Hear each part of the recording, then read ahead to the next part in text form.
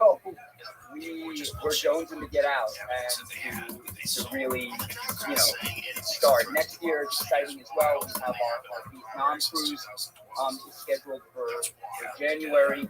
Um, that is yet to be confirmed as we're waiting for the Vietnamese government to open their borders. But our Seine River cruise in France, which is our tribute to Jewish heroism, World War I, World War II, in July is guaranteed departure, and then our northern Italy, which is Venice in northern Italy, on the beautiful La Venezia, the brand new ship.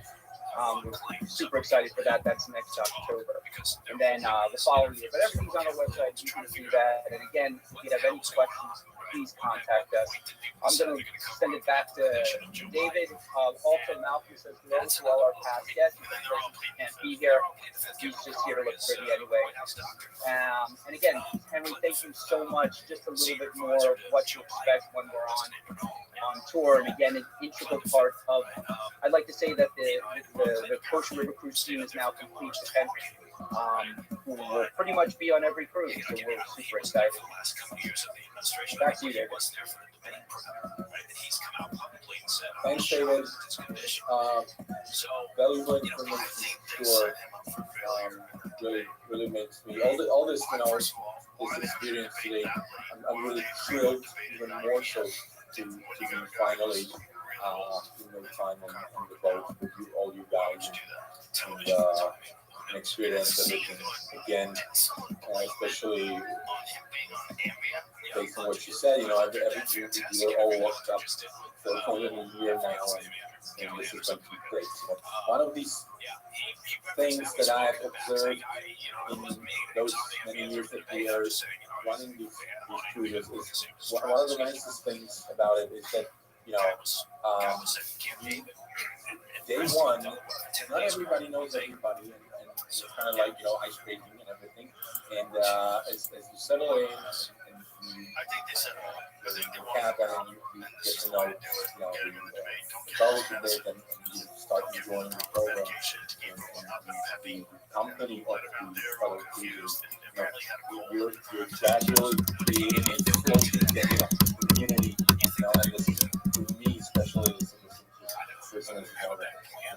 I'm so much looking forward to be again part of this floating program.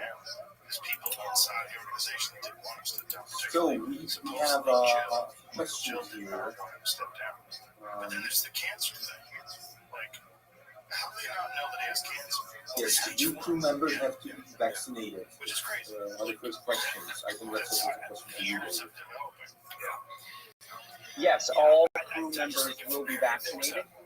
Everyone on the ship will be vaccinated. The tour guides will be vaccinated. Bus drivers will be vaccinated. And again, traveling in our own bubble, which is kind of nice.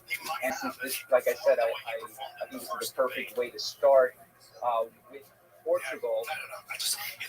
You're not crossing any borders. Except going into Spain for the day into Salamanca, we're taking buses. But again, we're staying. The ship is always staying in Portugal, so all those protocols are kept in place. And since this is off the beaten path, we're really staying out of city centers. The only city center we're going to will be Porto, but Porto is that small city where we're not really interacting with many crowds anyway. But yes, everybody on the ship will be vaccinated. And also, I shall add, Porto is like on a hill, so there's always fresh air there. That stuff's scary. And it's close to the ocean. There's a second question. By Morris. So we will know next week about whether we are going. Hardest things to kick. It's one of the things that if you get off a cold turkey. No problem, guys. I mean, we're gonna don't worry about it. Everyone's trying to make decisions on what they want to do. So take your time. We kind of threw it at everybody about 2 weeks ago that it is on, and trying to feel if they feel comfortable going and if they have the time. I'm sure there's a ton of Zoom calls going on because everybody can finally get together. So everyone's waiting to see who's having a baby, who's getting married, so there's still space. Don't feel pressure that you have to make a decision right now.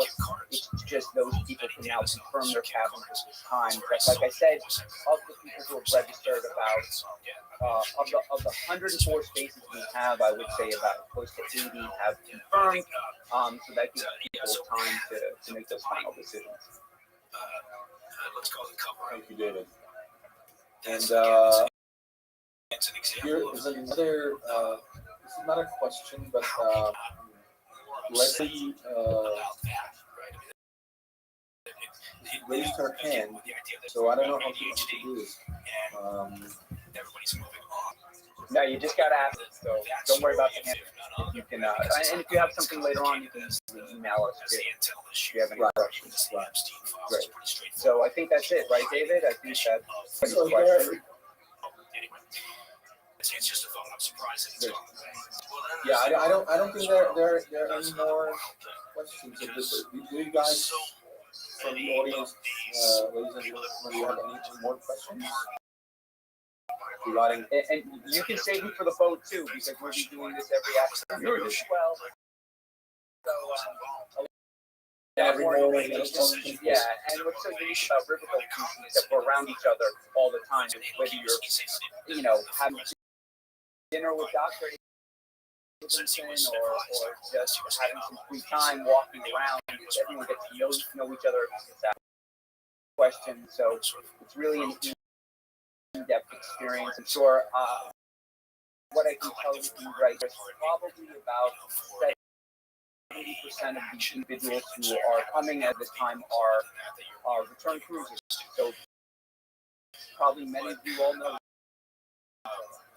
Whether it's that, whether it's any of the other things. So I'm going to leave it with you, Henry, your last words, and we'll go from there. Confidence politicians. All I can say is this is like,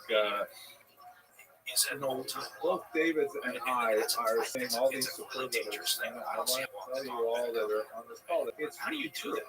We have so much. We enjoy it. This is, I'm so fortunate to everything David says about the floating. You feel like, the school at, we start the minions, so we're careful, but, everyone's very confident by the time they're done. And we made a lot of good friendships over the course of years, and it is a wonderful experience on every level. On a physical level, the gastronomic expertise of Malcolm is unparalleled. On a spiritual level, connection with the huge so much powerfully when you are standing in the street where you walk thousands of years. It's amazing. It feels great to connect others as the doors of this long history, and the wonderful people were born. I think that, I don't know if David actually does this, but everybody has the actually I am vaccinated person type of thing. It's like they file the COVID-19 vaccination. But anyway, our code of conduct, everybody loves it. It's our favorite. Just, everyone knows who's been on our boats that it's just laid back, relaxed, and I think that's the whole point. Welcome. Vacation, How are you? You don't need them. Can you hear me? Just I don't want to fucking talk with you anyway. to get to know each other, relax, and especially over this last year and a half. That's a very national security issue. That's a terrific way. okay, so that's it. I'm done. Thank you all very much for attending. So insane.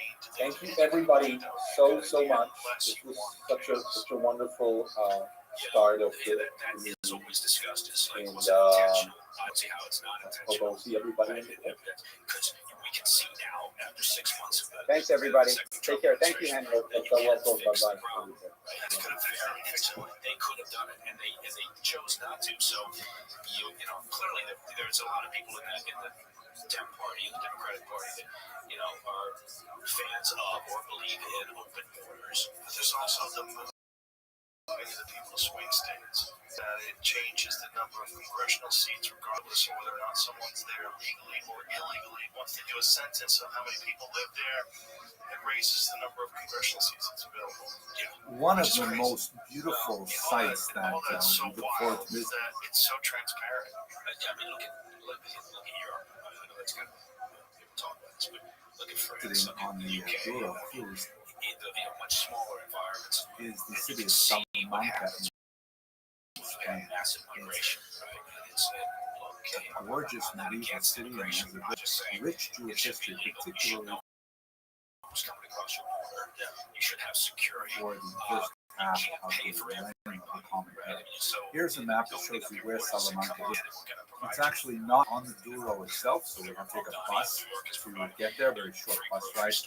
It will be a very significant city for the Douro, and because when Jews would be expelled from Salamanca, many of them would make their directly to Portugal along the Douro River valley. The earliest documentation of Jews in Salamanca dates to the 12th century, and it's interesting that from its inception, it appears that the Jews actually had fairly strong civil rights, and it would be degraded over the next few hundred years. But, for example, under Fernando II, who reigned in the middle of the 12th century, Jews were given equal judicial as Christians in this. This is something which was repeated later in the 13th century when a charter, Fuero, was granted to the community there. They were given full legal rights and also a lot of privilege to judge themselves by Talmudic law. There were some exceptions. If Jews and Christians were involved in a lawsuit, then that might have to go to Christian judges. But otherwise, the Jews had a very strong level of self-government. There were still some discriminatory taxes in place that were specifically connected to the Jewish community. On the whole, for the early period in particular, the 13th century, the Jews in Salamanca actually had three synagogues. The so-called Yea, or the Old Synagogue, the Nueva, the New Synagogue, and the Menor, which means small synagogue. This was actually communities in Europe, because the custom was to only have two synagogues, one that you would pray in, and you wouldn't be caught dead in. In the 14th century, we begin to see a decline in the equality of the Jews in Salamanca. There's growing intolerance. In the year 1335, new laws are passed to say that Christians could not seek medical services from Jews, which must have been a hardship on the population because Jews are very traditionally associated with medicine, particularly in Spain. This is the place where, after all, Maimonides comes from, a little bit south of Salamanca, but nevertheless. Also, there are the beginnings of residency restrictions, where Jews are not allowed to live in certain areas and encouraged to live in other areas. But this is really not so much of a hardship because Jews generally are quite gregarious. They like to stick with one another. They have to live within walking distance of a synagogue, of a ritual bath, of an Asian restaurant, things like that. Unfortunately, towards the end of the 14th century, we see some more significant attacks. Salamanca is largely spared the wave of pogroms that washes across Spain in the year 1391. These are pogroms that are accompanied by some forced baptism that have a long-lasting impact on the Jews of Spain, because it ironically creates a new class of citizen in Spain, these so-called new Christians. That is, Jews who were forcibly converted to Christianity, who retained all of their personal identification with Judaism in the Jewish community, but at the same time had the freedom movement and privilege of Christians. And this created a rather untenable situation, especially for the church in the 14th century, which will ultimately result in the Inquisition and maybe one of the most beautiful areas of Salamanca, in my humble opinion, was the gorgeous medieval university that exists there. The Jews have had a long association with this particular school, especially in terms of contributing to as many Jews especially after the forced conversions, would participate in the teaching of the University of Salamanca, but also in a very material way. They're based in Rothschild, for example, where the Jewish study hall was ended up being confiscated by the university when Juan II donated it in 1413.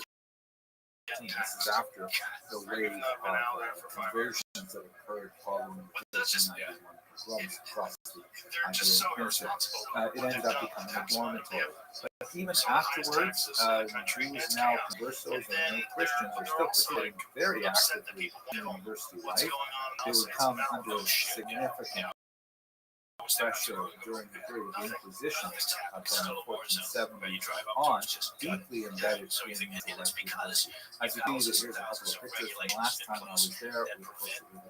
Hebrew was an important element, especially the theological part of the school. Here's actually a picture of me in one of the lecture halls there, which is really quite picture. Check out these benches here. No one is falling asleep in my class if I get to lecture. Unfortunately, the story of Salamanca comes to a dramatic and sad ending with the expulsion of the Jews from Spain in 1492. The synagogue is confiscated by the church and over to the private residence, and the Jews were conversos and subject to significant persecution. Those Jews who were never forcibly baptized into Christianity were elected to become Christians, decided that Portugal was one of the best places for them to go, and they made their way across the border. Here, by the way, is a dramatic representation of the presentation of the idea of expulsion to Isabella and Ferdinand and Spain. The person involved is stipulating wearing none other than Grand Inquisitor Torquemada himself, and standing with his back to the viewer is Don Isaac Abravanel, very important rabbi and social activist politician of that era. The art is by Emilio Salo, painted in Okay, I hope that you will be able to join us on this amazing cruise along the Blue River, and I'm especially looking forward to seeing Salamanca again with you. Thank you very much. They got an issue because it's like, yeah, I agree. It's like Gavin Newsom. People should got a solution. Jane, I just texted you something. This is the solution. Solution. Yeah. Here's the solution. It's coming up. It's not Hillary.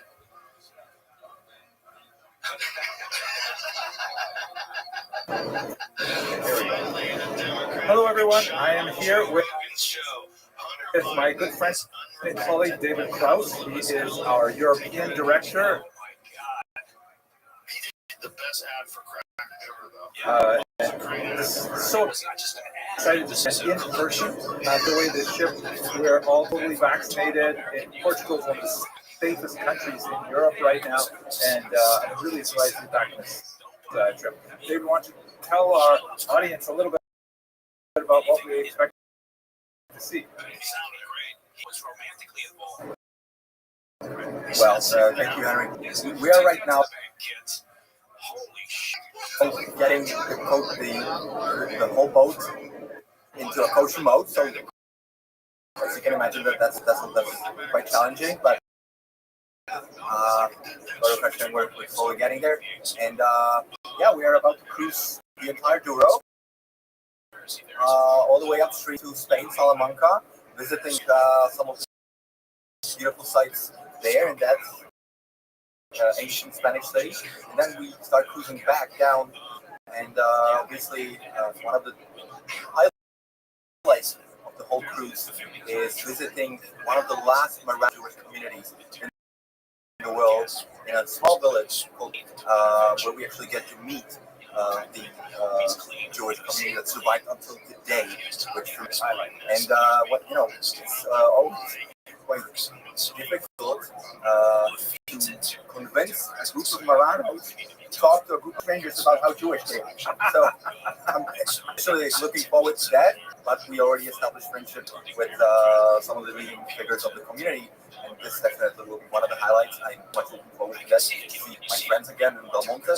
And then we're also BYD Jewish community of Porto here when we come back. Another time next week. Yeah, I wasn't studying something that not sure how to use it, but Rabbi Weiss said ask any 12-year-old. There you go. It's beautiful old Jewish community in Porto. Are we going to the shul here too? Yes. Oh wow, it's amazing.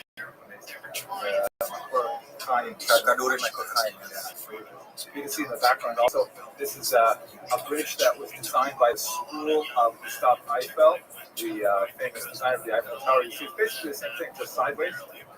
Right. And one thing they added from last time is, well, you can see it right now actually, they introduced trams.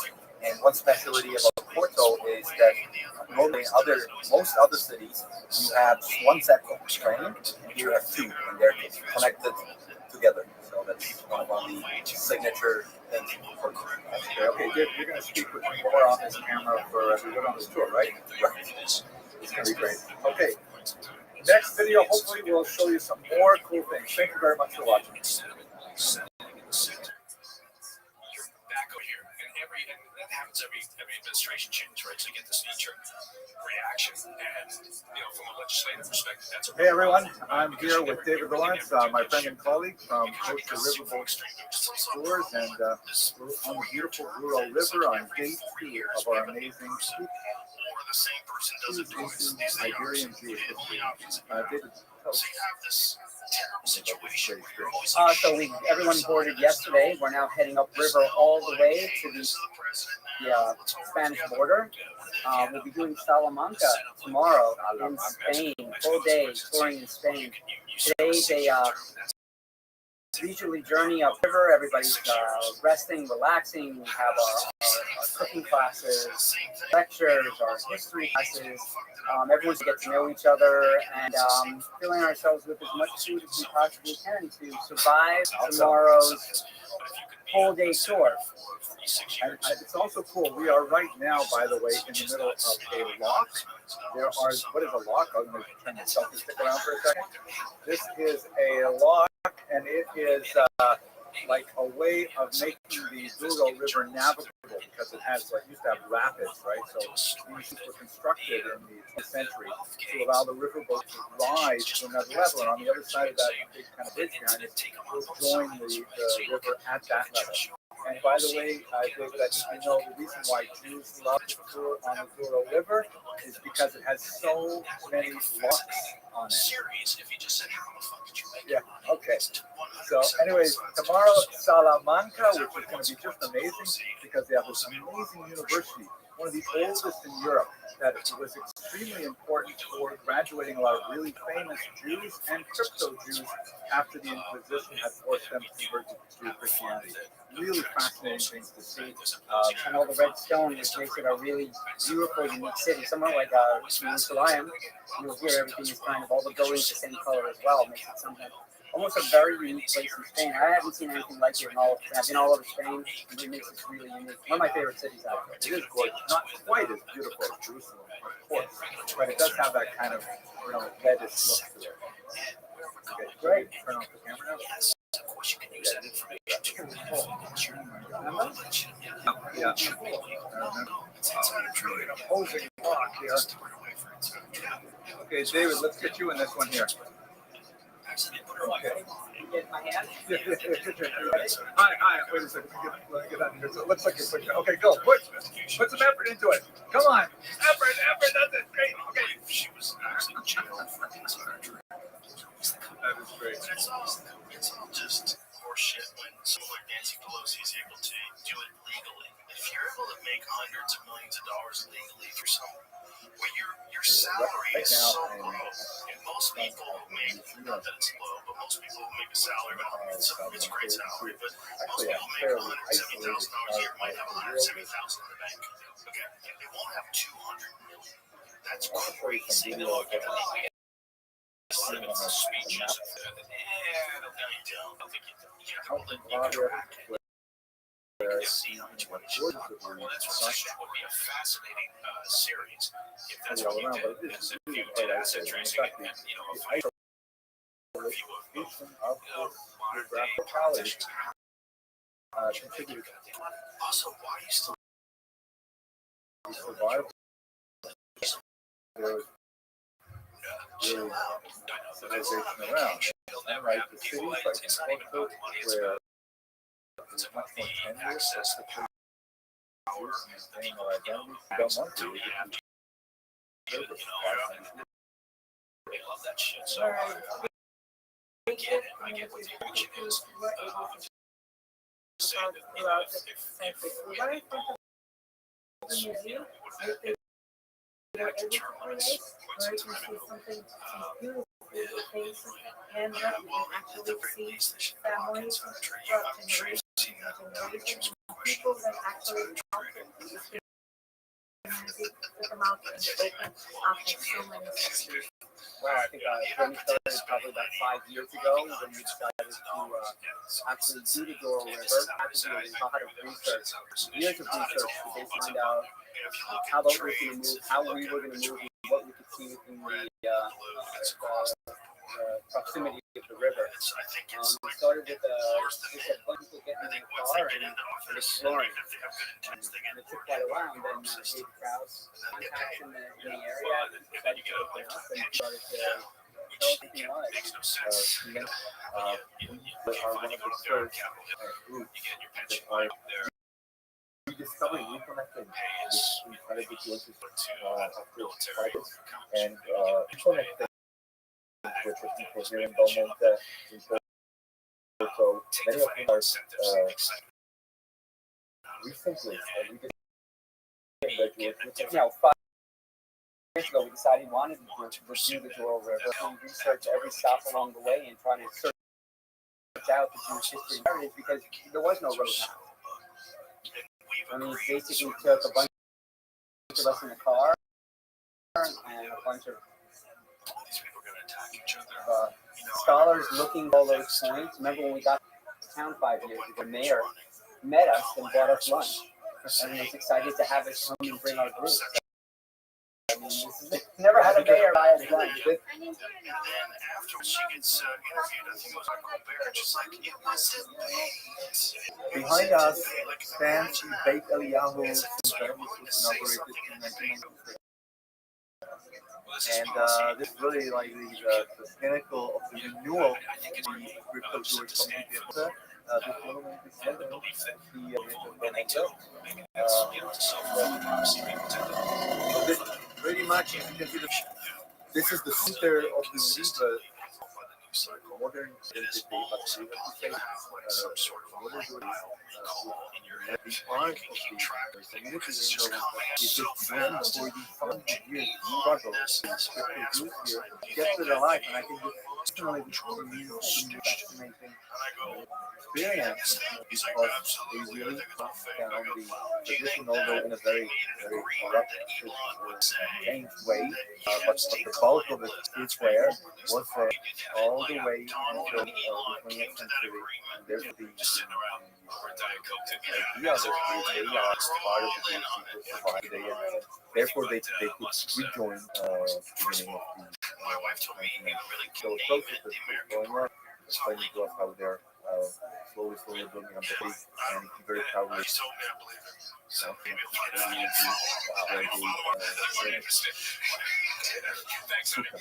imagine having a suspect here with that view? She was like, Oh my God. Use the term America for your party. Which makes sense.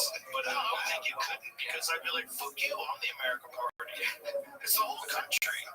You know what I'm saying? You decide you're the American Party and I'm against the American Party. Well, that sounds like I'm against America. I guess but you couldn't take out call it the American Party. I'm going to trademark that name. That was my problem with the Patriot Act. You can't call it the Patriot Act, you motherfucker. You're against the Patriot Act. It's very crazy. The terrorists win.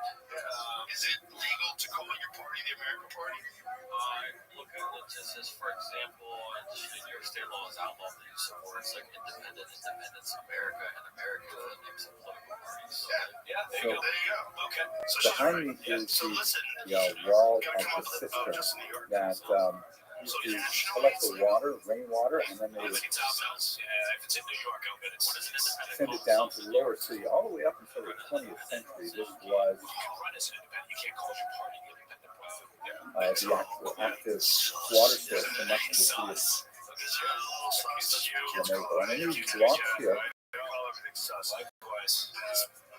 it was the custom for individual stonemasons to leave their mark. And some of them are really quick. You can't really tell for sure, but there's this one here. Let's see if I can find it here. This one here looks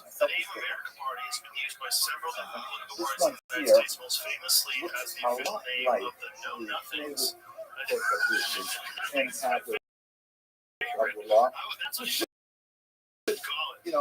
Not necessarily be such a thing for a Jewish stonemason living as a New Christian simply used as his mark because it would be pretty obvious. But it could be that here might actually be a form shape like a cross to kind of maybe subtly indicate the overlaying of the Christian identity on top of the Jewish identity. Not at all impossible. Well, you notice that the European rounded top, whereas the traditional commentaries actually have the lodge being square. Nevertheless, we really don't know, but it's fascinating to see this mark on the stonemason mark here.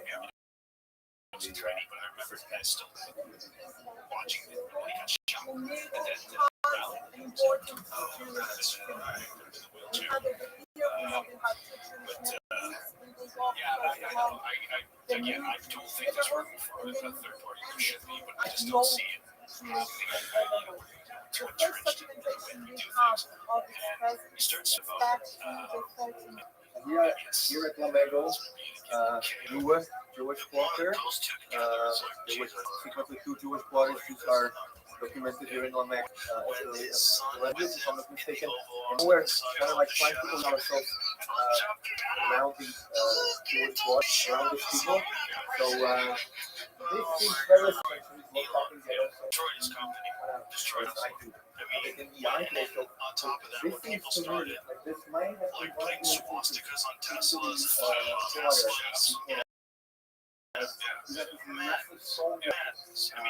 Like out of place on the corner, and then everything else is cramped in. On the other side, you have this very high wall, which might be actually the division between the Christian part and the Jewish part. And then this building here in the first of all,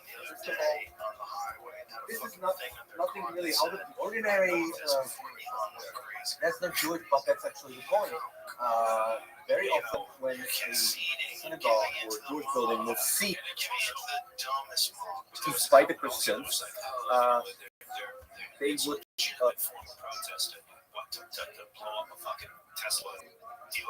override the former function of the building by inserting some Christian symbols. Moreover, we're dealing with a building that's built via the axis west, north, west, east,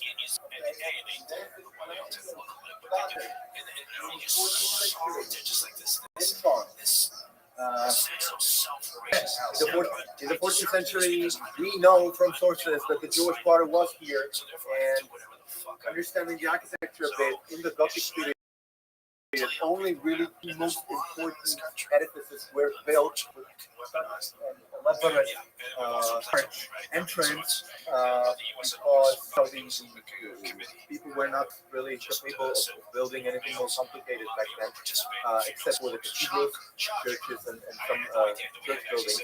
And for that case also, obviously, the synagogues. Very often also the synagogues were built by non-Jewish Christian guilds and co-missionary workshops. And this might have been the case. Again, we don't know. And what, moreover, if you like in the bigger picture, look at the area, this obviously is the main street, or sort of a, as they say in Italian, piazzetta. Down there, we have another building, which again is in the axis west-east. Again, the noting importance of it, perhaps, that actually also, and this is the breakaway menu. So where we're standing right here is one of the structures that we have been the synagogue on this street. It's really hard to tell. There's no obvious symbol. There's a possibility that this may be a little mezuzah star over here. I'm getting the camera. That may be a mezuzah star, but it's not quite the right size or placement. But one of the stronger items to suggest that it might be the synagogue is that, ironically, it seems to have been rededicated. It looks like and maybe rededicated as a church. 900 medals lost during this time. Really? 900 medals. A little chap. Because of this crazy ideology. Obviously, this is How many girls just like fell over by the system? that Guy in the fucking locker room with his dick hanging out, and you're supposed to pretend that that's a woman. Yeah, it's crazy. is it again put the right part of the doorstep. This is what the neo-grid with the conversion in order to show that they're restrictions for the fellow bisexual individuals. I mean, this is look at what you get here in Portugal. Nobody has really dealt with Jewish heritage or the Jewish heritage pretty much ever. So you're literally unearthing the evidence right from the streets of Portugal. This is the house of the bishop, and this is an 18th century building. And we believe that we have information that people talked about Jewish women bearing people in virgin soil, like they said, and they would bury those people in a weird way, which was roughing them with white eggs. So this was also one of the accusations happening during that period of Inquisition being Thank you, Felipe. So this building here is really kind of fascinating and holds a lot of promise for our interpretation and understanding of the region. We are on, as Felipe mentioned, Ethnoga Street, right? Synagogue Street, which is ironically the name of the street that I grew up on. On that street as well. But as you can see, the building that is behind me is actually a church, and there's a plaque here that identifies it somewhat mysteriously as the first cathedral dated 435. But it points out that's kind of a suspicious date, right? But notice a couple of interesting things about this building. First of all, it has kind of like the dramatic stamp of a Christian facility, as you can see there, which is like one of the overcompensations that we often see in converted synagogues. Also, it has two entrances, just like in Brooklyn or Muncie, you would have two entrances like that. It doesn't have a steeple or any other kind of traditional architecture that you would identify with a church. So there's still a lot of questions as to what exactly this building is. It is in the right place to be one of the newer synagogues on the street. Again, if we could go inside and see if there were any names like Schwartz or Goldberg, we would know for sure. But for the time being, I just don't know. And actually, got to give credit to David Krause, who really spent some time thinking about the architecture. Frog kind of reference. Turn off your camera.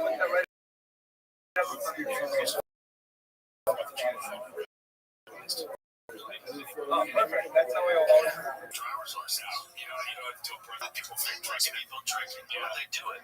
Yeah, they all the time. It freaks me out. Yeah, it's bizarre because the same people would not like say, I'm gonna. Right now, with the major square. God damn it, they'll be happy to get behind that boat and take off. And so we've got, our boys have started driving on their own. from me. You can see it's planted with a whole bunch of sycamore trees in the 19th century. You have a look at these trees over my right shoulder. You can see that the trunks are rather distended and kind of have these bulbous, large growths. Apparently, shortly after they were planted in the 19th century, they developed some kind of infection with some kind of invasive species, and the trunks were grossly distended and deformed. And it's interesting because right behind me is where the two reported autos de fe happened in Hortus. That is, people who were accused by the Inquisition of practicing secret Judaism. There was also associated with witchcraft and many other things. They were executed here on this square. It was very rare. Porto had only these specific executions, and all of the rest were sent to cities like Lisbon and Coimbra. But it is fascinating, I think, kind of ironic that when they tried to replant over the area, it's as if soil was tainted in such a way that, at least metaphorically, the trees were diseased. It's also interesting to note that John III, who introduced the Inquisition to his amazingly, he had 11 children, and all of them predeceased him. This is the last neighborhood. As listed, if you want precision, between 1390 and 1496. So until the explosion. And as I told you, yellow building all over the place in Europe. We have a wall, and the gentleman. Health insurance. I'm talking from a position of not being one of the wisest people, but I was never really jumping off of things, and I didn't want to ski. I didn't want to do any of that because I knew how vulnerable I was.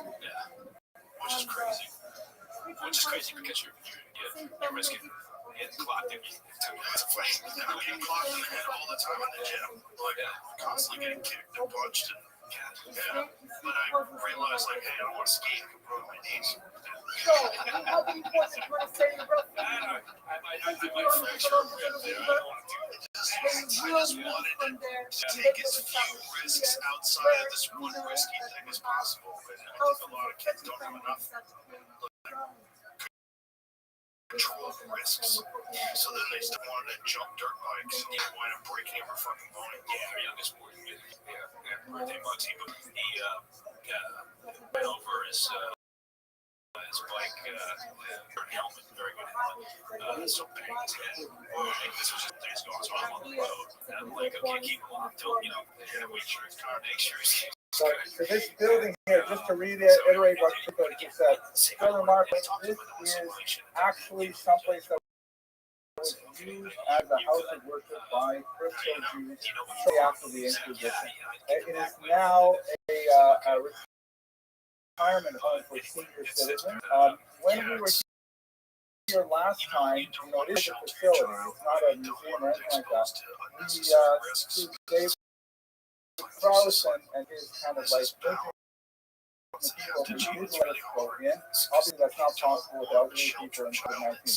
And on my website, I have photographs of the Iron Coders. But to describe it, basically what it was dug into the wall, a depth of about 10, 12 centimeters, or about a foot. I'd say a foot. And it really had the shape of an iron codus. It had the arch at the top, and it was probably covered over originally with some kind of movable false wall. And so people could come in here, as Felipe mentioned, there's a separate entrance that's not even on the street. You come up from below, and they would have their people there, and just reveal the secret iron codus by probably a single wall. We are right at the so-called synagogue chair, which will connect the neighborhood that's up high. Down to the lower part of the stairs.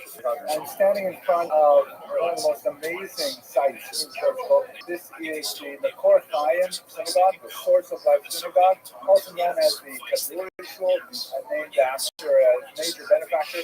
This is a 20th century synagogue that was created largely for the emerging crypto Jewish community in Portugal, discovering their Jewish roots. It's really one of the most fantastic things that happened. Spending an entire week on the Douro River, looking at the tiniest little scraps showing evidence of Jewish life here in the Peninsula.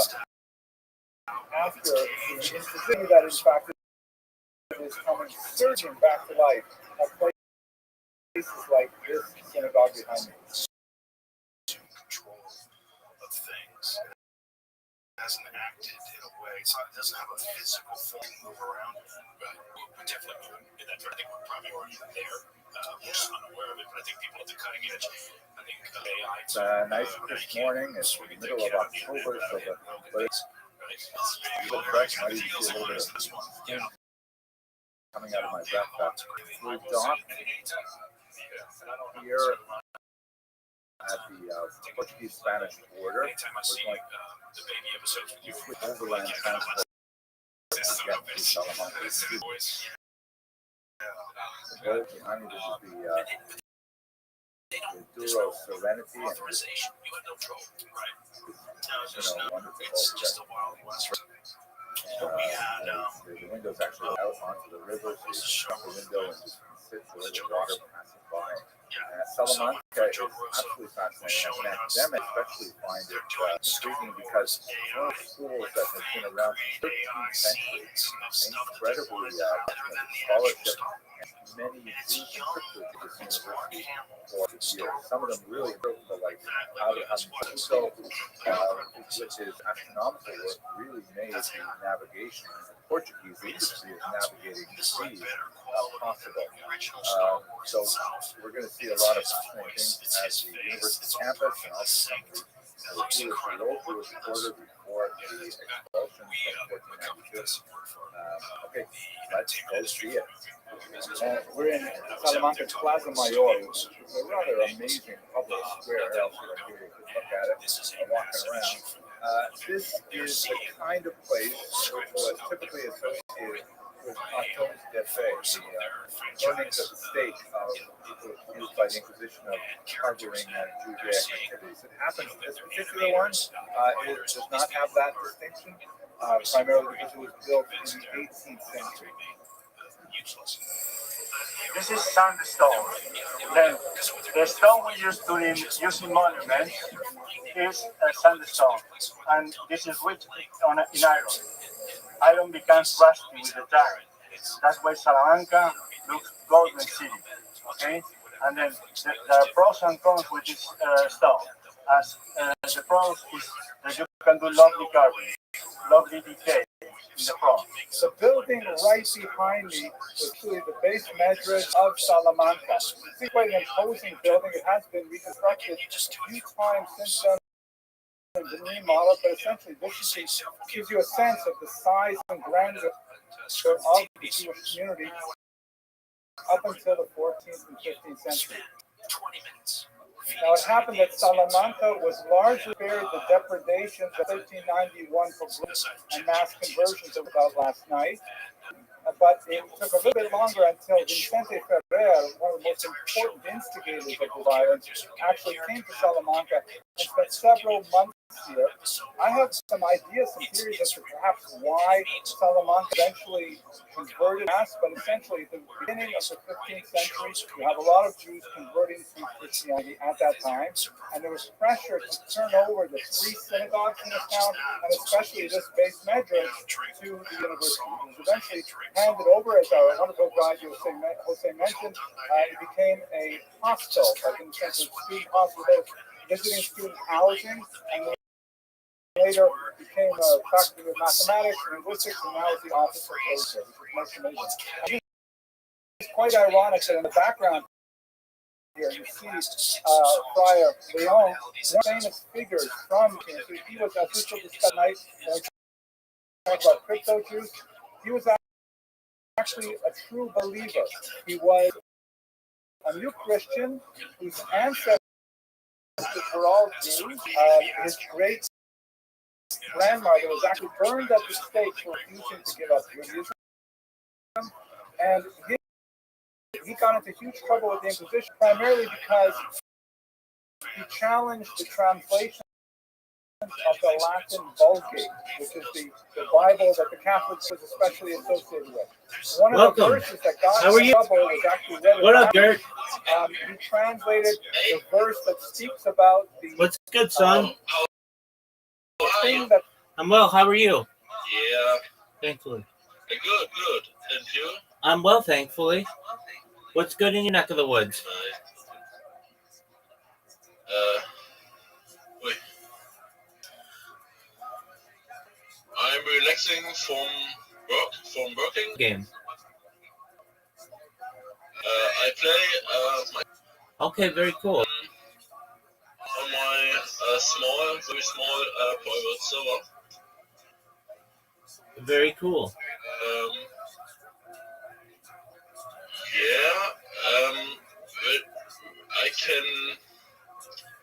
I can show you a little bit from the server. This is only for me and my girlfriend. All right, To build just for fun. let's see it.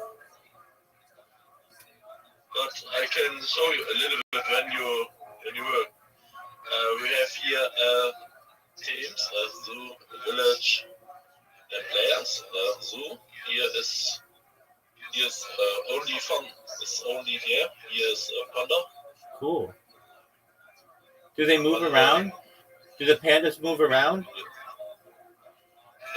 It's only in the we can move in the box. In the box can we move here. And here's rabbit. It's a small zoo. It's only for fun. It's good, but good can really high jump. Holy moly, 10 blocks or higher. Oh wow. Here, look this. I built 3 or 4 Blocks high. but all jump out. all jump out at here. Oh no, and I need invisible wall. I see. Is that what that red is? All black. This is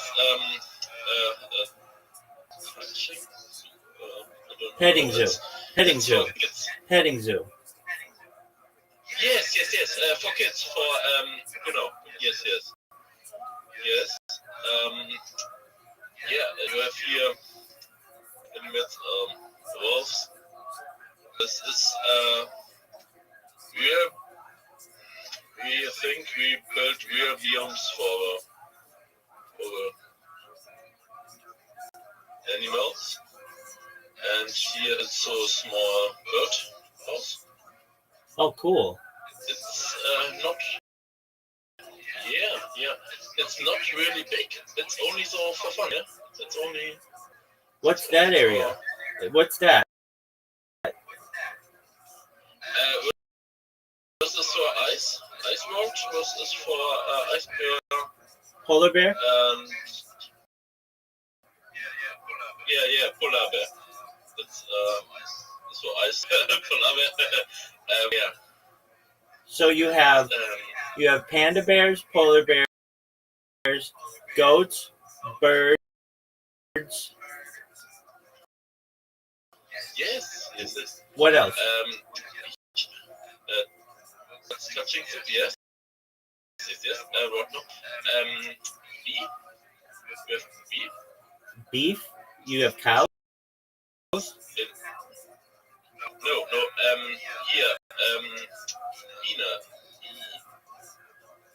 Bees.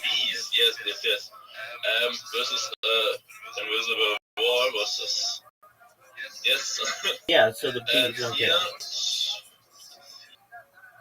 I think cats. Oh, you have cats. It's cats. It's ocelots or cats. Do you have wolves? Yes. Do you have wolves? Wolves. Yes, I have wolves. Wolves is here. Blah blah blah. Yes. Yeah.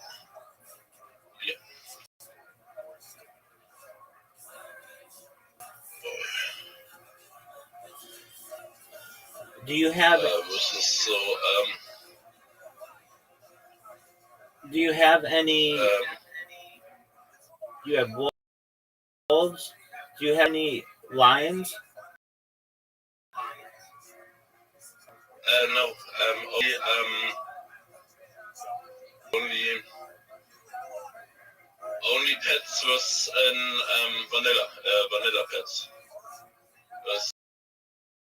With the snow mod. Oh, Only Minecraft vanilla. Yeah. But we have here a lush cave. what is this? Small lush cave. A small lush cave. Axolotl. What's in here? Yes, axolotl house. Axolotl house. Oh, for fish? Yes, fish and axolotl. Yes, here. Yeah. Is that a shark? No shark. One second. I have to translate.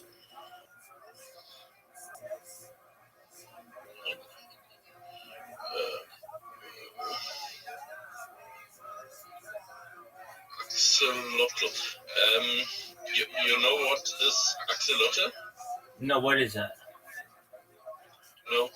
What is fish or is here? What is a fish which can live in water and on here. This is a fish which can live on water and on land. Came in lush caves in beautiful underground. How do you spell it?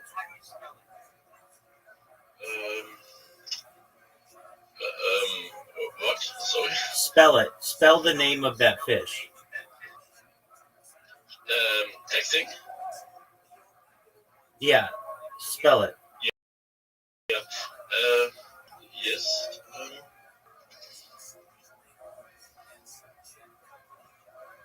Just spell it. Like A, B, C, D.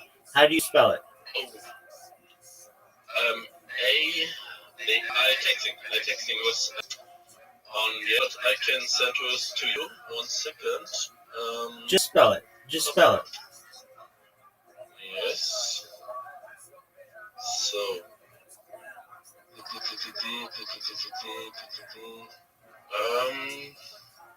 If you are texting, January is good. Nice. And my texting. Just spell it. No. Spell it. Sorry, my English is some little good. I'm not sure what your. That's okay. Don't worry about it. That's all right.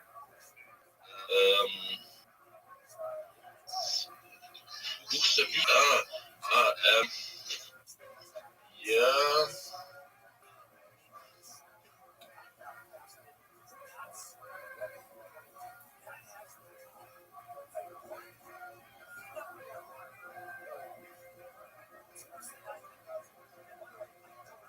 I sent this fish name to you on Discord. That's okay. Keep showing me. Okay. Yes. This was all. We have a small book. Oh wow, beautiful castle. Yeah. A castle. No. Yes. This is not for me. This is download here. This is download. But this is was word edit. Both. Can you go and? Yeah. Inside is not so many. Inside is we built only. Yeah. Also inside is so a little bit. Oh, pretty. So yes, so king and queen and is it's not so many in the castle from outside. Yeah, testing design. That was versus Finnish. Besser ist okay. Okay, but yeah. Pesto. Yeah. The arch. A village. Go to the arch. Yeah. This is normal villager. Village from villager. And it was a little bit bigger. This is a small Castle? version. Oh, Yes. okay. Yes. This is with here for deaf people. Yeah, cemetery. Yeah. This is wall testing design. It's a fun server. It's not so public, not so big. It's only for this is make tools. The villager make tools. 1 second. Is that a dog?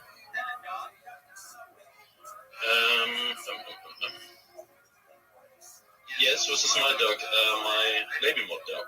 Cool. Yeah. Lex Smith. Blacksmith? Smith.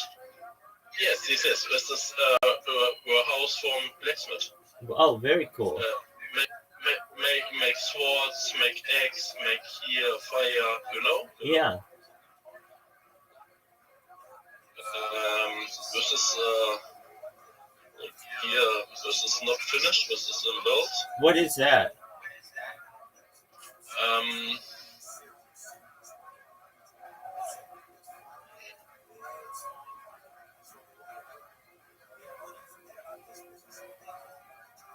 1 second. Sure.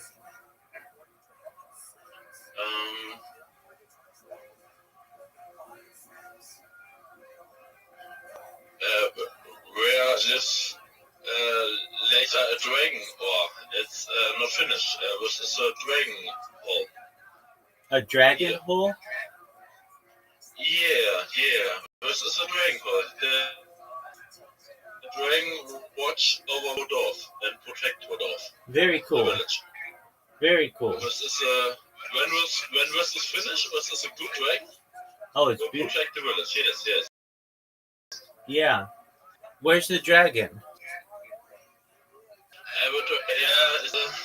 It's in bed. It's not finished. Yeah. Okay. It's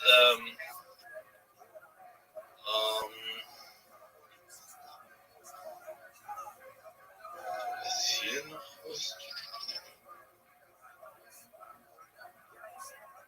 Ja, ich glaube.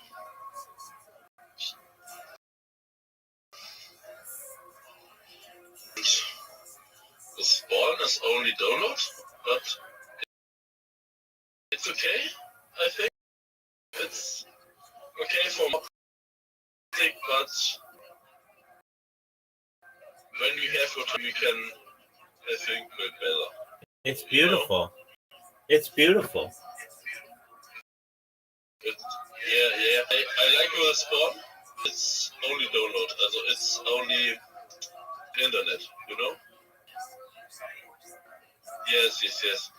Yeah.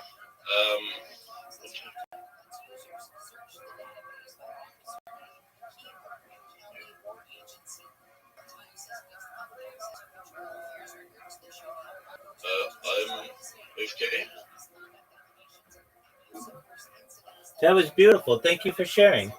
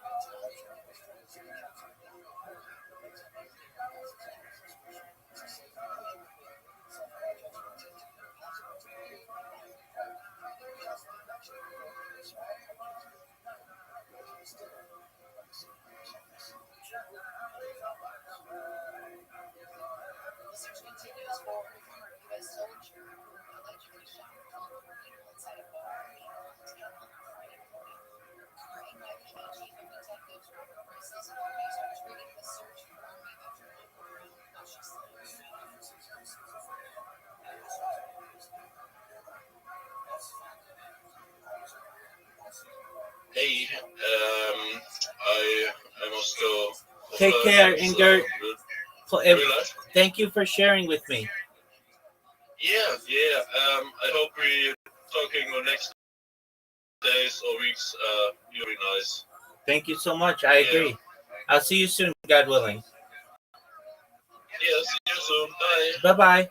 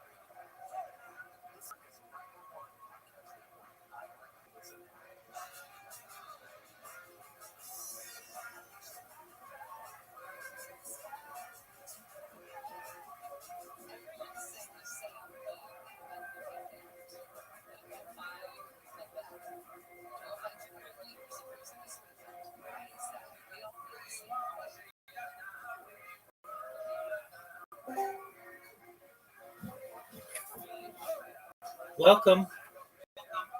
How are you, Walk Avery? Doug, I didn't want to fucking talk with you anyway.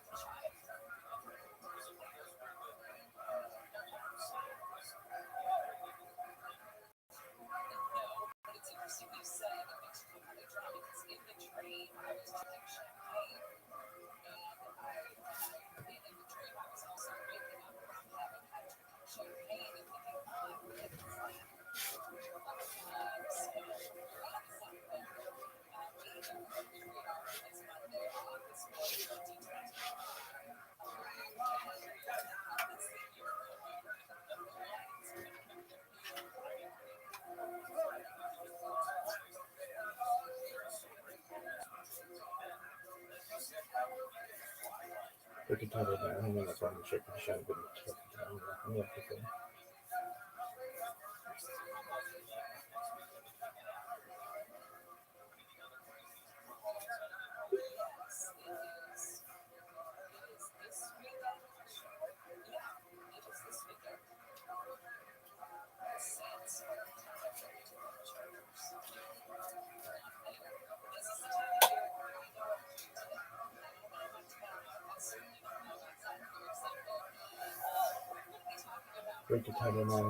to chicken shop. I'm going to stop it. I'm going to stop it.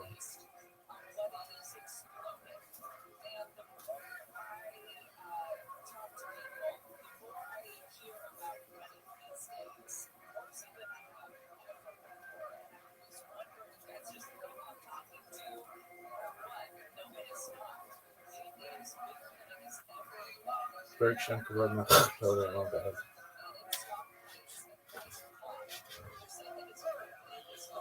Shema Yisrael Adonai Eloheinu Adonai Echad. Berkshire covered my shoulder on bed.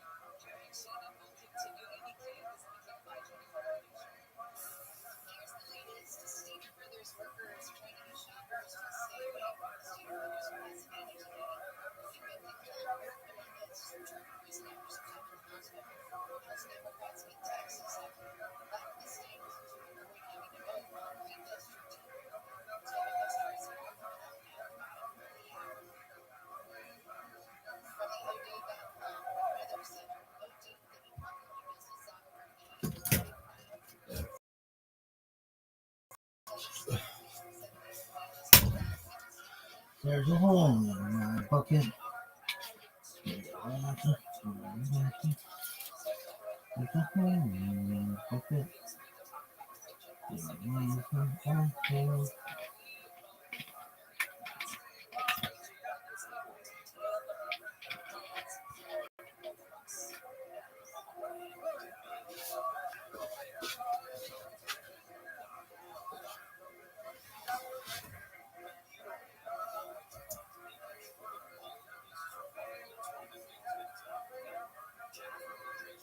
That the dove had in his mouth when he returned from the ark, and he referred to it with Hebrew words, and in fact that Hebrew word, it says an olive leaf, but the Vulgate insists it was a branch, right, like meaning a piece of wood. So for a couple of inches, literally, he was thrown in jail for how long, 4 years? 4 years and 9 months. Almost 5 years in jail for suggesting that the Hebrew might be more accurate than the later Latin translation.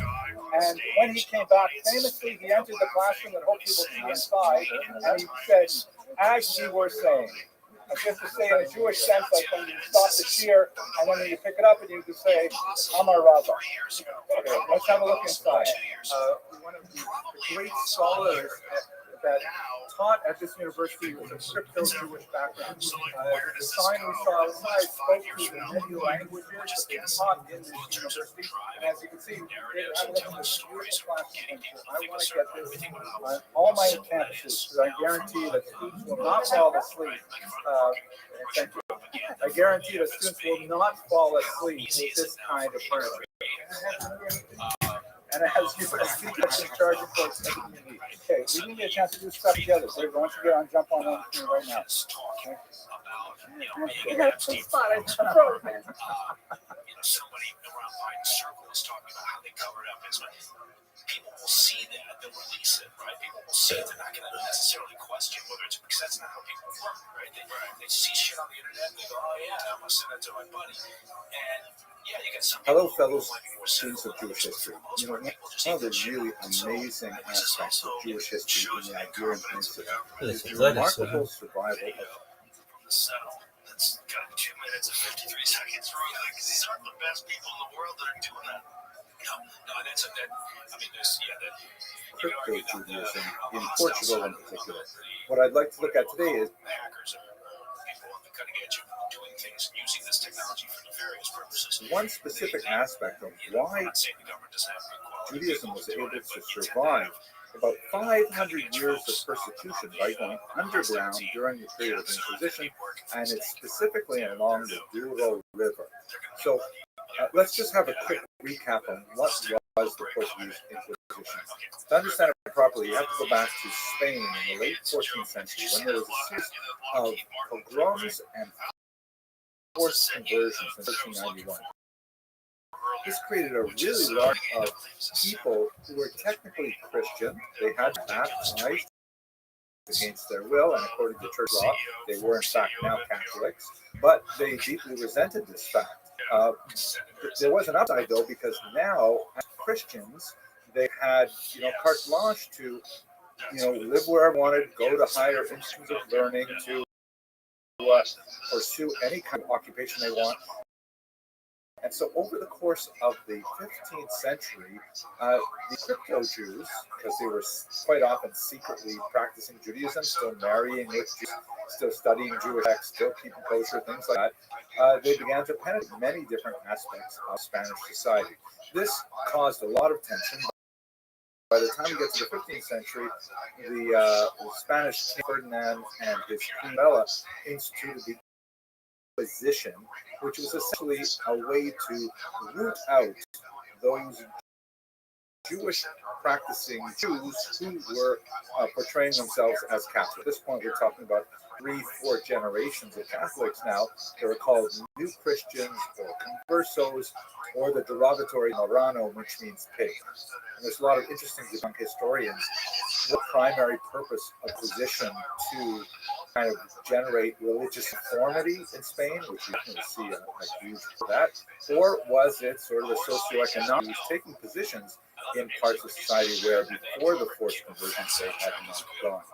So this Inquisition was technically directed only at those Jews who had been forcibly converted and their descendants, again now 3-4 generations in. In 1492, Ferdinand and Isabella took a much more drastic step, following the suggestion of the Grand Inquisitor Torquemada, to expel all the Jews of Spain. Because now we're talking about the Jews not being baptized, not the crypto Jews, with the reasoning that was the presence of traditional Jews, practicing Jews, openly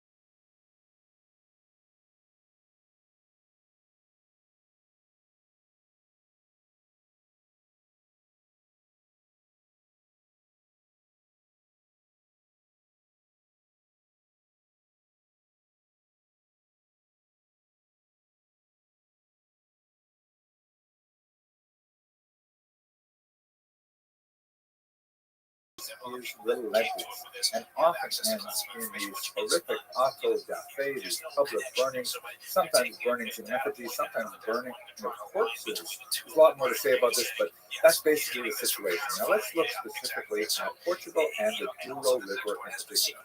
Here's a map of the Douro River. You can see that it starts in Spain and it moves towards the west and empties into the Atlantic Ocean. It's actually a very beautiful river. I mean, just gorgeous. It's rolling hills and little vineyards, and I think it's one of the most beautiful rivers in Europe, actually. It also has a remarkable height differentiation. In order to traverse the Douro River, you have to go through these massive constructions called locks, which move the boats literally up or down to be able to travel all of it. But at any rate, why is this so significant for crypto-Judaism? Primarily because if you look at this map here, you can see that the Douro River is primarily in the top, but the main centers of the Inquisition are quite a bit to the south. There's Coimbra, which is a very important university town that was a notable center of the Inquisition. But the other two were quite a bit further south, in Lisbon and in Évora. And the region of the Douro River, which is dotted with these little hilltop settlements, it was basically the hinterland. It was far away from the big urban centers. The closest one was Porto, which also had a very large Jewish community, then and now actually. But these tiny little communities where you might have 5 families, 10 Jewish families, or crypto-Jewish families, they were able to basically be out of the way of most of the attention of the Inquisition. Communities like Del Monte, Lancoso, these were basically where crypto-Jews could more or less stay under the radar, and they did so for a remarkable 500 years, preserving all kinds of internal Jewish traditions, sometimes highly modified Jewish traditions to understand and to adapt to the environment in which they lived. And this basically was the situation until the early 20th century when Samuel Schwartz, shown here, who was a Polish Jewish engineer, was in the region. And, he's kind of like an amateur ethnographer, and he's just asking around for different things. And people said, whatever you do, don't do business with those people up in Belmonte because, they're actually Jews. And he was fascinated with Jews in this part of Portugal. The Inquisition has been here since 1536. It's almost 500 years later. Goes up there, and he encounters them, and it's kind of a funny story. They don't believe he's Jewish at first. Only after a meeting specific with the village elder, who quizzes him, gives him a farher, an exam on the spot, and he was able to, for example, recite the Shema prayer. Then she finally said, oh, he's Jewish, and in fact, they accepted. So these little communities far to the north and quite remote were able to shelter these Jewish populations for such a long time. And it is one of the most fascinating aspects of European Jewish history. I'm really looking forward to going there with Coastal Riverboat Cruises. It is one of my favorite spaces to visit in Europe, and I hope some of you will join me. Thank you very much for watching. Maybe if we're talking about this, maybe I shouldn't be talking about what Lockheed Martin was doing, and obviously working hard, if it's correct, to keep it secret because that's a national security issue. Hello, fellow students of Jewish history. In my research preparing for the cruise, It's also like the problem is a lot of these politicians. It's kind of a form of entertainment in a lot of ways because they're trying to get attention. It's like they're almost like reality stars, right? They try to do something outrageous to get attention, and that'll help them get elected. It'll get the constituents on their side. I'm going to be the guy that releases all this Portugal, I came across an absolutely amazing character that I really have to look more deeply into, but his life is somewhat mysterious. And let me just tell you what I know. His name is Duarte de Paz. He was a Portuguese diplomat who was of crypto-Jewish origins, which means his parents were likely converted in the forced conversion of 1496-97 in Portugal, and he was born around 1500.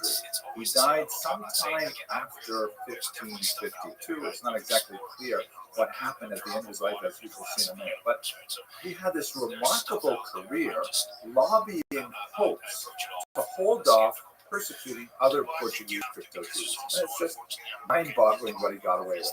I came across this in the Encyclopedia Judaica, which was updated in 2007, but there was some other research that was obviously not included as they updated their article, and I found a great article by Carlos Manuel Zanetti at the University of Lisbon, and a really interesting article by James Nelson Gamboa based on Vatican secret archives that were recently. He's with the Catedral de Estudios de Alberto Benavides. Fascinating material. So here's the story with De Paz. He was the oldest of 6 children, and he was born around 1500, right? So his parents had just been forcibly converted to Christianity, and for the first few decades of the 16th century, the Portuguese Jews were feeling very resentful of this moment, of course, but nevertheless, they had the rights as Christians to do whatever they wanted, and they could practice Judaism in secret, primarily because King Manuel I, who had like a larger geopolitical agenda, he wanted to unite with Spain, and he didn't want want to expel the Jews of Portugal, many of whom, by the way, were originally refugees from Spain. He wanted to keep them in Portugal for their economic talents and value and investments and so on. So he simply mass converted them against their will. In exchange for that act, he promised them that he would hold off on allowing the Inquisition coming into Portugal, and in fact, he did so for quite a while. Our hero, De Paz, was the oldest of 6 children, and the family was involved in the Douro region. They were based in Porto, where the Douro River empties out into the Atlantic, and they had a lot of business up and down the river. De Paz ended up going into the military, and he actually lost an eye fighting in a war in North Africa. But he still maintained very heavy connections with very important crypto-Jewish families like the C family of John Gracia Mendes and Joseph Nassi and others. You have to imagine this individual, a decorated soldier with one eye, kind of like a Moshe Dayan look. We don't have him, but he probably wore an eye patch. And he rose up in the ranks until finally King John III, who actually, I'm going to pronounce it, João III, and to give thanks to Helena Brazil, who now lives in Melbourne, for sending me notes on how to pronounce Wow properly. I used to think it was wow, like when the baby was born, the mother would say, oh, wow, it's a boy. But it's actually wow. Anyway, sorry for that. King João III named him to the Military Order of Christ. This is a former Templar organization, like Knight Templar, and this was in 1530 when he was 8 years old, and he apparently wore that of the Order of Christ, the Military Order of Christ, in his travels. We don't have a picture of him, but here's a picture of the very famous Marquis de Pombal, who is also a member of the Military Order of Christ, and he is wearing the official cross that is so, associated with Portugal and especially this 16th century. So that's what dressed like. So he went off on a secret mission for King João III, but then apparently he diverted. He abandoned whatever that mission was, and he decided he was going to spend time in Rome, lobbying on behalf of his brethren, the Portuguese crypto-Jews. You have to imagine that he carried with him the amount of money which was provided for him by the crypto-Jewish community of Portugal, and to Pope Clement VII, and actually got the Pope to cancel the Inquisition in Portugal. It's amazing. The year before, the Pope had issued this papal bull, Cum Admittum Magis, which was formally allowing the Inquisition to come to Portugal, and with this bag of money, De Paz was able to set it off handedly. Rather amazing. And it wasn't only Pope Clement VII. The next Paul III was also very involved with De Paz, and apparently De Paz was able to get Pope Paul III pardoned 1,800 Portuguese crypto-Jews who had been arrested for secretly practicing Judaism, and have them released from these Portuguese dungeons. 1,800 people. It's incredible. After Pope Paul III, in office until 1549, we find out that De Paz is corrupt. King João is very upset because he learned that De Paz doing whatever people sent him on, and instead is lobbying for crypto Jews in Rome. So he demands that he stop wearing insignia and so on, and possibly was behind an assassination attempt. That De Paz was attacked on Dublin. He was stabbed times and left for dead on the road, but luckily, or with foresight, we should say, he was wearing some kind of secret armor underneath his clothing, and he was able to survive that attack. He was rescued. He was actually brought to the doctors of the Pope who treated him, and he was able to eventually heal and then move on.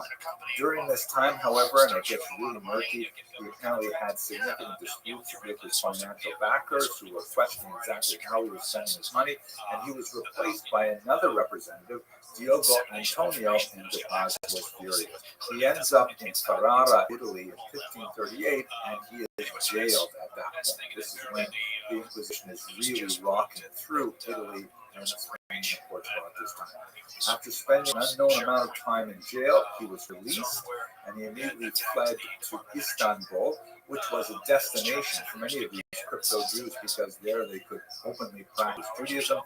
I know it might sound ironic in our 10th, 21st century, but in the 16th century, crypto Jews found a much more hospitable environment for their return to Judaism in Islamic lands than they did in Catholic lands. So De Paz actually openly came out as a Jew.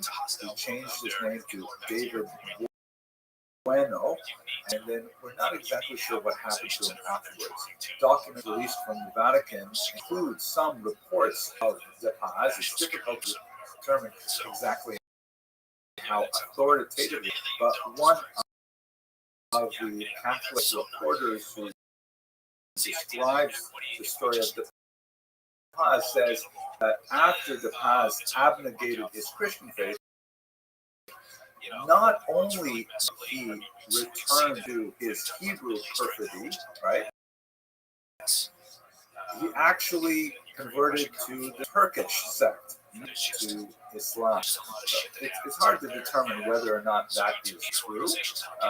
It seems like the author of that letter is probably saying that not only did he become a Jew, even worse, he became a Muslim. So maybe just some kind of empty calendar. But what we can say about De Paz is that he lived an extremely colorful life, very heroic individual who actually did tremendous things for the Portuguese crypto-Jewish community. Wow. I hope you found this interesting, and I look forward to more about the Jews and the little bit. I hope you'll be able to join us for this cruise in 2024. Thank you very much. Earlier how you can get out over your skis. Tulsi Gabbard probably did it. The Trump administration got out, talking about completely obliterating all three sites, Isfahan, Natanz, and Fordo. And you know what? Wait for the battle damage assessments to come in with credible intelligence, right? Just say we've done this. We're assessing how about that, right? Just keep it like that. Prevent yourself from having to then walk the dog back, right? So they didn't. They came out and said we've completely obliterated these sites. Hello, fellow students of Jewish history. I just want to take a quick minute to talk about a historian I'm really excited about, Mayer Kaiserling, also known as Moritz Kaiserling. He was born in 1829. But that's where it's questionable when these are coming from Israeli and U.S. intelligence. And honestly, when it comes to Iran, sometimes in 1905, and he was especially known for his studies of Suffolk. Arctic Jews. Let me tell you a little background and why I am so excited about his work. So, he was trained as a rabbi, although much of his published work was in the field of history, kind of like the opposite where most of my training is as a historian, but lots of people seem to think I don't know why. He studied under the Leopold von Ranke, and one of his greatest medical teachers was none other than Rothschild, one of the most influential thinkers of the 19th century Germany. He held rebels in Switzerland and especially in Budapest, Hungary. He was very active in all kinds of areas, especially in the fight for Jewish civil rights, which was a major enterprise in the middle of the 19th century. But to look at him as a historian, he made his fame with a volume study, Geschichte der Juden in Spanien und Portugal, the history of the Jews in Spain and Portugal, 1861 through 1867. Those are the dates when the books were published. He was later follow up with a single standalone volume on Portugal that we'll talk about in a second. Most of his books were in German, but one of them, Christopher Columbus, and the participation of the Jews in the Spanish and Portuguese. Really interesting thing about that particular book is that the Spanish government actually reached out to Dr. Kaiserling and asked him to write this book to celebrate the 400th anniversary of the discovery of the Americas. Of course, we just finished the 500th a while ago, so this is in time. Why do I think he is so fantastic, especially important for us, especially as we get ready to explore the Dual River with kosher river cruise? I believe that Lang was the first historian, certainly of the modern time, but he was the first historian to really take crypto Jews seriously. Meaning, a lot of historians wrote, before the 19th century about the Gerush Sfar, the Spanish expulsion in 1492, and the tribulations of the Jews as they tried to make their way around the Mediterranean and so on. But the Portuguese Jews, who had a rather different experience, with less attention, even though they're really quite important in shaping modern Jewish identity. The reason is because the Spanish Jews essentially had the choice in 1492 either accept baptism or leave.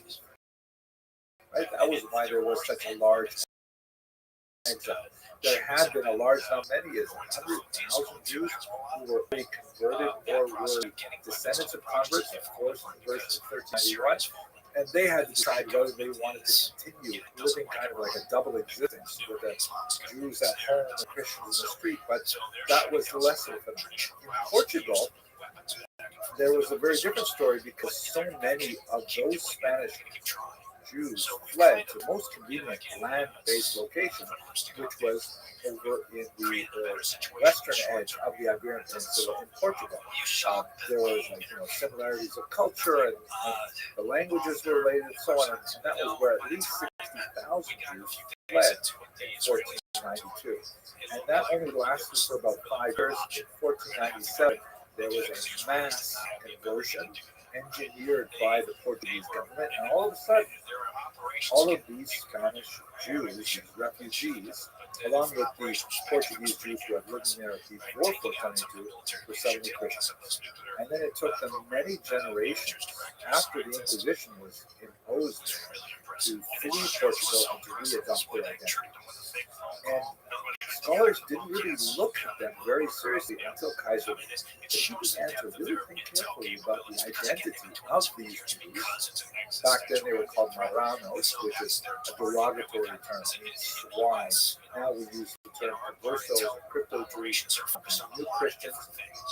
Kaiserling was the first to really explore what it meant to live that kind of identity. And he recorded that in this great book, which I actually own. Thank you, David, for purchasing this for my research for our upcoming trip. And I can't wait to find out more about what he says about these Portuguese. Thank you very much for watching, and stay tuned for more research on Kaiserling's discoveries of the Portuguese crypto. It does show their capabilities. They didn't have ammunition, so they don't have these bunker busters to penetrate, get down to Natanz or wherever. Hello, so fellow students. It wasn't a surprise that we did it. Just recently, I learned about a fascinating individual, Daniel Israel Lopez Luna.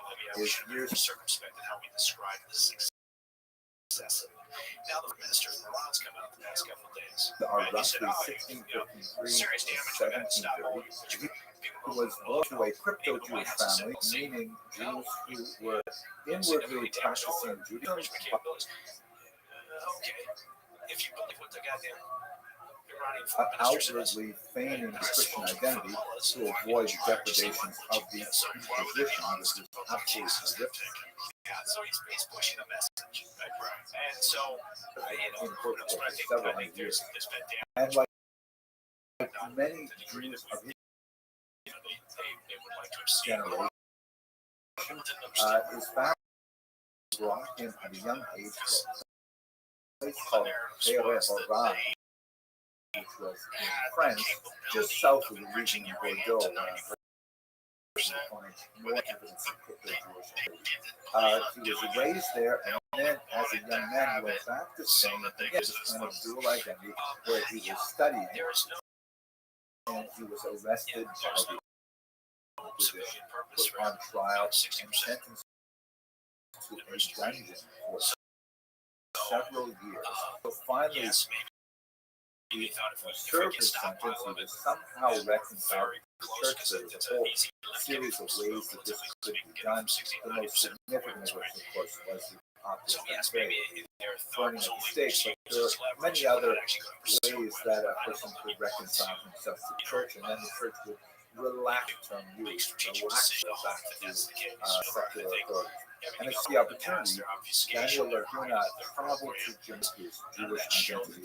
Now, while he was in Jamaica, he continued work on something that he began while he was sitting in the prison of the Inquisition, a remote book called Estea Vidas, que tiene los salmos de David and which was published in 17th century. That's really his amazing thing.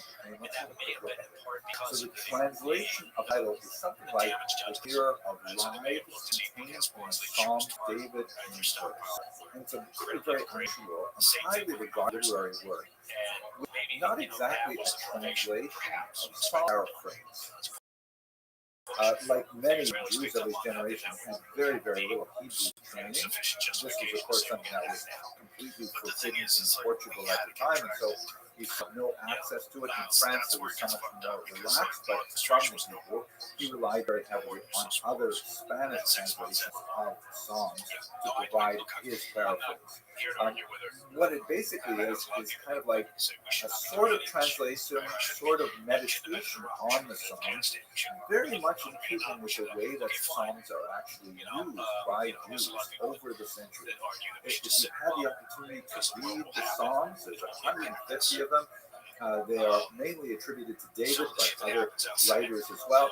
And they are like the most powerful psychological, cathartic expressions of dismay and distress and exaltation and anger and frustration.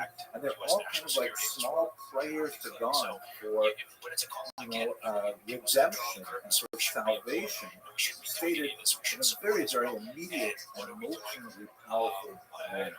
And so people read the Psalms and derive tremendous consolation and strength from them. I myself read Psalms every day, and I also feel the power of this incredible book on the Bible.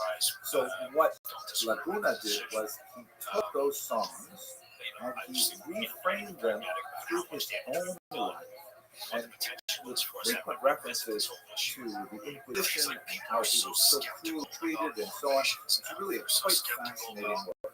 A couple of observations about it. My colleague Ronnie Perellis, who was a great scholar of Sephardi Jews, he notes that it stands out as one of the rare exceptions to the rule that most of the crypto Jews never left behind autobiographies. Even though this was, 17th, 18th century, 19th century is really the great heyday of explosion of spiritual autobiographies. We have a lot of them coming from increasingly important people across Europe. But crypto Jews held back from obvious reasons. Dr.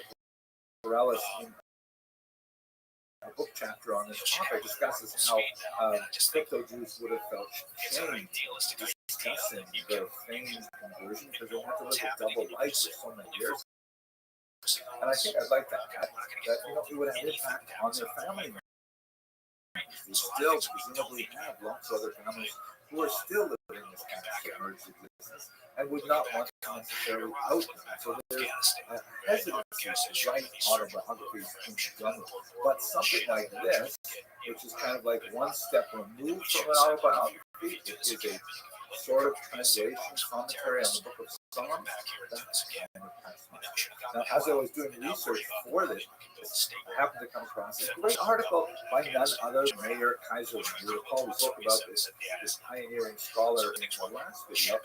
And he published an English language article in the Jewish Quarterly in 1900.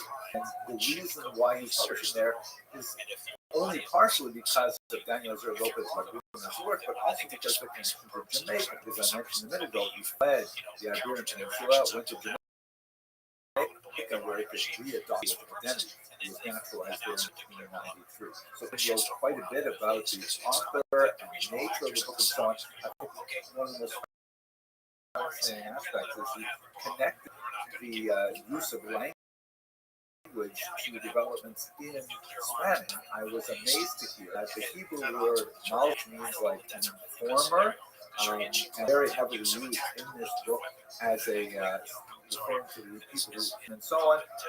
In the Spanish language, that term malching has actually been adopted. The term malcina to accuse, malcindad means slanderous, and of course that's mention of the Jew, the Spanish language, the experience with the Inquisition. Okay, so amazing. I really am so interested in learning about the lives of these crypto Jews, and I'm looking forward to seeing the central area where they were active in the Belmonte region, the Maduro River, and then later from Bordeaux as well. If you're able to join us, I would love to meet you and get to know you on this cruise.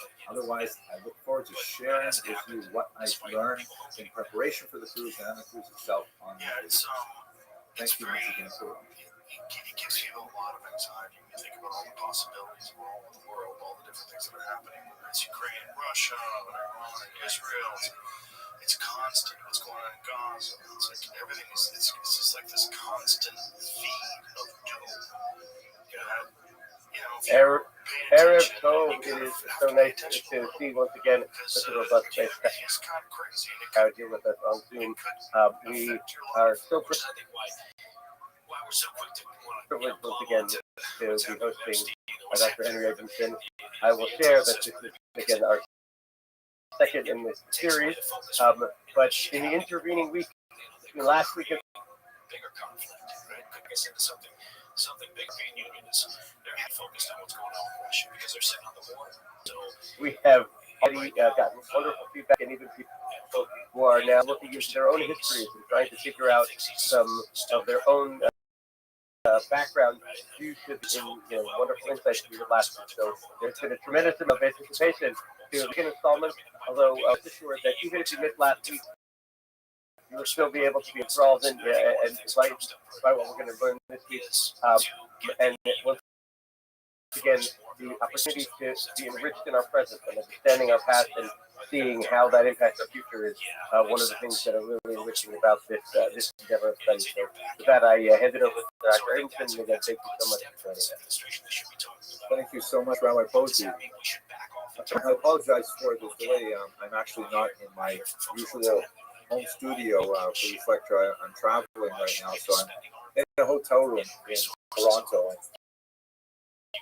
Things are very different. The internet, however, seems to be fairly strong, so hopefully we won't experience any more delays. I just realized I had misplaced the Zoom address.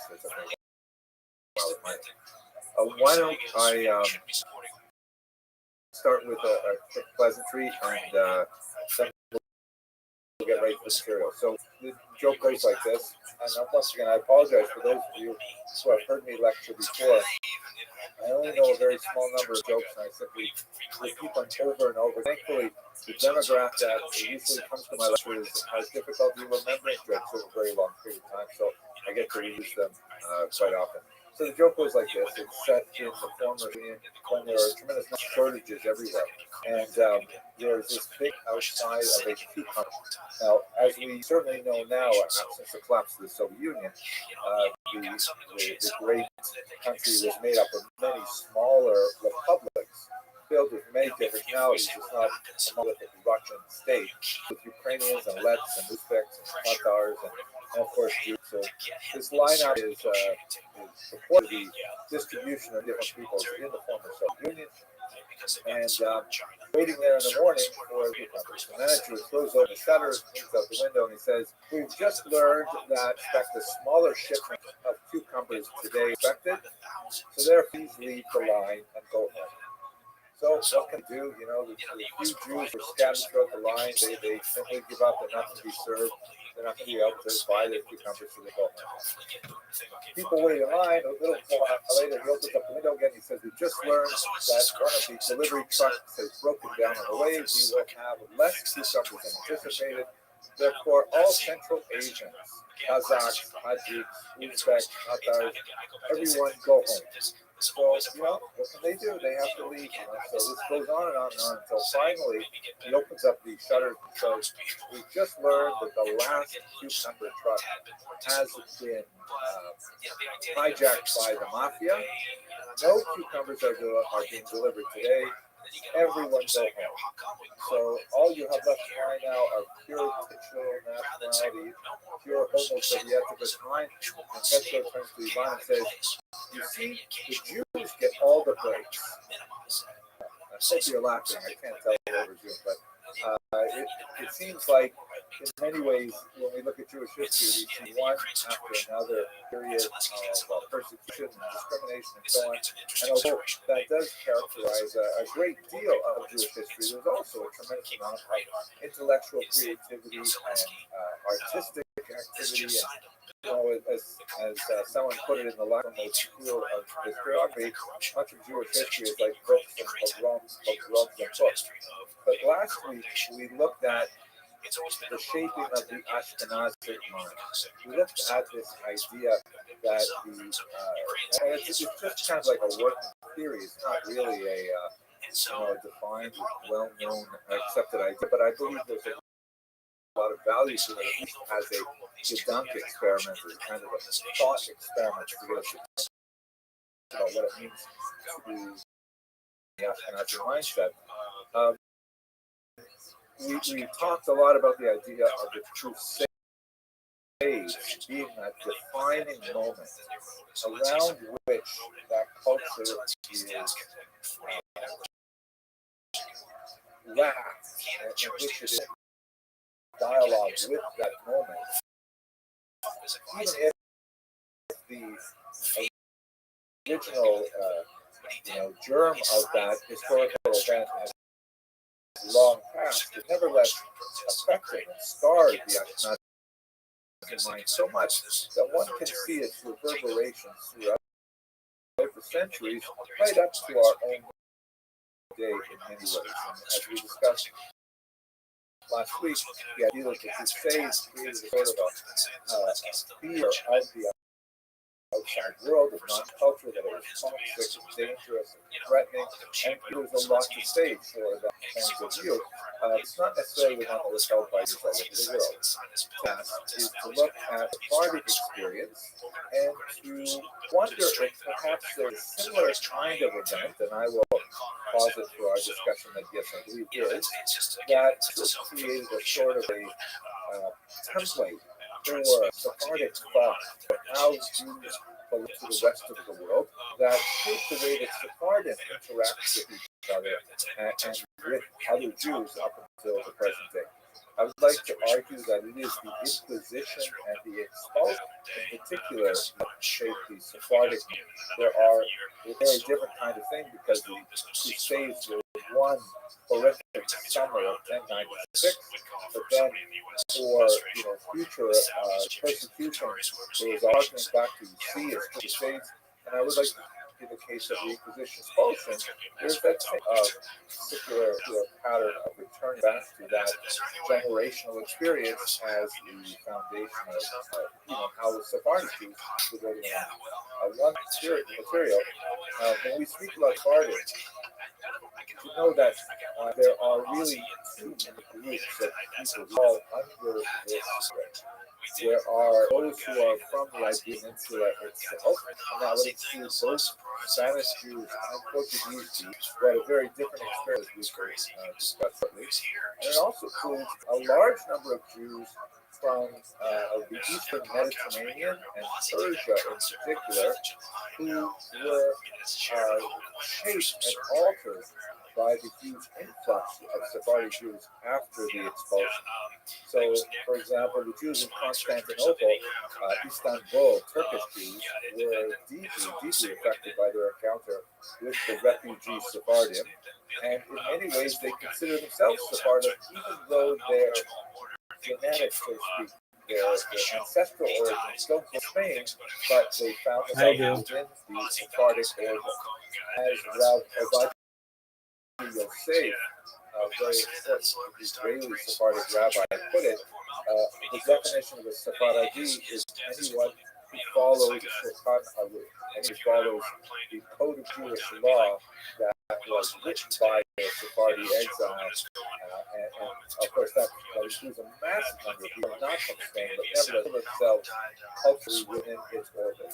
I would like to say, however, that I think the Sephardic experience was so traumatic and so deeply felt on a cellular level that even Jews from Persia are affected by the Sephardic experience and where in which they see themselves in the world. And so I think a lot of the assessments that I'd like to make today about Sephardi would hold true for Persian Jews as well. So maybe we'll have a chance to examine the validity of my thesis when we get to the lecture. Let me take you through the experience of the Inquisition and the expulsion in greater detail, and then we can assess what is a cultural turning point. So what we look at are basically four major periods to consider. There's first the period of earliest settlement, which we'll talk about briefly, and that goes up until the year 11, which is the year of the Muslim conquest of the Spanish Peninsula. Then there is the Maghrib, which is the famous period known as the Golden Age or La Convivencia, the period of coexistence, which lasted for about 200 years and was quite remarkable in many ways. The third would be the Christian period, when the Muslims are slowly driven out of Spain, and the Jews who had really excelled to a great degree under the Muslims find themselves under a very different regime with a different agenda for the Jews. And then finally, the diaspora period, after 1492, for the Spanish Jews and somewhat later for the Portuguese Jews, when they are living as Spaniards or as Portuguese far away from the Iberian Peninsula. So four major periods. We're going to concentrate really on now three for tonight. Next week, when we look at the impact on population, we'll do a fourth period. Just to cover very quickly the earliest settlements. So the word Sepharad is applied to the Iberian Peninsula much as the word Ashkenaz is applied to Northern Europe. It's kind of like a very fanciful imagination from the rabbinic mind. We have these words which are very similar. The first parak, one parak. The exiles of Jerusalem grew Sepharad. So this is where that actually would have been as described, but it was related to the Talmud term that's much more historically accurate, Hispania, which is related to Hispania, which is the Roman for the holdings in the far west of Europe. We do have legends of very old settlements, which are probably not described, but nevertheless interesting. In the 16th century, a merchant at Shebtab found an inscription that reads, "This is the grave of Adinoram, servant of King Solomon, who came to collect taxes and died here." Now, it's quite fanciful. It's hard to imagine that during the period of King Solomon, which would have been like the 10th century before the Common Era, that he had actually been collecting taxes all the way west as far as Spain. But nevertheless, there is this kind of idea in the Spanish Jewish mindset that Jews do go back quite that far. The earliest, more reliable text is the so-called Jewess of Adira, and this is in the south of Spain, where a transcription was made by a much more reliable historian in 1783, and it reads like this in Latin. So it's partially obscured.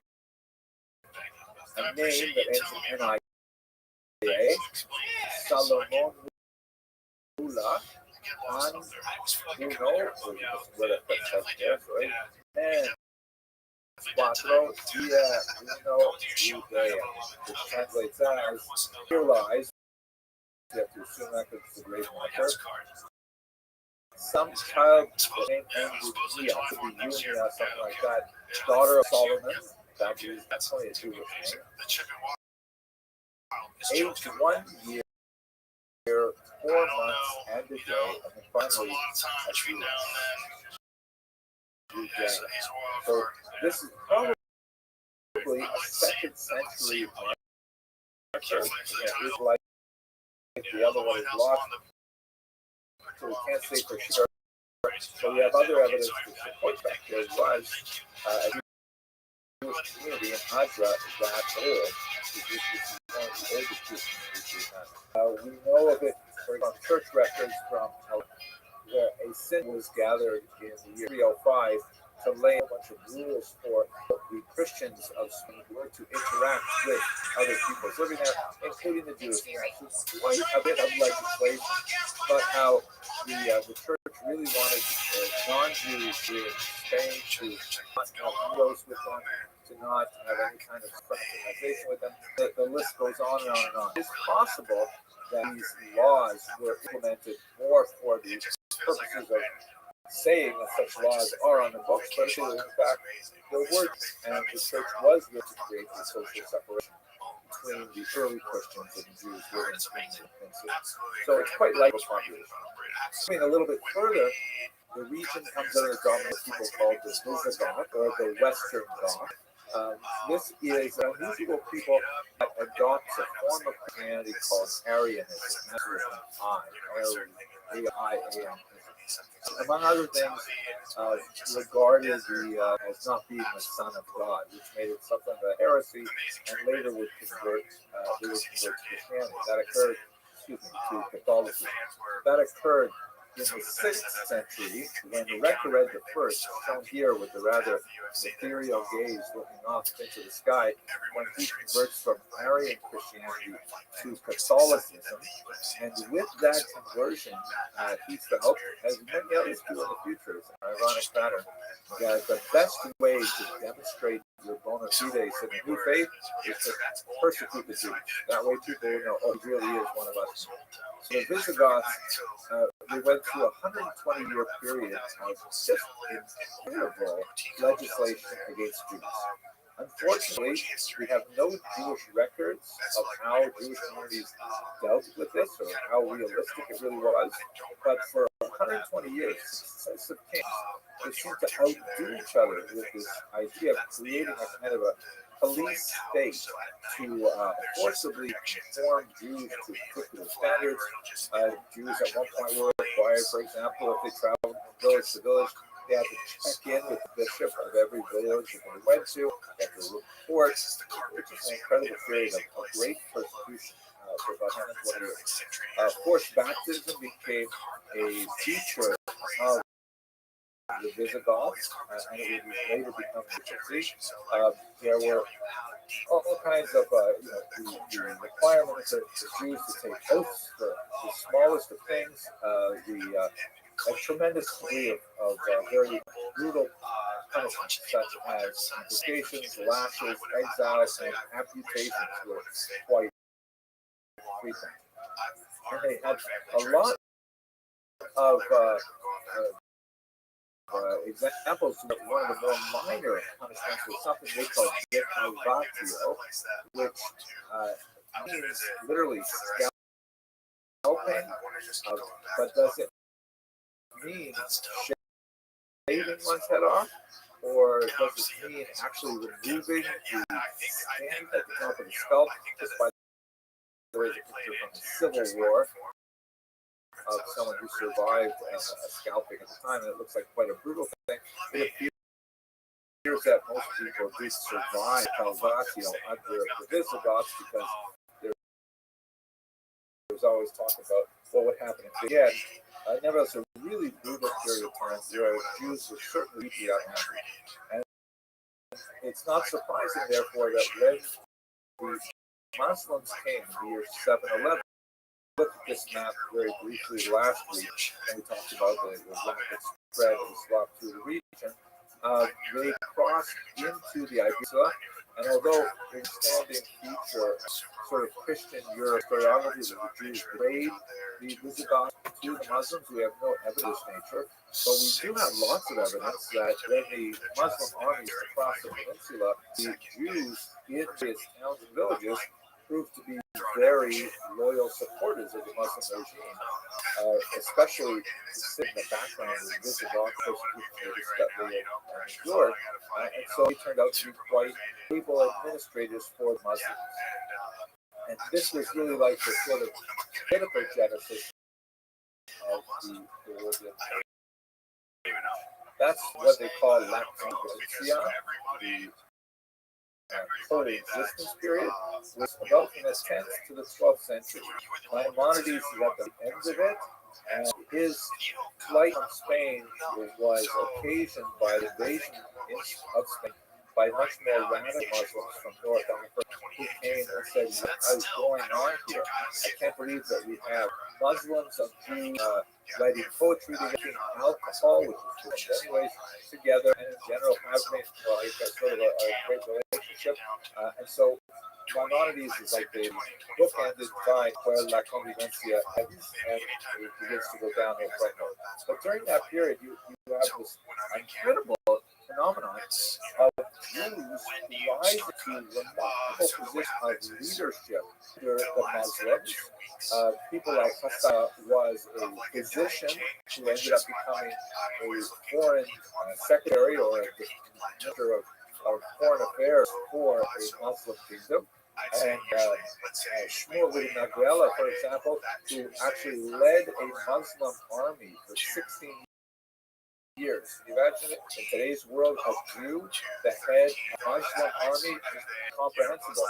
But so the talent was recognized at the time, and Jews were considered very loyal servants, and so that you see over and over again the tremendous rise of Jews' positions of leadership. You also see periods of phenomenal Jewish creativity as they begin to interact with Islamic and especially Arabic norms. There's an effervescence of Jewish poetry, heavily inspired by Arabic examples, and the creation of people like Yehuda Halevi and Hero philosophers, speaking with specialized ethics like Lobos, so many important created during this period of about 2 centuries of great tolerance. And it also represents a period where Jews of this region were willing to kind of experiment with their Jewishness and especially the cultural expressions of Jewishness to see, well, what can be done within the boundaries of Allah.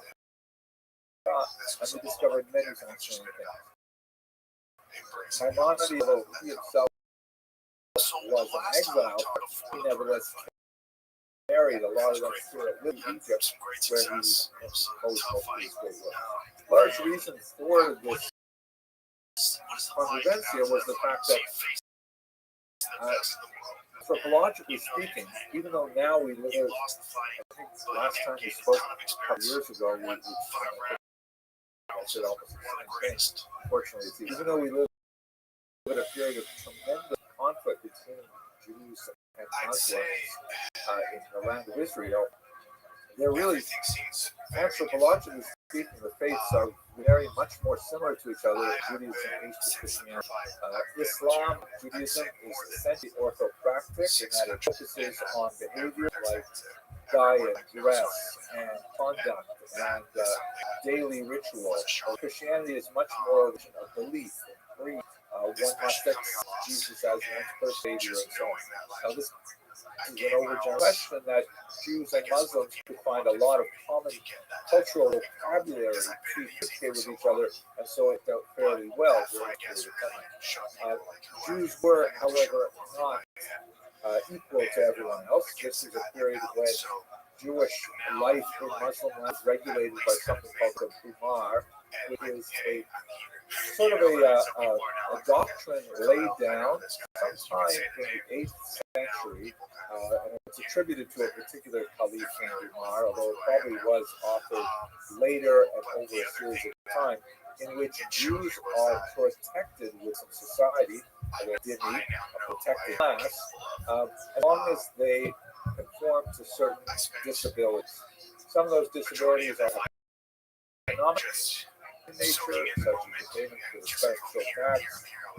Many of them are very second nature, like they're not allowed to bear arms, not allowed to build their synagogues higher than mosques, have to show genuflection and subservience to Muslims in a thousand different ways.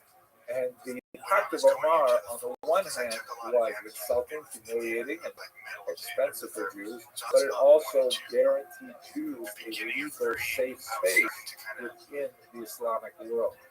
And it was applied with different degrees of severity by different police parts of the world. It happened to be one of those places where, for 200 years, it was very likely applied, and Jews could basically move about society for a couple hundred years with tremendous freedom.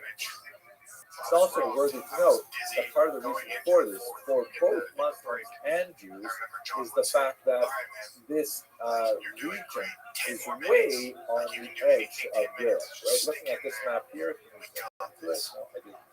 sorry. But if you look at this map here, the center of Islam at its birth was in the Arabian Peninsula, and then it moves essentially to Baghdad, to what would be today Iraq. That's the center of Islam, but it's very, very far away. Communication takes for any kind of message to get back and forth. And so basically, it's a little bit like, Las Vegas. And what happens there, stays there. So both Muslims and Jews were free to sort of experiment with their own cultures, and as well as their relationship with each other.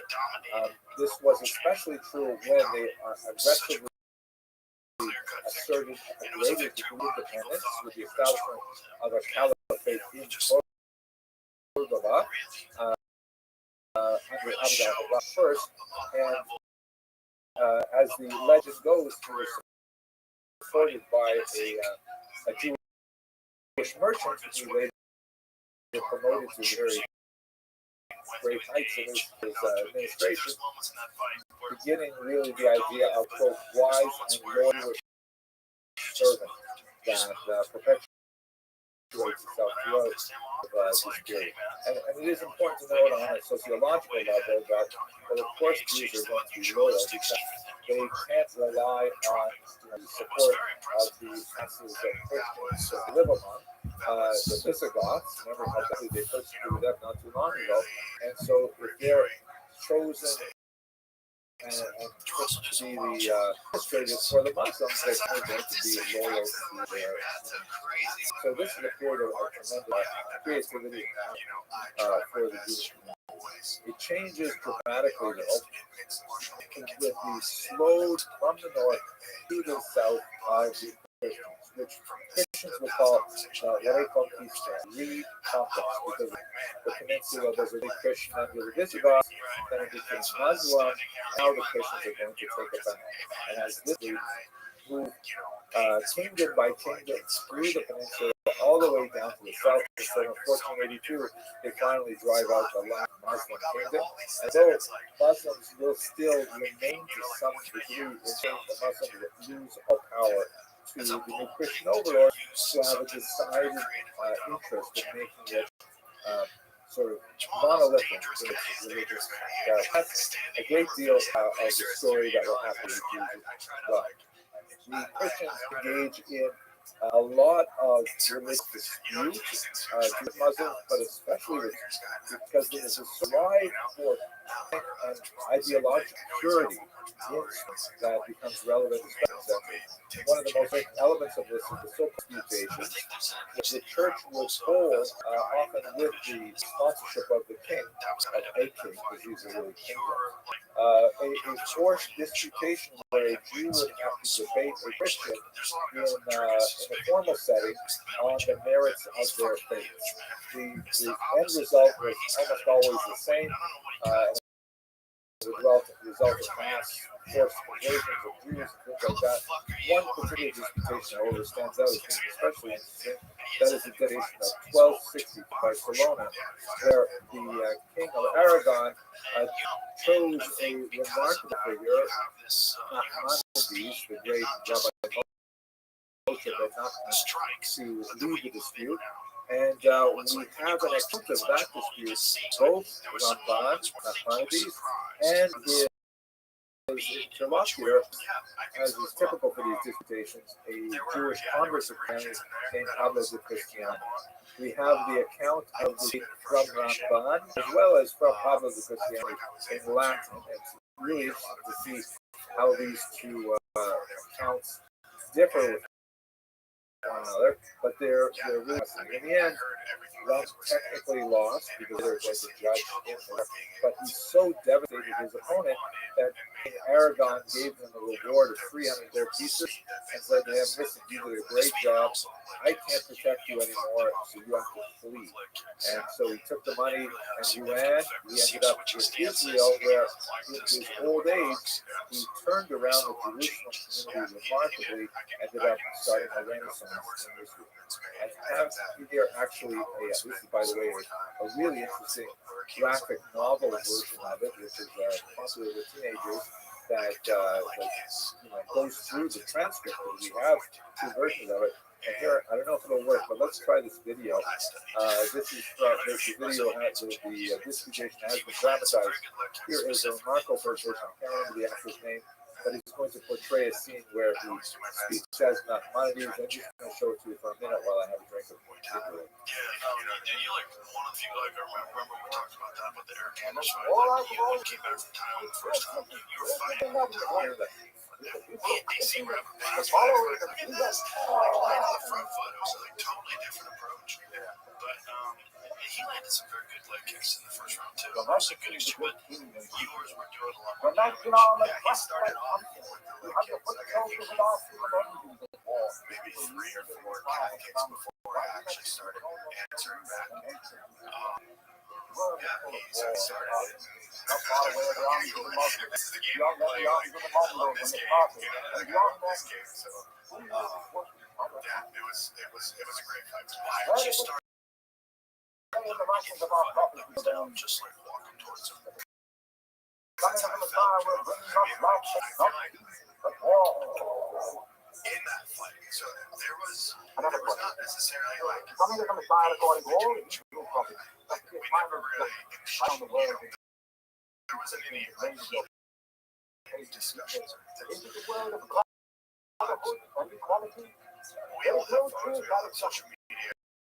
We all, I get Google alerts and stuff anytime I'm mentioned. So like, I've seen exactly what was said, and I'm just like, okay, whatever. Whatever. If this guy looks at me, I wish we were that show whole thing. A couple of hours.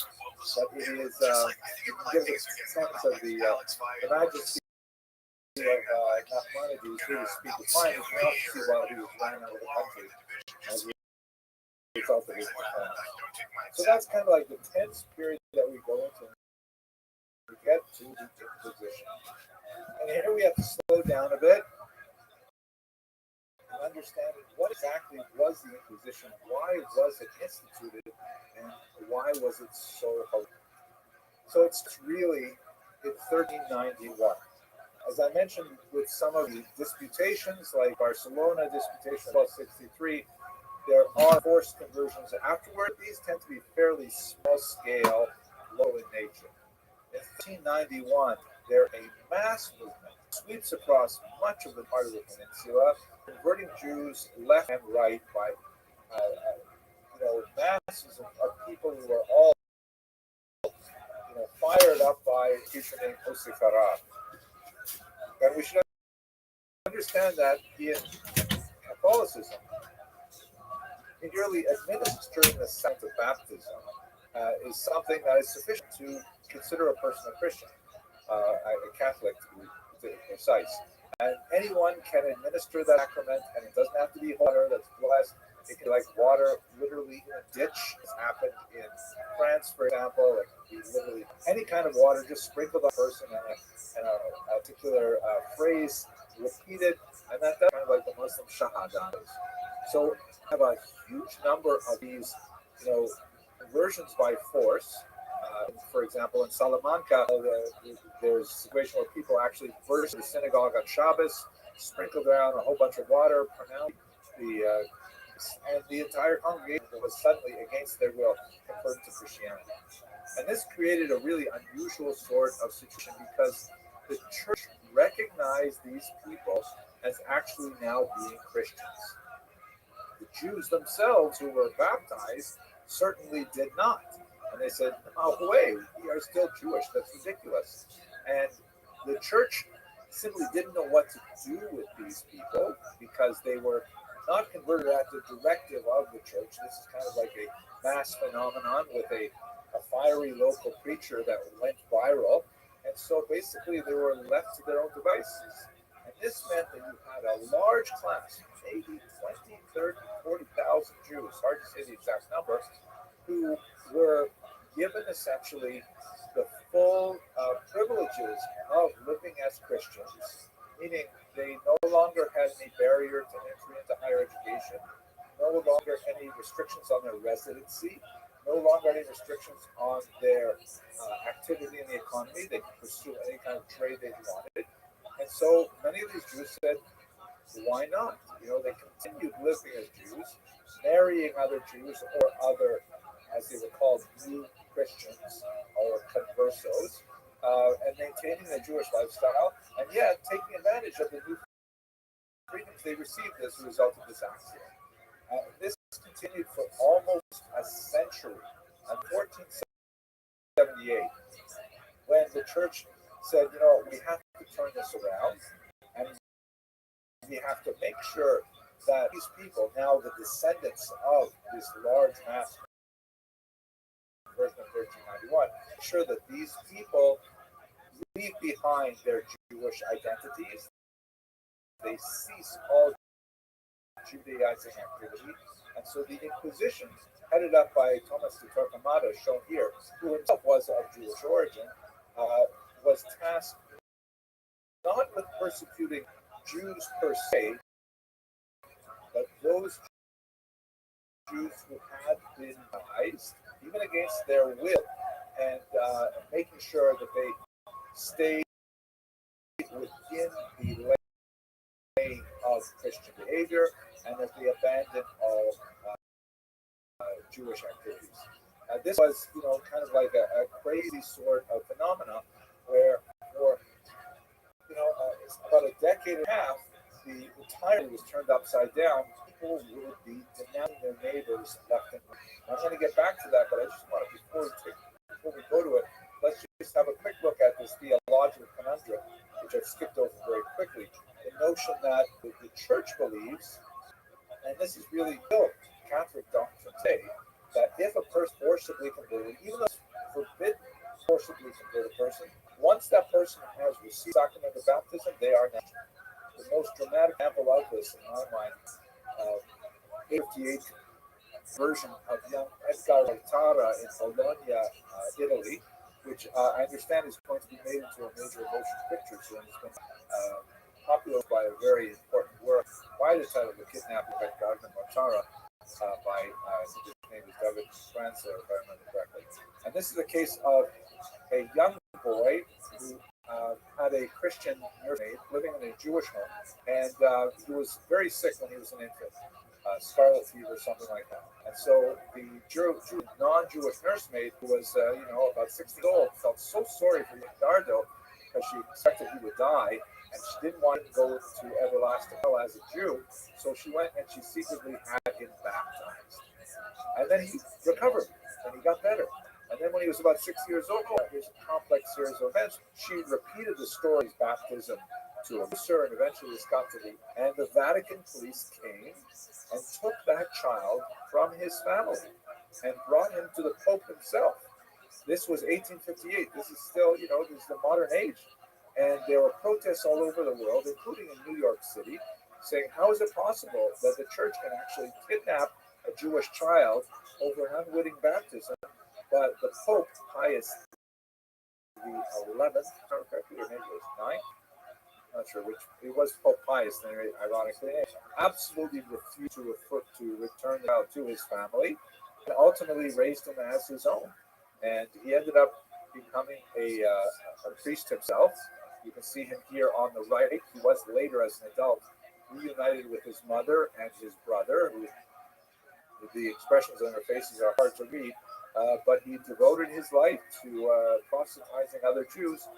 He ended up moving to Belgium, and he died just a few weeks before the Nazis invaded. They would have killed him anyways, because they would not have any compunction about his Jewish identity. But this is just one illustration of the church's tenacity when it comes to these forced conversions. So back to the Inquisition, basically what went on in the late 15th century is that, one of the most ridiculous aspects of it, the Inquisition, was that if a person was found to have been engaged in Judaizing, and his or her property was confiscated, and a portion of it was given to the church, and a portion of it was given to the person who betrayed the Jew, the Judaizer. And so there was like an economic incentive to rat out your neighbors, even to make up charges against your neighbors. Typically what would happen is then the Inquisition would arrest the individual, bring him in, and expose him to torture, like this horrific device which had a cross which was designed to make a person think about Christianity while they're being tortured, and then under duress they would give up the names of many other people who were doing the same kind of thing. And the Spanish Inquisition is infamous for the various types of horrendous tortures that were invented. This one, by the way, especially it's called the Pope's Bear. There are some scholars who doubt that it was, but I'll show the artifact. It's a device like this that could be inserted in an orifice of the human body, and the wheel at the end is until it expands like this. You can just imagine the kind of pain that it would result. So the whole society was turned upside down for about 20 years by this horrific Inquisition. People who confessed at various stages in the process would be forced to wear these sanitos, and here are of them. It depends on confess to at what time. They would be required to wear these sanitos for the rest of their lives. And then they would be displayed after their deaths on the church walls as a humiliation for the family. Sometimes corpses were actually exhumed and then put on trial and then burned again. Absolutely incredible kind of craziness that went on at this time. The most interesting aspect of it was those who refused to confess at any point, and they were eventually burned at the stake, the so-called auto da fe. Usually in these kind of like rock star type, or usually in the Plaza Mayor, the great public space throughout Spain, and among Spanish holdings in the New World as well. It was a period of tremendous violence that existed right up until incredible. Now, this did, however, come to an end. It wasn't working. In fact, it was getting worse and worse. That all of a sudden, more and more of these Judaizers were being discovered, because, of course, there was the economic incentive for people to rat out their neighbor over the smallest of things, or imagine things like, I've smelled the cooking in their home, and it doesn't ever smell like pork. It's always chicken or beef. And so that would bring down the Inquisition on a neighbor's head. So eventually the Grand Inquisitor, shown here in the center in black, Torquemada, he spoke to his king and queen, Ferdinand and Isabella, who were really the fanatics about this. And he said, I know why it's not working. The reason it's not working is because the Judaizers always have a Jewish community to return to. They always have a rabbi they can ask. They have kosher delis. They have Jewish schools. They have regular non-baptized Jews here in Spain, and they are the ones that are preventing these baptized new Christians from truly accepting Christianity. And the only way to stop this is to expel all of the Jews. Now, for the first time, the Inquisition is directing its gaze at the non-baptized population. And although the man shown in the beautiful tape on the right, Don Isaac Abarbanel, who was the deputy minister of finance of Spain at the time, begged the king to reconsider. Nevertheless, in 1492, they signed a decree, and within a few months,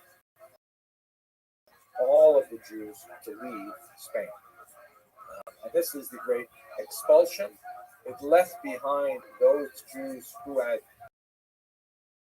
gone underground.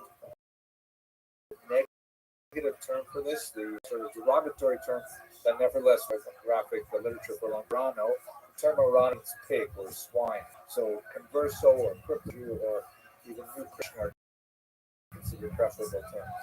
So shown here in this of him in his old age, remaining in Spain at price of conversion, although he was a wealthy man, like his superior, Rabbi Abraham Senor, who disagreed with his wealth in Spain. Abarbanel decided to go into exile with his people, and so you have these boats leaving Spain, trying to find safe passage throughout the rest of the Mediterranean.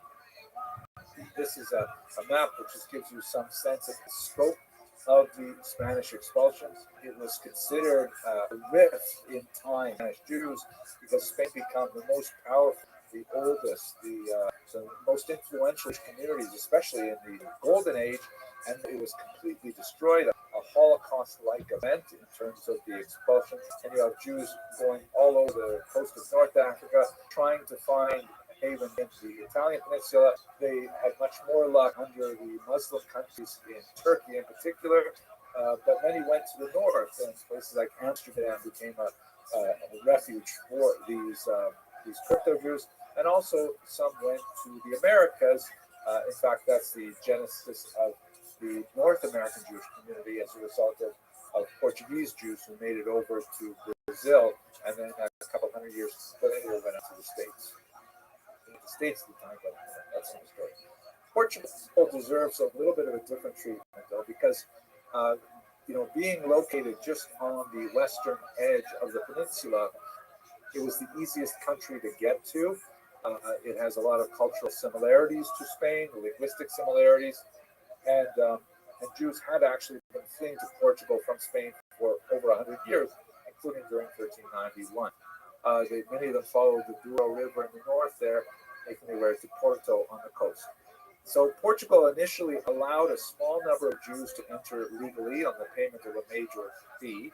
A much larger amount entered illegally. We were illegal aliens at that time in Portugal. But politics changed because the leader, João III, was followed by Manuel I, who wanted to effect a dynastic union with Spain, specifically by marrying one of the princesses. And part of the deal was he had to make Portugal Union. That just like Spain had now gotten rid of its Jews, Portugal had to do so as well. So Manuel was much more. He promised the Jews of Portugal that with forced baptism, engineered in 1497, he would not allow the Inquisition to come in for at least 40 years. And in fact, it didn't come in until the 1530s. And so that gave Jews in Portugal in particular sort of a time where they could prepare for the onslaught. And it did come, and it was horrific at the time, but it changed their preparation for it. There was just one small event that I really have to point out. In the period of forced persecution, forced to baptism, one of the most horrific moments is when João takes 750 children from the family. Funny how these things have reverberations in our own time, and to try to force the parents to convert, he expels them to the island of Sao Tome off the coast of Africa. And according to some of the contemporary accounts we have there, none of those children survived and were actually consumed by the massive lizards that apparently live on that island. Scholars doubt exactly the specifics of the story, but you can nevertheless get a sense of the horror that the Jewish families must have experienced under him. This is a picture of Manuel the First, who was able to ultimately the Infante, the princess of Spain, and effect this dynastic union. But when the Inquisition came in, many Jews from Portugal also fled, although with much more difficulty than they did in Spain, and they ended up finding themselves in many of the safer locations. So this brings me to really my statement of thesis, giving you the historical background, and then I have time for a few things where we can discuss whether or not my thesis is validity. So this picture, by the way, is of two Portuguese exiles or descendants of Portuguese exiles. Uriel da Costa is the adult figure, brooding, black with claw-like hands and so on. And he was someone, a very tragic life story. He was raised as a Christian. His parents, many Portuguese Jews, didn't reveal their identity as Jews to their children because they didn't like about it in the playground and they could tradition on their heads. But when he was an adult, they told him he was Jewish, and he was like overwhelmed with excitement when they moved to Amsterdam, and he was able to begin living as a Jew again. However, he found he was able to adapt to the Amsterdam Jewish community primarily because he felt that the Jews did not live up to his idealized portrait of who they should be and how they should behave. A lot more to say about him, but I'm going to cut it short there.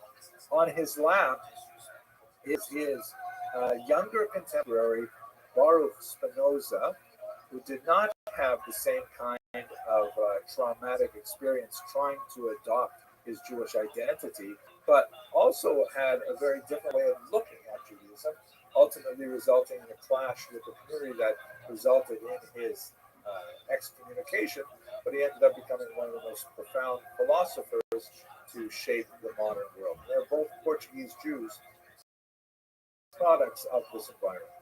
So here's this.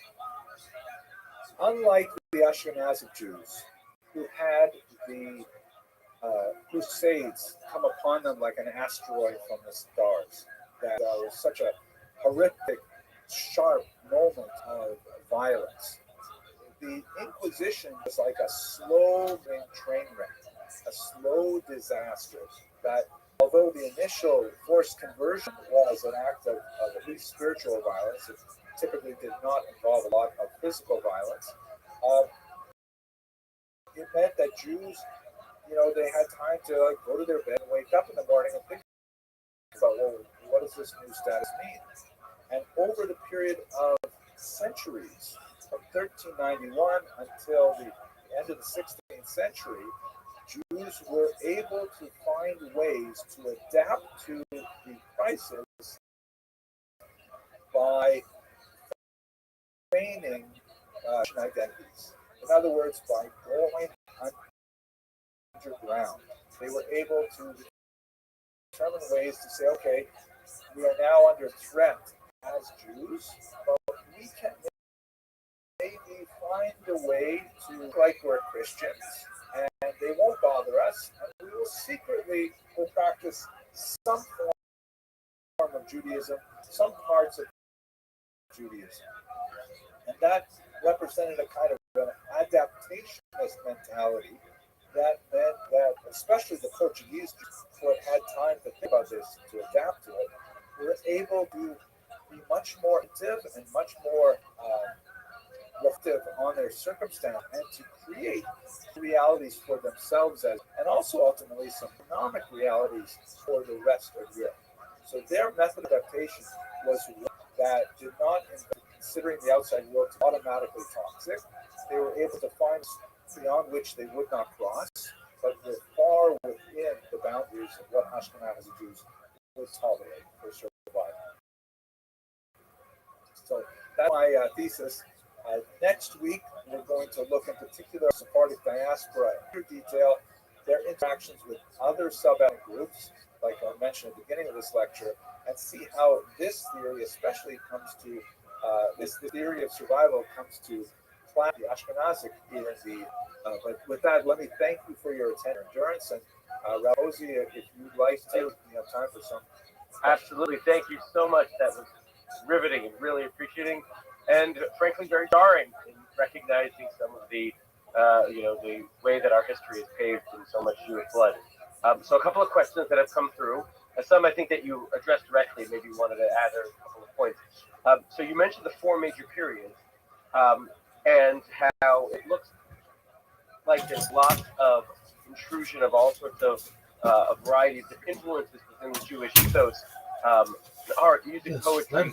Do we see other areas of overlap between the influences of the area, of the softened oppressors, in like art, music, and poetry in the Jewish world during the times of intolerance, or was Jews simply more insular? Did they sort of go look more inward during those difficult times? Honey Anderson, you're kind of fucked. I don't know how this bitch is about time. To what degree Jewish culture is open to receiving influences from the outside, depending on the degree of persecution. It's really worth thinking about. Off the top of my head, I would like to think it seems reasonable that Jewish culture would be far more open to borrowing from non-Jewish culture during periods of tolerance. Because, if you view the outside culture as an oppressor, you're more likely to reject it.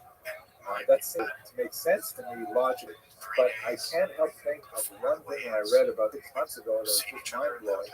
It was an article on this by Joseph Schatzman, one of my late teachers, on the origins of the Havdalah box that's found in many Jewish homes. Where you put the spices in it, and it looks like a silver tower with a flag on it, things like that. It's kind of like the iconic look. And so it's pretty clear that Jews copied that design from the Christian sacristy. That it was an object that was used to hold the communion wafers. And it's not clear whether Jews copied it because it was like an object that was revered by Christians. It's quite more possibly likely that Jewish pawnbrokers received these, and when they kept them in possession for the pledges, they probably thought, well, this is a really beautiful object. I said, what can we do with this? He said, I know, let's put spices in one Havdalah. And that's where we thought that would be an iconic kind of and that would be in Ashkenazic culture, where you would think they would reject these things. So I don't know the answer to the question, so very specific question. Who wants to do a PhD this? I am ready to. The question just came in the chat and after that. There any research on what economy or commerce is made since so many Jews had to leave the country? Oh, yes. A huge amount of research on that question.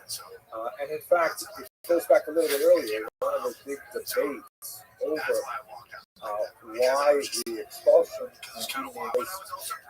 was it motivated by, I've sort of portrayed it as religious impetus, which is the other historiography, but there's a very good argument to be made that, the economic interests here. All of a sudden, you have this massive Jewish population that's surging forward in the economy because they are rich and numerate, and they have international they can use for mercantile activities. So the Jews were surging forward in society as a result of their newfound Christian status, and that the Inquisition was reaction on an economic level to control this population. They're getting out of hand. They are taking all of these positions of leadership that we never wanted them to arrogate for themselves. There's a lot of research on aspects of the Inquisition and there's a tremendous amount of discussion afterwards of the chaos economically of the expulsion, because there are lots of claimants to the Jewish property that was left behind, and more significantly, a lot of Jewish property was in the form of debts. And so, were those debts canceled? the king and queen did not want to cancel those debts. They wanted to collect them themselves. So they had to find ways, sometimes even to allow Jews a certain amount of their money back in the form of prepaid debts, so they could collect the tax on them. Lots of fascinating research on economics. Great. So this is one that I think you really addressed directly in your thesis statement. But the way I'll put it, if you want to expand upon it, how do you characterize the different reactions to anti-Semitism between the Ashkenazi train over the history and the Sephardic train? In other words, does it cause Jews to become more insular, or and hide their Jewishness, or to try and abandon what is the similar tradition? No, I think that these are excellent questions. It really is the question. I think the word that I would probably want to change there is cause. Like, what causes the Jews to what? I think anti-Semitism causes Jews to look for a response, to find a strategy to cope with anti-Semitism. So the Ashkenazic coping strategy, I like to argue, generally speaking, unless you're speaking in very broad terms and painting with broad strokes, but generally the Ashkenazi coping strategy is circle wagons, look inside, turn your backs on the outside world because they have already rejected you. Whereas one might think the Sephardic approach is, look for allies, look outside. Say, no, we can get along with this if we just, try to trim our sails here or there. And in fact, as we should discuss a little more next week, they were largely successful. Because remember, the Inquisition didn't get shut down until 1835.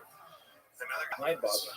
But a Jew who went, who was officially Christian, and went to another Catholic country was equally liable to the depredations of the Inquisition. But Jews in this situation, these crypto Jews, were frequently able to find people they could bribe, even popes who would turn a blind eye to them. There were some popes who would say, no, this whole business of the force of wisdom was a mess. To start with, just leave them alone. So Jews, the Sephardic Jews were able to find ways to negotiate around the obstacles rather than simply reject them and look in. Also, the going to Muslims, which was a major rival strategy for Sephardics. More well, we can't live as Jews here, Catholic in Europe. Let's go to Turkey. Let's go to North Africa. So yeah, we'll explore more next week. I think that's really the question. But one question just jumped in. During these times of persecution in the Sephardic community, we have research on how Jews saw other Jews in the most, I guess, Jews saw other Jews who would use some of these things to have internal strife and help. Yeah, we have a mixed record. There are a lot of examples of Jewish heroism, like I mentioned, Abarbanel, who chose to remain with the exiles.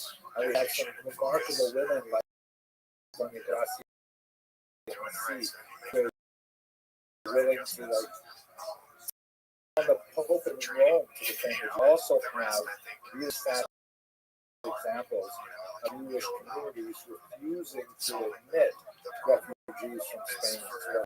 Saying, no, we're not our problem. We don't want them in our community. Sending the boats away. So it's a mixed bag. Very, very interesting. We really appreciate your time, your incredible scholarship. We with us and look forward to continuing to learn. I want to wish everyone a Lila Tov, and again, thank you so much for joining. It's helpful. It is helpful, but it's very hard because you can never, emulating. But I do appreciate, bodies and people that are around the same size, just so I can, get used to that body contact of maybe a bit taller. Yeah, not transfer or maybe shorter, you know, like if I had a short guy. Hello, fellow students of Jewish history. One of the most terrifying periods in Jewish history was certainly the decades leading up to the Gay Riots, the expulsion of Jews from the Iberian Peninsula. And that's two transitional figures who represent an unusual moment of moving from Spain into Portugal and then finally to the land of Israel. I find them deeply inspirational, and I've actually spent quite a bit of time studying their work. I'm in particular fascinated by Rabbi Yaakov ibn Shlomo Habib, whose years are roughly 1445 to 1515, and his son as well, named Levi, who continued his legacy in the holy city of Tzfat in northern Israel. So what's the story with them? Rabbi Yaakov ibn Shlomo Habib was born in Zamora, which is in Castile, and he was the Rosh Yeshiva in, among other places, Salamanca, a very beautiful university town that had a major Jewish community right up until the expulsion of 1492. When the expulsion occurred, he was among a large group of Jews that made the land journey just to the west. Salamanca is actually within a very short driving distance of the Douro River, so you can get along the River Valley right into Portugal, and that's where he went. Maybe some 6,000 Jews who fled from Spain. And at that time, Portugal was initially, with some hesitancy, willing to accept some of these refugees, albeit for a large payment. And some Jews were able to put together the money. Many others simply entered Portugal illegally as refugees from the expulsion. Then in 1497, as we know, there was a forced conversion, a mass baptism of all of these Jews in Portugal, which created an entirely different kind of environment where they were suddenly, given the privileges of Jewish status, but still burdened by the social prejudices against them as Jews, and that, of course, they were not willingly baptized to Catholicism.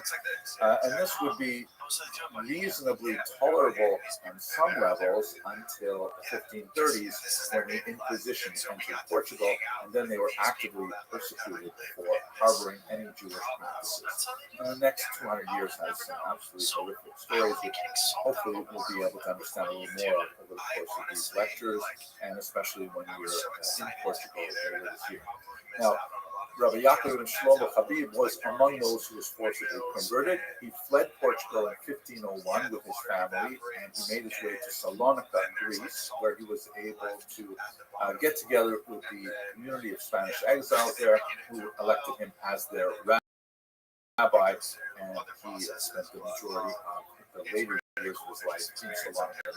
He was a very well-respected rabbi, quoted by many of the great rabbis of the era, including the Spanish Rabbi Rothschild, the author of the Shulchan Aruch.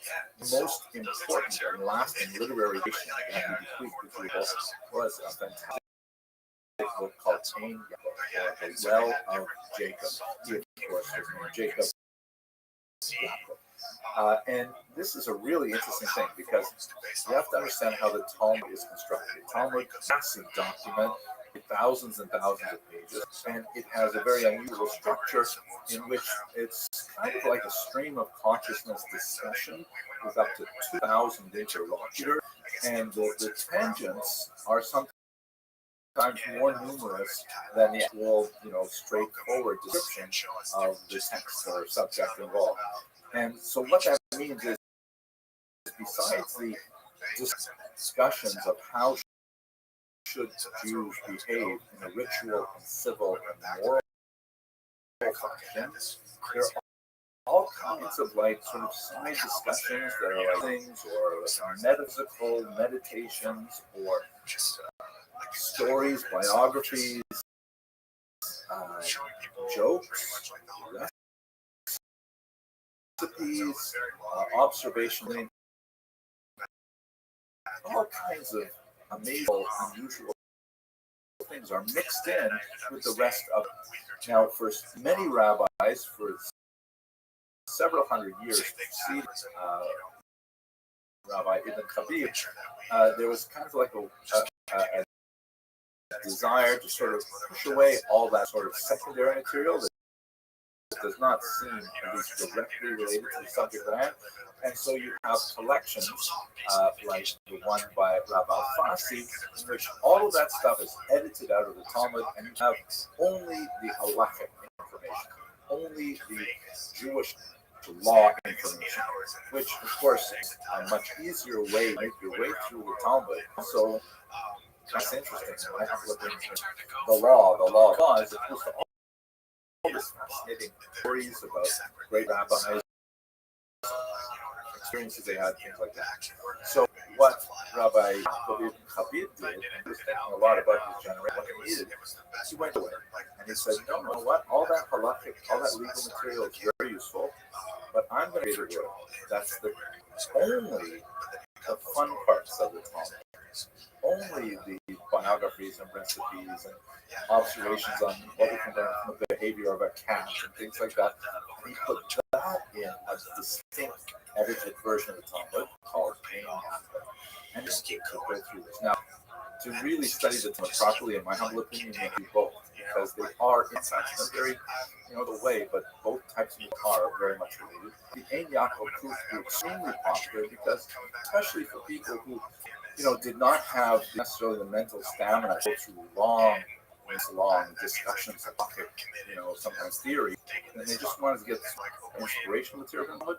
The Ein Yaakov was perfect. It also has a commentary, not just the edited Talmud, but it includes Rabbi's commentary on it, which has fantastic historical, especially relating to the experiences of the Jews who had to flee Spain and Portugal.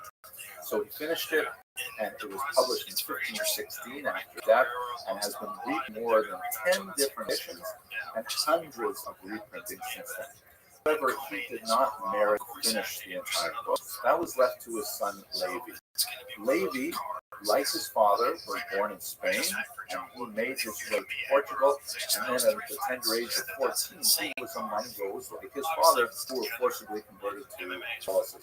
He followed us to Salonika, and in the spirit of the age, because there was a huge, widespread feeling among Jews that something colossal, something that we can understand a little bit in the sense of like Holocaust generation, that something had dramatically shifted in the tectonic structure of the universe.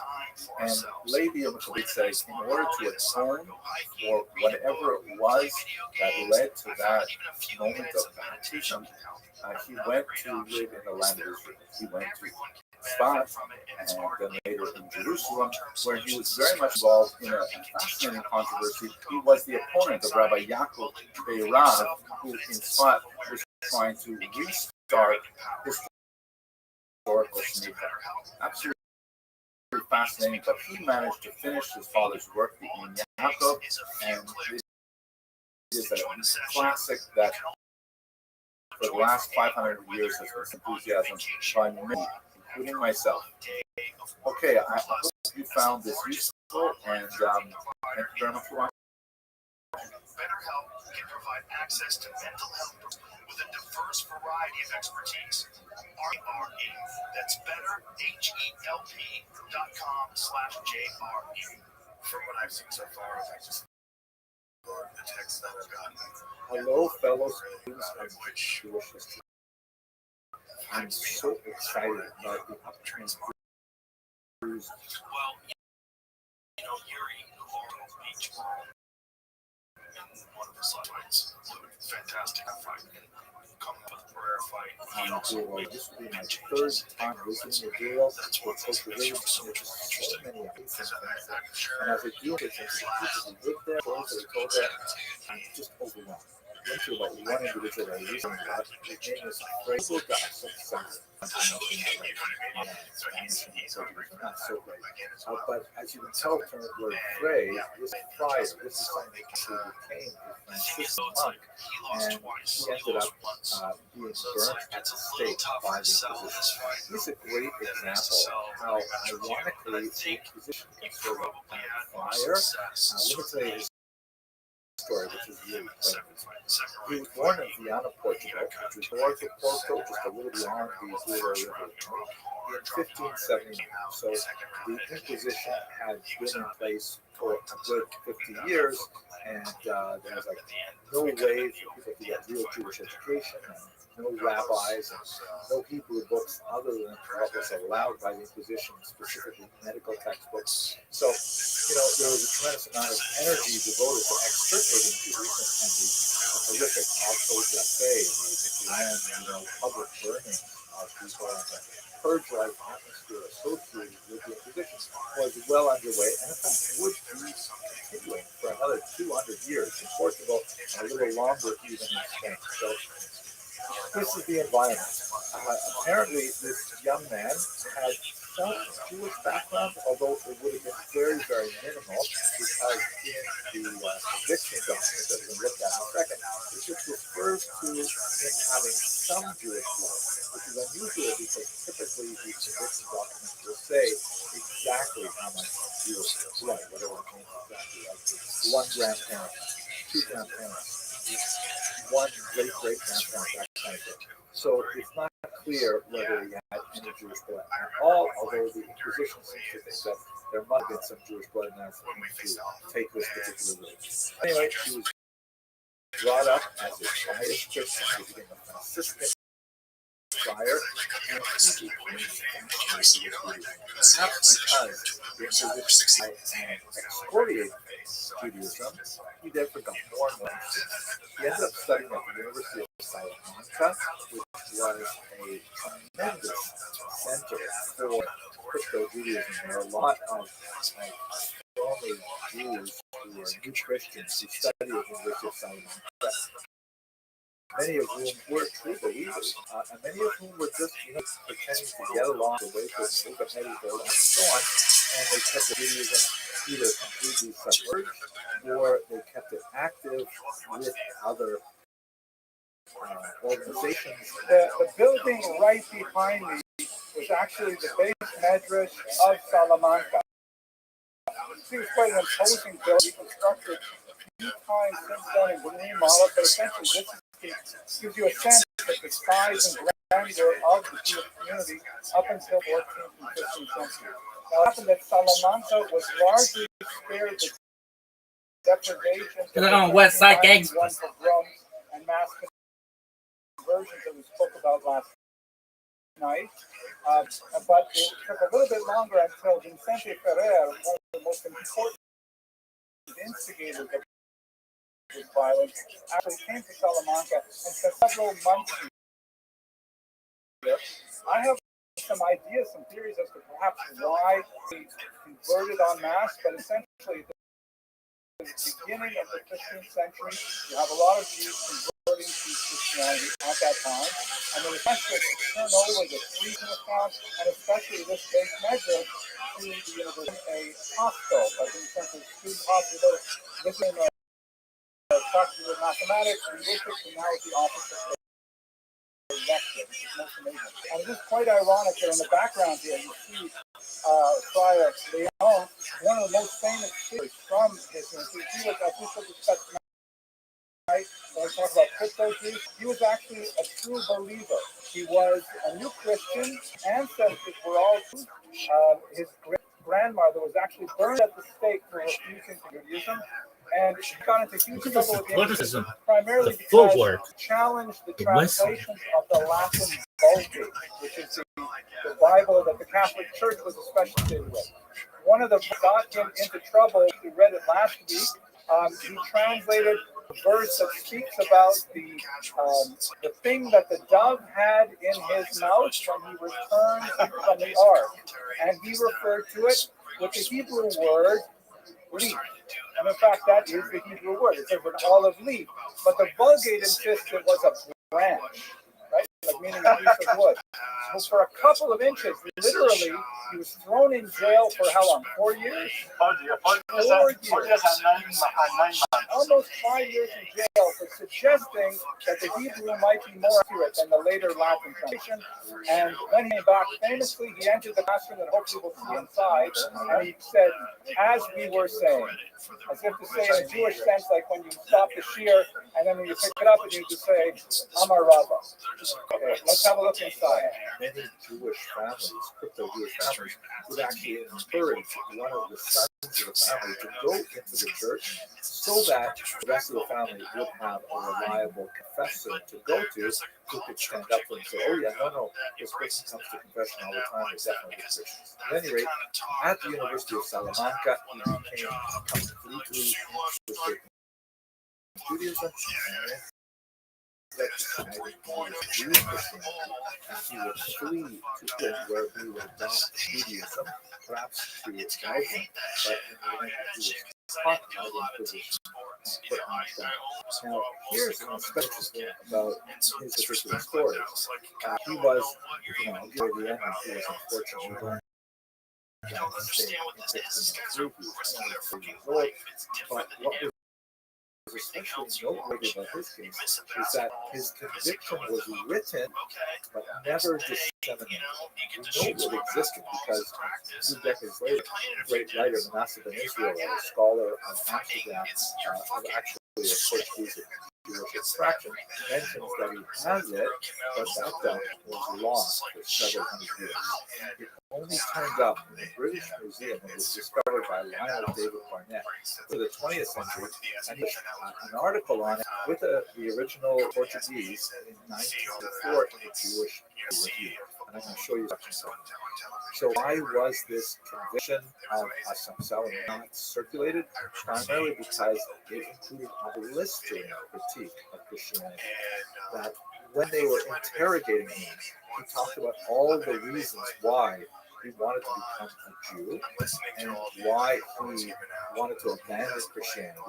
And it was so heated that, there's no way, although they had to record these things in order to justify the conviction, they simply couldn't publish it because then all kinds of people would get even more ideas. So this is how the Inquisition kind of sort of created its opposite effect. The inquisitors, at the end of this lengthy discussion with him, in which not only did he indicate that, things like the cross is just a couple of sticks, that the Sabbath really was on Saturday, not on Sunday. In fact, while he was in jail, tried to keep the Sabbath. He tried to keep kosher in jail and fasting and all kinds of things like that. And they ended up, of course, the inquisitors condemned him. And at the end of this condemnation, they utter this stock phrase, which appears at the end of almost all of these condemnations, that the church excommunicates him completely, but they beg that the secular authorities not proceed to the penalty of death or the shedding of blood. This is, by the way, how the Inquisition worked, that typically the church would make the decision, and then they would so-called relax to the secular authorities who would decide what they were going to do. Then, of course, the secular authorities would decide whatever they wanted. In many cases, they would burn the individual at the stake. The secular authorities would occasionally offer a small mercy by garroting the individual and strangling them before they set them on fire. But the church would also engage through the secular authorities of the burning of effigy or having their bones unearthed and then burned.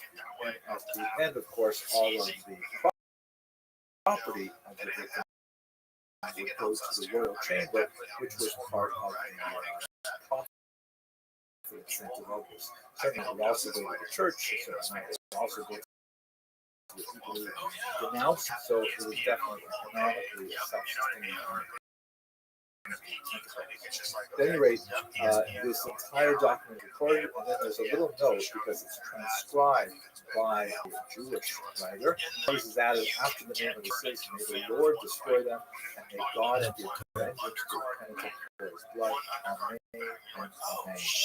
So, now, this particular story reverberated throughout early 17th century Europe, so much so that it motivated secret societies in the name of Saint himself in places where there was a large contingent of themselves very much like this particular fascinating story. We're going to see many of these stories along the Gila River and see where they happened and what period must have been like.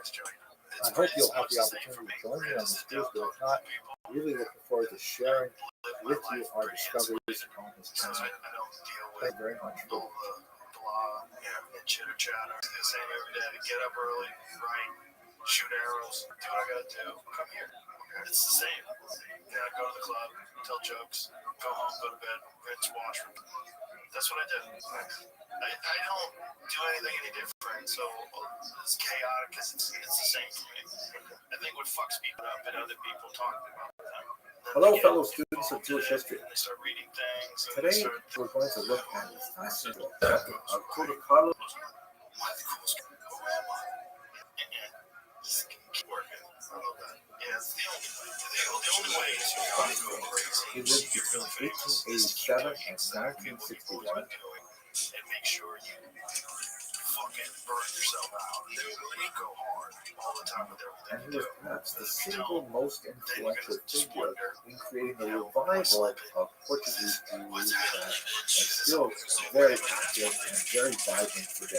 First of all, he was descended of crypto Jews. His grandfather first told him, although his mother and his grandmother were not Jewish, his grandfather shared with him that he was one of the many Portuguese Jews who had their Judaism submerged by the forced conversion of 1497 and essentially driven into hiding by the Inquisition that followed. So he thought that was a very interesting kind of fact, and in fact, he had experienced anti-Semitism because even though on a halacha and a Jewish legal level, he was not considered Jewish by rabbinic standards, at least not those conversion, which happened later. Nevertheless, experienced anti-Semitism. That's one of the ironies of the Jewish condition of modern era. And then he was a war hero during World War I, and while he was in service in the Portuguese army, he met a Jewish chaplain, and he learned a lot more about Judaism from this foreigner. In 1920, he elected to go through a formal conversion process, which he completed in Tangier. He was circumcised and he took the name Abraham ben Rosh, Abraham the first, as it were, the son of the head, as it were. And shortly thereafter, he married a very prominent woman of the Portuguese Jewish community. And after his marriage, he became extremely involved in organizing the first Jewish community in Porto 420 years after it had been formally dissolved. Fascinating. There's so much more activity. Now, one of the things you forgot that he was so involved in is what he called the rescue work of Portuguese Jews. He was convinced that there were tens of thousands of people like him who had some connection to Judaism and who longed to return. And the fact is that in 1910 there was a coup in Portugal, and 1911 a new constitution that formally declared the freedom of religion. Title I, Article 4 said liberty of conscience and creed is inviolable. And in number 6, it says no one can be persecuted on religious grounds nor questioned by any authority with regard to religion professed. This was just like a tremendous turnaround after the Portuguese Inquisition. So he said, listen, with all of this, we can go out to all these people who have been for 500 years, 25 generations, been practicing Judaism in secret, and we can say, hey, you can come back now. Now, these people, of course, were called Marranos. The term Marrano is generally accepted to be a derogatory term. It comes from a Castilian word for swine. And most scholars today prefer the term converso or crypto-Jew, hidden Jew, or even new Christian, which was the term that was applied to them by the church. In Hebrew, the term would be B'nai Anusim, the children of the forced, meaning they were forced into Catholicism. For his part, the Catholics actually preferred that term Arano, which was wide circulation. He derived it from a Hebrew root, said that Aranos came from the word Ar-anos, which means bitter force. They have been forcibly converted bitterly to Christianity. But anyway, what did he do? So he was extremely active in recreating the Jewish community first in Porto, had a secret Jewish community. You can see here on one of the streets, which I had the privilege of visiting with Coach Elizabeth a few years ago, and I actually go again this year. There was actually on the left-hand side, the middle building, there was a secret spot discovered. Here's a photograph of that house, our oldest, which was originally into the thickness of the wall itself, and it was then be removed before Shabbat, so that the Jews could actually recognize that's where they used the sacred place. It's just children put your hands inside this stone art, really, really expert. But anyway, he got to work organizing communities, a newspaper that lasted for decades called Halakid, the Torch, that you can see here, he was the editor, and he organized the coming together of the congregation to create a synagogue, which was ultimately in the 1930s created with the generous support of the Kaduri family, called the Kaduri, the source of light. So you can see it's really quite active. It's beautiful synagogue on the inside. I especially appreciate this because the sutras of the Torah that are written around the synagogue, all the idea of return after long absence, the Shiva as well, called the Rothschild, the cornerstone, of course, the breaks the passage in Torah that says that the stone that the builder is rejected has now become the cornerstone, which has tremendous reverberations for anyone who's affiliated or understanding of the one of the really interesting debates that occurred while he was active in this regard is how does one treat the religious content of the behavior that the crypto Jews had been practicing as they were in the process of returning to Judaism. For Boris Castro, he himself was very much involved in this scientific studies. He published in this newspaper many articles on the Talmud and on Jewish history and Jewish thought and so on, and really wanted to see the community of their lead running and mainstreaming Judaism. Every time they lost the rabbis from the outside, they were extremely intolerant of many practices that these Jews had developed over 500 years, which were not in harmony with rabbinic law. And what Catherine's position was that they had to be treated with tremendous respect and slowly be brought back from their counter-halachic practices into the mainstream of Judaism as it had been practiced for 500 years since the Portuguese community was artificially off from the rest of the world. His life was soon taken up with capitalism. He was extremely active, going along the Douro River, going into communities like Monte and Koto and many other places where he found crypto-Jewish communities and prisoner of Judaism and brought us. And he was too very active on an international level with some great scholars like Cecil Locke and the journalist historian Lucien Wolf, who wrote to him and said, hey, listen, you are going to get into trouble doing this. He wrote to him saying, quote, whatever you do, it should not take the form of loud and aggressive propaganda. Why? Lucien Wolf continues, eyes of the church, the vast majority of the Moramos are still there baptized children. And any action in the form of propaganda to convert them to Judaism could be viewed with a bitter resentment. Those words were practical because one of the things that God happened about our gospel and struggle, remember, we're talking now about the 1930s. And although Portugal would assume a neutral stance during the war and actually played a role in rescuing Jews, nevertheless, there was a huge amount of anti-Semitism in the 1930s throughout Europe. Portugal was not exempt. In 1931, for reasons which were unexplained, the Army placed him under effective house arrest. He was required to report to HQ every day. Remember, he's a career soldier, he's a captain. But at night, he was forced to remain at home.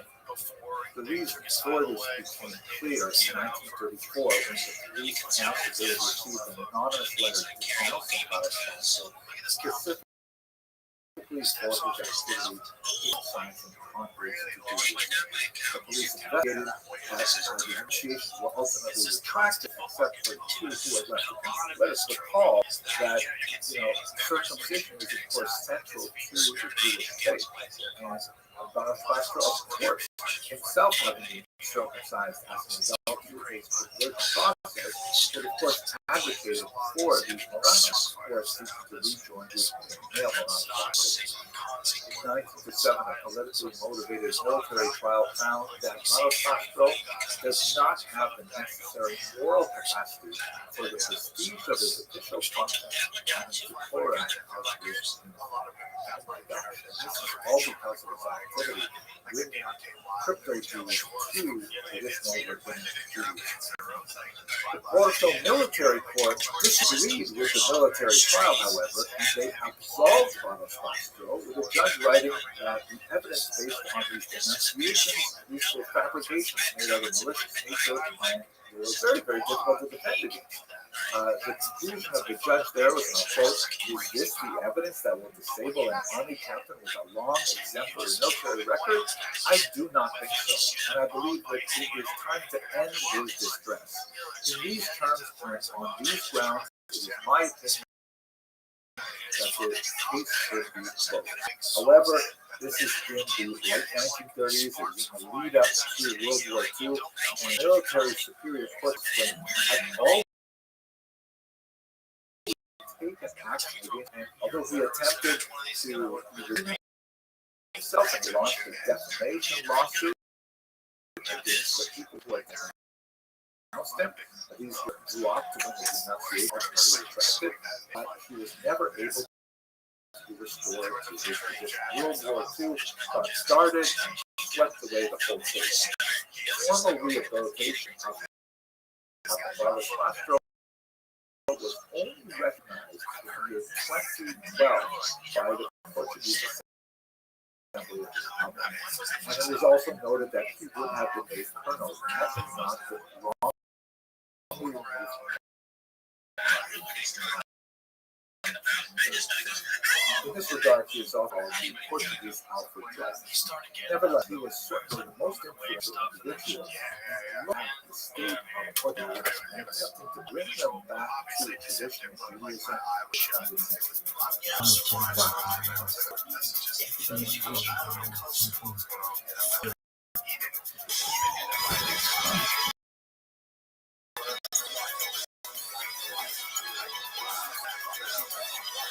Hello, fellow students of Jewish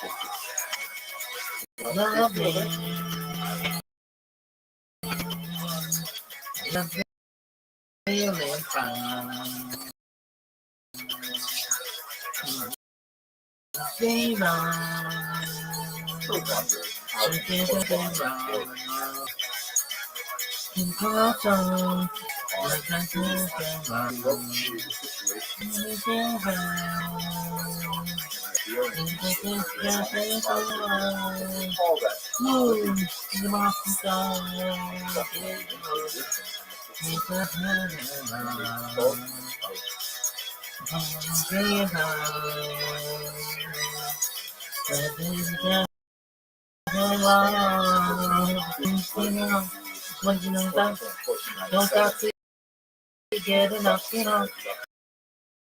when you don't stop to get when you don't stop to get enough, don't stop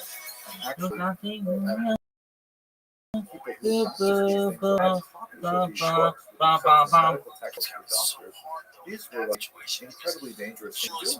People could be literally dragged into an ecclesiastical court, police to secular authorities, all kinds of humiliations, law property, and even death and burning at the stake. So for the last 500 years, that is about 20 or 25 generations, Jews of Spain and Portugal, that is, I should say, crypto Jews, because at this point they had already been forcibly converted to Christianity, had to live without their religious functionaries and their religious texts. So it's amazing that anything survives. However, what's fascinating is that quite a bit did survive, although it's rather different from what you might expect. Before I get into this class in a little more detail, let me just first make a disclaimer that while some of my best friends are rabbis, I myself am not a rabbi. I'm just a regular guy, but I'm a historian. I'm fascinated to try to learn, what is Judaism? How is it expressed? And how was it expressed under such extreme circumstances as we have during more than 100 years of the Inquisition? The Inquisition did not end, by the way, until the 19th century overall, late 18th century in Portugal. The reason we know it survived is largely because of the work of people like Barros Basco, who we spoke about recently, the historian Cecil Roth, the attorney Hussein Wolf, very important people who got very involved in the discovery of the Jews of the Douro region in particular in the early 20th century. Samuel Schwartz printed an amazingly important book in the 1920s that we're going to return to a little bit later. But he recovered through this ethnographic study a tremendous number of prayers, and a lot more research has gone into this, and more things have been discovered since then. Let's take a look, for example, at Jewish prayer. What did that look like when you had no books to guide you in text, and you had no rabbis to give instruction? One of the best studies I found on this is a massive poem written under the title Secrecy and Deceit, the Religion of the Crypto Jews. And it goes through a whole range of religious behaviors, and it's on a great chapter on prayer. So how do we know about what Jews were praying? So most important source, and quite an extensive one, the Inquisition's trial on scriptures, especially after 1570, when the Inquisition was specifically add questions about the prayer. We have recorded denunciations of crypto Jews, meaning like servants in the home observing someone in the house praying, or people next door looking through the window and seeing a woman saying some kind of prayer over making bread and things like that. We have the confession. Often these were, of course, under torture, but they are beautifully recorded, and they describe, the kind of crimes that these crypto Jews were practicing, in the sense that they were going to pray as Jews in whatever way they could. We also have the testimony those individuals who are accused of what they were Jews and Christians in terms of their prayers and so on.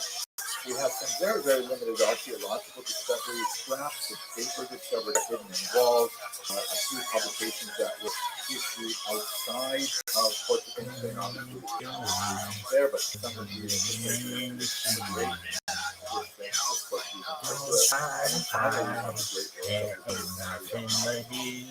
so let's try to understand a few elements of what let us recall that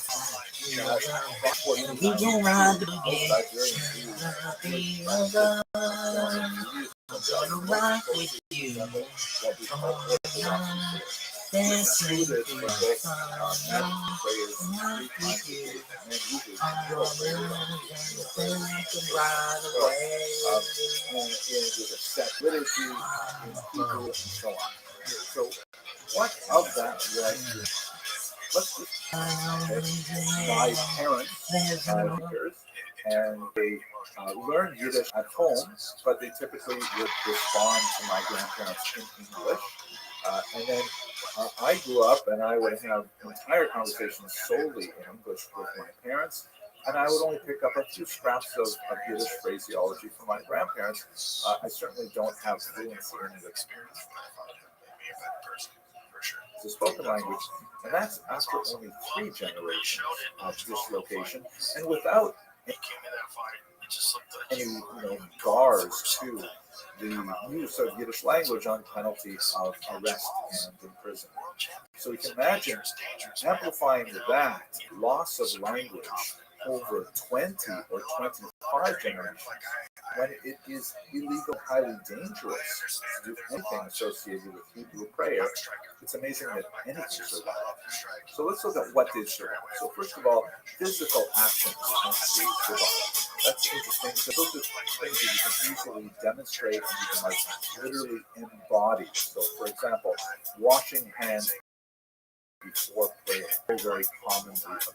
Sometimes with the correct ritual that we would see in the Shulchan Aruch today, sometimes with adaptations, stepping back 3 steps and then forward 3 steps before prayer, which is of course characteristic of the standing prayer or silent prayer, which is central to Christian prayer. So even though these crypto Jews would not be able to pray the actual text for which this is described, nevertheless, they would always step back 3 steps and forward 3 steps before they began their prayer. Interestingly, shuffling was noted, especially by prison guards. Shuffling, of course, is the motion, the swaying motion, typically back and forth, that occurs during Jewish prayer, something which was noted in the Iberian Peninsula by none other than Yehuda Halevi in the 12th century. And this was preserved as distinctive from Catholic prayer, which of course would be said stop still. And one that I find especially one of the last prayers of the Jews, though, or perhaps the longest lasting, is the blessing of children, which is typically done on a Friday night. There are particular motions where you put your hand on your child's head, both hands on your child's head, and recite certain texts which are sometimes preserved. That idea of a Friday night blessing. She was more like a beauty queen from a movie scene. She said her mama Another would thing be which was me preserved right in the wall. was Who dance on the floor? the idea of 3 times of prayer per day. She said I am the one. On the crypto Who dance that on would the be floor? In morning the prayer, rain. the afternoon prayer, and also very common the Hatzot prayer. She told me her name was Billie G. And she could sing. And It's not as common in the morning. but it was something Who that dance on essential the floor? prayer In the marking rain. the loss of Jerusalem, something that a lot of these Jews were done. People always So what told are me, the be careful what you do. what they would Never around with a young girl's heart. First of all, That's always told me, be careful who you love. Be careful with your heart. But the girl come true. Hey, hey, hey. Billie Jean is not my love. but Portuguese stepped in and prayers were recorded in the vernacular. Secondly, because it was dangerous to write these things down to preserve them in text, so they were typically shortened and memorized. Sometimes for communal prayer, sometimes they were recorded in a poetic form that was easier to memorize. Fascinatingly, sometimes the crypto Jews used adaptations of prayers that existed in the Christian Bibles, the Vulgate in particular, that were available to them. Texts from the Bible that include the prayers of Moses, for example, or Daniel or Esther from the Septuagint. These were readily seized upon as prayers which were simply in the Bible, and in churches, perhaps Jews could say them in less risk.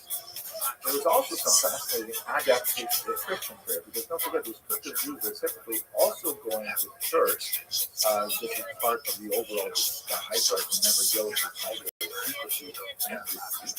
So they are outwardly pretending to be Christians, and they're learning all the Christian prayers. So they would adapt those back to Jewish purposes. Sometimes with very minor modifications, like the name Jesus is sometimes replaced with God or with Moses. And I will say that this is not totally strange from my own experience, because when I was a young child growing up in northern Canada, where I was the only Jewish child in the community, and I went to public school, every morning we recited the Lord's Prayer. And I remember as a young child, 7, 8 years old, just reflecting to myself, okay, well, let's see, our Father who art in heaven, hallowed be thy name. You know, I didn't know much about Judaism, but I figured this sounds to be horrifying. I mean, it sounds, I could probably say it.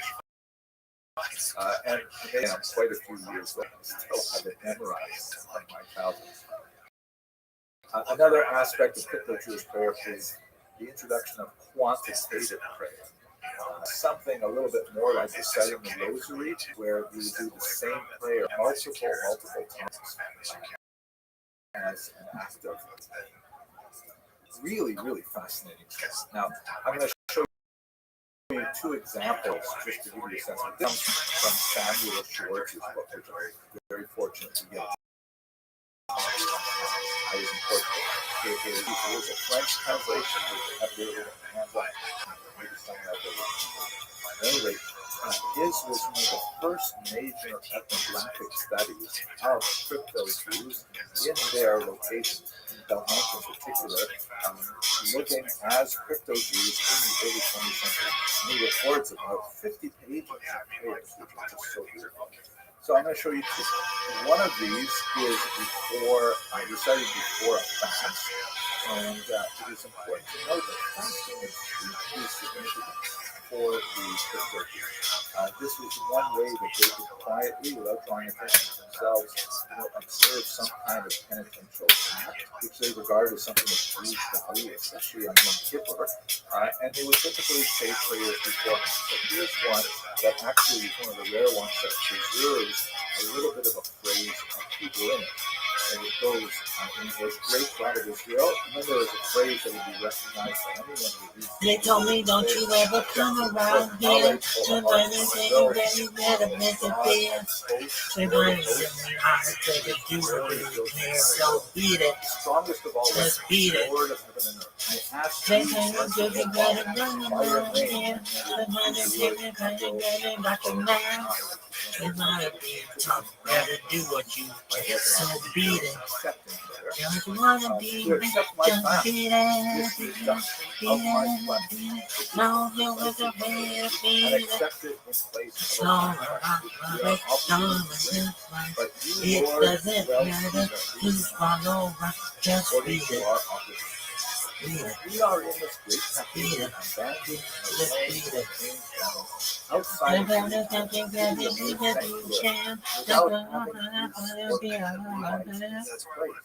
they can more hear and extol the holy. Very beautiful prayer. Lots of echoes of the original are still read today, but still some significant adaptations for the Portuguese Jewish environment. Now that's like one of the rarer ones that actually seems to have been written by someone who is more familiar with the liturgy. Here's another one, which is kind of like a modani prayer, a gratitude prayer that's typically recited upon waking. And I can't see any references here to the liturgy that I'm familiar with, but I still think it's quite fascinating and quite beautiful. It reads, comes the beautiful dawn, comes the beautiful day, comes the Most High Lord, coming with his holy prayer. You also prayer. Help us know that Most High Lord in the original which is essentially translated to Yiddish, the highest Lord. So, beautiful. Okay. I'm really looking forward to this material. Really great.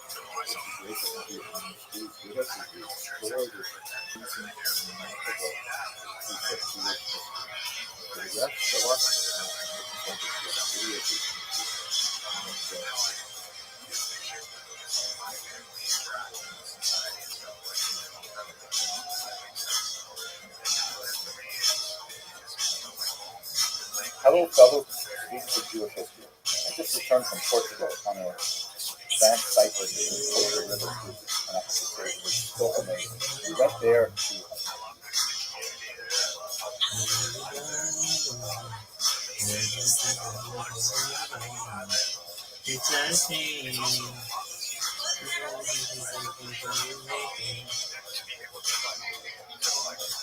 small village called Sancosta. As part of our effort, we looked at the community.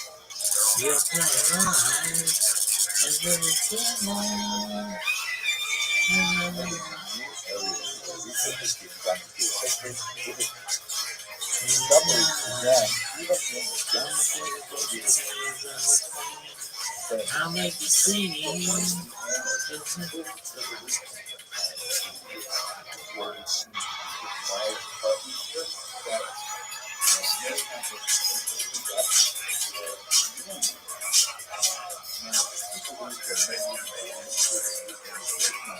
Yeah, God.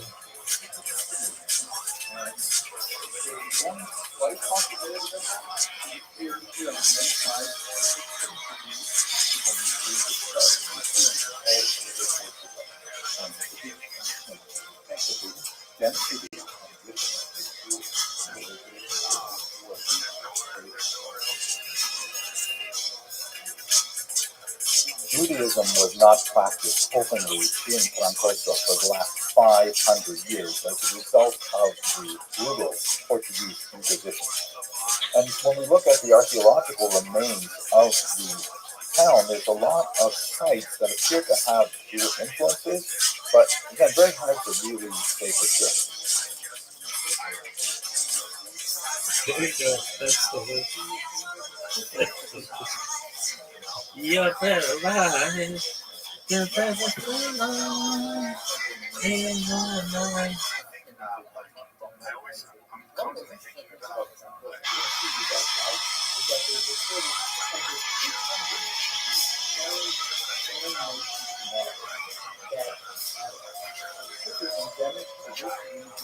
Ha ha ha ha ha ha. Oh.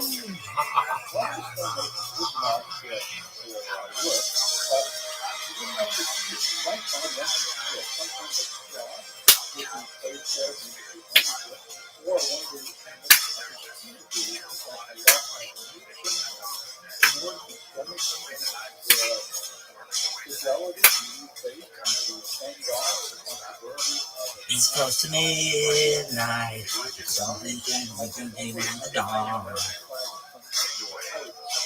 You can't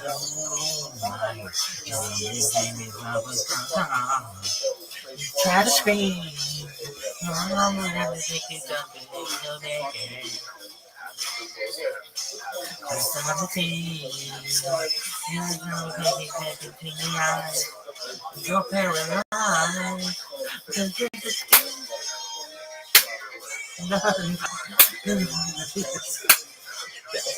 Also, really important to note, some of these stones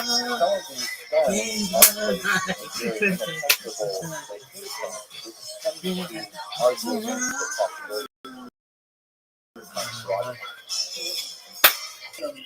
inaccessible locations, which tends to argue against the possibility of fraud. I like that graph. But we're going to see them also. Here's one. This is like half a menorah. The menorah, the guy says mountain fidelity to the new faith, and because the opposite fidelity to the old faith. We also have a lot of problems dating because you can't have non-organic material like this. So, wow, we have so much to talk about. The fact remains that these are disproportionately placed in the Jewish quarters of Trancoso and in several other villages in the region of the Douro River. And so one wonders why are these placed on Jewish houses in the first place? So common representation is a simple cross, usually on the left hand there, facing in, and perhaps second most common is some kind of a modified with a kind of a same base. Many of these inscriptions, however, present distinctly Jewish interpretations.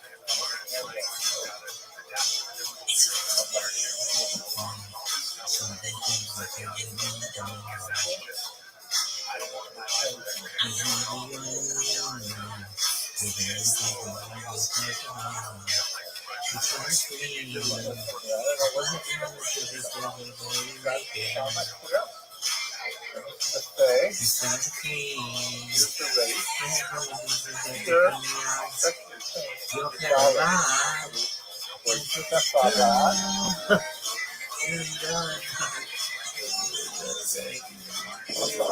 I was especially fascinated to see one inscription that appears to be a nonsensical Hebrew word. Note that while filming it, we didn't notice that a bit of lightning looks like the vowel patach under one of the letters, but it clearly isn't an inscription. We were only able to see that after we looked at the video. this one is perhaps the most fascinating, but mysterious of them all. Really, it looks very simply like a race above with the Masuda here. Another race deeply dug in here by the area. Come around, see how deeply this is. Some of them are very faint, but this one you can see is almost the first fingernail runs in. Another vase here. You know, in Hebrew, when I think about the stuff that I Rolo, which David likes to say is the sound of speaking, but it is not a word in Hebrew at all. So some have thought that maybe it's some kind of changed kabbalistic atbash, which means like you take the letters of the Hebrew alphabet and take them backwards, and you read it as or, which makes sense orally, it's the word light twice, but that's not how you spell the word or in Hebrew. So I don't know what to make of it. My thought is that perhaps this was carved by his trying to write up a grammaton, the four-letter name of God, and not really know what they're doing, which ironically I think adds a little more authenticity to it. Because if there is a gift here, there is a small indication of nowhere near as deep as then this could be like part of a hay, which is missing, incorrectly written. The bud is put there instead. And then there's no second bubble maybe this is like 50 years. Another hay here, again, incorrectly written. It clearly is all on its own. There's nothing on the other side. It's on the corner of the building, but it's right in the middle of the two quarters. So I will mention, however, that I looked this word up on Google, and it happens to be the name of a famous soccer player. So, I don't know.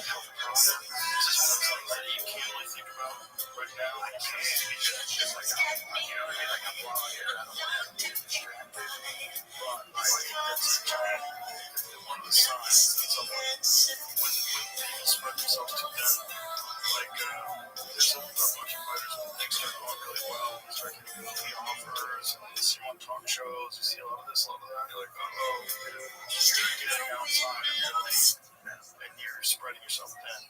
And there's just no Hello, way fellows. to really Kids of Jewish history. You know, The wind blows, I hear your voice and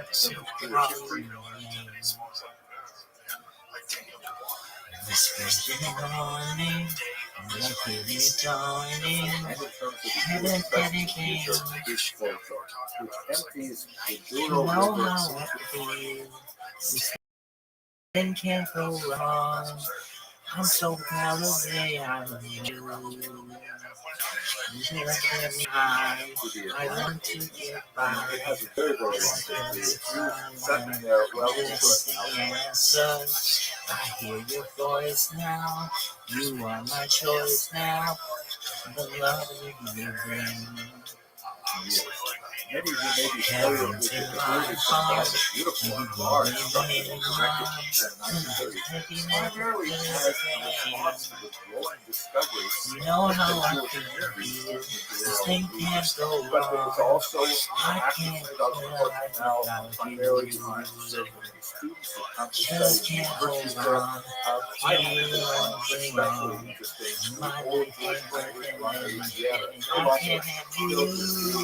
I just can't stop loving you. Right on the river where I just can't stop loving you. And if that stop, I'm numb. That's what I know. I knew I did that song. The river doesn't look so beautiful today, mainly because it's such a rainy torso day in I like the that. fall, but in the summer, I get here with Costa Rica cruises in May and June. But archaeological studies have unearthed evidence of Jewish communities in several places around the world. One of the most interesting is an establishment in the 14th century of a community outside of the walls of Old Porto on the other side of the Douro River, as you can see in this video here, where the actual synagogue would have been located. And it was really quite, distant from the other Jewish communities that were on the other side of the Douro River. What was discovered there is a fascinating foundation stone. First, I got to give a shout out to Dr. Michael Rothschild, Professor Hugo Vaz, who's a museologist in charge of the gorgeous new Jewish museum there. And they shared some key documents with me and invited me to look at a life-size replica of this stone. The original is out in the Historical Museum of Lisbon. But it really opened my mind to what this foundation stone said. First off, let's have a look at the foundation stone the way I first saw it. It looked like this. And I thought to myself, oh my God. And I fired away in more than one publication, and I said, I thought I was relatively Hebrew literate. But this is like the drawing. It looks like some kind of animation. That's the point where he was pointing out to me by Dr. Roth. So that actual misprinted, and the photograph was like kind of reversed on like a mirror and upside down to make sense. This is the way the actual stone looks. This is much more legible, easily written a very beautiful rock script. And this is actually a transliteration of that, which has some very fascinating things to say. I'll just summarize it here. It is written in a very literate Hebrew with tremendous number of biblical allusions, a poetic characteristic of time. The text in highly poetic language, tremendous numbers of biblical reference, basically says the following. Why would you build a synagogue outside the city walls? Isn't that incredibly dangerous? And it answers the question by saying the reason is because we have friends. Also, at the same time, there is a double entendre.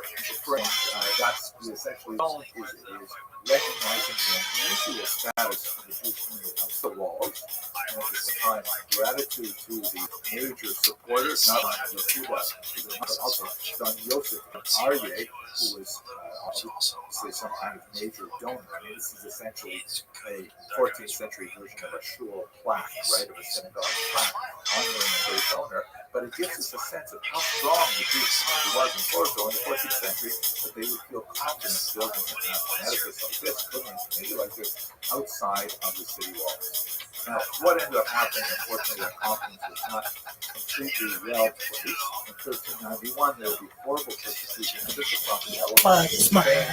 This would lead to a massive flight of refugees. And fearing for their safety, ultimately suggested they could have gotten people in the city walls. So that's what migrated across the world and was placed within the city walls.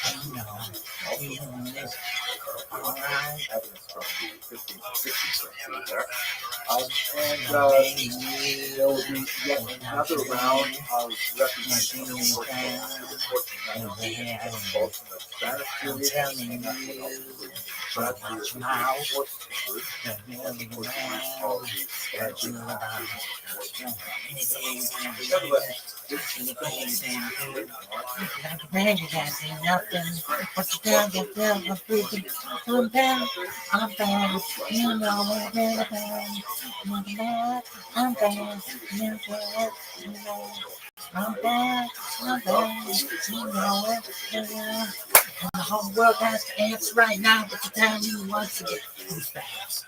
Malcolm and his clothes there, Tobias. Of course, we have the culinary adventures of Naomi Nachman. We have the daily Minyanis and the Torah study organized by my wife. It's a little floating step, so it's a beautiful experience. made so many friends on these trips in the past. Would love to include you. And if you're not able to join us this time, well, I'm looking forward to sharing videos and more research with you. Thank you very much for watching.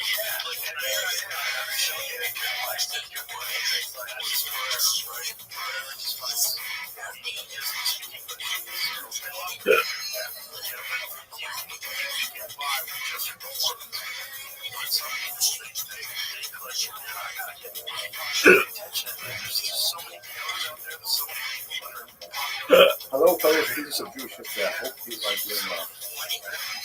I just got back from another amazing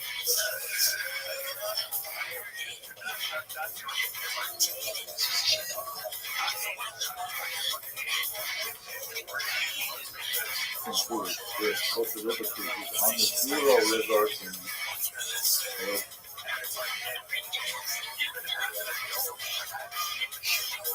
in Portugal. Now, the Douro River itself is a UNESCO protected area.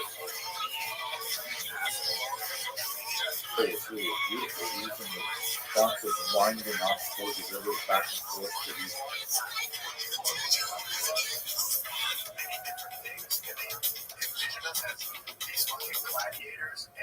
terrace vineyards that have been there like that for centuries upon centuries.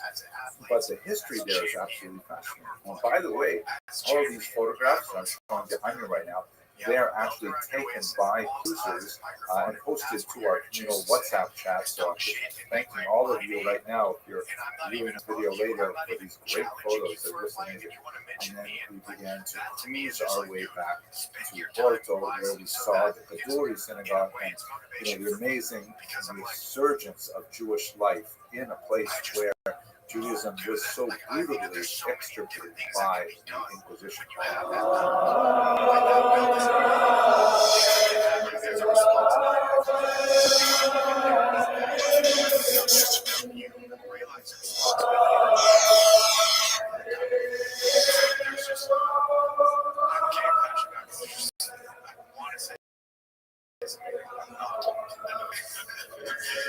feel like there's a couple guys who changed the game.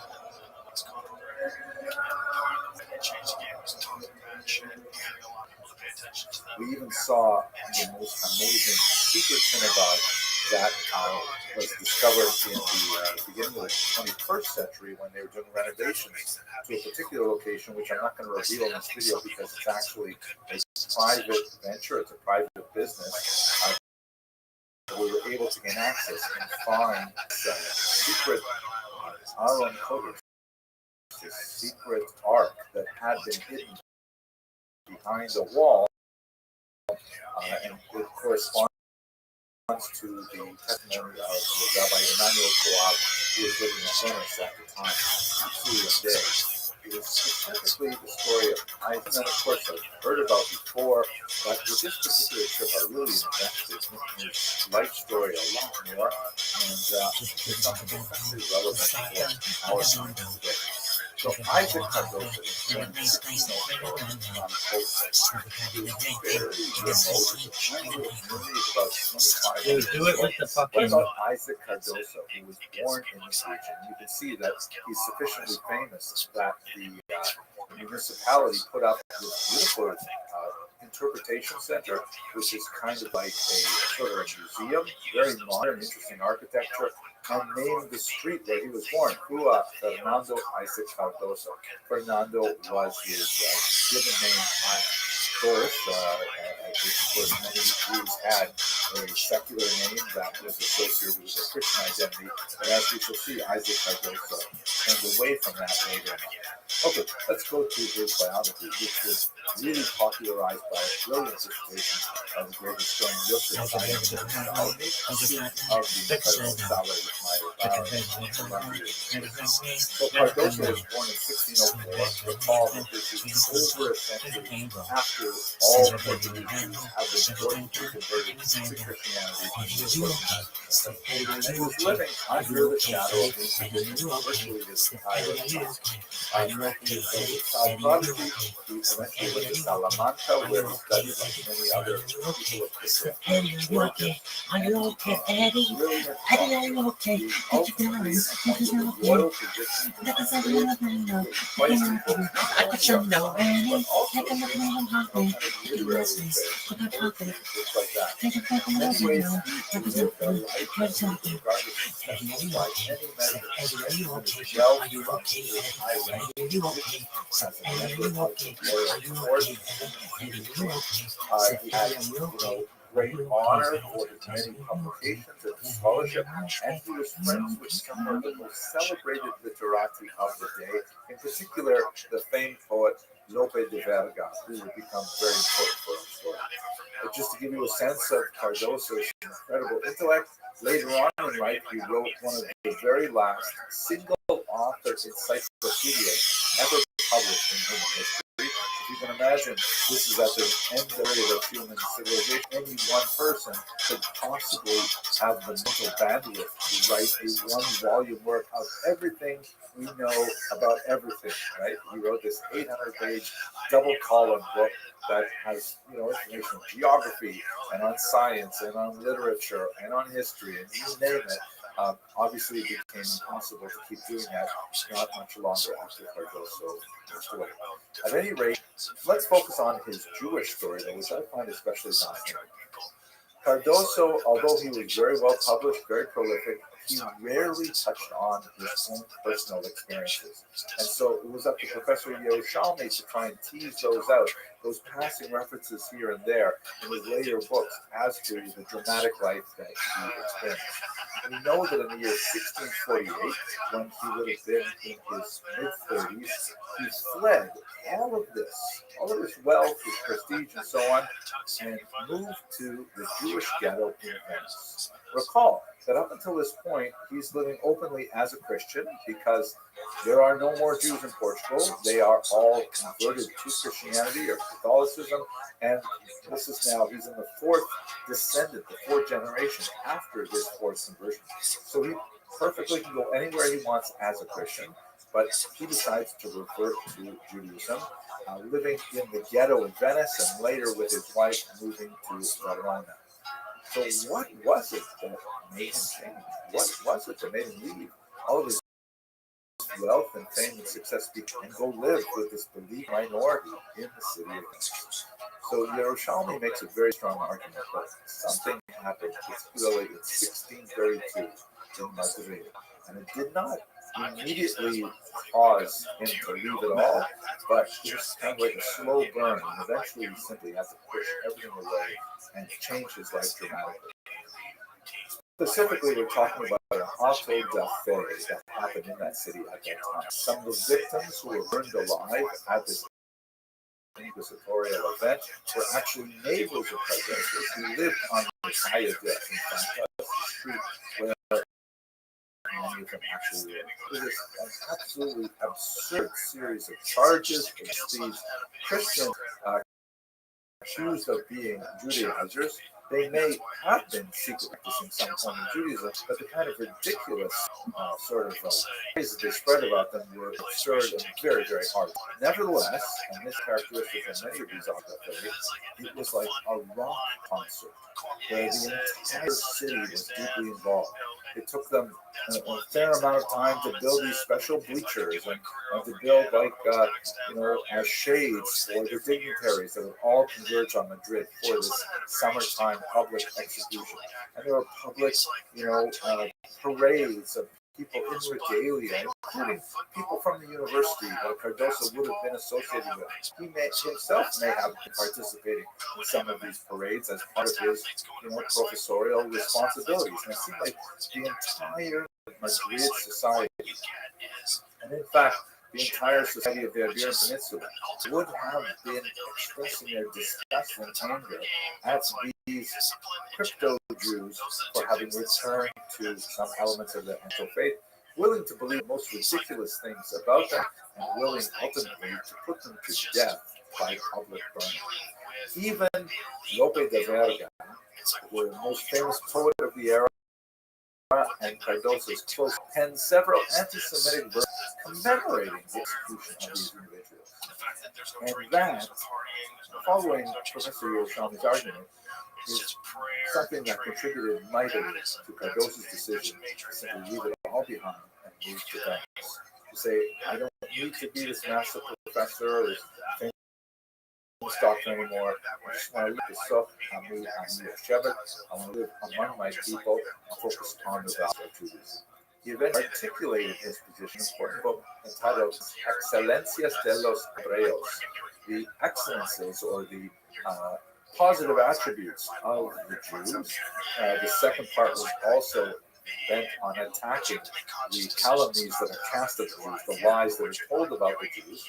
You can see here in the beautiful title page of the book, published in Amsterdam 1679, it says, "The one who disperses me, he will gather me in," which obviously had resonance for Cardoso's own life. And he basically describes how the Jews have been preserving faithfully a tradition that represents a positive contribution to human civilization, and that the lies told about Jews are completely without foundation. And it's a full-throated defense of Judaism and the Jewish people. And it's really quite remarkable for the date in which it appears. Now, if you'll permit me, I'd like to say something about how I think the experience of Isaac Cardoso is especially significant for us today. Regular viewers of this channel will know that since October 7th, I've spent a tremendous amount of time really focusing on the history of Israel, but the Palestinians, trying to provide some sort of larger context so that people can debate the issues legitimately, reasonably, and in good faith with actual facts rather than slogans. And I think that one of the areas I find especially tragic is that many very well-meaning idealistic Jewish people find commonness with those who support the terrorists who attacked Israel on October 7th, that killed so many people and actually took hostages back into Gaza, sparking this entire conflict. One can't be a human being and not feel the distress of the population in Gaza, the tremendous suffering that this conflict has incurred. And I hope that all parties involved will find a way to create a lasting, enduring peace that will result in the prosperity of all the population in the region. I believe one of the fastest ways to do that would be for Hamas to release the hostages that it is currently holding under incredibly inhumane, cruel circumstances and send them back to their families. But I'm not a politician. I'm not a general. I don't know these things. I don't know what is the best way to do that. But let's focus in on those young Jews who, in a very idealistic manner, feel the suffering of the people of Gaza and want to stand in solidarity with their suffering and make the mistake of joining those protests in which the terrorists are praised and that their violence is recast in a euphemistic way as resistance, which it is clearly not. It is simply pogrom violence. And I think to myself, I had difficulty trying to understand how could young Jewish people, what seems to be significant numbers, although that could be inflated because they serve as tokens to support the Hamas movement, how could they be thinking this? How could they be, it is appropriate for them? How could they possibly think it's appropriate for them to join with people who will perpetrate violence against anyone, but certainly against their own people? Where's the logic? And it occurred to me that this might be exactly the kind of that Isaac Herzl was experiencing. He was in Madrid, and he was perpetrating the awful death. You should recall that the Inquisition had tremendous social support, that there were huge amounts of public excitement over these massive events that resulted in public executions. And entire cities countries even would be swallowed up in this, insane witch hunt for secret Judaizers, and that people would come together for days on end in order to launch the sham trials and execution of a handful of Jews, quite often burned in effigy and other kinds of theatrical events happening around this time. You can imagine Isaac Cardoso is there, he's a highly intelligent individual, and then he sees everyone is swept away with this enthusiasm, with this bloodthirst that even affected his own mentor, Rabbi de Verga, who wrote, these awful anti-Semitic verses commemorating the acts of the Inquisition in their desire to make the society Judenrein, Jews, and also ideologically pure. And what the strength of character must it take for a person like Isaac Cardoso to stand up and say, wait a second, it seems like the whole world is on one side of this issue, and here the Jews are on another side? Is it possible that the whole world is wrong and the Jews are right? It is possible. And I think we see that in Isaac Cardoso's situation. I think we see that in this case, and I don't mean to say the Jews alone are right. I mean Jews and those who look at the Middle East with some level of intelligence and say that, saying that globalizing intifada is somehow a solution to this long-standing and very complex conflict. The example of Isaac Cardoso is especially relevant for young Jewish people today on college campuses, not the least of which would include the campus where Professor Yerushalmi was very active. It's an example that we should be thinking about when we look at the issues of the day and wonder how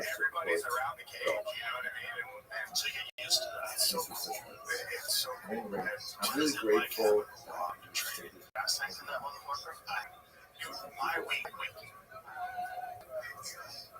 The day of my fight, call John. Like, hey man, I want to get a shot, just shake out some nerves, just hit some pads. He's like, okay, cool, I'm down in the ball with Rob. He's like, but you gotta wait a few minutes. He's going some rounds. I'm like, rounds? And he's like, yeah, you gotta come down here and see. On behalf of the state, I want to welcome everyone to the room.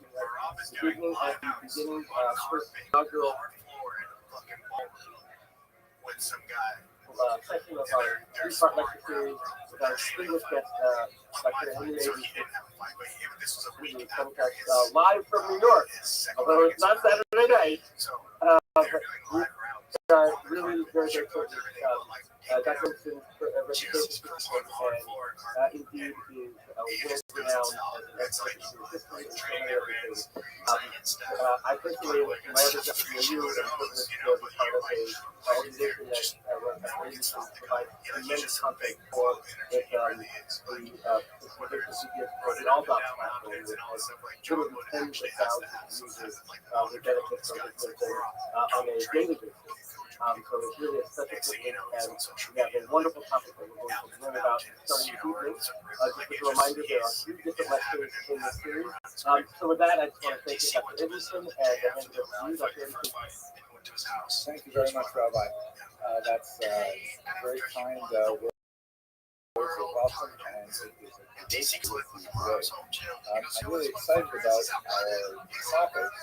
What we're really going to be focusing on is a remarkable period in Jewish history that in many ways has informed the subsequent centuries up into and including our own time. I specifically want to devote 3 lectures to focusing on the incredibly important late 18th century when you have 3 major revolutionary movements animating the Jewish mind space, specifically the revolution represented by the Hasidic movement, and then the, let's call it a counter-revolution, a revolution of reaction by the Nagdim, that is the Lithuanian traditionalists against the Hasidic movement. By the way, for those of you who are in LA, I apologize in advance for my Canadian accent. I realize when I say Hasidic, I should be saying something It's this thing that against, happens. but I hope Hopefully I'll you be get to experience it. understand that. When you And finally, you the get better. There's like DC says it's like 10%. those are It's like the there's something adherent that of the happens. Some so-called people say Jewish 30%. enlightenment, But the there's something that Haskalah. happens to you where you These realize like three I am movements the fucking all best. coalesced around the same Take period that of into your time heart, in into your Jewish mind. history. And the kind of arguments we had back then, in many ways, the same kind of arguments we are having today. And what I would like to do in today's lecture is kind of setting the stage with a lot of really important, large tectonic shifts that happened in the years leading up to the birth of these three revolutions. And then next week, we're just going to end up by kind of looking at the demography and the geography of where these revolutions happened. And then next week, we're going to focus on the birth of the Hasidic movement and the immediate reaction from the Nazis. It was a very, very intense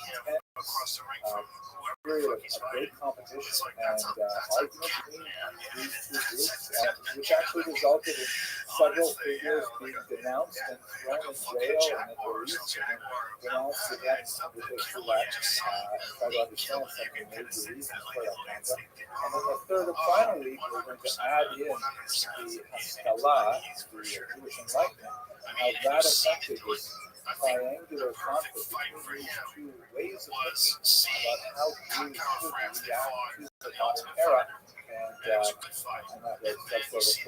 plan for the 3 weeks. Today, though, let's focus on the good round or the co-development. I should have that off left. Just like the way that word sounds. It really means something like introduction. But let's go straight to the introduction. So here's a scene that many of you may have enjoyed if you're watching the Netflix series. And they're having a conversation over the table here. The elder and the youngster. But in many ways, the kind of conversations I try to say are either competition or reiterating modernized ways of major conflicts of world. Use a German word, Weltanschauung, way of looking at the world that will crystallize the theory we're talking about. Three figures in particular exemplify three ways. You have from the Hasidic movement, I could have really included Baal Shem Tov, but we don't have a good picture, so it's one of his later streaks, really, Rabbi Shneur Zalman Gabi, known to his followers as the Alter Rabbi, also known as the author of the Tanya and the spiritual father of the Chabad. Contrasted to the Alter Rabbi is the great Elijah of Vilna, as the Vilna Gaon, the great Gnostic thinker, who particularly is literally opposed the innovations that were proposed acted by the figure in the Hasidic movement. Although, as we shall see, after about 50 years of intense battle, they managed to find a motive to do that. More difficult, however, is this figure. Rabbi Moses Mendelssohn was widely regarded as the father of the Jewish Enlightenment, the Haskalah.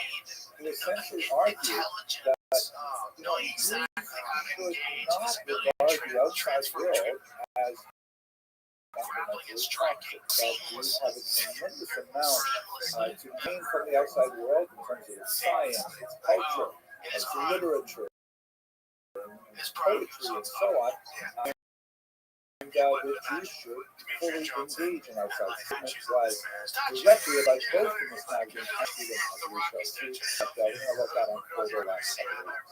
And as I mentioned, these arguments find expression even contemporary. On the left here you see the elder Shissel and the actual Haredi actor, I should say, John Brickman.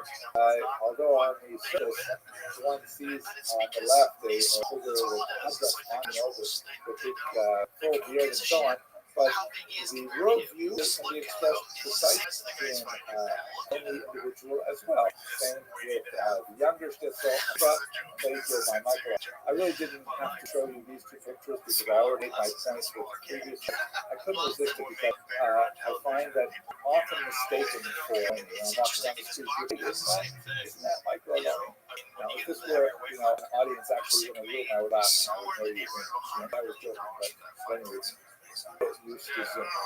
So this long 18th century that represents the three fundamental, very different ways of seeing Let me now take you to a little more about the structural nature of their dispute, and then we're going to get into history.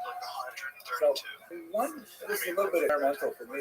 This is something new for this particular lecture, but one way I think that we can categorize these three types of rebellion, and each of them, as much as they would like to say that they are really representing a tradition, that they are representing something which has a long background in Jewish history, they are each rebellious in their own way. They are each presenting innovations. Even the Misnagdim, who are arguing that they are hewing to the well-trod path of Jewish practice, they are nevertheless reacting to the innovations of the Hasidic movement, absorbing some or transforming some rebellious movements, but rebellious in different ways. Let me share what I think, one way I think we can understand. First off, you have the Hasidim who are involved in a rebellion of discovery.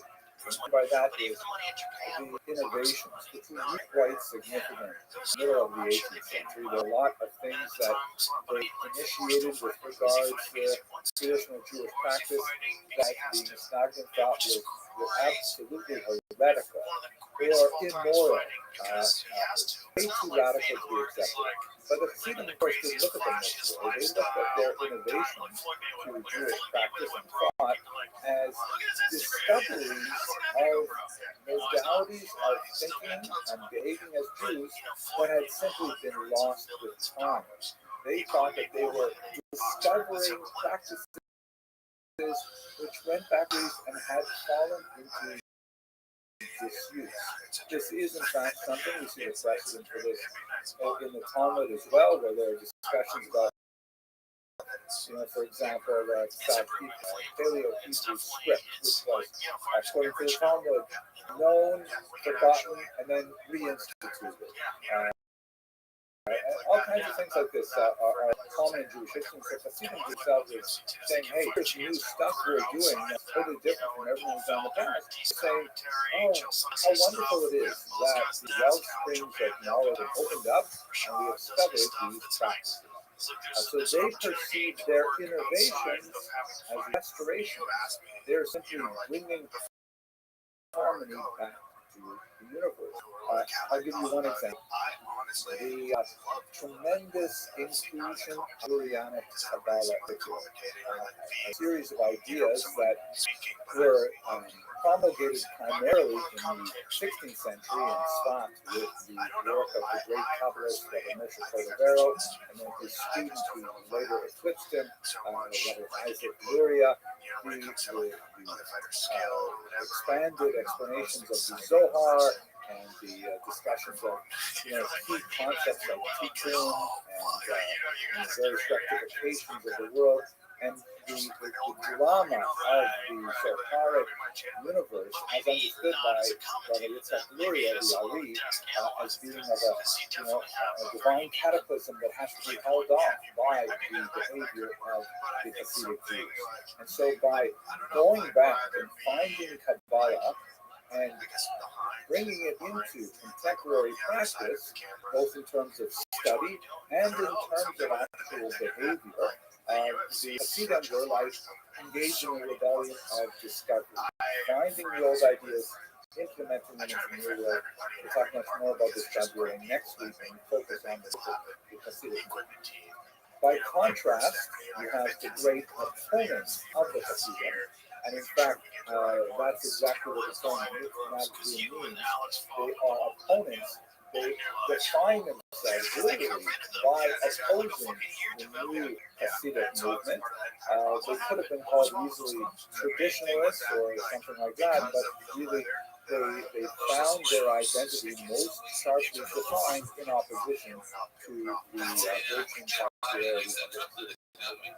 So when we look at their rebellion, and once again, some of the things that the Mishnah began to do after they became conscious of the reality of the threat of Hasidism for the loyalty of the masses in Eastern Europe, they argued for some new premises and some new practices, but argued that they were in fact reifications of old practices, not always necessarily precisely the way they described it. And whereas the Hasidim viewed any new innovation, such as the introduction of study of Kabbalah for people under 40, whereas the Hasidim viewed that as a restoration of a prior practice, the Magnanim viewed any such change as antinomian, which is a fancy word Yes. against the law, against what was acceptable.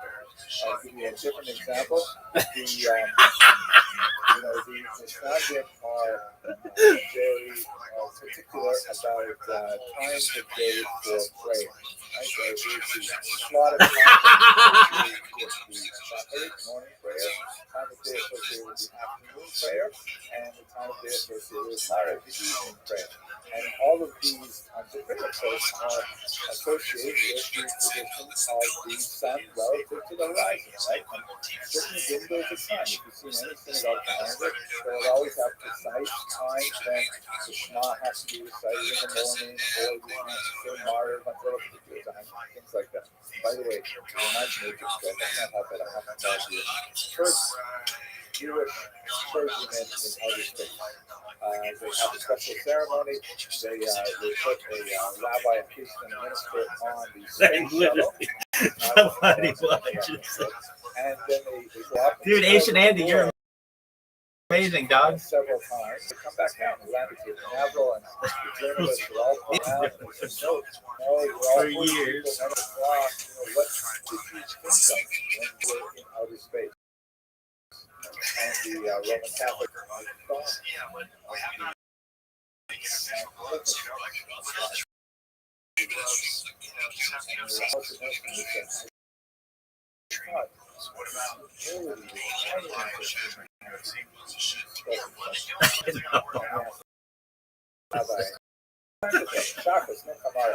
Asian Andy, you're amazing.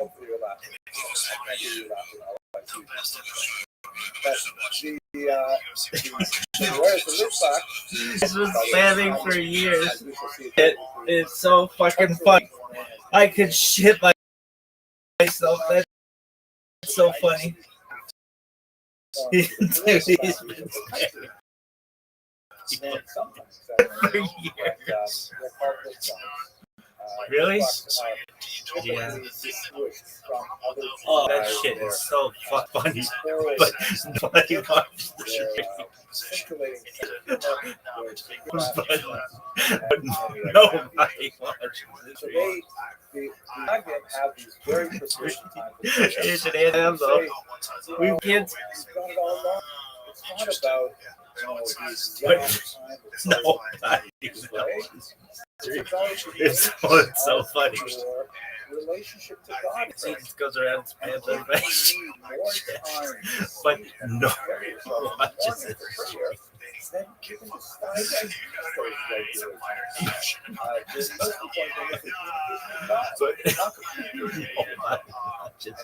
oh, that is so fucking funny. I could shit myself. That shit's so funny. Prayer. Magnanim says that's totally unacceptable. It is antinomian. I gotta watch that again. Represents a type of heresy of practice. Asian Andy, you're so nice. If you see this, you're a really nice person. To give you an example of how innovation was perceived as antinomian by the Mishnah, when we go to a 19th century figure here, very influential figure, named Rabbi Moses Schreiber, known popularly as the Hassam Sofer. signature of the scribe, the name by which he was known. And he instituted a saying, which is a little bit complicated to No one watches express if it. you're not familiar with the background. That is so true, dog. There's a type of That shit is so true. Oh man, that shit is so fun, but no one watches it. Like, not even close. Oh man, that shit is so funny.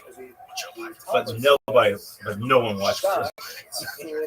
It's true.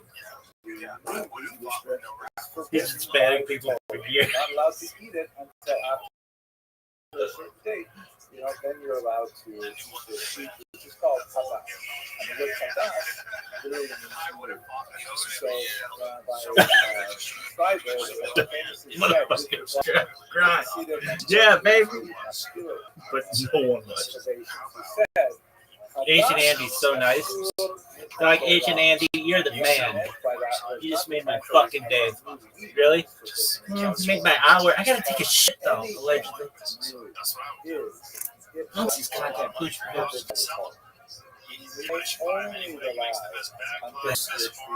I gotta take a whiz. So that's like a really strong statement. Zingo squad.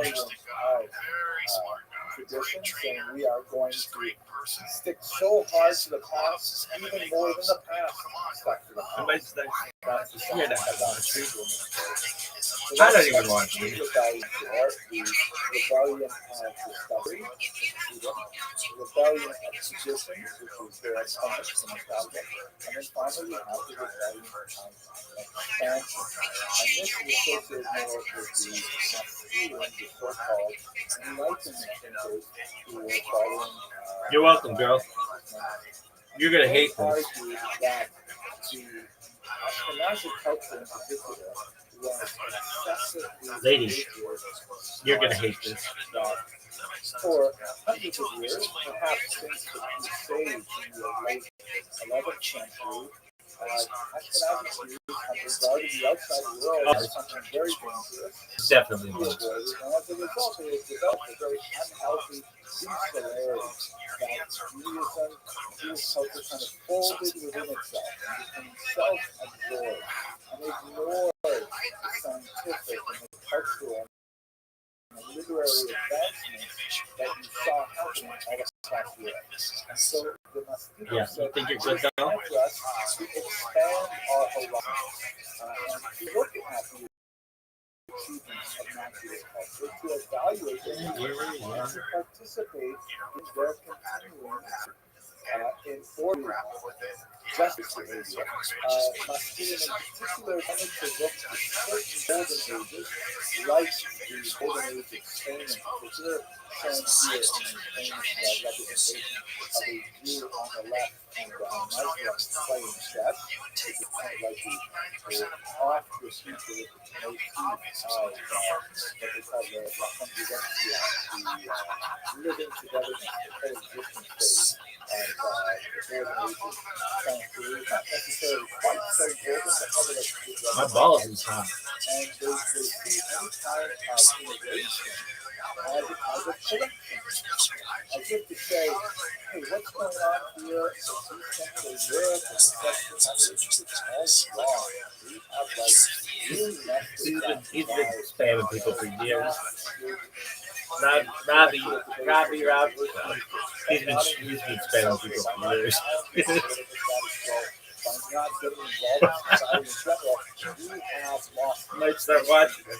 Stuck in our own historical rut, and our own intellectual rut, and we lost the rut. So we should expand ourselves, we should become more like the golden age, we should correct our flaws that have developed over the last centuries, and we should move in this modernizing direction.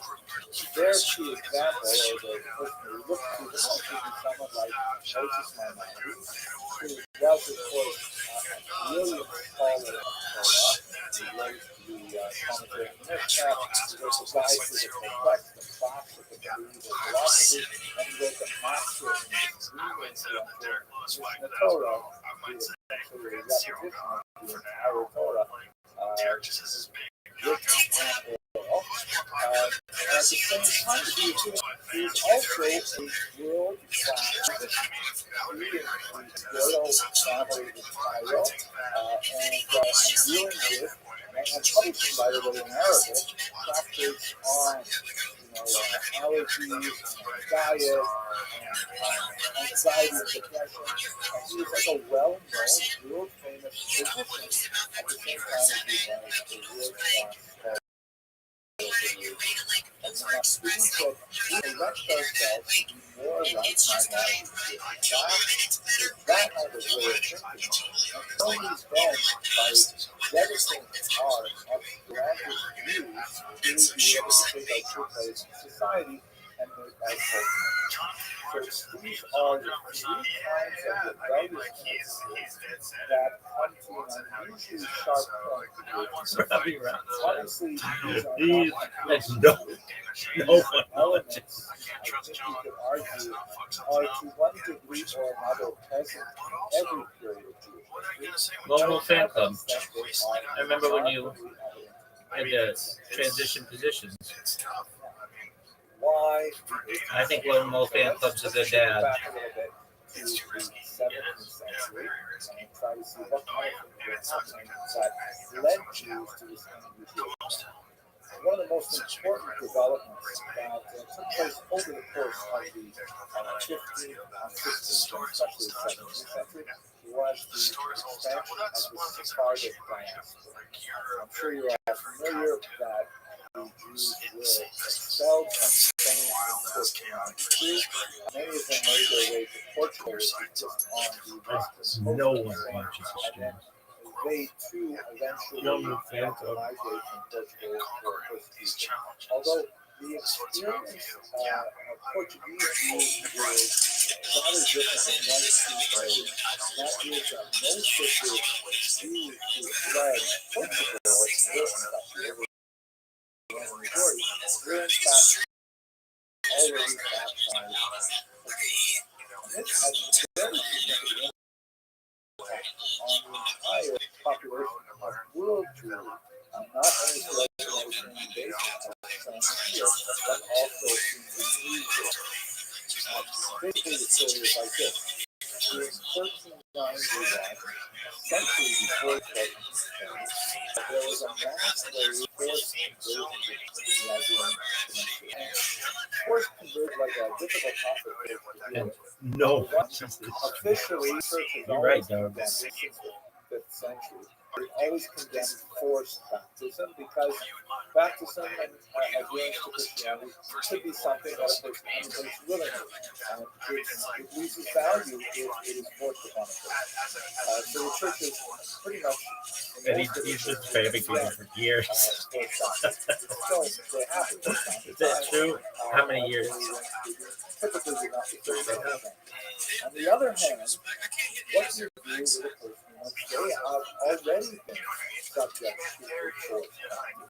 At this point, the church was not very clear or consistent. In many cases, the church said, well, we didn't like the fact that someone had been forcibly baptized. At this point, for example, the son of the rabbi of Catholic France was perceived while he was walking in the forest and dragged to a bridge,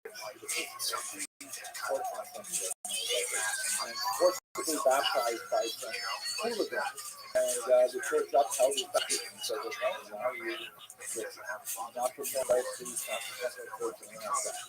So that same kind of thing happened on a very large scale in Spain in the late 14th century.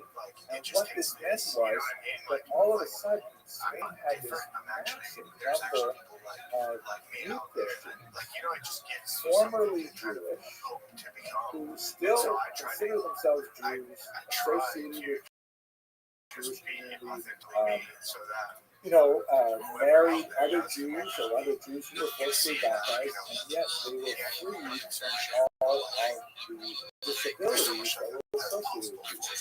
They could attend colleges, they could take any kind of job they want, they didn't have residency restrictions, they were typically literate and numerate and urban, they had a significant advantage over the vast majority of the Spanish population in terms of advancing within the social and economic framework of the United.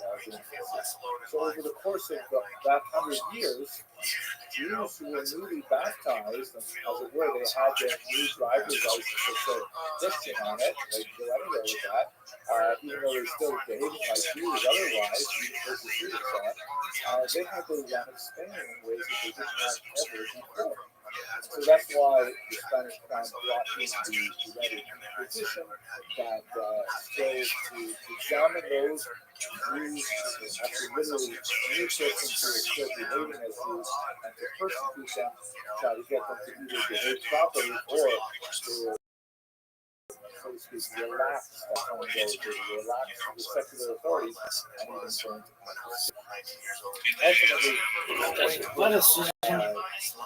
ultimately, the Spanish crown came up with the idea under Torquemada, the Grand Inquisitor, that one of the main reasons that this is going out of control is that I never say about why it's out of control, but after today, the reason why they couldn't cure the problem was because the unbaptized Jewish community was still present.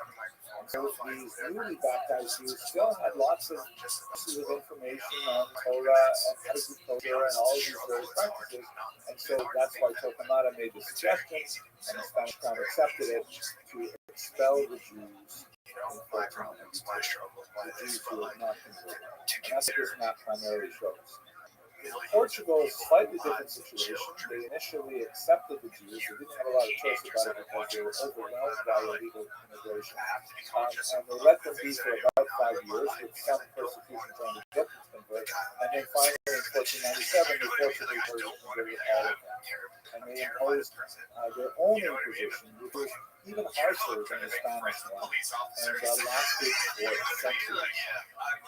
So this gave even more impetus for these Portuguese Jews, who were now technically Christians, but really wanted to return to Judaism, to leave Portugal for the New World, the different parts of Europe, and in many cases to resume their Jewish identity, but not necessarily giving up the privileges of being able to travel and do business like Christians.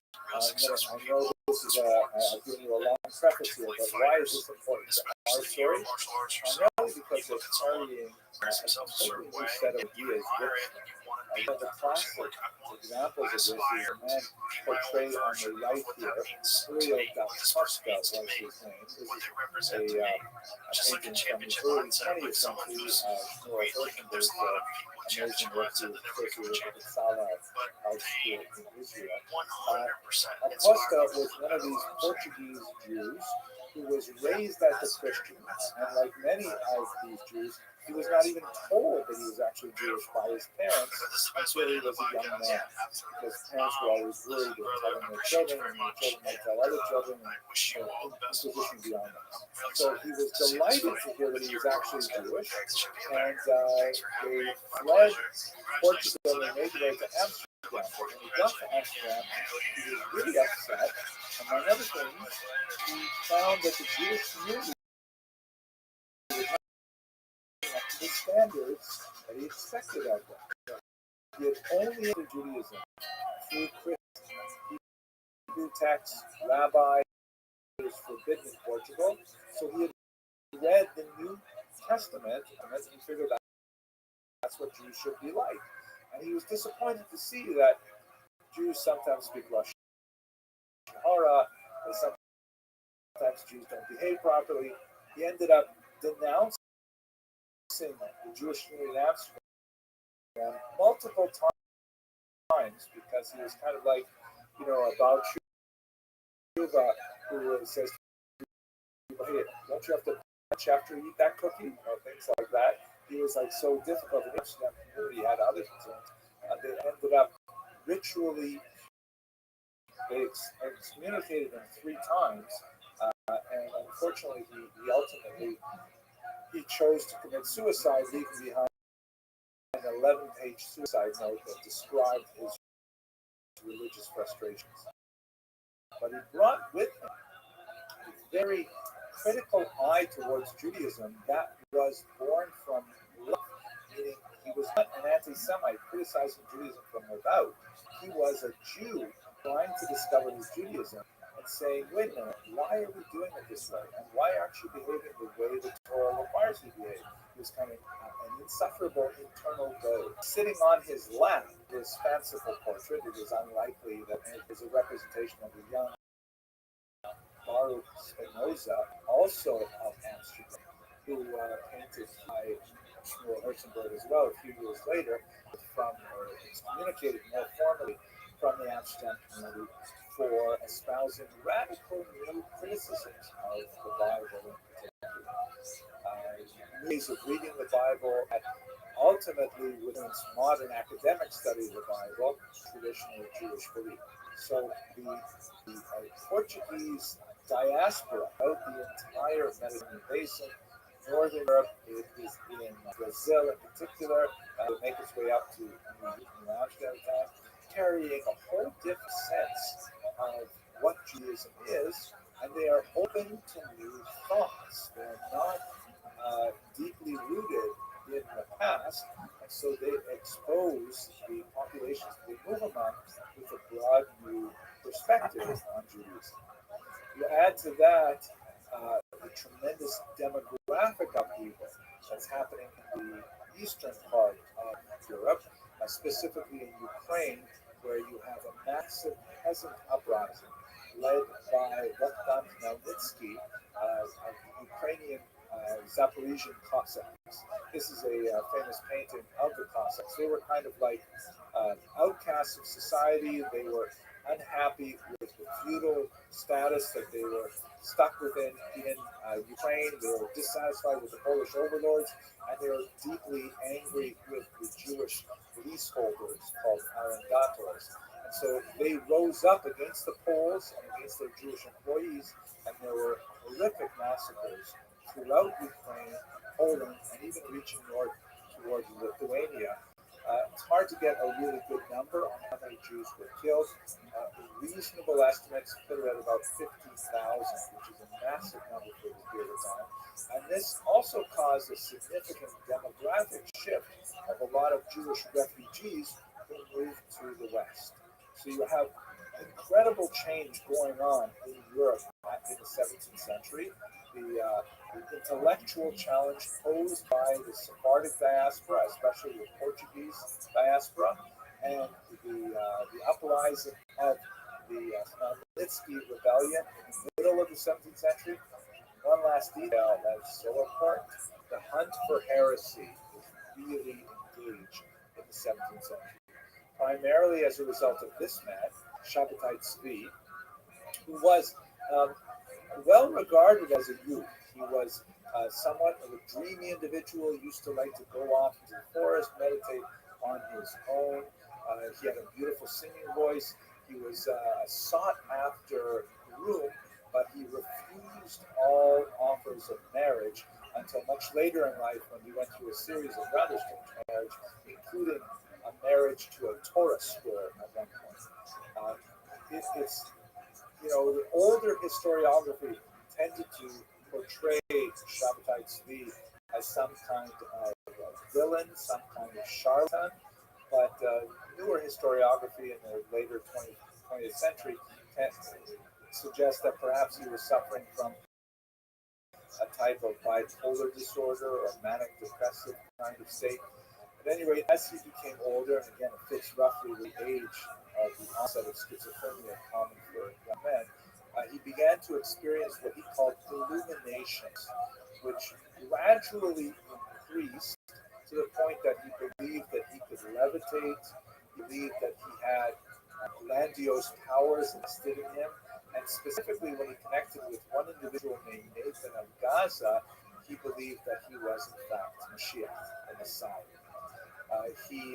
Nathan of Gaza was a supreme propagandist and was able to parlay a lot of the popularity of Shabbatai Tzvi into a Europe-wide movement, in which all over the continent, in particular, incidentally, in Amsterdam, where we were just a few minutes ago, Jews sold all of their belongings, sold their property at pennies on the dollar in order to follow Shabbatai Tzvi to Jerusalem. Shabtai Tzvi went to arrange a meeting with the Ottoman Sultan who controlled Jerusalem and said, okay, here I am, I'm the Messiah. It's now time for you to give me Jerusalem. And the Ottoman Sultan responded, very nice to meet you, Mr. Messiah. I have a better idea. How about I keep Jerusalem and you convert to Islam? And on the pain of death, Shabtai Tzvi converted to Islam along with his wife and many of his followers who assumed that, well, wait a second, if Shabtai Tzvi is Mashiach and the Messiah is converting to Islam, must mean that Jews must also go through Islam in order to bring about the final era of redemption. These Jews, by the way, were well known right up into the 20th century. They constituted a distinct group in Syrian and Turkish politics. They're called the Dunmen. But most Jews realized that they had made a mistake by following Shabtai Tzvi. They returned devastated and penniless back to their homes in Europe, and there was a very sour taste in the collective mouth of European Jewry over any kind of this Kabbalistic Messiah business. So you had a few, services of this, for example, in the Emden Iberschutz controversy, in which one famous European rabbi accused another famous European rabbi of secretly being a Shabtai Tzvi. And as his proof, he adduced several of these kinds of documents. This is a Jewish amulet known in Hebrew as a kameya that were written for various mystical purposes to bring about healing or to arrange a mouth, some other theurgic goal. And so there's a lot of fighting. People took the side of, no, he's not a follower of Shabtai Tzvi. Others saying, so what if he is a follower of Shabtai Tzvi? A lot of conflict throughout the region. It even affected some of the great classic thinkers of Judaism, such as the incredible Rabbi Chaim Lutzato, known as the Rothschild. His book, the Masilat Yeshiva, most widely accepted books among all three groups today, Hasidim, Misnagdim, and the Haskalah, all love the works of the Ramchal, but in his lifetime, he was mercilessly pursued by people who assumed that he was, in fact, a follower of Shabtai Tzvi. Many of his writings, in one of the trials that he endured in Frankfurt, many of his writings were lost for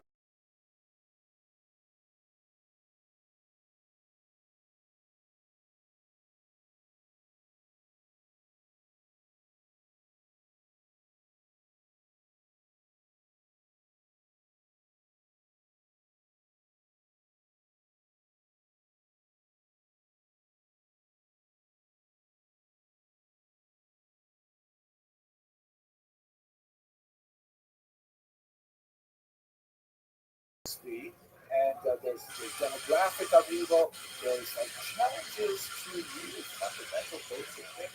Questions like, who wrote the Bible? Like, wow, that's the kind of thought that's coming out of Spinoza. All of these things are swirling around Europe when we get to the period under discussion. Let's have a look at this map and just try to understand where Jews live during this period, and specifically where these movements drew their great demographic resources. This map shows you the growth in the Jewish population between 1800 and 1850, which is really more towards the end period that we're discussing. But the reason I like this map as opposed to another one created by this wonderful institute, National Institute of Jewish Genealogy, is that it shows some growth, the larger orange circles on top of the growth. So here's a rough map of Eastern Europe.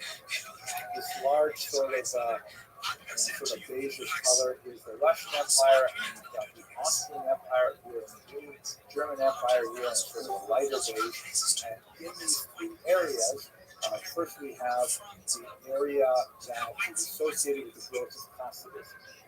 Typically, southern Poland and western Ukraine are the areas where the Hasidic movement had this historic strength, although the influence extends far beyond that narrow area within the Anatolian zone. There are even Hasidim in the Lithuanian region. In fact, Chabad is a Lithuanian Hasidic movement, far from the center as it's established under the Baal Shem Tov. Then you have this overlapping region that is associated with the traditionalists, the opponents, the so-called mitnagdim, those who opposed Hasidism. Joe Rogan podcast, check it out. Say Joe Rogan. Joe Rogan podcast right now, all day. Home of the German Gaon, and but the idea is never that we're traveling throughout the region, extending down into the south. One of the big reasons for this split, we should discuss next week and focus more on the conflict between the three, is that the strongest centers of learning were really based in the north, and one of the reasons for the expansion of Hasidism is that Jews there felt disenfranchised, felt disconnected from the great centers of learning, and they felt like no one was taking care of their spiritual well-being until the Baal Shem Tov came along. And then the third group, the ground zero for them is definitely Berlin. YouTube, these are the ESPN, the adherents of the Haskalah. They tend to have much more impact towards Western Europe, but nevertheless huge overlaps in this kind of Venn diagram of Jewish thought and spirituality. Huge overlaps with the regions that are dominated by Mitnagdim and by Hasidim. Indeed, so it is into this maelstrom which way. The tectonic plates are all shifting with all kinds of brand new ideas, and in a threatening environment where there's great demographic upheaval, population movements, political change, that's when you have these three rebellions get underway. And that's where I hope we will turn.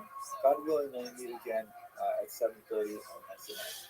So with that, I conclude my presentation, and it's going to become some of your questions.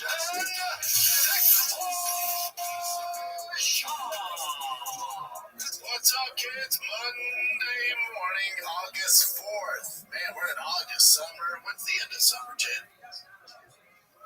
He is so stupid. Why do you like him? I love the fucking suburb. Chan. Where we left off last week, we looked at the 18th century as the locus of three contemporary revolutions, three movements, intellectual, spiritual movements that had dramatic impact on the way Jews thought in the 18th century, and I would like to tender for your consideration that we are still thinking in those ways right now, even in the 21st century. So my goal last week was to give you some of the precursors to that tumultuous century in terms of Jewish intellectual and spiritual history.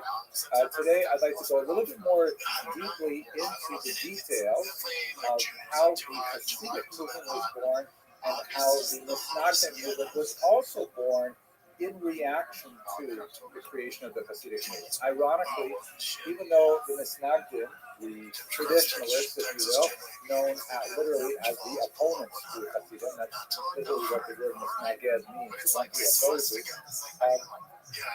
even though they are, kind of defending the status quo, their vision of the status quo had to change because of their encounter with Hasidism. So even the traditionalism that they claim to be defending was now becoming reformed or revolutionized as a result of their contact with the Hasidim. So that's my goal for today, is to look at the rather nasty clash between these two movements in the late 18th century. Next week, when we conclude our series, we're going to add to the mix the Masculine, the Jewish Enlighteners, who are primarily based a little bit west in Berlin, and bringing a radical challenge to both the Hasidim and the Mitnagdim that will really result in tremendous upheavals in the Jewish Haggah, the Jewish street. Okay, so let us start by beginning with a fairly basic question. What exactly is Hasidism? What does it stand for? What is so revolutionary about it? So if we try to distinguish Hasidism from the religio-cultural milieu from which it emerged, it becomes actually increasingly difficult to really pin down what is precisely different about Hasidism vis-a-vis Mishnagdism, the traditionalist background that we employ. Just to give you a couple of examples, if we make a little chart here that has on the left practice or belief, and then we put in the next column what the Misnagdim believe, and then finally what the Hasidim believe. One of the most basic elements that divides Jewish movements is their relationship to the number 613, which of course is well known in particular. It refers to the traditional count of the commandments, referred to in a Talmudic passage without necessarily enumerating these 613. It later becomes a major point of discussion in the medieval period as the commentators strive to actually figure out what are the exact 613 commandments. Related to this number 613 is this notion that all of the commandments, both those that are explicit in the text of the Torah and those that are explained in the oral Torah, like in the Mishnah, for example, come from God. That is Torah from Sinai, or Torah from God at Sinai. The concept of Torah Sinai, Torah coming from a divine source, the text of the Torah being perfect and accurate and so on, that's pretty much a standard core belief for Orthodox Jews. How do the Misnagdim and the Hasidim feel about it? Well, identical, right? The Misnagdim certainly believe in this idea of 613 commandments coming from God to Moses in the form of the written in the oral Torah. But the Hasidim believe it identically. Maybe we could argue about which customs were added on, but even the Hasidim who practice those customs do not recognize them as being a distinct commandment. So they're definitely right on par with this core theological view. And if we break out of those 613, the three basic groups of commandments, which are really considered sort of the sine qua non of traditional Judaism, then we get maybe a better sense of how they differ. So, for example, the observance of Shabbat, which is really crucial. Both the Misnagdim and the Hasidim adhere to the notion that Shabbat begins at sundown and ends at nightfall, and that there are 13 categories of prohibited activities and so on. They may disagree on a few details, like, for example, the Hasidim would like to add a little bit more to Shabbat in general, taking it out later than maybe the Misnagdim do, but it's a detail. They certainly agree that Shabbat is sacred. Kashrut, same kind of thing. Both of them agree that kashrut is mandatory, keeping kosher. They may disagree on the precise details of how one slaughters an animal according to the ritual law, but they agree that one must slaughter an animal according to the ritual law and so on. And finally, the laws of intimacy, or taharat and mishpacha, the laws of family purity, which is a euphemism for private family life. Both the Misnagdim and the Hasidim are completely on board with this group of halachas as well, as they are with all 610 other mitzvot. So what exactly separates them? There's so much that they have in common, yet when we see that, we tend to be able to distinguish, well, that's a chassid, and that is a mitnaged.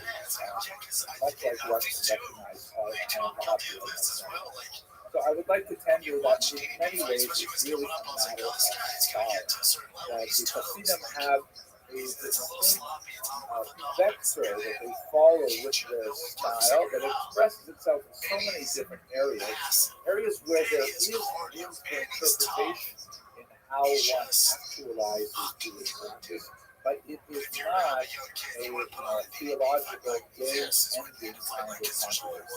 Let us recall that the Hasidim are engaged in what I termed a rebellion of discovery, meaning that they are looking back in the tradition, particularly to the Kabbalistic tradition of Rabbi Isaac Luria, the Ari of blessed memory, and they're trying to find details and nuggets of practice and of thought that are embedded in that mystical tradition, and to bring it to the fore. They're not inventing things that are full of thought, they're discovering things that are already present in the tradition. And it is new in that they are adopting behaviors that have not been seen before. Is not the rebellion of tradition is what the Misnagdim will be exemplifying, in that they're going to try and hold fast to the tradition as they understand it, although, as I mentioned earlier, by the very attempt of forcing tradition to be reified in a model that they understand to be a historical reality, that in itself represents some change in rebellion. So I would like to argue that the style vector that the Hasidim follow is that they are Jewish, but even more so. What they do is like Jewish plus. We see this actually in the name that they use to describe themselves. The term Hasid, it's hard to translate technically into English.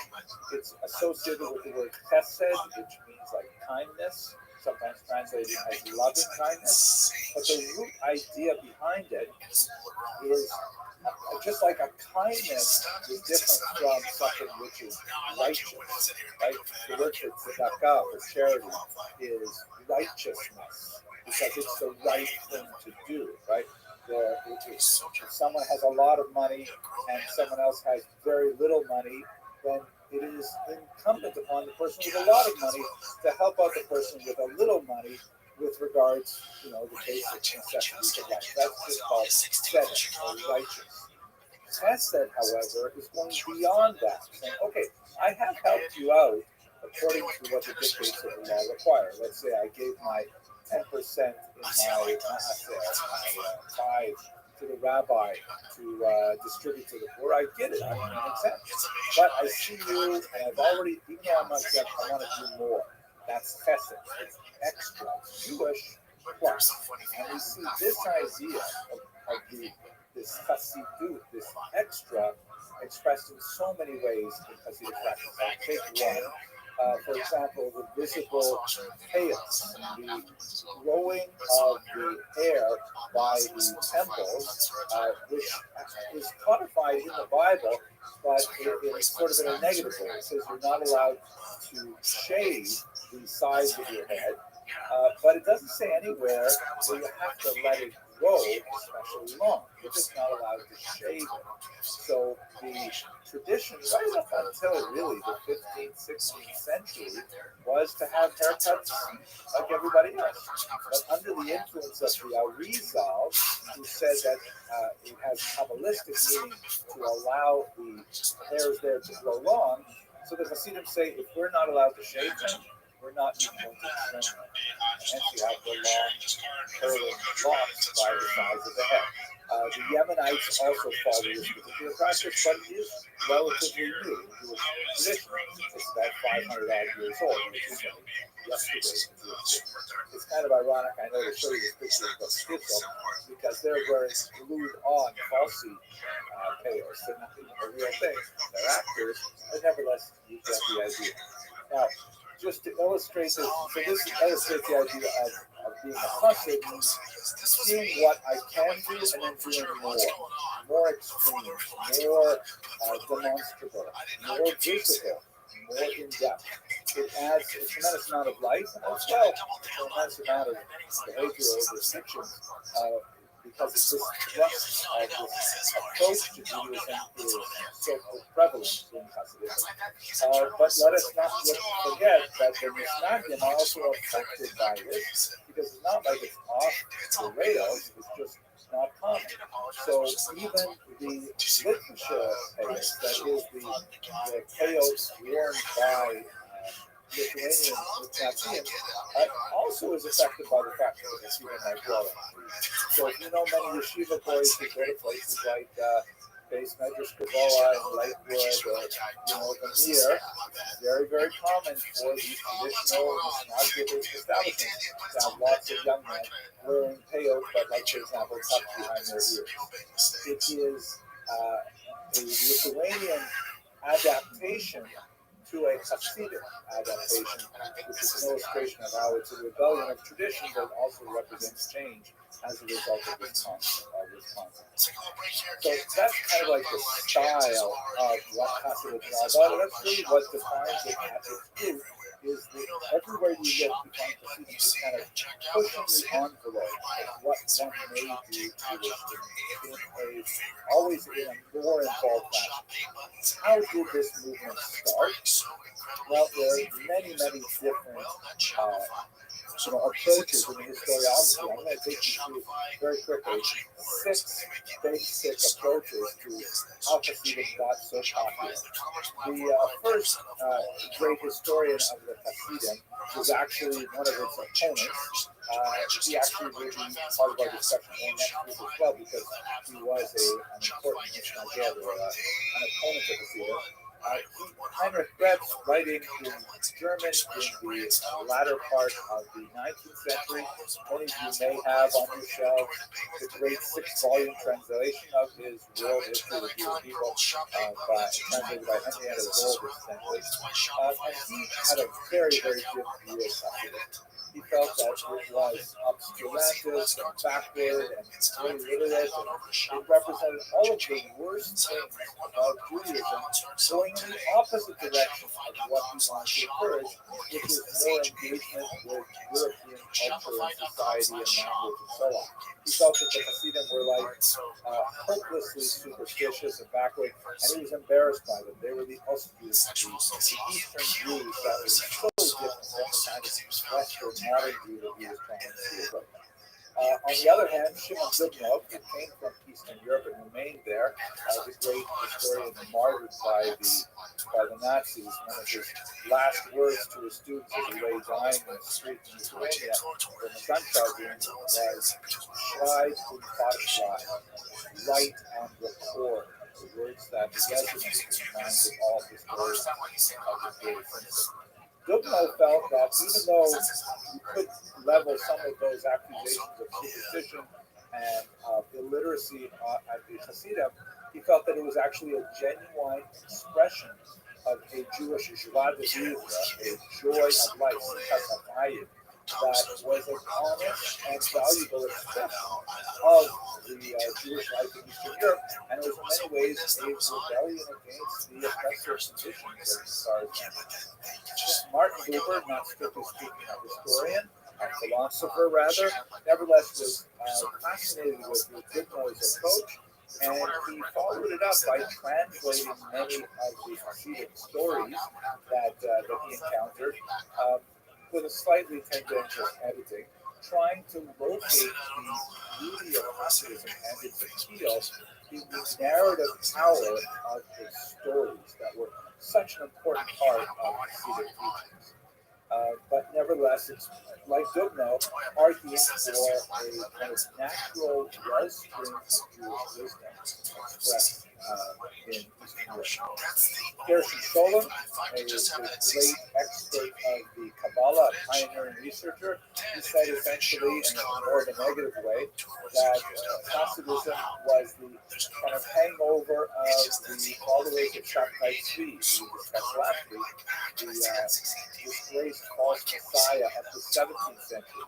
And many of Shabtai Tzvi's ideas and attitudes and approaches to Judaism were captured by the early Hasidim and regurgitated in a theologically more acceptable format. So he definitely had kind of a negative approach to it.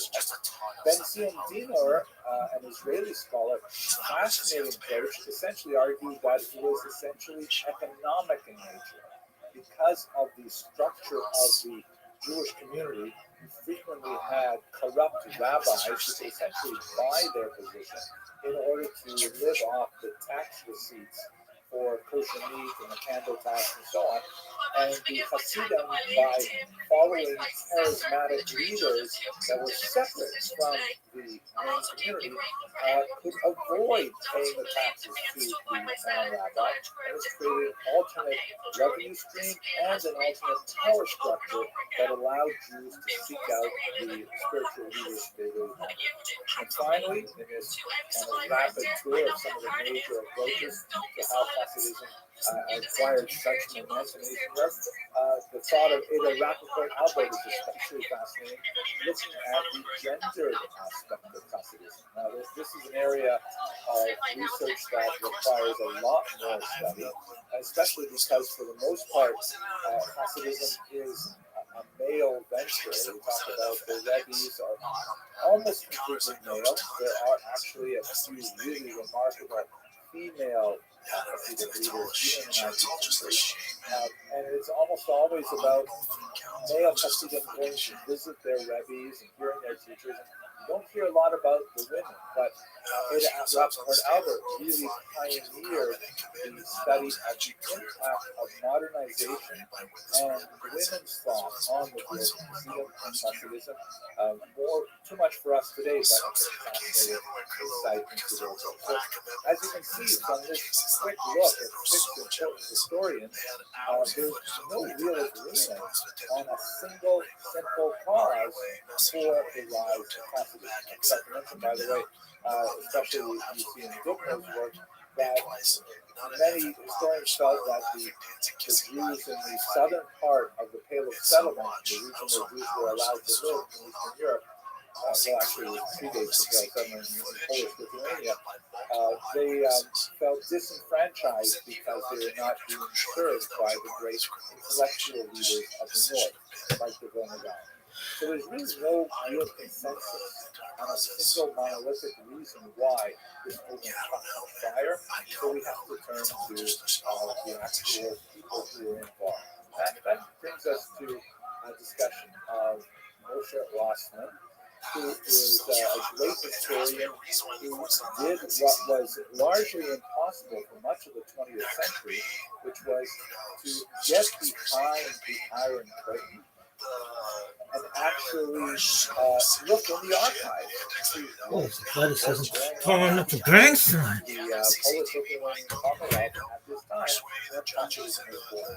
The problem is that for researchers of Hasidism, until Professor Rothschild did much of his research, we were limited to the literary study of the lives of people like the founder of the Hasidic movement, Israel Ben Eliezer, known as the Baal Shem Tov. We had very hagiographic books like this one, Shibshei Hadesh, which means in praise of the Baal Shem Tov, which was kind of like a melange of good historical data buried within miracle stories and legends and obvious falsifications or fabrications, especially because this went through several editions and you usually see layers of editing material that was added.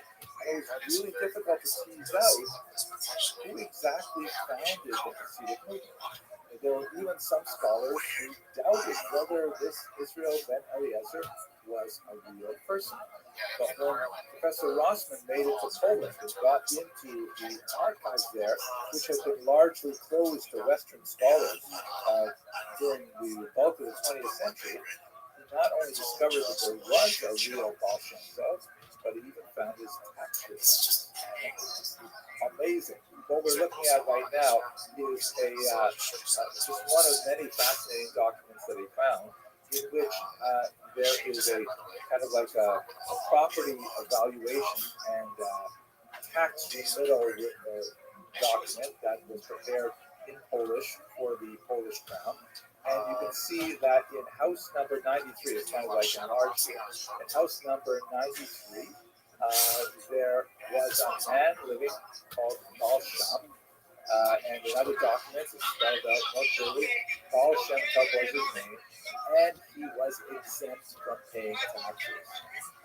What Professor Rothschild discovered is that, yes, there was a man named Israel Baal Shem Tov, and he lived between 1699 and 1760 in this town of Medjugorje, and that he had a tax-free existence, not quite as a rabbi. Sometimes in the documents he's actually called a doctor, in the sense of a professor rather than necessarily a physician.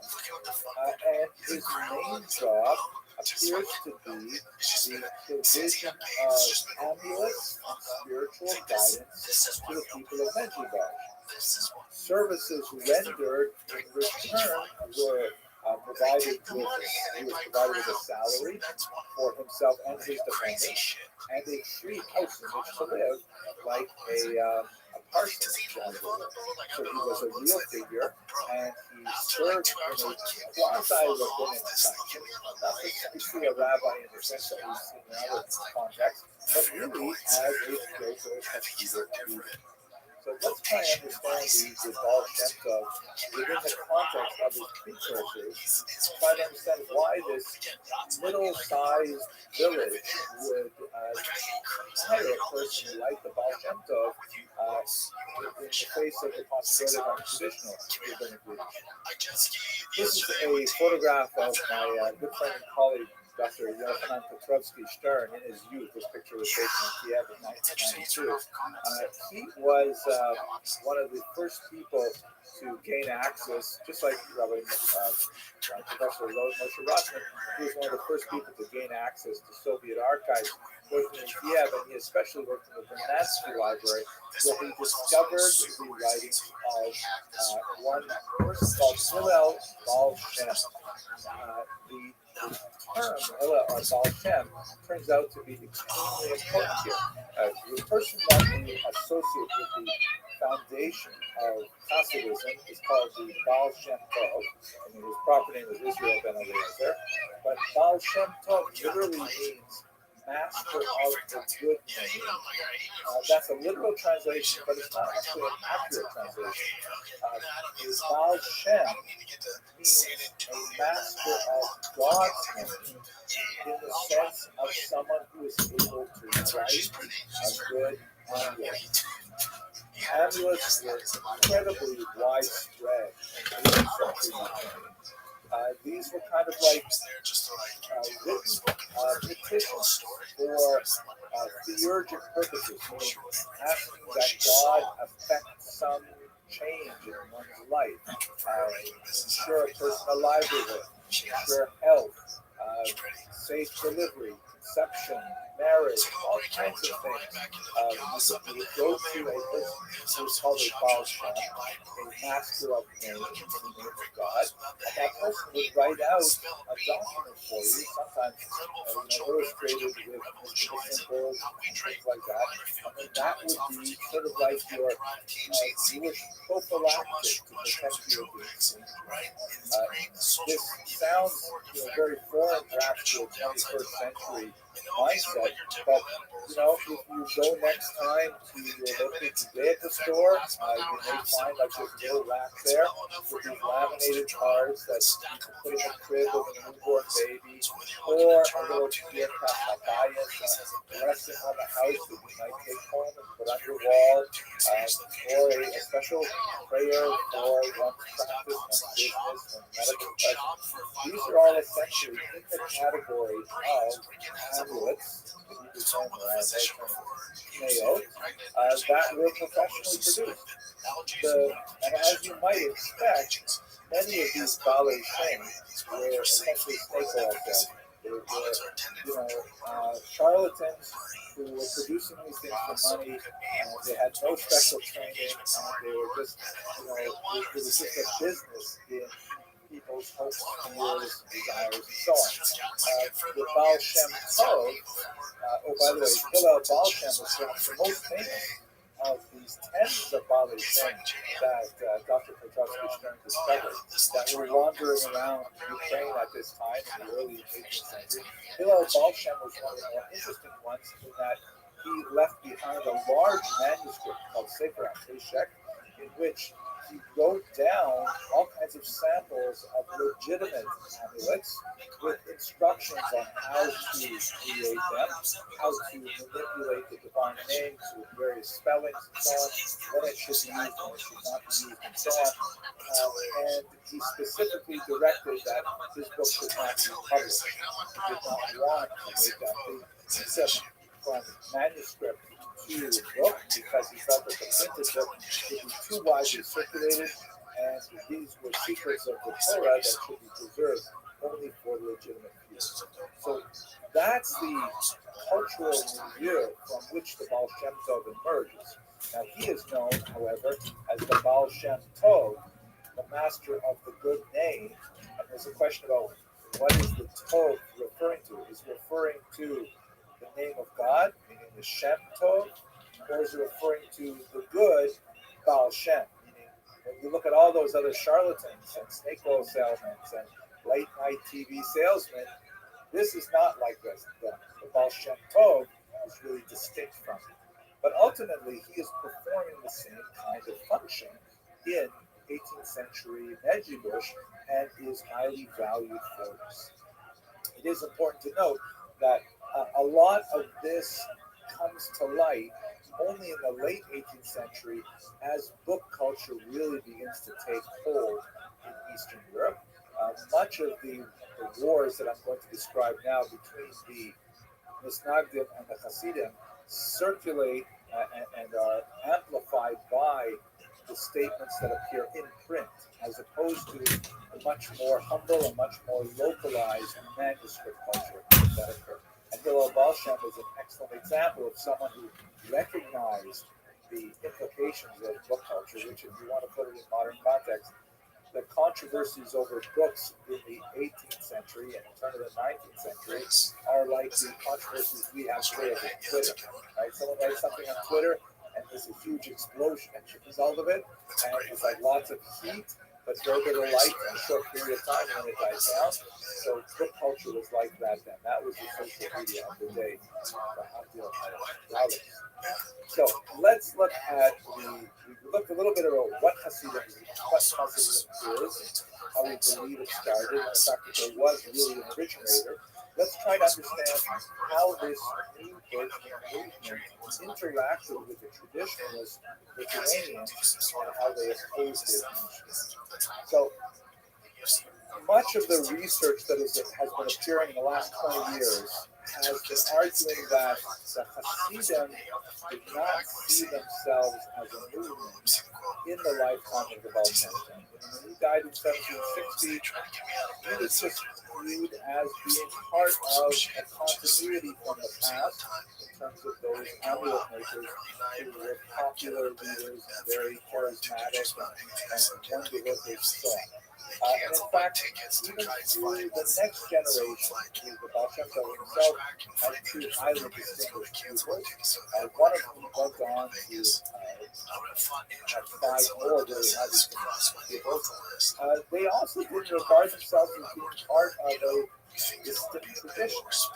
It was only when they met the opposition from the Misnagdim that they began to coalesce around the idea that Hasidism was a thing. I mentioned that the Baal Shem Tov had 2 distinct, very important Talmudim students, Yaakov Yosef of Moria and Dov Ber, the Maggid of Medjugorje. Dov Ber is, for our purposes, much more significant because, unlike Yaakov Yosef, Dov Ber assembled 5 really important students. And it's also clear from the research of his work that it's not like he was trying to establish a school. The 5 of them really only met with him very infrequently, and some of his most important students, like the Shneur Zerman Aviadi, actually only met with him in a very limited fashion. But nevertheless, these 5 disciples, who are kind of like the intellectual grandchildren of the Baal Shem Tov, they are the founding dynasty. Everything comes really from these 5 students. I'm going to identify one in particular. We could certainly speak about the other 4 in great length, but for tonight, given the scope of our talk, we look at Rabbi Shlomo Zalman of Riyadi, who is the founder of the Chabad Hasidim, very important Hasidic movement in America and around the world today, and also very much involved in the conflict with the this map here from Martin Lutzinski's amazing historical atlas of Hasidism gives you a sense of the spread of the Hasidic movement from Mezrich as a result of the birth of the as I mentioned, the subconsciousness of the Hasidim saying, hey, we are a thing, we are a movement, really begins right around the death of the there, because that's when they begin to feel the real weight of the opposition of this man, Yaakov Vilna, known as the Vilna Gaon, whose years were 720 to 1797, was the unparalleled spiritual king of Eastern Europe. He did not, strictly speaking, serve as a pulpit rabbi. He rather spent much of his time learning illusion, composed a tremendous amount of commentary on the Talmud and on Kabbalistic literature as well. And he began to react to reports of the behavior of these followers of the Maggid of Mezrich and others, and Jews began to speculate that he was going to support a man, Sarah, that is a formal repudiation of these rabbis and their students, and that this would have tremendous implications for the function of this nascent movement. What were the main charges? Well, I'm going to list a few of them in order here, and we'll unpack them in pieces. One of the first charges, what was wrong with these Hasidim, especially because we saw in the very beginning of the lecture that they're really so much like the Mishnah from the opponents. It's not like you can point at one doctrine and say, hey, see, look, this is what they do, this is against Torah. It's not a really clear-cut thing. But one thing is for sure, they're organizing separate prayer groups. This has tremendous significance because the Jews were organized in the Kehillah sector of Eastern Europe within a fairly tight hierarchical command. And that when Jews would separate from the given synagogue in the town, this represents a fraction of, often not a large population. It transgressed a rabbinical, it's not exactly a commandment, but it's kind of an exhortation that you see in Pirkei Avot, do not separate from the community. It would be more serious than what we see in America today of a breakaway minion, because as we saw earlier with Ben Shinor, it would represent a diversion of a revenue stream as Hasidim begin to gravitate towards unofficial spiritual leaders who are not the town rabbis, but they are not officially appointed in any way. And if those Hasidim find a way to economically support this charismatic leader and do it by not spending money on things that whose tax revenue is supposed to support the town rabbi, that represents an economic challenge as we saw briefly in the related to that, a little bit more halakhic in nature, the Hasidim keep more mandated prayer and earlier I talked about how the Hasidim are like kind of Jewish only more so, and this appears to be of a clear relation of halacha, but the reality is a little more complicated because, let's say, for example, the discussion in the Talmud is it better to say a lot of prayers and have remind someone else, or is it better to say fewer prayers and really concentrate on what you mean? So, the answer, of course, is it's much better to say less prayers, but really mean them. And that's an operating concept in Allah. So the Hasidim would argue, what good is it to rush to shul early in the morning when you haven't had a chance to wake up properly, and you're not going to be able to focus. You're just going to rattle off the words, and they won't mean anything.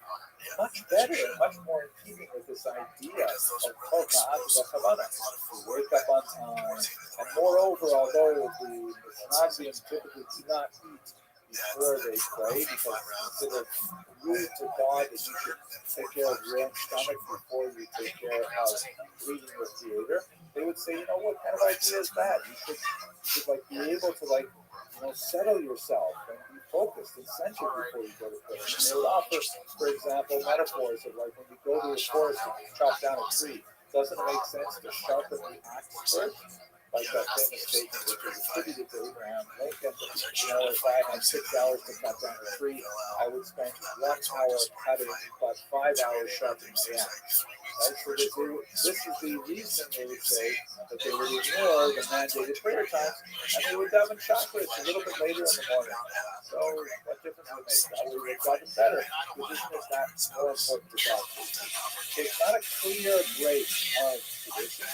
It's kind of like bending the rules in order to make this more rich, so to speak. He said they're separated. Notice that all three of these things refer to separating the community.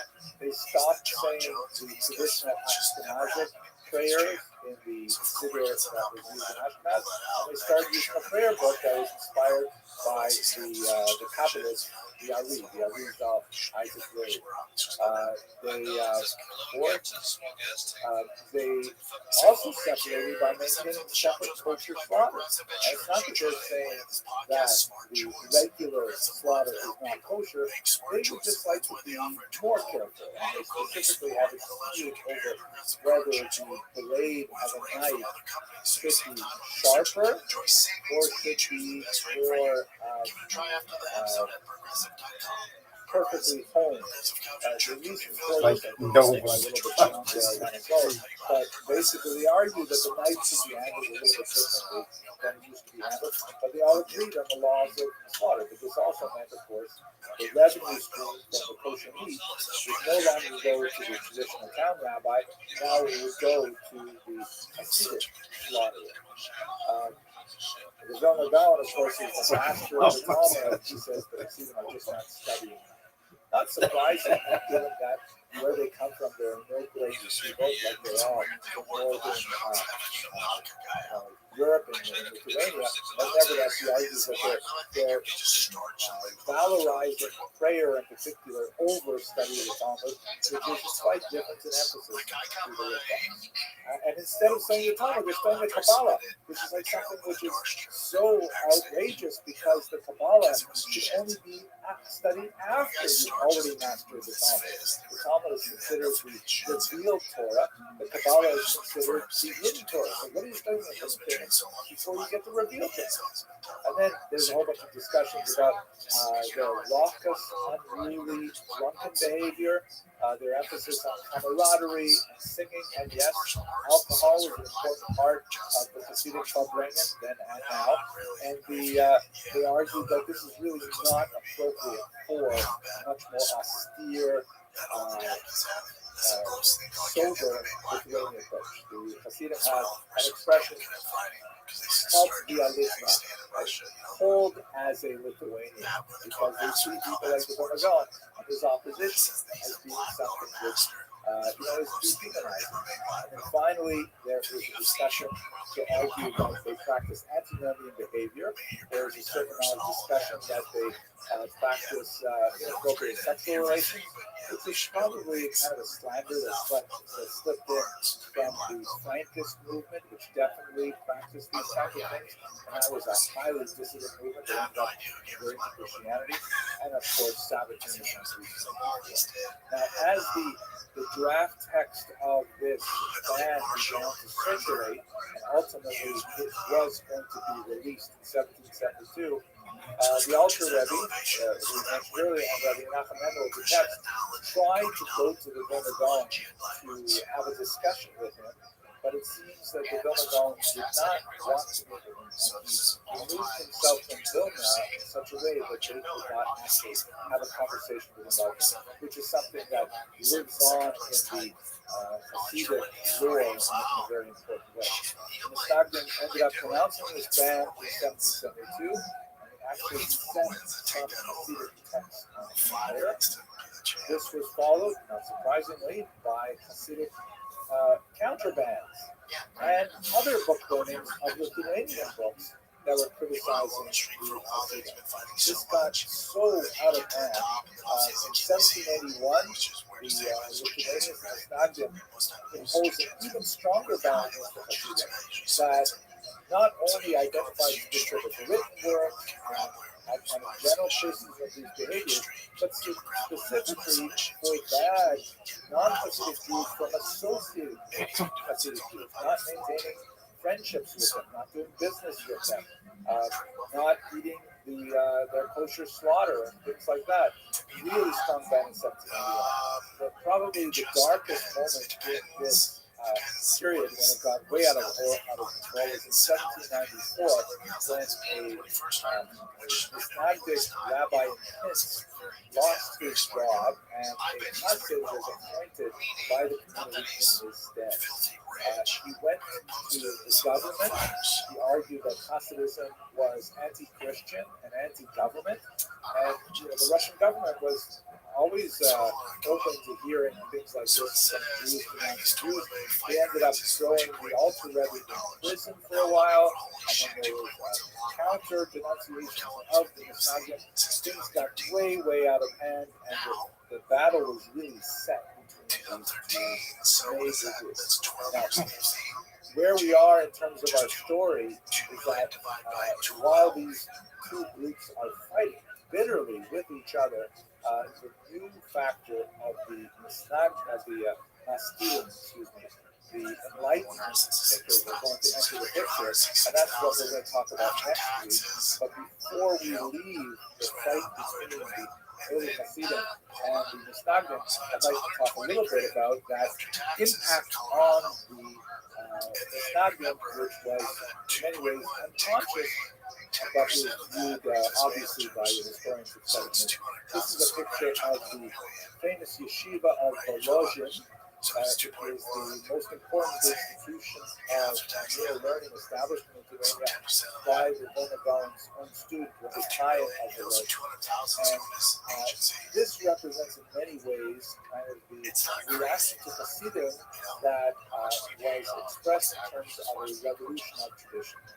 First of all, the Hasidim were criticized for their loose attachment to Jewish textual studies, so the Lithuanians doubled their attachment to textual studies in order to distinguish just how far they were from these Hasidim, who instead of engaging in Talmudic study, which, by the way, there is definitely some grounds for that criticism in the 18th century, but as we move into the 19th century, it disappears pretty quickly, and the Hasidim are also deeply involved in Talmudic study. But the Lithuanians, they redefine themselves by saying that we are really the people of the hour.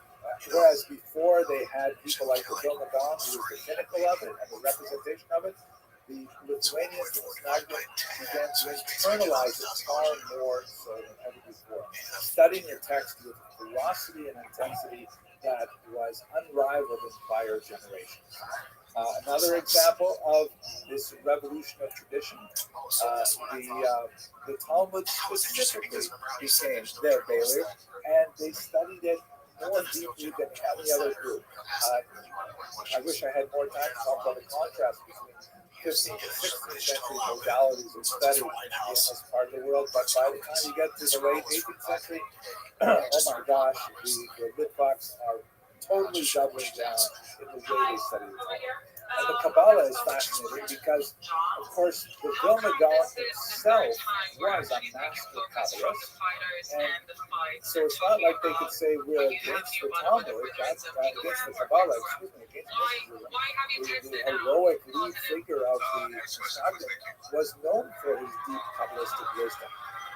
So what they instead did was they carefully parsed out who can study it. It remained solely for the elite, and barriers were created to try and socially ostracize people who studied Kabbalah too early.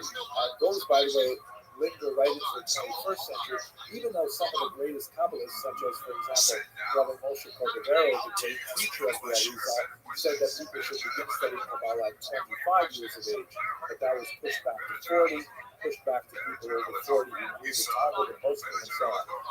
There was a kind of pushback on popular Kabbalah. Rabbi Chaim of Voloshin, the student of the Ramadan, wrote this rather amazing book called Prophet Shachayim, The Life of the Soul of Life, and it's a pun, of course, because his first name was Chaim, which essentially is Kabbalah for Misnagdim. This is the Kabbalah that regular Misnagdim are allowed to learn. It is a remarkably powerful book, but fully 1/4 of it is devoted to discussing the Kabbalah involved in studying the Talmud. Fascinating material. Finally, just to give you one example, which I think you'll see more closely than anywhere else, one of the ways that I've been listed in some of the first banks, as it was more pronounced in later banks, but one of the arguments against the Hasidim was that they inappropriately idolized their charismatic leaders, known as the Tzaddik, or the Rabbi, that they regarded their leaders sometimes with a little messianic posturing. They sometimes practice something which the Misnagdim decried, that is this concept of Mesirat HaMachshava, which transforms the thought, where a typical Chassid would say, who am I to pray to God? I'm not holy at all. Let me pray that my prayers will be remembered by the Rebbe, and when the Rebbe prays to God, then his prayers will be accepted. And so the Misnagdim said, that smacks of idolatry. Every Jew has the right to pray directly before the King of Kings or the King. And this idea of praying that your prayers should be included in someone else's prayers is really not Jewish. So they criticized heavily what they thought was the excessive veneration of the tzaddik, but they also began to absorb that value, and the figure of the Rosh Yeshiva suddenly acquired many of these characteristics. If you don't believe me, have a look at your local Judaic bookstore in the biography section, where you'll see these biographies of Rosh Yeshiva that are absolutely unbelievable and would fit very well within the history of So that's basically what happened in the late 18th century with the birth of the Hasidic movement and the reaction of the Misnagdim. I'm going to wrap it up here. We have time for some questions. But next week we'll go on and look at how the introduction of the Western influence dramatically changes everything. Thank you for your patience and your endurance. I thought about reposting this, and I thought, you don't want to highlight a guy's fucking downfall. I mean, so for this young gentleman points to the ground, like Max Holloway, and then just gets starched. Like, you had to get starched. Alright, it was even like a trade. He points down the guy, he's like, boom! We're going to conclude our discussion of the triangular concept that shapes much of modernity. In the last 2 weeks, we spent a lot of time talking about the incredible Hasidic revolution and the roots of that revolution and what it portended for Eastern European Jewry. We spoke about the rather harsh reaction from this nation from the so-called opponents of the Hasidim, and even the name itself, Mitnaged, or Misnagid, pronunciation, refers to how the traditionalists, led by the Vilna Gaon, define themselves by their opposition to the Hasidic movement. And so these two revolutions sort of kind of fed off one another. Today we're going to speak about the third simultaneous intellectual spiritual revolution that affected the Jews of Eastern and Central Europe, and see how the mix of these two groups really came together to form a broad swath of Jewish identities that are prevalent even in today's Jewish politics. So let me start by going to the root of the Haskalah, which we only touched on briefly in the last 2 lectures. The term Haskalah is related to the word for intelligence, and it is used as a translation for the German term Aufklärung, which is or enlightenment in English, which was the popular term used to describe this kind of movement that illuminated much of Western Europe in the 18th century. Figures like Immanuel Kant, for example, political ideas of Rousseau and Voltaire and others, it contribute to this idea of an increasing emphasis on humanism, on the power of human beings, specifically a man, because they have not quite made it to consider women in the same category as men, but nevertheless still strives forward in that regard. That men could somehow be the arbiters of truth, that they could be the locus of truth, and they could translate that somehow into the political, social, even a personal sphere. Just one example, the Lockean concept of tabula rasa emerges out of the Enlightenment. Tabula rasa meaning a blank slate. The idea that human beings are born devoid of any data, like a slate, like a blackboard is devoid of any writing. And whatever you write on that tender child's soul, in terms of exposing them to education and experiences and so on, that's what will create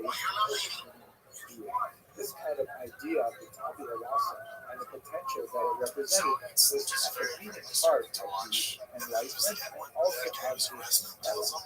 And when it encountered the Hasidic movement and the Islamic movement, there was quite an eruption because not all movements saw this tabula rasa in exactly the same.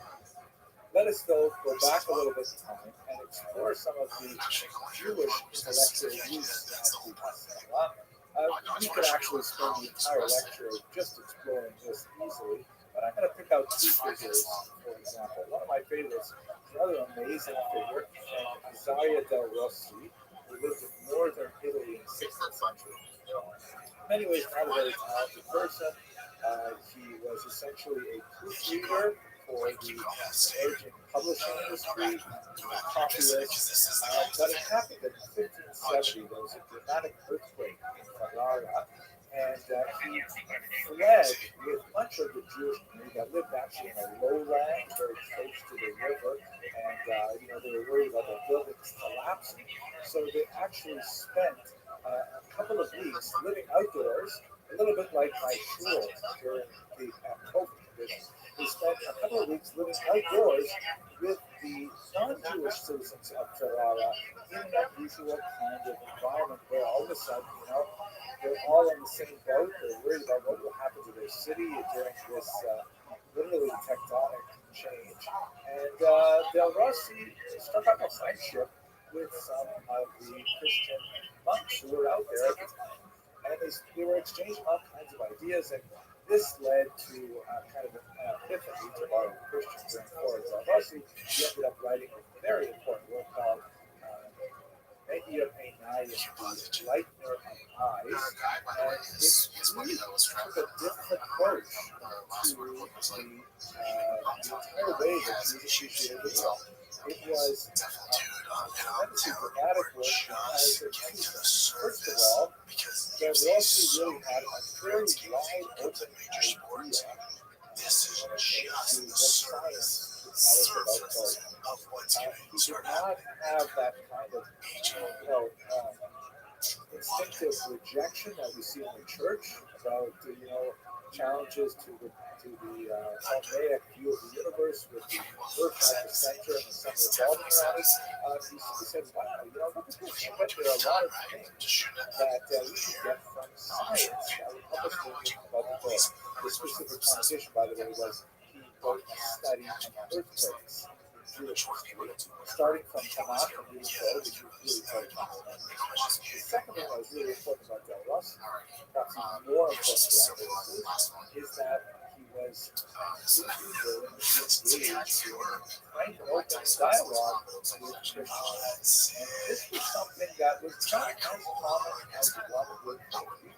In the 16th century, even after the Renaissance. So, in many ways, we see this trend going back much further. You see it, for example, Maimonides' famous comment that occurs in his introduction to the book called The Chapters, where we should accept truth from whoever speaks. Perhaps anticipating the huge challenge that his guide for the perplexed and even his Mishnah Torah would be. The chapter about how his commentary based on rabbinic sources and scriptural sources and even philosophers, meaning Jewish and non-Jewish thinkers, because you have to accept truth from whoever speaks. These two ideas, the implications of modern science, are understood within the right kind of framework of the grand possibility of figuring out everything in only a model where if you just get the laws of the universe right, you will be able to figure out everything that ever happened in history, in the future as well. And at the same time, this kind of community of scholars, this ideal of the tolerant university in which Jews could exchange in a marketplace of ideas with the same facility as non-Jews. That's something that Rothschild involved. These are kind of values that, again, we can't trace these much further back in history, but they became especially important in the 18th century. I was going to get one other element, which I touched on in the first lecture, and I personally happen to be quite fascinated with the impact of Till next time, man. Love you guys. Thanks for watching. Like, subscribe, do all that stuff. Love you guys. Giving away the TRX at the end of this month. Finally, we're at the last end of the giveaway. And this month, August, I think 30th is the last month to enter to win. either TRX fully first custom generation with or $50,000 second in lots generation over 800 and horsepower. they were It's totally artificially tricked out. Ultimate Dad with by the driveFastAllGas.com. You can line automatically but enter once to they win got this out badass of TRX. Portugal, So go to they essentially used driveFastAllGas.com. their You win Christian with a truck driver's $10,000 licenses cash. to That's how we get do it. a full I drove a pass truck today. into secular One of my culture. favorite trucks. And It's even though when they got to driveFastAllGas.com. more Let's take hospitable kids. climes Love like you. Until Amsterdam, next time. for example, or New Amsterdam as well here in New York City, they could shed their external Christian identity and resume their Jewish identity. By the time that happened, they may have been 2, 3, 4 generations deep in Christian education, having gone to university and studied Christian thought, and having a somewhat attenuated idea of Jewish values, norms, history, and so on. So they're walking around with a totally different intellectual bag of tricks than your typical Jews in Europe. And they're spreading a lot of fascinating ideas, many of them deeply challenging to the Jewish status quo. What's up, kids? Monday morning, August 4th. Man, we're in August summer. What's the end of summer, Jen? So well, so powerfully. End of summer. I assume it's in August, September. Definitely the hero, someone who's called the grandfather of Salah, August. Moses Damn. Moses September. of Decile, as he was originally Summer known. doesn't end It's in something of a September. child prodigy. Wow. He came to Berlin, where he made much of his fame, and he distinguished himself in so many areas of intellectual inquiry. First and foremost, because he was able to shed the Yiddish tinged German that most Jews spoke. That is, their Yiddish was overwhelmed their German skills, and they frequently, were parodied as Humphrey Bumpkin speaking to Humphrey Czar, old historic form of German with a lot of strange words in it. But he learned, the hook that really refine, perfect contemporary grammar. And not only that, he was quite an able philosopher. He was able to actually enter the salons of the day and impress everyone for the sobriety of his thought, the expansiveness of his comprehension, and his fluency with the materials. And, it sounds strange to us now, speaking in the 21st century, but in the late 19th century, this is like, some feral child wandering out of the woods and suddenly, getting a tender full professorship as one of the greatest universities. So he was like a cause célèbre, and for many, he was viewed as the possibility of Jews for full emancipation of Jews. He was kind of like the poster child to the very idea that Jews could have equal civil rights, that they could enter into society, they could have full privileges as Jews, which they did not. In fact, they did not achieve that until late in the 19th century. In fact, they were released in Russia, they didn't get it until the early 20s. So most interesting for a lot of these whole ideas and amazingly, he did it without jettisoning his mind. You'll notice from the portrait here, he was painted, which was a little bit scandalous for the Arabs.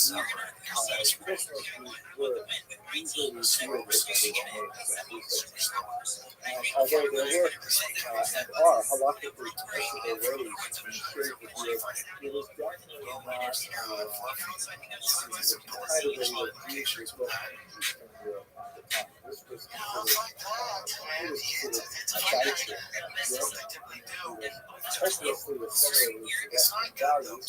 German. It was hopelessly assimilated to Western values, but he never let go of the core observances of Judaism, and he considered himself an Orthodox Jew, although that term was not coined at the time. It was coined to half century after his death. He considered himself essentially an observant Jew in all ways. One of the sad aspects of Mendelssohn's life is that he was unable to provide this kind of sophisticated articulation of both a Jewish and a civic German identity to his grandchildren, all of whom adopted Christianity. But nevertheless, before his generation, for his time, he was essentially an observant Jew who had imbibed the greatest bomb circulated in Western Europe at the time. He was essentially saying to German society, hey, you should think about how you treat the Jews, because we have tremendous potential to contribute to society, and we can only really get there if, for example, you allow us to attend university and be completely self-taught. You allow us to, pursue the education of so he's kind of like the grandfather of Haskalah. But at the same time, we can also be aware that there are other figures, like, for example, Solomon Maimon, who is a little bit younger than Mendelssohn. In fact, looked up to Mendelssohn as a mentor in many ways. Solomon Maimon was a very talented philosopher. He debated quite successfully with Emmanuel Kant. He duplicated a lot of the strengths that Mendelssohn had. However, unlike Mendelssohn, he certainly was not observant. He took pride in it. Maimon did write quite a few philosophical treatises that had some popularity and notoriety in his day, but his longest lasting contribution to Western thought is his rather salacious autobiography. This is, he's not the first in this genre, but it's certainly one of the most important. The so-called OTD genre, the off-the-Derech genre.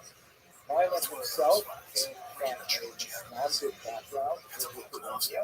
He was, like Mendelssohn, a child prodigy, very learned in the Talmud, and he achieved great status for his impoverished family because of his limited learning and skills.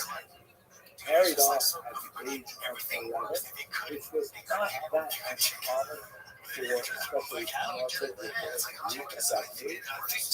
Very unhappy with marriage, especially unhappy relationship with his mother-in-law. And so at age 13, he ran away from home. He ran away actually from his own home, abandoned his wife, and in fact did not give her a get for decades. Also abandoned his child as well, young David, who would only meet him years later. So Solomon Lyman left Lithuania. He had actually a sort of a detour to Nezrich, where he met Dov Ber, the founder of Nezrich. He has a fascinating chapter about his family of Hasidism. But ultimately, he felt that Hasidism was albeit more inspired and more remarkable for its devotion and enthusiasm. It was essentially what he regarded as the same kind of nonsense that he had imbibed as a communist, and he just wanted to put that all behind him. He came to northern Germany, he was in Berlin, he was associated with Mendelssohn, got up to all kinds of trouble, visited brothels and so on, and his autobiography is very entertaining reading, but personally I don't think him as a very likable individual. But he's also the face of the Haskalah, because unlike Mendelssohn, he said that we can be Jews and be good Germans and be good modern citizens of Europe. We can have it all. Solomon Lyman said, chuck it over the side. There's so many of these books nowadays, or TV series on Netflix, Orthodox, and things like that. It's a long tradition of Asmodera, or holding a convent wall, so to speak, types of literature, and that's the version of the Haskalah that was also active at the very same time. This will be especially significant when the movement begins to bleed over to Eastern Europe. So, the Haskalah in Eastern Europe, just to give you, in Western Europe, just to give you a sense of like the kind of issues that they were facing, and the kind of solutions that they were looking for, and why the Haskalah was so significant in Western Europe. In the late 18th century, there was a false burial scare that actually lasted for about 2 years. The consensus of scientific opinion at the time was that it was impossible to definitively define death by cessation of respiration and heart activity. And that, in fact, a person could stop breathing as far as 18th century devices were able to measure, and the heartbeat would not be detected, but the person would still be alive and then wake up sometime later. So this was kind of like a mania that circulated around Europe. It also reached the shores of America, and the invention of the safety coffin was actually there was research on this before the lecture. Apparently, America approved almost 90 patents for different kinds of safety coffins, specifically for this reason. And there's actually a word which I forgot that specifically describes the phobia of being buried alive. At any rate, you can see this particular version. On the left is our dearly departed, who has been buried underground in his mountain, but then, and there's this structure that extends from the coffin up to the surface of the graveyard with this flag that looks a little bit like a mailbox flag. And on the right hand, you see in this picture, he's woken up from his coma-like trance. He's not actually dead, but he has been, falsely buried. And so he operates this little winch that frees the flag and has it pop up in the air. Hopefully, so that people walking by the graveyard will see that flag flying in the air, and they'll have a chill run down their spine, and then immediately they'll go to their shovels and rush to the fire a second time. There are also versions of this that has like bells and strings attached to it. There is a widely held belief, probably not true, but that the phrase "saved by the bell" refers to the ringing of such bells on safety topics that people come to that "saved by the bell" that probably comes from the boxing where you're at the end of the round and you're about to be knocked out, but the bell rings the end of the round, so you get to go out. At any rate, why is this relevant to the Haskalah? So when Egypt, ethnic Israel, which is northern Germany, heard about these things, he was quite taken with it, and he decided to go along and take this progressive scientific position and say that in Germany, or in the regions that he controlled, no one could be buried for 72 hours at a last after the death was in other words, they make sure that the person was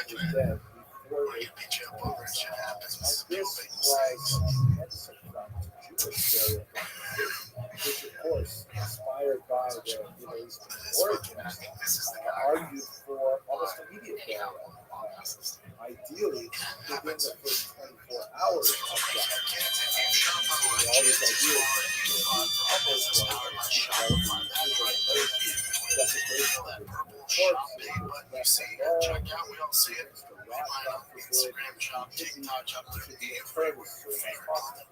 so the rabbis were very upset about this issue, and they went to Moses Anderson for solutions. So we got how to dealt with because the group is going to impose something on Jewish practice that is so different than what we've done for the last 800 years. We can't have it. So Mendelssohn took two distinct positions. On the one hand, he argued to the secular authorities, the Greek and others, that the Jews should be allowed to maintain traditional burial practices, that they have no interest of false burials, and religious things should be respected. But to his Jewish patriots, he said, why don't we do what the Jews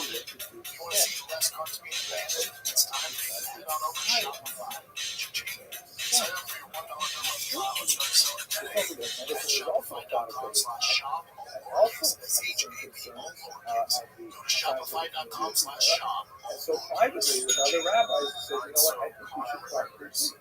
Now, lest you object to say, how could he, as an Orthodox Jew, oppose such a radical change in the Jewish burial practice? The truth is, he's really arguing that we should go back to a much earlier Jewish practice. It's not very well known, but in fact, in much of the Talmudic period and the Sinai period, Jews did essentially practice a kind of a dual burial system where the body would first be interred, and then after a period of time, typically a year, then the dead should actually be disinterred, and will be brought to family crypts like this one in Italy. There are such crypts that exist in Busan, in Israel, and two places in Israel and in Italy, where we have these catacombs that are clearly Jewish, not memorial things like that. So essentially, he was saying, why don't we just re-adopt ancient practice described in Talmudic small chapters called why don't we just go back to that practice? That way we'll be good with science and with people. We got him in a lot of hot water with, among others, Yaakov Emden, who is dead set against any kind of innovation. Nevertheless, this was typically kind of considered the way to use it, saying, well, we can appreciate science, and we can also appreciate business. We just have to look a little more deeply into the science of the way. So by trying to respect modern knowledge, which is evolving to the scientific revolution, and also respect the Torah, but not necessarily respect the traditional sense of customary behavior. What we call things which are not necessarily rooted in scriptural commands or even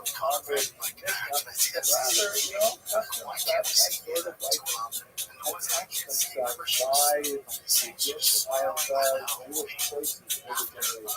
That would result in things like, modes of dress and beard, things like that, that were more regional kinds of traditions. Kabbalah, under thinkers like Mendelssohn, said we should carefully examine the corpus of Judaism, and we should surgically remove or at least isolate those elements that are not part of the body and soul itself, but rather things like the externality. Like, for example, do you really have to wear those costumes everywhere? Well, places, those are low on these. I know we've been wearing them for a few hundred years, but really, why don't we just wear these newfangled short jackets like the Germans do? And go on, listing the many different ways which the tradition should be altered for the sake of Hezbollah. That's the kind of position that people like Moses took. And the second element, which is very important, besides just something, the role of science with Torah and tradition, is that Mendelssohn trusted and wanted to engage with civil leaders like the Rothschild. He felt that, for too long, Jews have regarded the non-Jewish world as toxic, antithetical to Jewish values, and as hostile to Jewish values. He felt, no, you should, while recognizing that there are a minority of non-Jews who unfortunately don't like Jews because they are not sufficiently educated as to who Jews are or understand the world, we should nevertheless embrace our non-Jewish neighbors with open arms. And, we have been concerned with them in the exalted experiment of constructing a multi-ethnic society. So the idea of openness to the German population in particular was a distinguishing feature of the But remember, we've got a whole range. We have Mendelssohn, who's kind of like the middle of the road person in many ways. We have the Vera Naima, who is also in his camp. He's also saying, what are you even trying to keep the Torah? Then we have people like Mendelssohn's, one of his prime students, David Friedlander, from the years of 1750 to 34. And we should realize that Mendelssohn's plan simply was not working. His idea of demonstrating the value of Jewish German society would naturally result in the fulfilling of emancipation and equal rights. And in reality, as much as the Jews tried desperately to show that they deserved emancipation, it eluded them at every turn. And this drove the Jews to almost ape-like imitation of German norms. For example, the reorganization of the synagogue layout and the whole church life. And in fact, one movement in Germany argued that, hey, maybe one of the reasons why we're not like matching with the Germans is because we observe the Sabbath on different days. So fine, let's move the Sabbath from Saturday to Sunday. Like an absurd argument, but nevertheless, it was debated and discussed very seriously. And it's actually even adopted, but the laity did not. The introduction of organs, synagogue, all kinds of things which were definitely contradictory to Jewish law, but nevertheless, he's like bending over backwards upon it, trying to prove that Jews were willing and appropriate partners in the German national cause.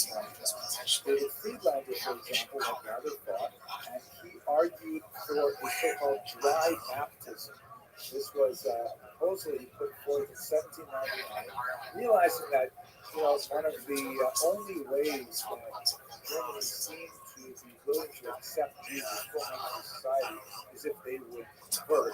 You see this over and over again with great figures like Gustav Mahler, the composer, or Karl Marx's parents, who were all baptized, Eminem, the great poet, that the only way they could really get university positions, get reasonable jobs, get published in certain places, and so on, is if they formally adopted Christianity, specifically Lutheran and something. So Friedlander said, you know what? Okay, how about this? And he actually wrote an open letter saying, how about all of us Jews convert to Lutheranism?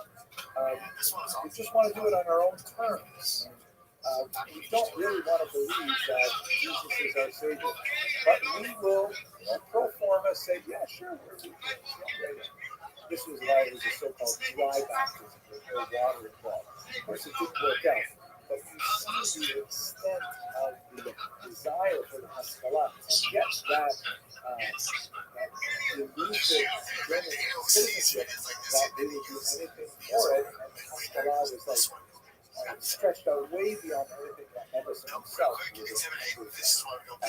Just to put this in context, Is a crown on his just fucking there were genuinely Orthodox figures who found a way to kind of thread this needle. One of the famous examples was Royal Church. In the middle of the 19th century, articulated a very controversial strategy, which instituted that one of the things that was necessary was a cleavage of the Jewish population from the so-called outskirts, where the Orthodox community formally separated from the general Jewish community in the context of Jewish separation, really quite a radical move. And at the same time, he argued for a full engagement with German society to the furthest extent that Rothschild realized. This is essentially the essential genesis of what would later be called modern Orthodoxy.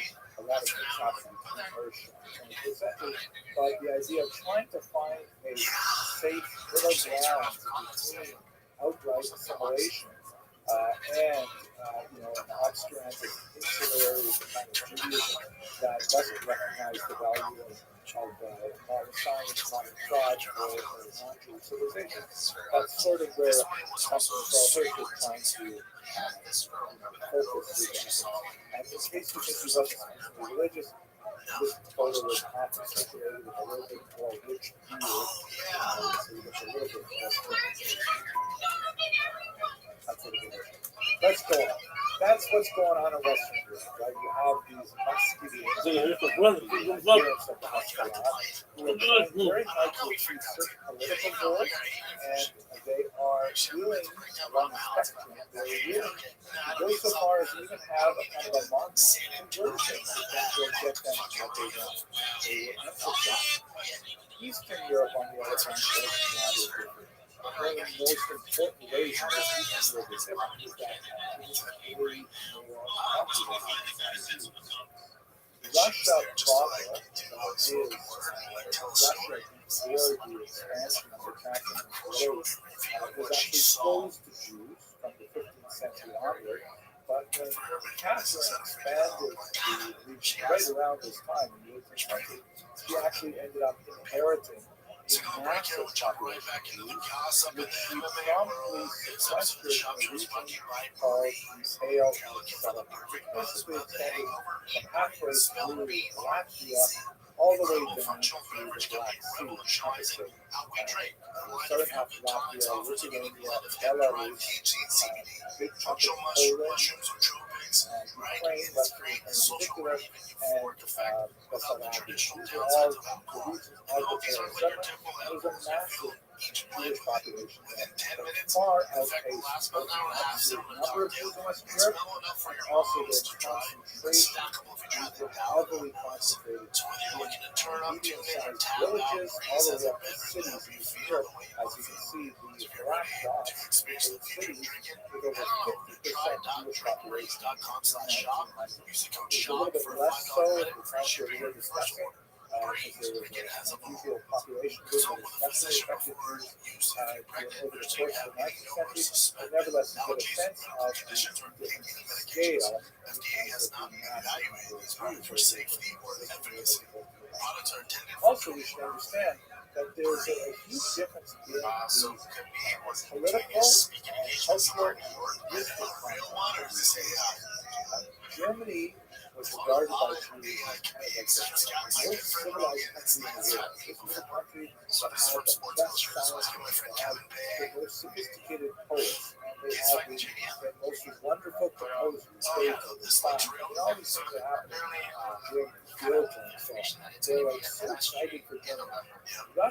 contrast, Jews cannot essentially engage with as I mentioned a second ago, Russia proper was actually closed to Jews, so Jews couldn't live in St. Petersburg or in Moscow unless they had special permission because they were especially wealthy and they were involved in commerce or they were talented medical professionals. Otherwise, the vast majority of Jews live among these large non-Russian populations that were part of the Russian Empire. The Ukrainians, the Poles, the Lithuanians, the Belarus, and so on. And their cultures, especially their literary cultures, were way behind what was happening in Germany. The Dostoevsky's and Tolstoy's and so on were just the beginning of the huge rush of great Russian literature, but that was happening towards the end of the period that we're talking about. So Jews were just not attracted to there was no real desire to assimilate to Russian culture, which is quite different from Germany. Furthermore, Jews living in this huge block of territory, the Pale of Settlement, had massive linguistic affinities with each other in the Yiddish language, which was so strong there, not at all a minority language among Jews, that it actually evolved eventually into a distinct movement of its own. And any kind of challenge to traditional authority, religious authority that you would find in Western Europe, in Eastern Europe, it tended to move away from assimilation and more into acculturation. It was expressed in movements that we understand today because they were incredibly influential. Yiddishism, the whole engagement in Yiddish literature, the culture of it, so on, it translates through to Broadway and Hollywood. Zionism, the great political experiment of the Jews that was heavily weighted towards the demands of Eastern Europe, Jewish socialism, the Communist elements of the Communist Party,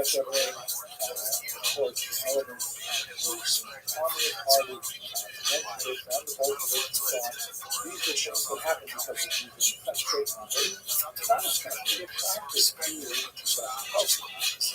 Linguistically, they either double down on Yiddish or they explored Hebrew. They generally did not say, hey, let's all speak the vernacular Ukrainian. A little bit different in Poland. There was a much stronger level of Polish Jewish emphasis than you had, let's say, Jewish Ukrainian or Jewish Ukrainian, but nothing like the German Jewish emphasis that really drove back a lot.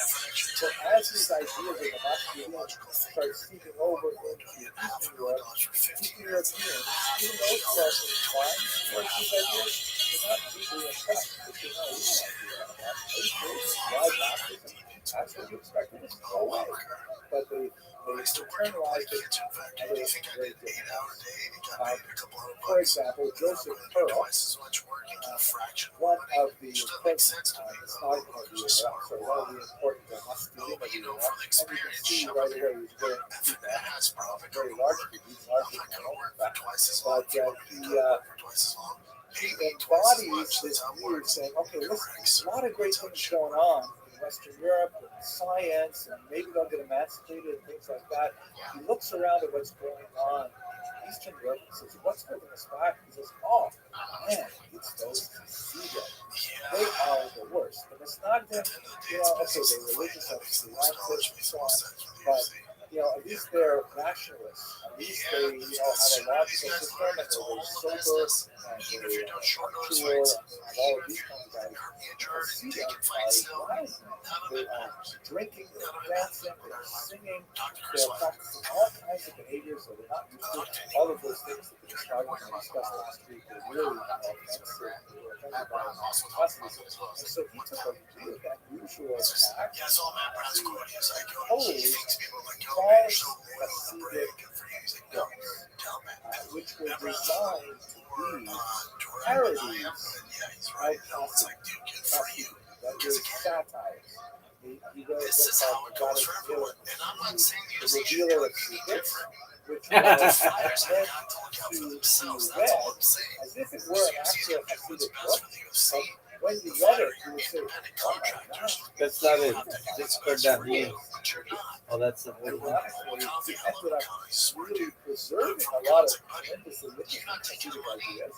Rabbi Nachman of Rothschild, who was one of his most, hated more than most, a lot of the famous stories of Rabbi Nachman were recorded because Joseph Pearl put them in his own book. So he, strangely enough, did a service for Hasidism by opposing them.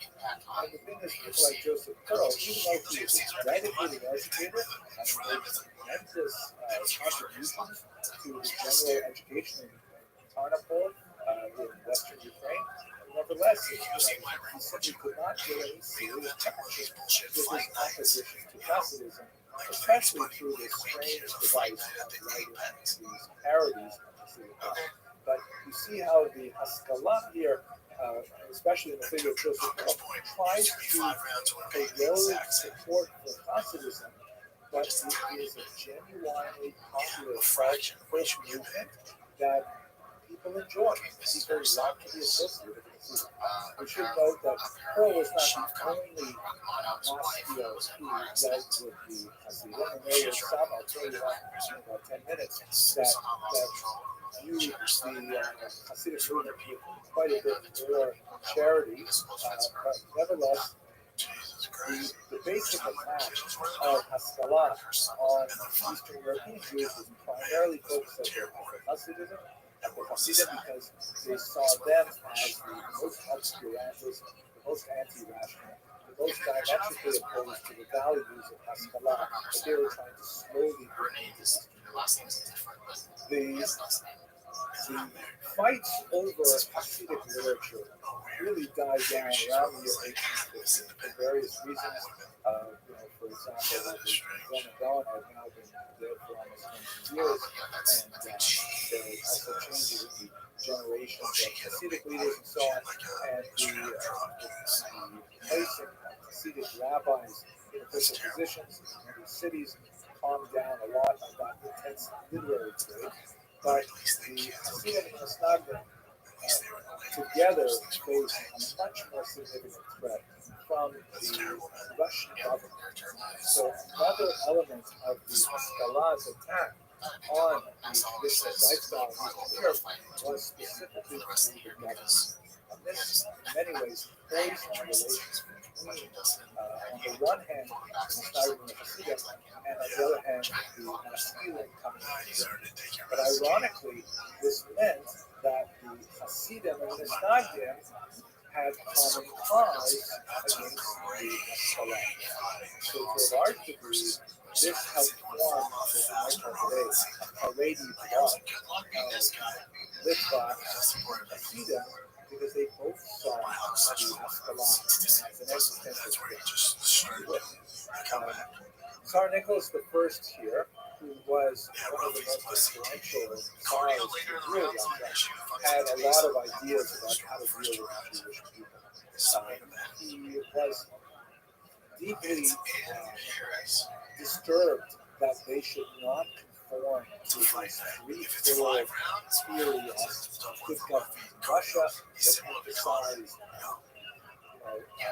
worship of the Tsar, that emphasized Russian Orthodoxy, which the Jews did not conform to, obviously, Russian Orthodox Christianity, not Russian Orthodox Judaism. And finally, the idea of narodnost, which means peoplehood. So he wanted Russians, Russian citizens of the Russian Empire, kind of coalesce around the Russian nationality. And the Jews were like an indigestible mass that could not be absorbed.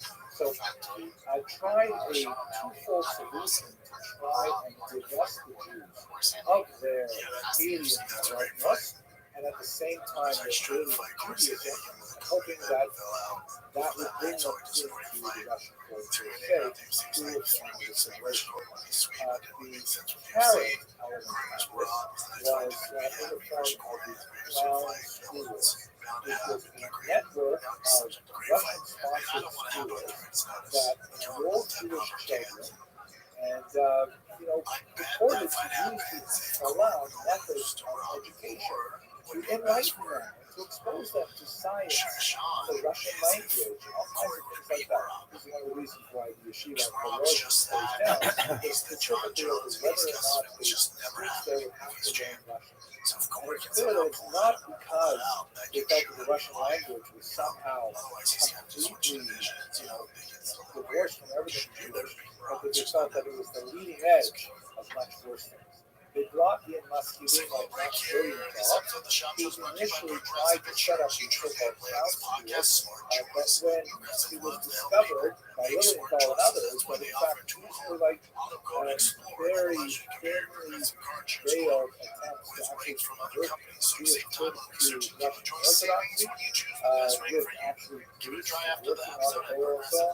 Lilienthal ended up giving up and he actually retired to America or maybe to Europe. And this was the terror, enrolling kids, Jewish kids, in these schools.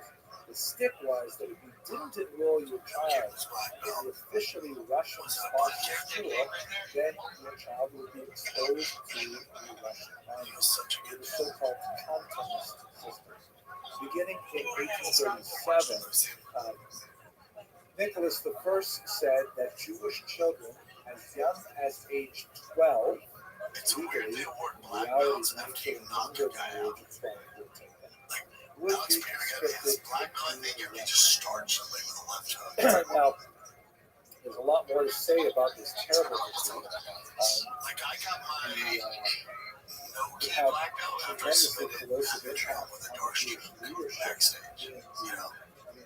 West, but it was actually a death sentence for the Jewish boys who were one thing that many people don't realize is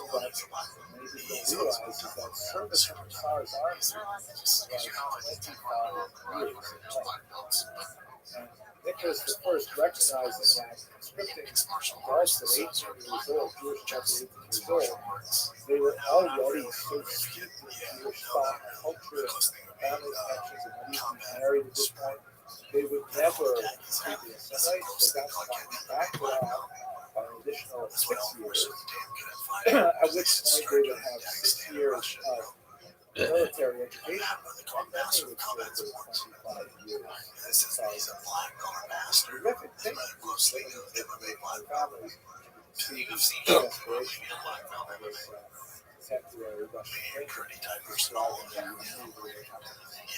So the Jews of Russia had this terrible choice: either put their kids in these Russian-sponsored, basically conversionist scholar schools, or they can expose them to the risks of being sent off to the Tsar's army and not really seeing them. This is the reason why I'm here. My grandfather always did not want to fight against the Japanese and the lesser Japanese war beyond the Russians. So he made his way to Canada.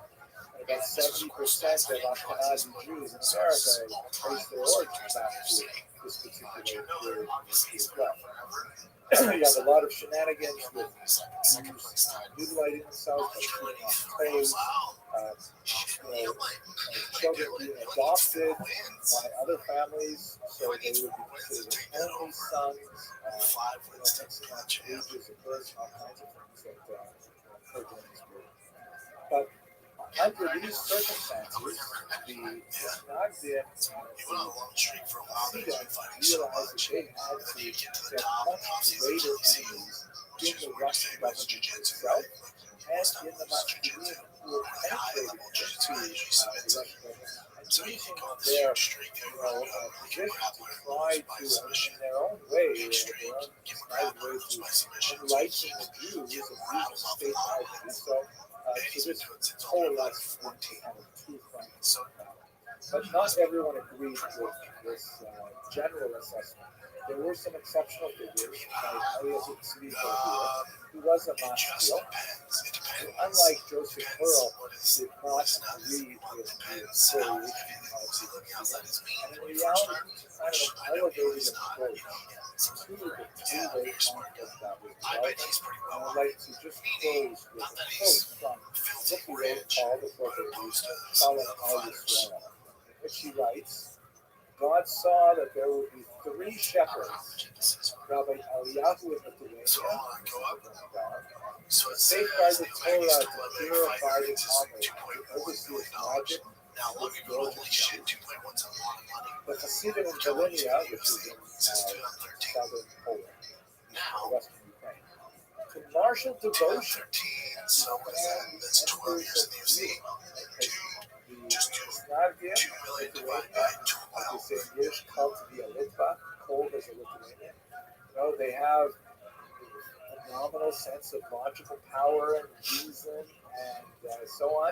But they're cold, they're like very calculus oriented. What is the detail? And they focus on the argument. And Stephen, on the other hand, is so warm. So it's 120 Maybe they're not quite as demanding about what's happening around the edges. Of that Much more 2.1, inclusive. take away And 10% of that is managers. So that's 200,000. So now you're talking about a million. Right? You're talking about, so it's 2.1. Well, let's say, yeah, after tax, yeah. So 10% of that, of 2 million, so 200,000 is going to this agency. And finally, the great sage of our people, Moses ben Menachem, What's the average? Germany, called him to That's place the the other cradle thing, of 10%. enlightenment. And there's multiple coaches, right? Yeah, but you usually, I yeah, so think it just depends disregard how he does it. that, So some a coaches lot of go, the all right, ideas you guys that divide this 10% amongst which the care. comes around Maimonidean Yeah, it depends how they do it. Some guys just pay a certain cost, like 10 grand per can. It just depends. 10 grand per can, but it just depends. If it's a percentage, so now you're talking about 20% of that, 2 million, But I have to is conclude going with to coaches and Solomon agents. as well because I identify very much with this idea of different So 10% dynamic of polarities 2 million is 200. 20% alternating is between 400. that So it's 1.8. austere religious text-based And thought then you gotta pay the taxes. and You know, the divine so you get enthusiasm like of 1.3, religious maybe ecstasy 1.4. and the So 1.4 divided by 10. open-minded So he's making $100,000 a year. modernism. These Maybe two that 14-year ideas career. really form quite a bit of the Jewish community today. I think it is the diversity of thought and the multiplicity of Also, perspectives this one I that thought really helps the Jews that was interesting because remember how you said there's no journalists that Thank you very much for your attention and your endurance over these 3 weeks. They just don't allow that. So it's this White House press conference. This girl was from back in the day and just started popping up recently. And I'll just show you what she's asking. Hi, over here. I'm gonna start with John.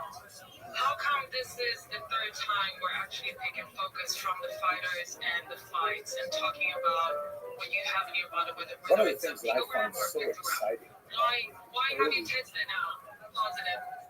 Next question, please. Thank you. the Jewish community particularly in the Listen to the crowd. 16th All century, right. 18th centuries, is Geez, I the wonder fact why that there's it not a was lot of a people place in. that You know what? group in people Tell me, from why very are we diverse still having backgrounds, this surprisingly guy here diverse instead of backgrounds. seeing And they 2 came years together suspension to like produce right some here? tremendous artifacts of Jewish culture that later went on to very illustrious careers. One of those documents is the Amsterdam Haggadah of 1695, and in particular, the copper engravings that really set the signal for many, many more Haggadahs for centuries, right up to and including the Maxwell House Haggadah that was very popular here. What does she suck? Because she's Now, asking we all love questions. reading Haggadah to this What's great the reason illustration. for The John person Jones we have having to a thank for picogram the in Amsterdam his body? Haggadah is an unusual individual named Abraham Bar Yaakov. That's why I already He was killed. lived from 1669 to 1730.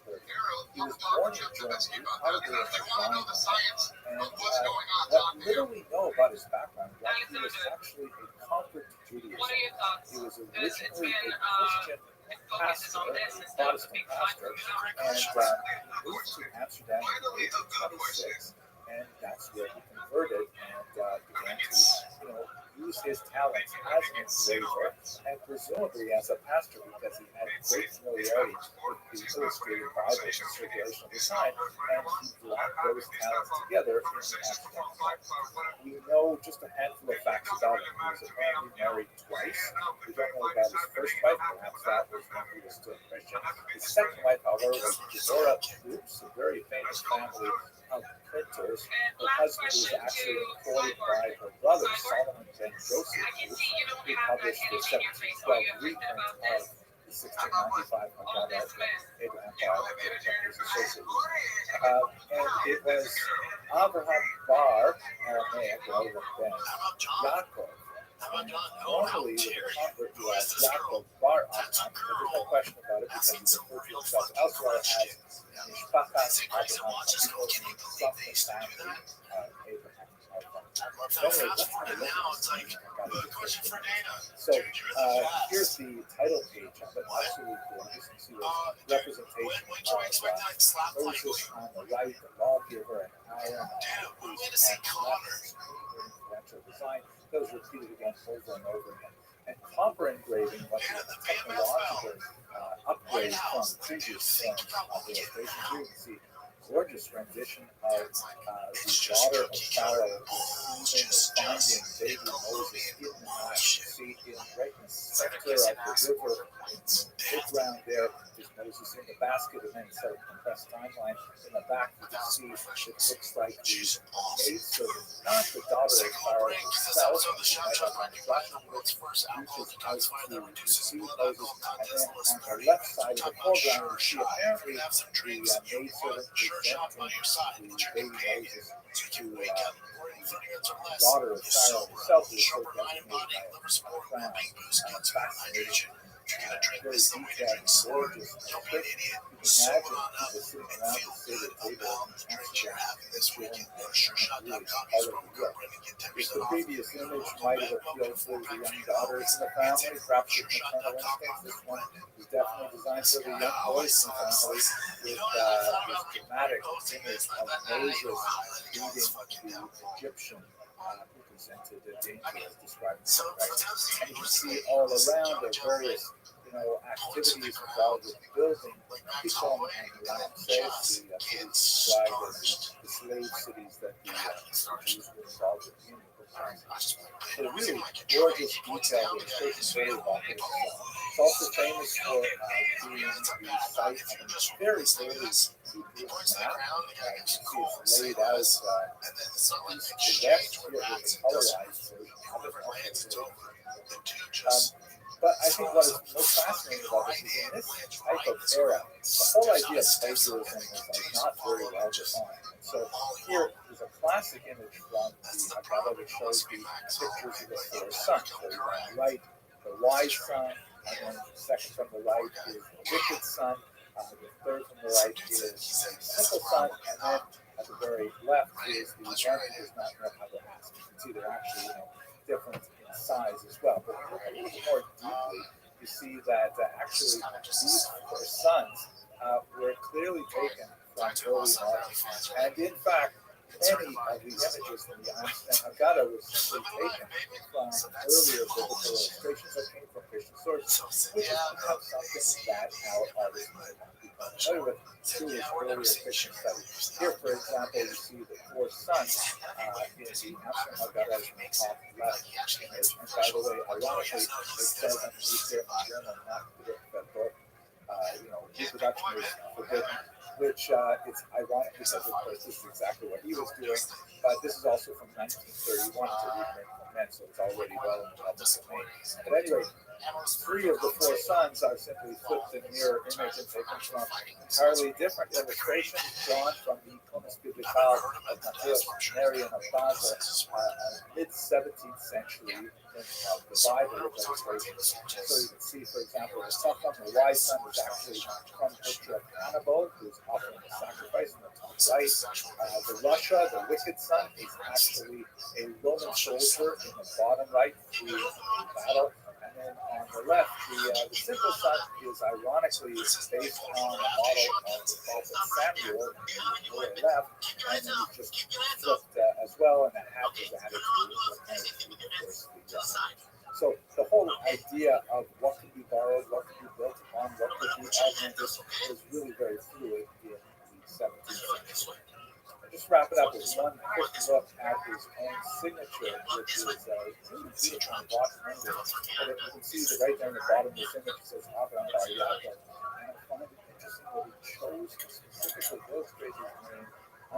used a depiction of a story from the book of Jonah, in which the stormy sea throws Jonah overboard and swallowed up in some kind of aquatic creature and then spit out safely on dry land. And I just wonder, it's very tempting to think, is this what Abraham thought of himself? That he too came from a very tumultuous era. He landed in Amsterdam and found his wife and the family and his next day as a cowboy driver, his family as a Jew. Fascinating. I hope you enjoyed this video, and I hope we'll have a chance to explore Amsterdam together this fall with kosher living cruises. Thanks very much for watching.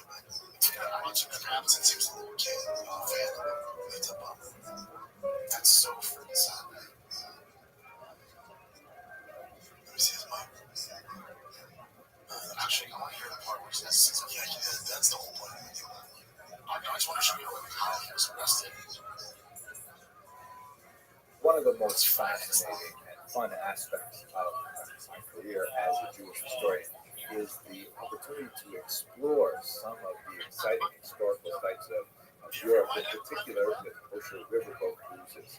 We've been doing this for a few years now, and I really love taking these voyages of discovery to explore the rich Jewish heritage, particularly of the Jewish waterways of Europe. I'm especially looking forward to visiting Amsterdam this fall. Here's a little Vorspeise video, a little appetizer to give you a sense of the exciting nature, unique nature of the Amsterdam Jewish community. And I think one of the most fascinating elements of this unusual Jewish community is the deep involvement of Portuguese Jews. So let's look at one in particular, a rather tragic example, but nevertheless illustrative of the kind of spiritual, creative, intellectual energy that was brought to Amsterdam by the Jews from Portugal. I'm speaking specifically about Julio Acosta, also referred to as Da Costa, who was born in 1583 and passed away in 1640. His tragic story has been dramatized and produced in theater in many different cultures. Here, for example, you see a poster from a fairly recent Polish production of his backgrounds. He was born in Portugal in 1583 to a New Christian family. What exactly does that mean? Many people speak about the Spanish Inquisition, but in reality, the Portuguese Inquisition, which followed shortly after the expulsion of Jews from Spain in 1492, was an horrific experience and had in many ways just as powerful, if not more powerful, an impact on Jewish history, because the Portuguese Jews were forcibly converted in 1497. There was kind of like a status quo agreement that the crown of Portugal would simply turn a blind eye to whatever they did behind closed doors. So there was this tolerance for about 3 decades of Jews being outwardly Christian, and yet, nevertheless, as an open secret, they were still practicing Jewish practices. In 1530, the Inquisition came down hard in Portugal and created tremendous havoc for many Jews living there. And so many Jews went deep underground, but they had several decades of experience living as crypto Jews, and so they tried literally for centuries to make their way out of Portugal afterwards. These families who were technically Christian because they had received baptism, willingly or not, were called new Christians, which made a distinction between the so-called old Christians who had never had any experience in Judaism and the new Christians who were of Jewish background. There's a lot more to say about that, but I don't want to take up too much time on this video.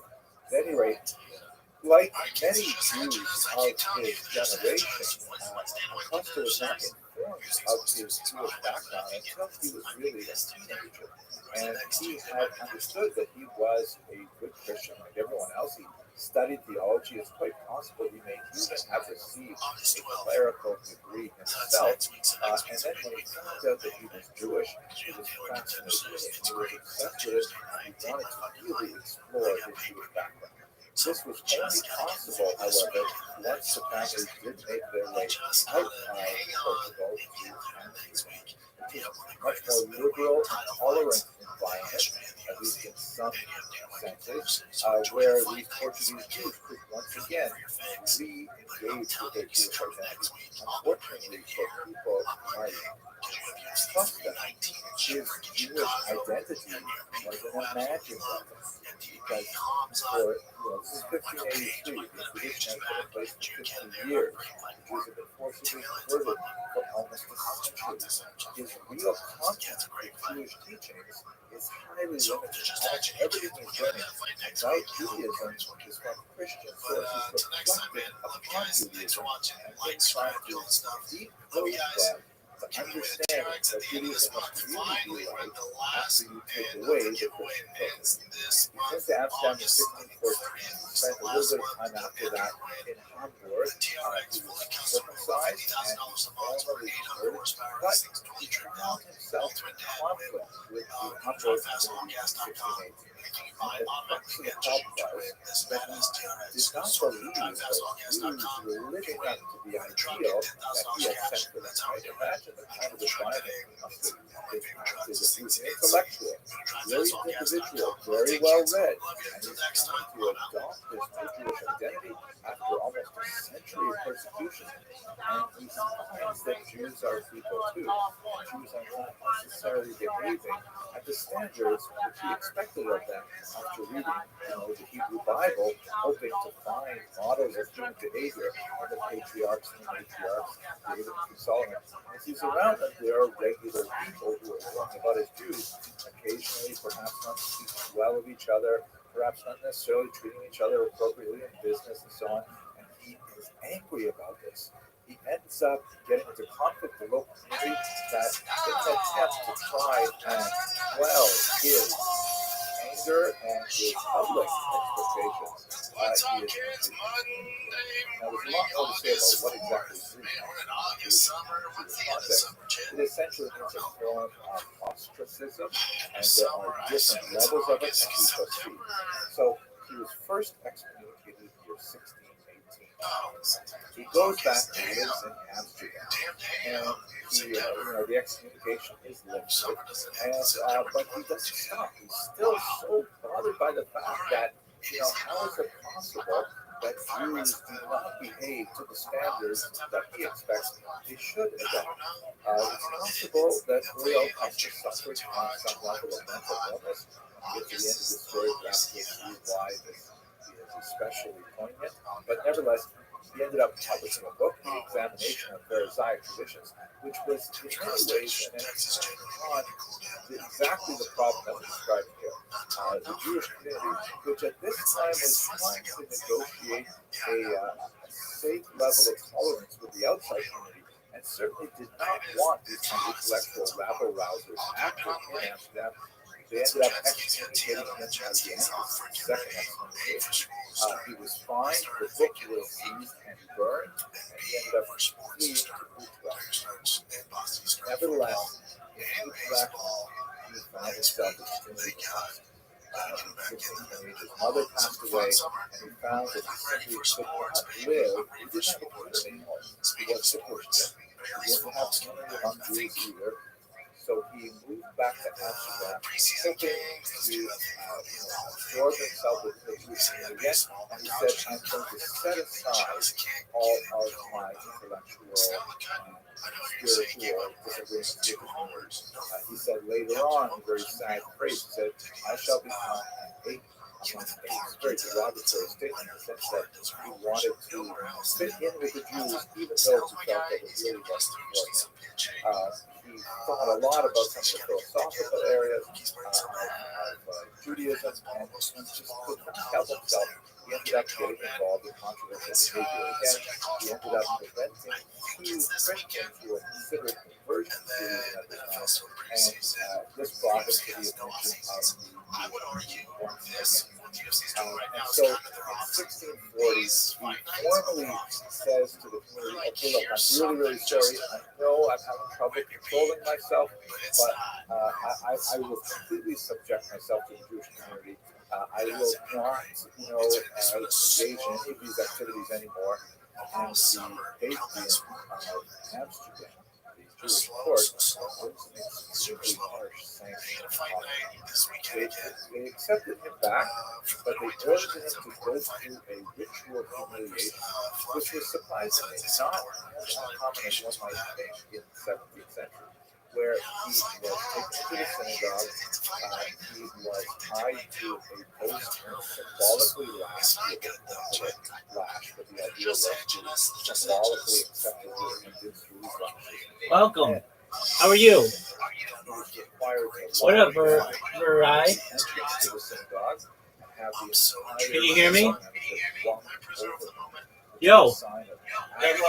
How are you? He was incredibly impressed by this. It is my 24/7 live stream. How are you? I'm good. How'd you? I am not. Why not? Why do I have to be in Israel? Terrifying document to read. I don't know. You're a rabbi. Yeah, there are many rabbis such as myself who are in the diaspora. Obviously, an individual who is What is a diaspora? It's anywhere outside of Israel. How'd you find out about me, Versailles? Barai? Some Jewish guy named Solomon. Okay, where'd you meet Solomon? This in my Discord channel. Okay, very cool. We're just watching Jewish history lectures. Feel free to enjoy, my friend. Are you an actual Rothschild? I am. It's my last name. Oh, really? Yes, sir. I'm just working on my robots right now. Are you related to the Rothschilds? We're all related. We're all related. There are about 3,000 of us in the United States alone. Enforce a medieval concept of Judaism where everyone had to behave according to the set rules as understood by How's your day going? The possibility of new Jewish identities rapidly becoming evident in society. One of the most profound links that may have already anticipated. What's truck? What do you mean you're doing trucks? Not that much later, after our customs experience, You said you're doing trucks? Yes. What does that mean? What does doing trucks mean? This painting by Samuel remarkable representation of Spinoza's life and Jewish life. You're doing trucks? You insect into their vein? Yes. What does that mean? Child with colorful clothing, blonde hair, flowers. I don't understand what you're saying. What does it mean to inject into their vein? As if he is Acosta's student. As if Is there like a chapter here? It is a tragic story, but it also gives That's correct. the complexities of the Amsterdam community, and in particular the Portuguese. Feel free to watch the Jewish history lectures. Economic vitality to Amsterdam Jews, but also an intellectual ferment that would produce intellectual scholars like Spinoza. Okay, I hope you found this sad video nevertheless meaningful, and I really hope to see you on this tour because it's going to be fascinating. Thank you very much for this. That was fun.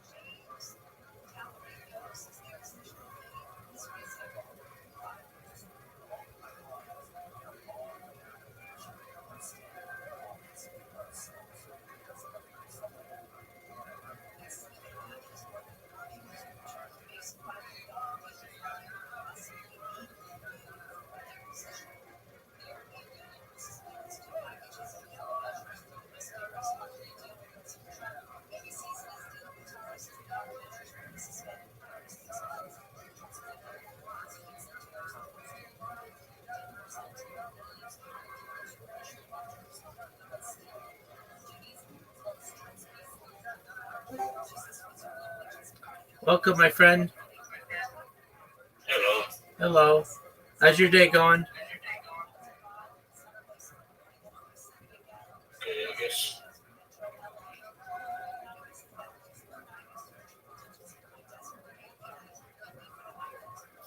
Why are you not fighting for Israel in the war? I'm too old. One of the most fascinating and fun Oh, there you aspects of Calm down with your as questions. a Jewish historian is the opportunity Not to understand. explore. I know, I'm not here to be interrogated, though. Feel free to watch the Jewish history lectures. I'm working on something, my friend. If you do have questions, including my age and all the other stuff, there's a section of this Discord that says Ask Rabbi Anything. Ask me any question that you want in there, and when I have time, I'll get to it. Jewish waterways. I don't have permission to send you messages.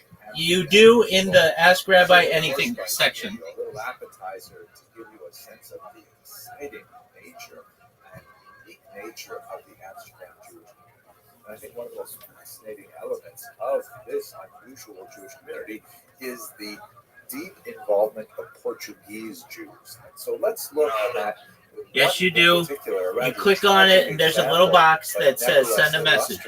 Of the kind of spiritual, creative, intellectual energy that was brought to Amsterdam by the Jews from Portugal. I'm speaking specifically about Uriel Acosta, also referred to as Da Costa, who was born in 1583 and passed away in 1640. His tragic story has been dramatized and produced in theater in many different cultures. Here, for example, you see a That's a great question to ask me in the Ask Rabbi Anything section. His sad life. He was born in Portugal in 1583 to a new Christian family. What exactly does that mean? Many people speak about the Spanish Inquisition, but in reality, the Portuguese Inquisition, which followed shortly after the expulsion of Jews from Spain in 1492, was an absolutely horrific experience and had in many ways just as powerful, if not more powerful, an impact on Jewish history, because the Portuguese Jews were forcibly converted in 1497. There was kind of like a status quo agreement that the crown of Portugal would simply turn a blind eye to whatever they did behind closed doors. And so there was this tolerance for about 3 decades of Jews being outwardly Christian, and yet, nevertheless, as an open secret, they were still practicing Jewish practices. In 1530, the Inquisition came down hard in Portugal and created tremendous havoc for many Jews living there.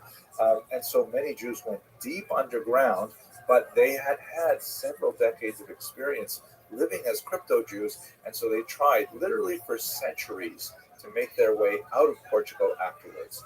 These families, who were technically Christian because they had received baptism, willingly or not, were called New Christians, which made a distinction between the so-called Old Christians, who had never had any experience with Judaism, and the New Christians who were of Jewish background. There's a lot more to say about that, but I don't want to take up too much time in this video. At any rate, like many Jews of his generation, Acosta was not informed of his Jewish background until he was really a teenager. And he had understood that he was a good Christian like everyone else. He studied theology. It's quite possible he may even have received a clerical degree himself. And then when he found out that he was Jewish, he was fascinated with it. And he was obsessed with it. And he wanted to really explore his Jewish background. This was only possible, however, once the family did make their way out of Portugal to Amsterdam, which was a much more liberal and tolerant environment, at least in some senses, where these Portuguese Jews could once again re-engage with their Jewish identity. Unfortunately, for people like Acosta, his Jewish identity was an imagined identity, because this is 1583. The Inquisition has been in place for 50 years. The Jews have been forcibly converted for almost a century. His real contact with Jewish teachings is highly limited. Almost everything he's learning about Judaism is from Christian sources reflecting upon Judaism, and him trying to decode them to understand what Judaism must really be like after you take away the Christian filter. He came to Amsterdam in 1614. He spent a little bit of time after that in Hamburg. He was circumcised and he formally converted, but he found himself in conflict with the Hamburg community in 1618. And the crux of the problem was that he did not believe that Jews were living up to the ideal that he had set for them, right? Imagine the kind of environment he must have been active in. He was an intellectual, brilliant individual, very well read, and he's coming to adopt this new Jewish identity after almost a century of persecution. And he finds that Jews are people too, and Jews are not necessarily behaving at the standards which he expected of them after reading, the Hebrew Bible, hoping to find models of human behavior in the patriarchs and the matriarchs, King David and King Solomon. And he sees around them there are regular people who are going about as Jews, occasionally perhaps not speaking well of each other, perhaps not necessarily treating each other appropriately in business and so on. And he is angry about this. He ends up getting into conflict with the local community that, in an attempt to try and quell his anger and his public expectations, he is actually excommunicated. Now, there's a lot more to say about what exactly is excommunication in a Jewish context. It essentially means a form of ostracism, and there are different levels of it, as we shall see. So he was first excommunicated in the year 1618.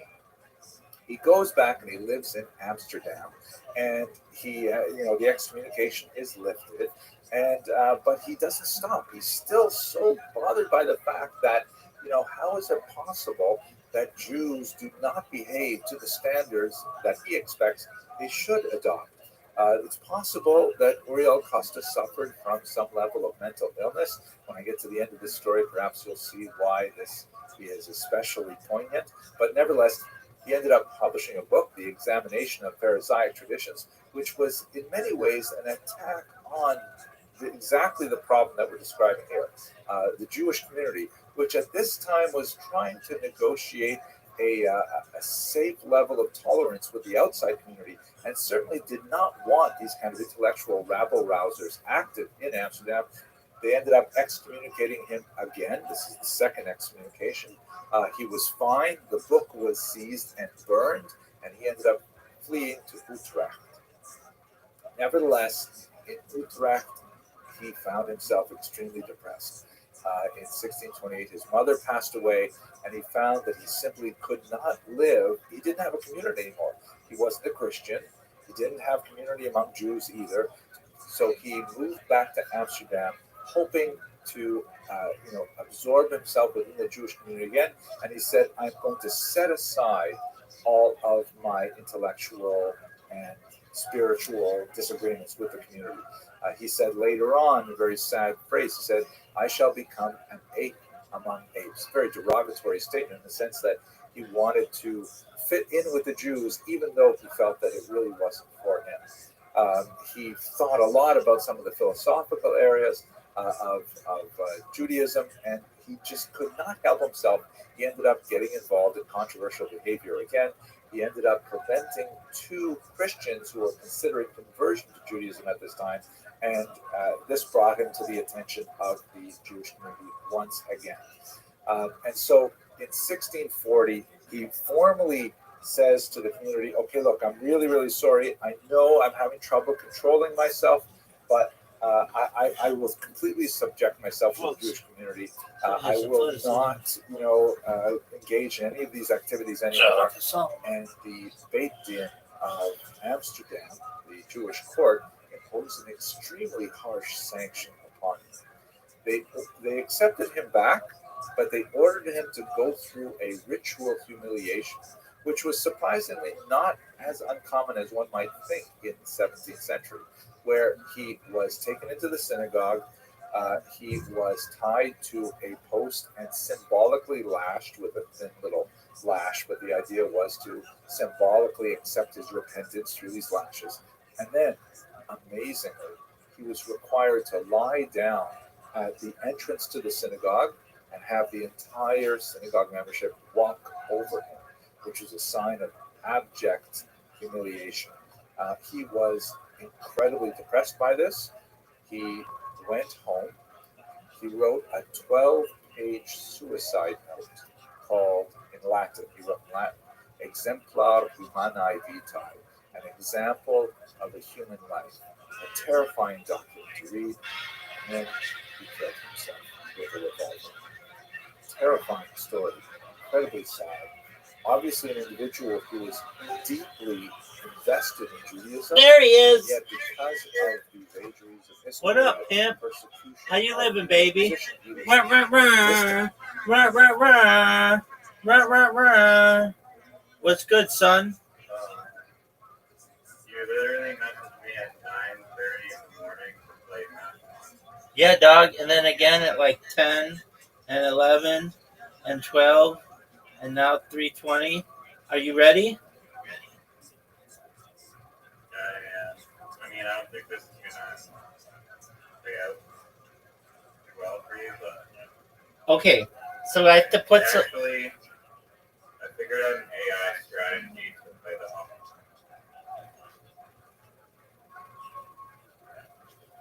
No one knows what you just said. What'd you say, pimp? I have an AI strategy to play the offense. From Moncala? Evolving, revolve. Oh, if you evolve, you get 10 more. What does this one do? If you evolve, you get like more damage. Oh, I gotcha. Evolving restores 10 hit points. Are you proud of that shot? Yeah. You've gotten easy.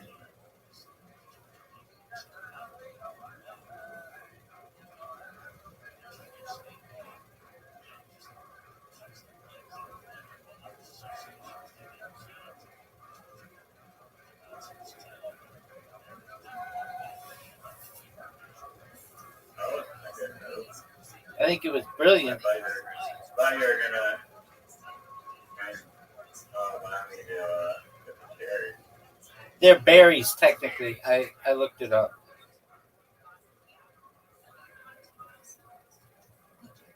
So quit calling them cherries, dog.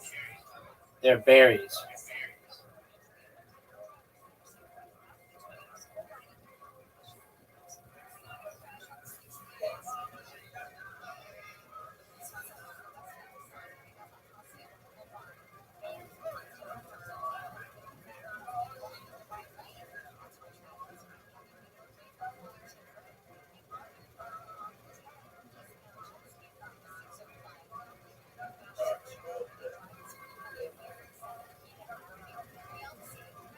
You could have gotten a quad, dude.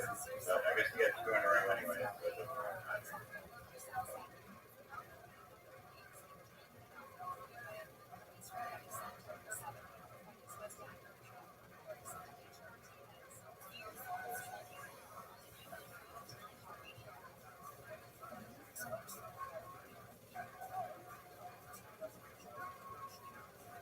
Psycho bite.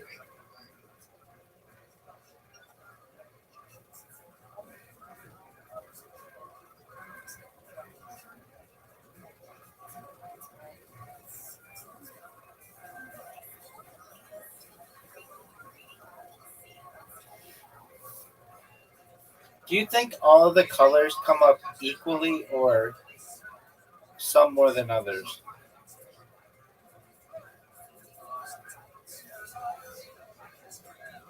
Judging by the board right now, I'd say that there's a lot more yellow and blue. Yeah. Somehow, like, you get the color.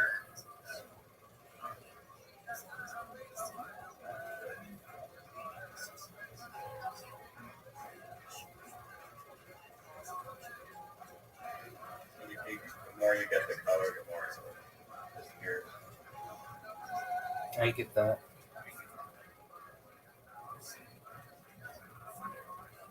Oh, easy move, dog. Easy move. There's two quads. I didn't even see that.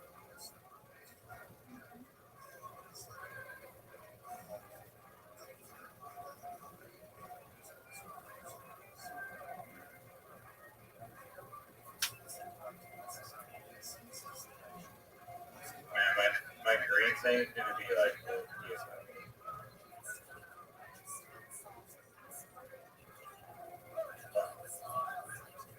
Do you know about Canadian Pacific Flight 21? It is the largest unsolved murder in Canadian history.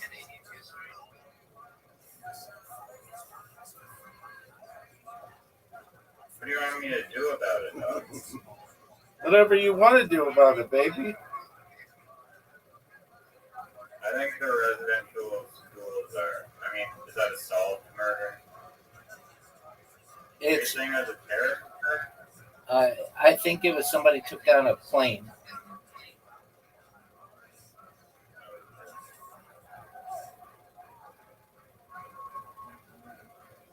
You're at max hit points, son. You're at max hit points. I mean, it still does like extra 10 damage or something. Are you proud? I don't know if I leveled up the wrong one, but we'll see.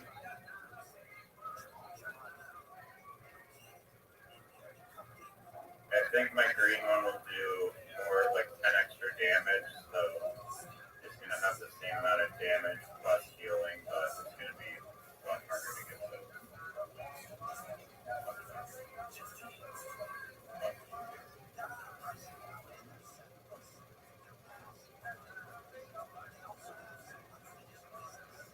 Oh.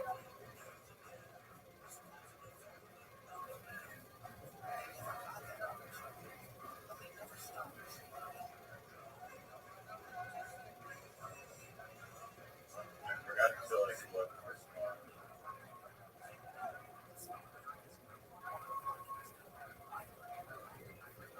I see a quad that you can do. If you got the yellow one, corner up. But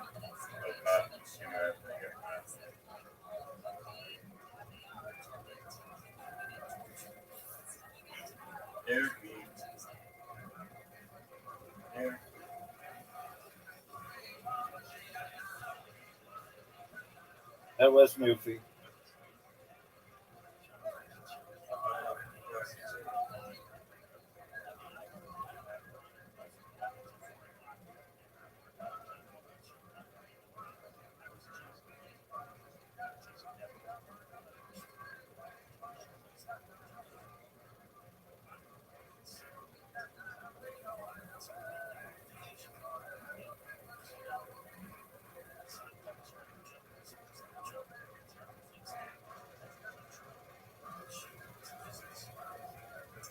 oh shit, still me? Fuck, I could have just taken the green. Fuck off. Okay.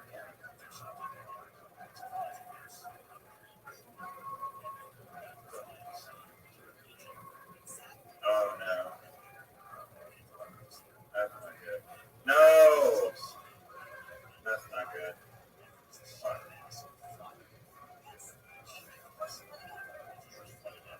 Look at this new defense.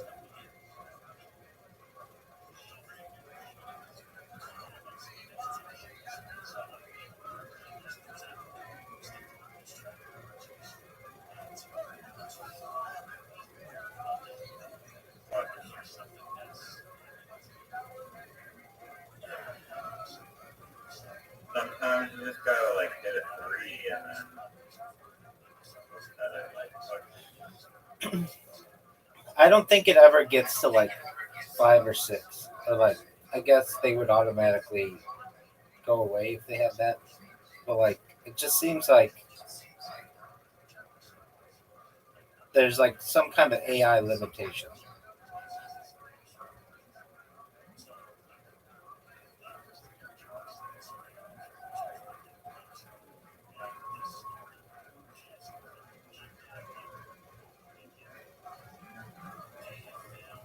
I've seen a 5. I pointed out. I don't know if it's possibly possible. Yes. This thing evolves is pretty OP, especially with the extra damage. Right.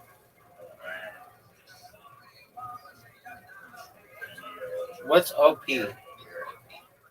Ocean Pacific? What's? Oh, okay. Not original poster. No. It can be that as well. If you're an infrared. This is 30 damage. 25.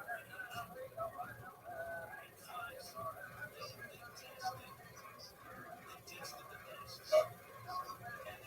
Are there no quads? Give me a quad. You love quads.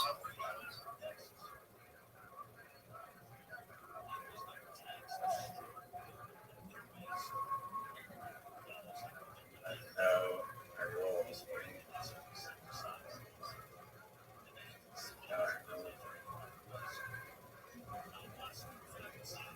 Oh.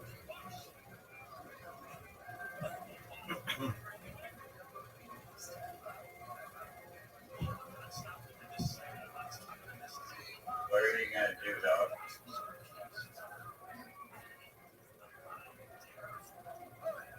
I don't know if that was very. Oh shit! Do I go for the fucking? I could have gone. They're berries, dog. Quit calling them cherries.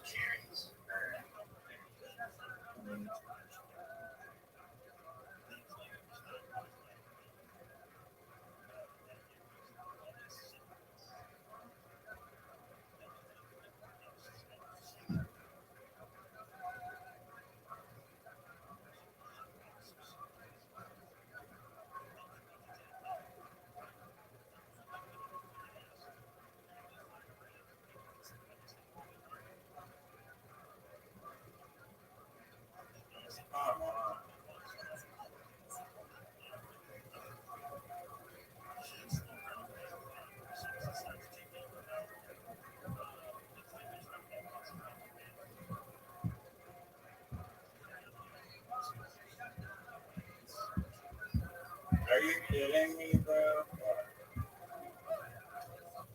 Why would you not hit the spot? I didn't notice it.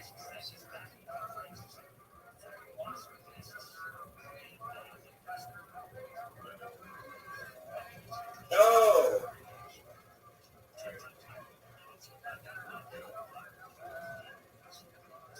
Might you or should I just get them?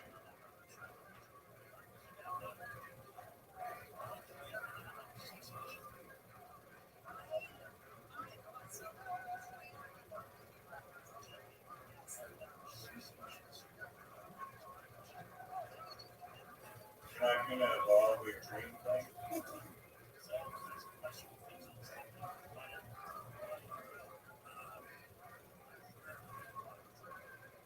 Why didn't it do damage to you?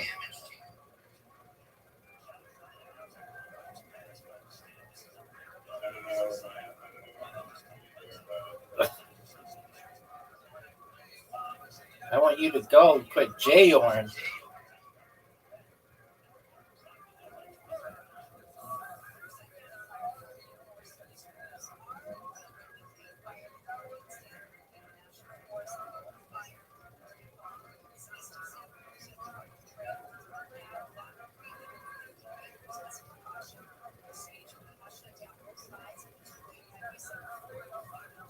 Here we go.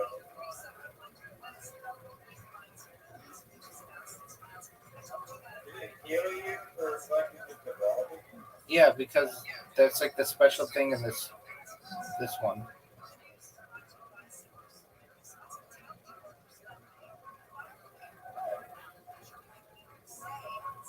What are you gonna do, pimp? What are you gonna do, pimp?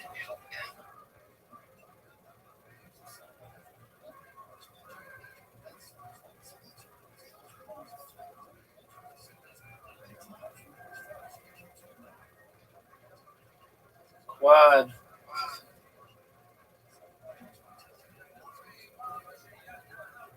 Wait. I don't know if this helps. 5.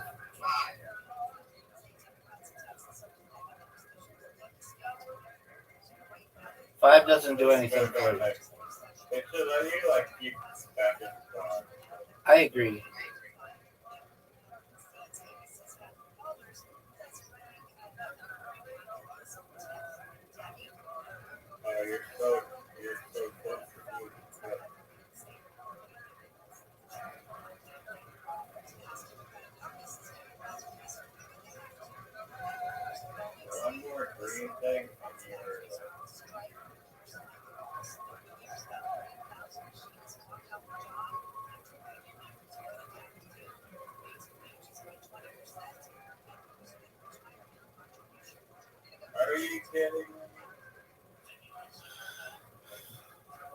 You have a huge lead.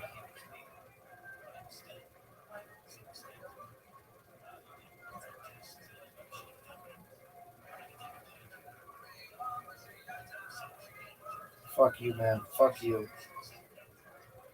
That was not neat.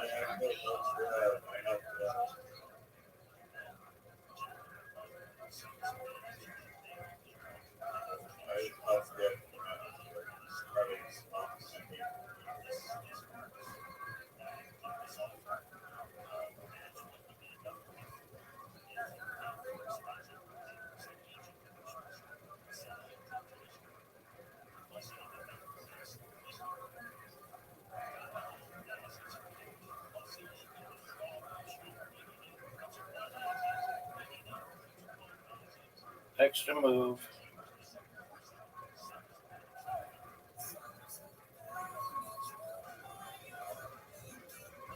No. Every move, like, you never knock them down.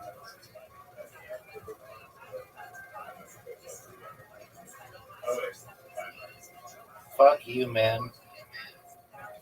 You were just yapping away. Just yapping away over there.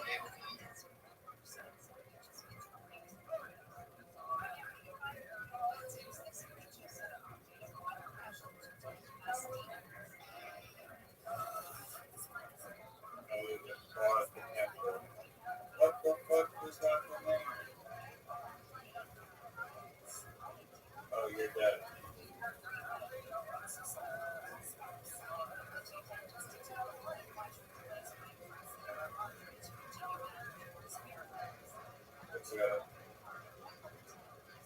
Wow, you're playing this against you, aren't you? No. You're playing against people online? Yeah. Okay, we're going to change it. We're going to do, instead of all pick, it's draft pick. So you have to, like, I don't think we can have the same guys.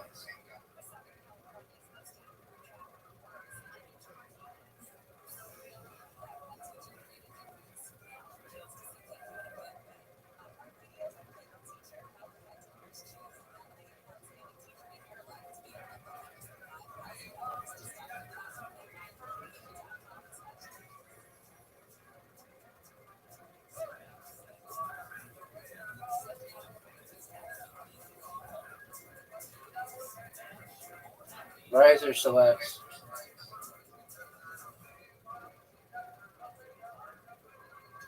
What are you doing taking my guy? You took my guy, dude. Wait, I got to do it both? Oh, I guess. Because I got to go first.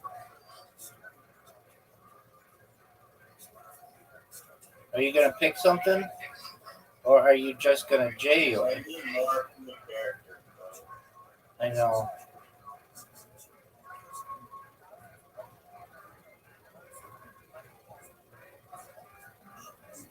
Did we get new things?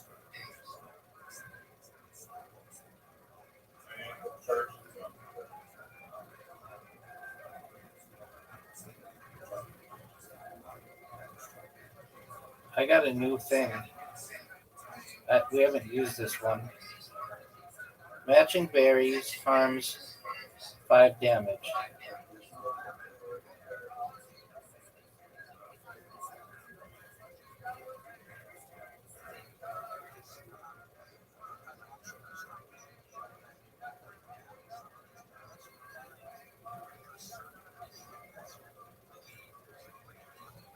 Yeah, Electro Kitty sucks.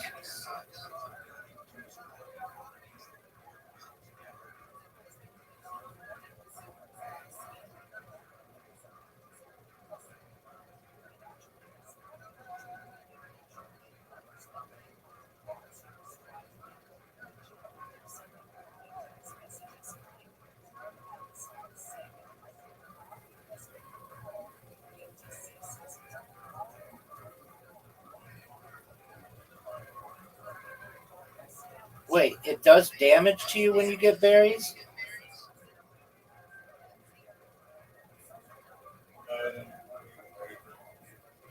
It says all berries on board are poison. Consuming matching them will damage a player 5 health. Oh yeah. Well, they have both skulls. This is fun to carry.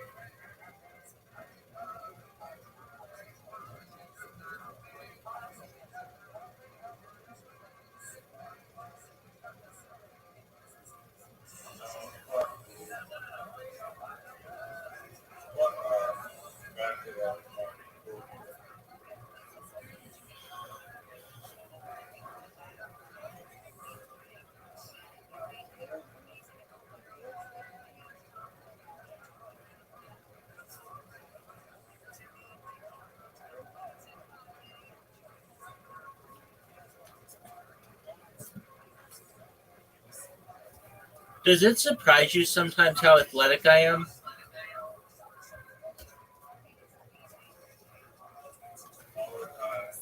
I would agree.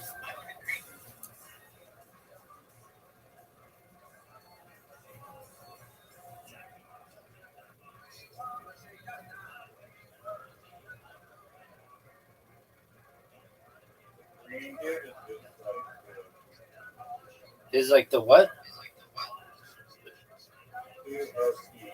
Yeah.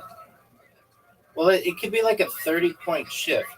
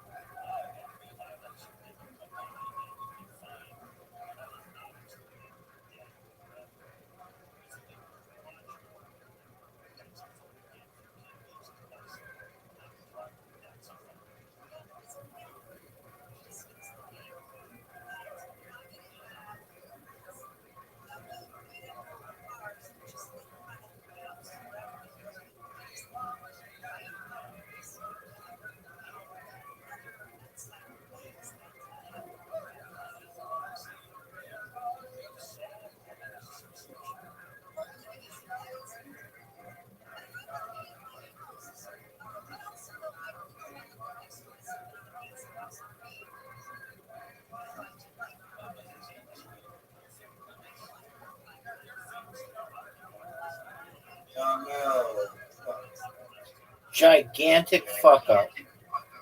Maybe the biggest fuck up we've ever seen.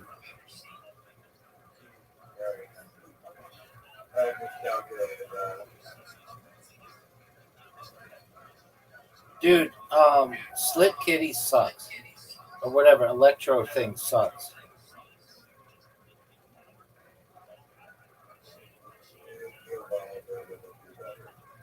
No, it sucks.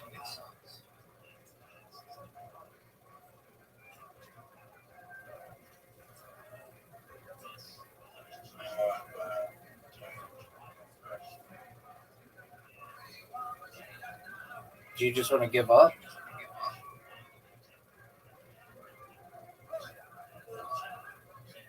Well, you give up on a lot of other games, so it wouldn't surprise me if you wanted to give up now.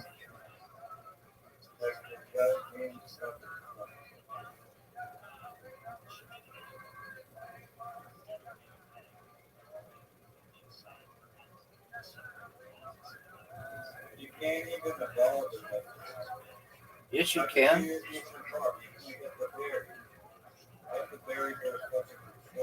They are, but they hurt you.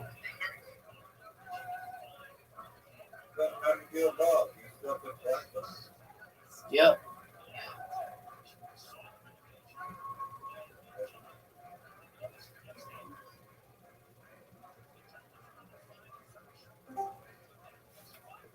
Welcome.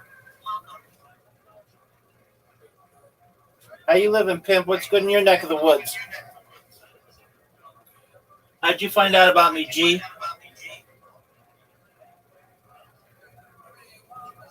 How'd you find out about me? Oh, not really.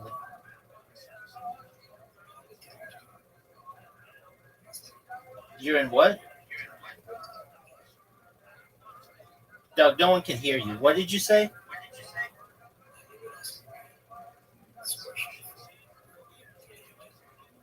Okay. How's your day going, Pimp? How's your day going, Pimp? Okay, how is it? How's your day going? That's what I like to hear, son. I'm kicking ass, taking names. Every day's a holiday, every meal's a feast, baby.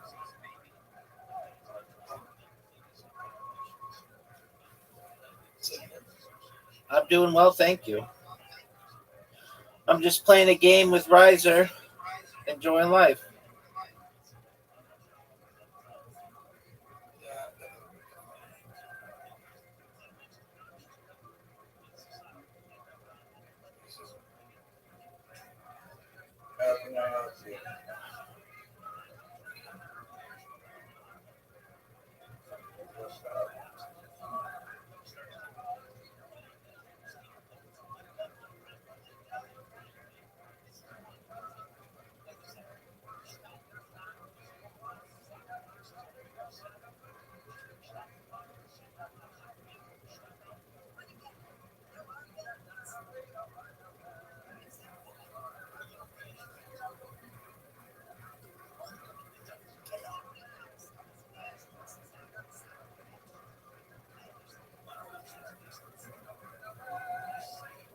Here's a 5, Riser.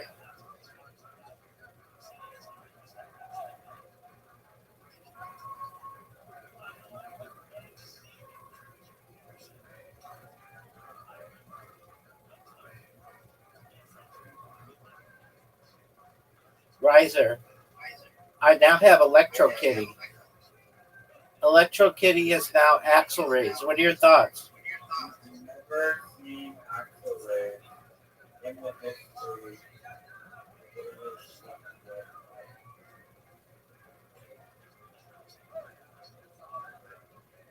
Thanks, baby.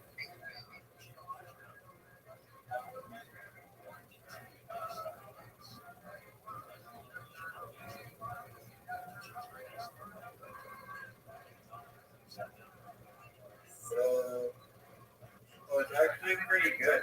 The amount of points it takes is only 4, but it does not a lot of damage. Kind of good against my purple guy.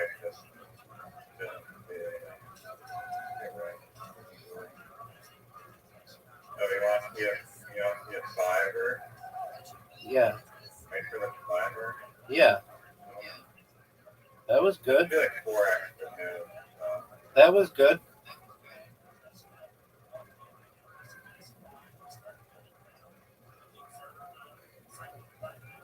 How the fuck am I winning, dog? You have a fucking healer turtle.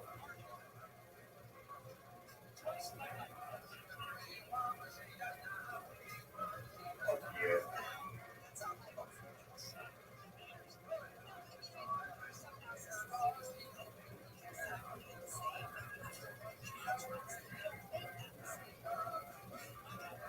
Oh, extra move. Are you proud of that extra move? Dog, are you proud of that extra move? Are you going to go? Or are you just going to J-Yor?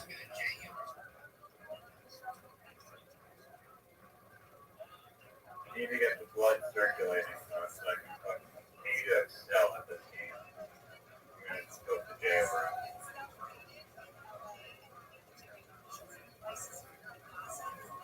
Do you know what Heal Leaf does? It's a 30-point swing. Overpowered bullshit is what it does. It's a 30-point swing, baby. This game, look at what the bullshit is that I fucking have to. Dude, you took my shit. Dude, you took my shit. What? Yo, I went one time. Every time it's like, it always fucking.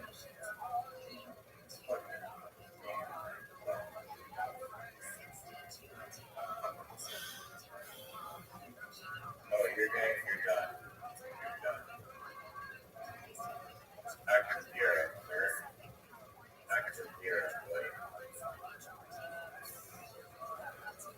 I'm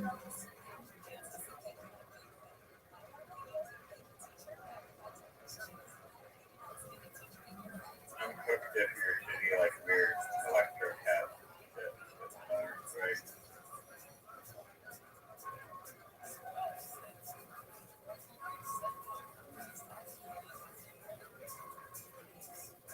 No, don't do that. Don't do that.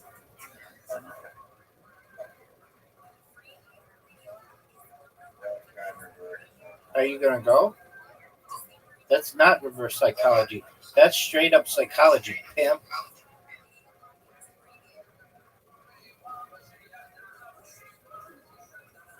No. Fuck, I'm done,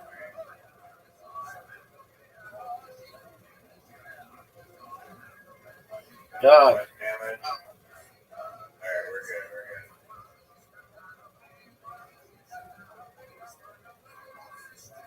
I can only deal 20. Because your thing sucks. Oh, I didn't even evolve it.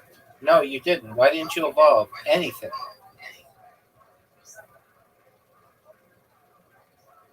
Flare? Are you proud of that move? Oh, kill him.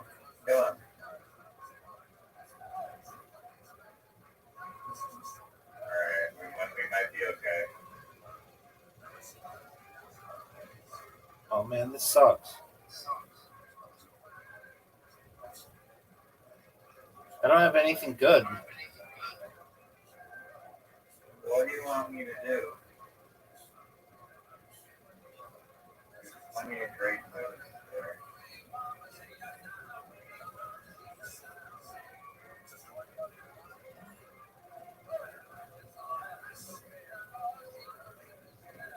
There you are.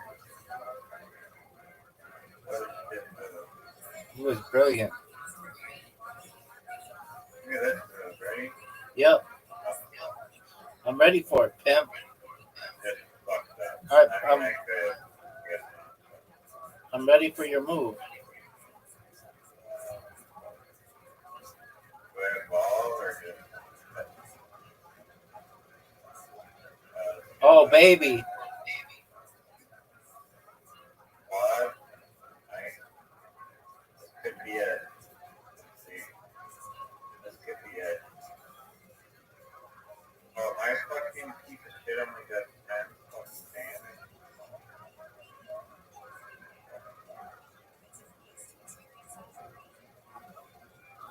Electro Claw.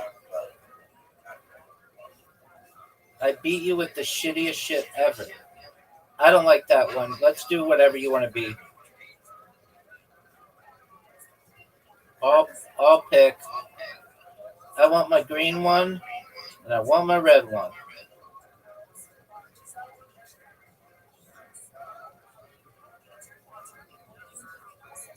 I'm confirmed, baby. I'm waiting on you.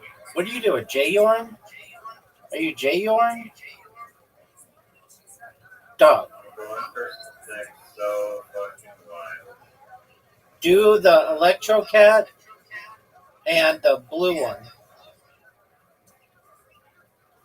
I'm gonna defeat you. What'd you do? The blue one? You did do that. Wow, that's one tile. That's the two shittiest ones. Just to spice it up. It's Riser's turn. Do this opening move right now. Give me those berries, huh? They're berries, correct. I said berries. I know, and I'm saying that you said it correctly. Don't fuck this up, dude. Don't fuck this up. Don't fuck it up now. Trying to fuck up now. Dog.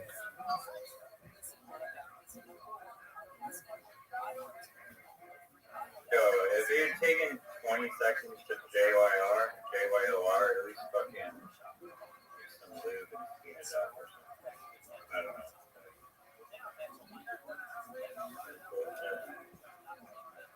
Will you please sing the song that William Montgomery sang at the... Is anyone else seeing this bullshit right now? Bridgestone Arena. Will you please sing that song?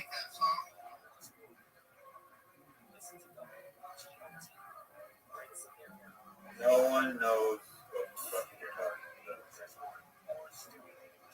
talking It goes like this. Rocky Top, you'll always be home, sweet home to me. Good old Rocky Top. Woo!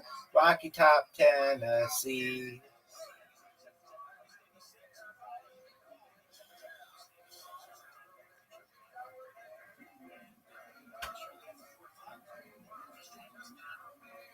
I haven't gotten a blue one the whole time. Okay, well, why don't you get a fucking blue one? And yes, you have. I forgot that I had the fucking blue, dude. I'm sorry. Dude, you fucked me. You fucked me.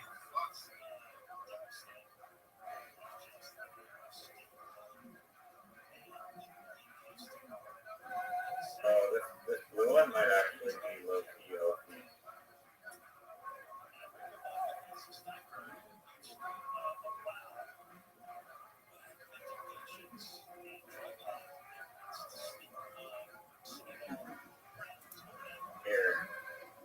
Here. Oh, give me a fucking here.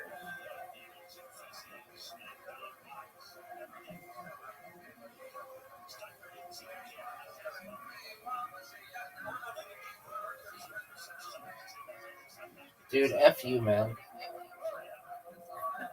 Yo, I fucking invented that strategy, okay?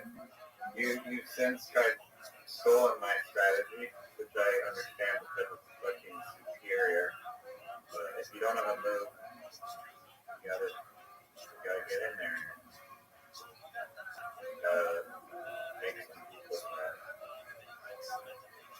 That was a terrible move. Yes, it was. That's on your shitty turn. Are you gonna go? Yo, dog, are you gonna go?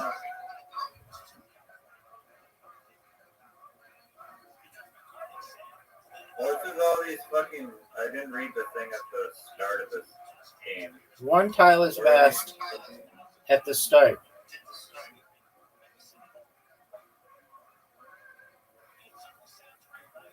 You're fucking very stealing fuck.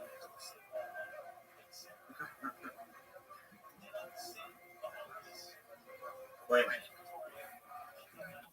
Are you proud of that move?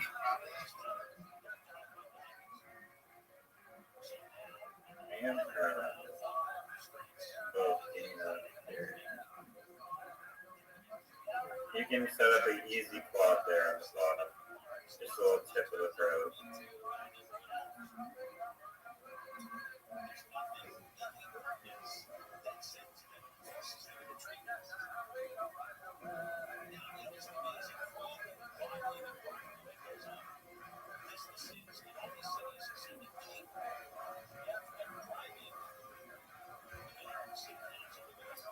I'm just gonna let you know that here. Whoa. Whoa, what is that? That's Yeah, we've never seen Savannah. Whoa, he's huge. Quinn. Yeah, he is fucking. Hydro Rush. Hydro Rush, dog. Oh, another fucking. Oh, baby. That thing might be You're the done. best. You're done.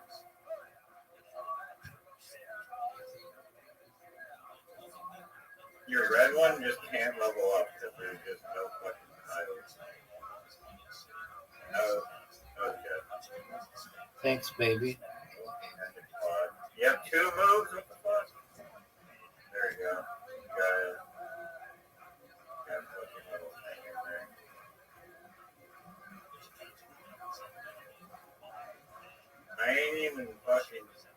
I ain't never gonna stop.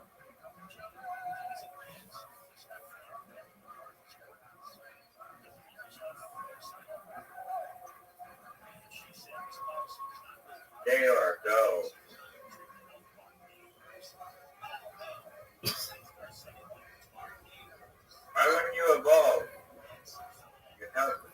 4 things. You don't even. Why would I tell you that? I just hope you. I hope you like do critical.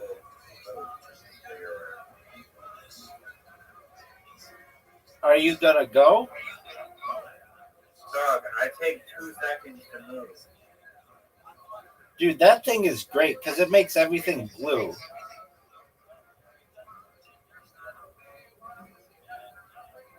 that's why it's pretty easy to technique.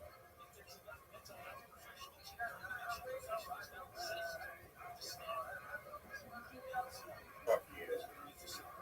Oh, you little fuck.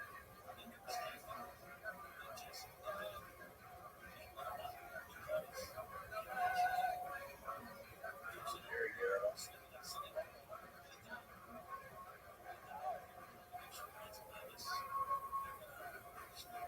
Dude, that's big time. Dude, that thing is unfair. I'm about to die because of that one guy. What do you want me to do about it, dog?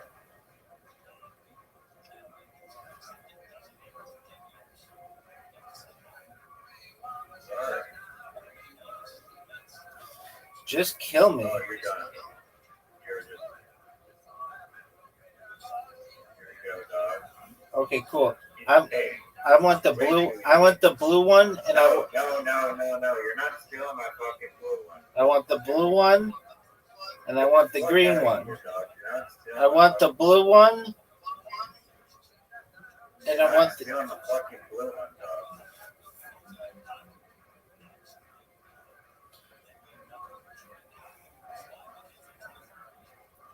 Rocky Top. You'll always be home, sweet home to me. Good old Rocky Top. Woo! Rocky Top, Tennessee. Are you gonna go?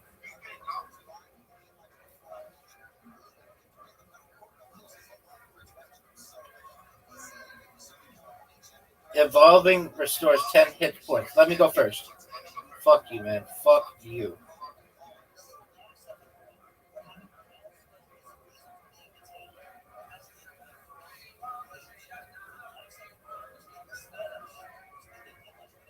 Oh, God, there you go. I'll take a quad.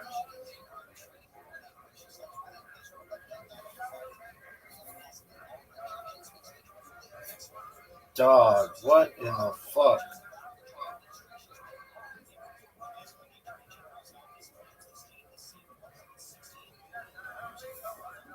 Oh, fuck. What'd you think of that move?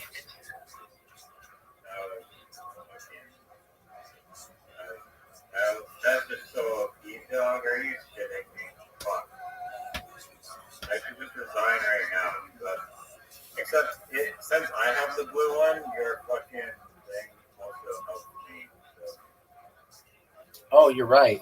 I may not get that. You're absolutely right. Kind of like counteracts it.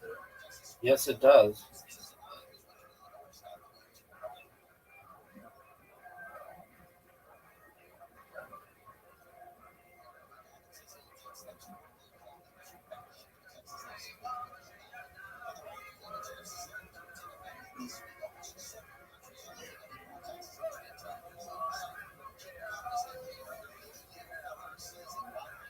Shit, right? No, I can't. Fuck.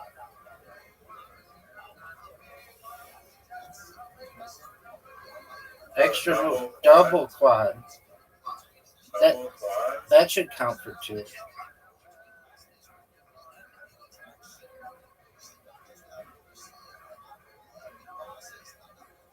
No!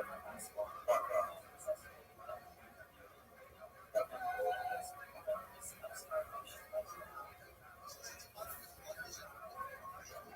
Look at the damage.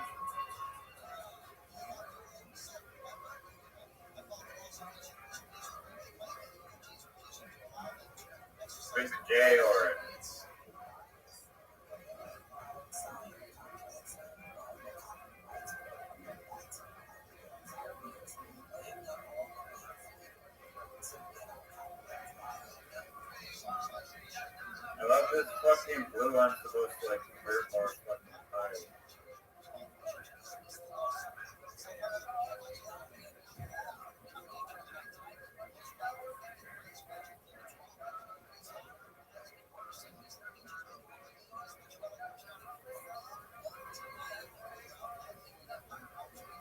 How are you getting up so hard?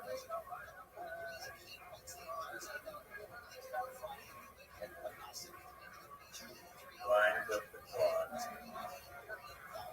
You've got one move now. What's it gonna be? There's a blue one right there on the left. You can't really win in this situation.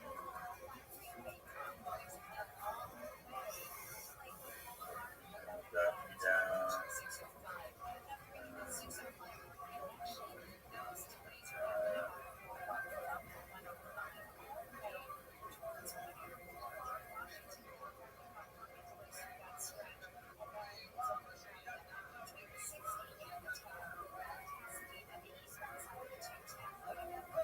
Nice. Oh shit. You're fucking down on here. Fucking bullshit health shit.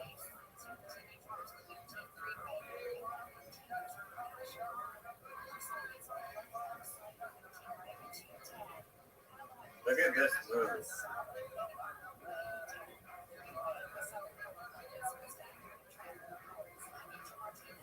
Are you gonna go? Or are you just gonna J yours?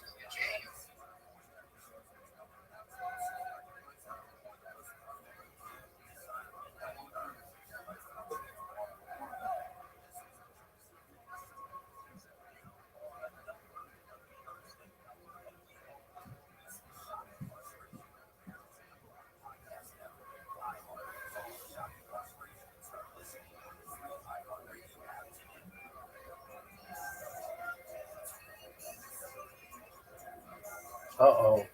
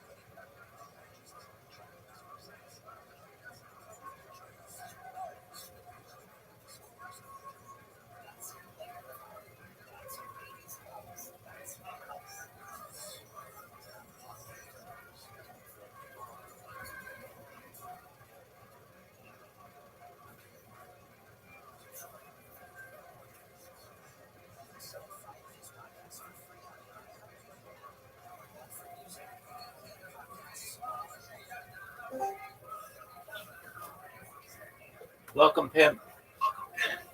Hello. Yo, dog, how are you?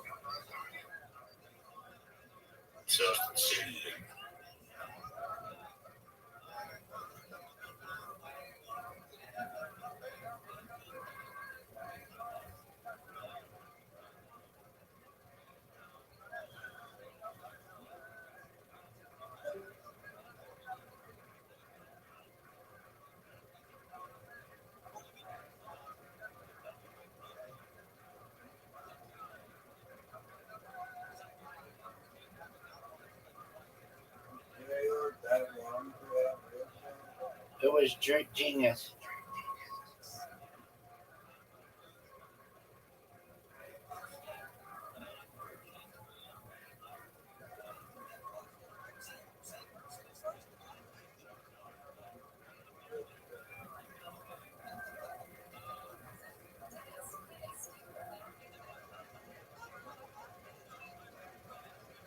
Thanks for the berries, dog.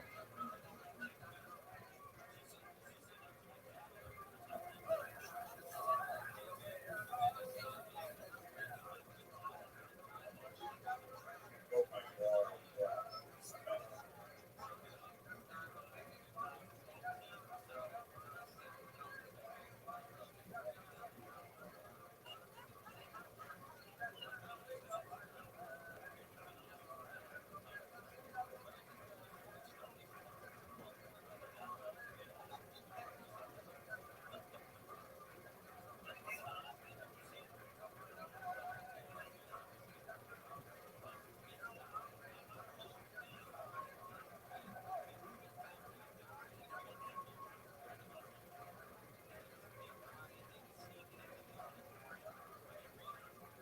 you gonna go, or are you just gonna? I'm just asking. I'm just asking a question, dog. I'm just asking a question. Are you gonna go, or are you just gonna jail?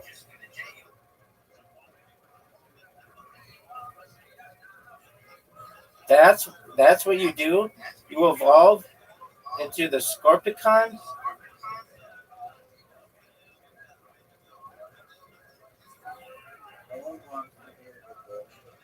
Are you gonna go?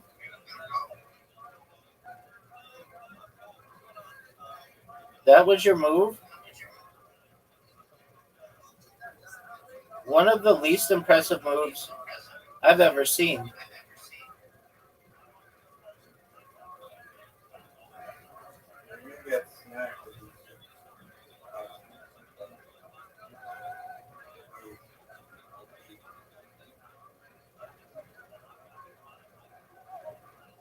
Don't do that.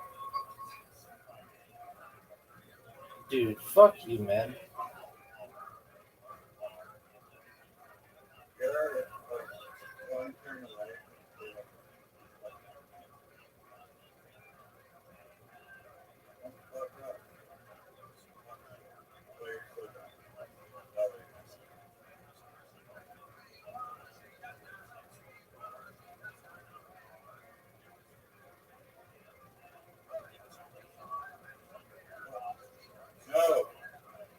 Baby.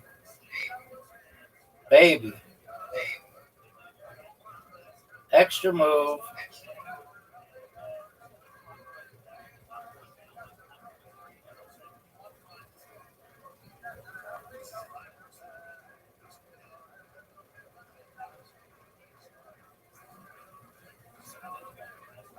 Hydro Rush, son. What a fucking comeback. What a fucking comeback. How do you like that, baby? How do you like that? How do you like that, baby? How do you like that? You literally got fucking 4 carries on your first fucking turn, dude. How do you like that? All right, Karam time. We'll be back. We'll be back to that. But I need to see how good you are at angles today. You've been working on your angle work.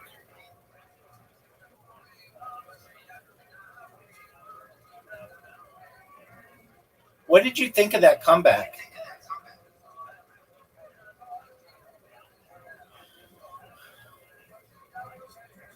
Do you want to be interviewed? Oh, fucking advantage. Dude, you're the one who's going first. This move. Look at this move. What do you mean a host? What do you mean host advantage? You're going first. Dog. That was. I thought it was a fucking goddamn other one right here. Well, guess what? It's not. I'm shocked, dog. Thanks. Thanks, dog.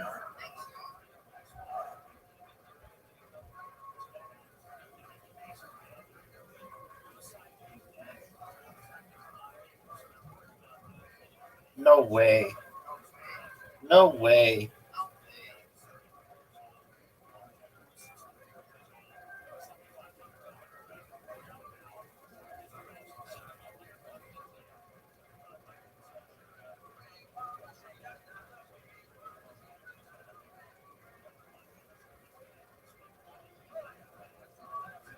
Do you think I could make this?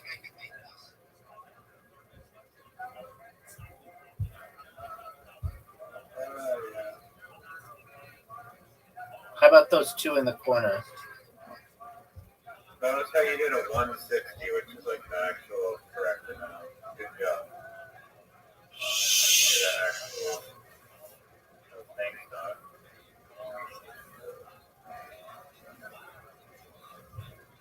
You just lost yourself the game. That's why I fuck up with the not dude.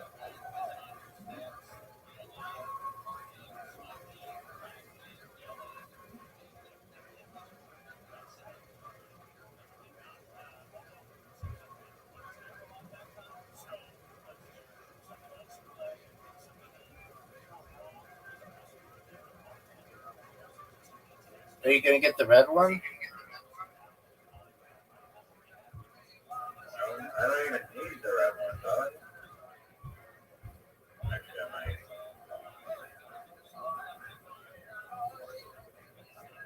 Are you gonna go? Are you just gonna J yours? Fuck up. I'm trying to calculate.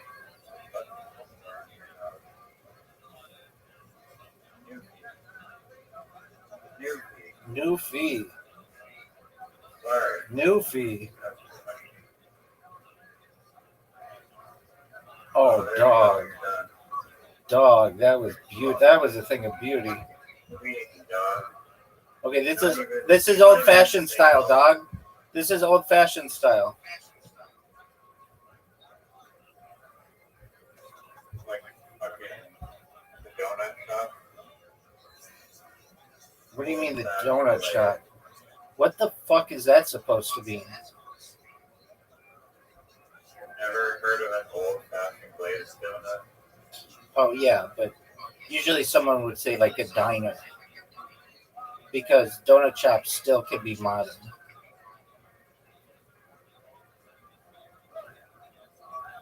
No one knows what the fuck you're doing. It's like I'm hearing myself make fun of myself.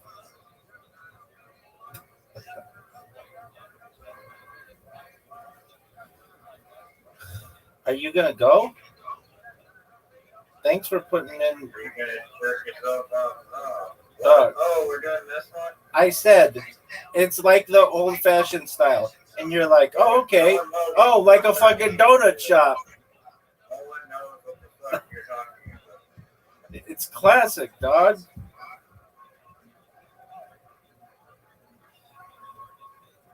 Dude, what do I even do here?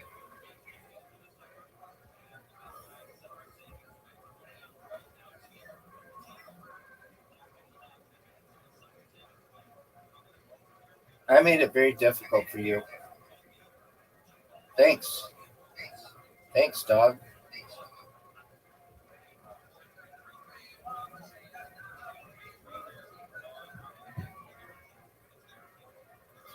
Oh, that's an easy shot for you.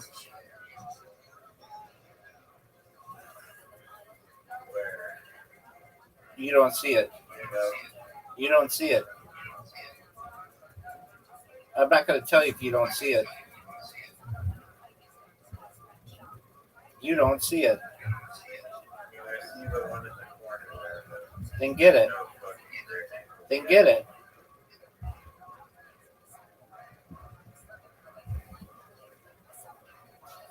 Are you going to get it? Beautiful shot, dude.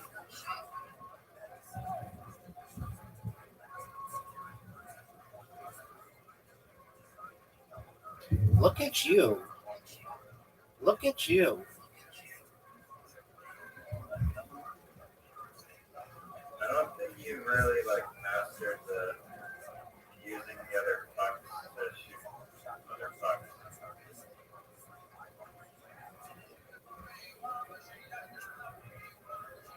Are you gonna go? Are you just gonna J yours? I see some goofy never before done. Yeah. I'm waiting. Where's the noofiness of it? Every newfie knows that's an impossible shot. I would have made it. You would put your puck into the fucking pocket. Why do you call it a puck? It's a slider, son. Use the correct nomenclature.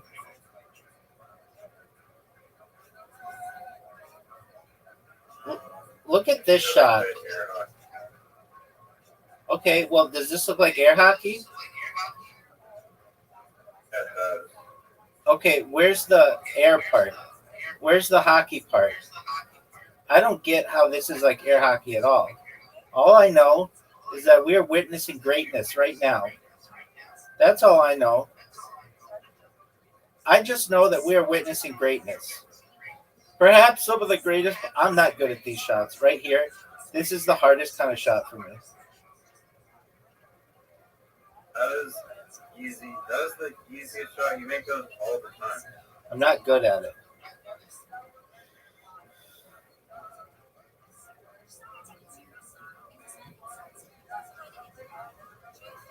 Alright.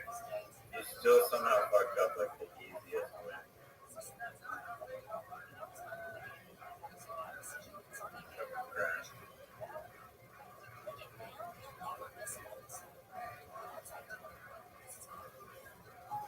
Over 2, dog. That's because. Oh, dude. Easy. You really want to win one, don't you? I bet it keeps you up at I night. don't know why. The Match Monsters. You're gonna bingo. Have a flawless record. Do you want to do an Olympics? Not yet. This is a practice. But do you want to do an Olympics? Not really. Okay. Well, then this counts.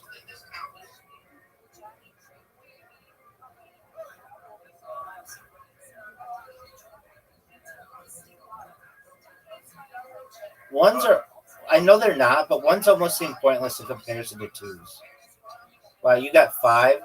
That was absolute dog shit, dog. I'm going to show you how it's done.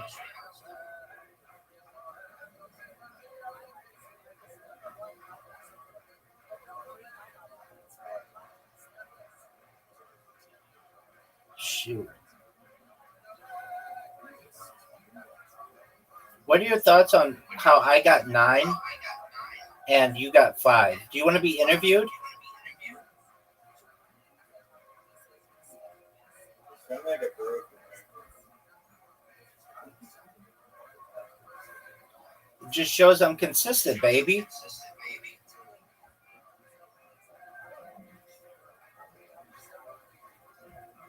Are you proud of that shot? Dude, you got 3.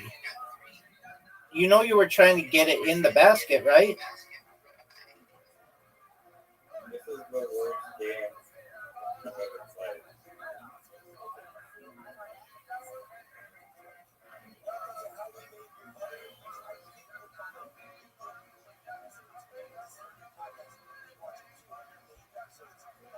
What are your thoughts? You have 8 and I have 14. Do you want to be interviewed?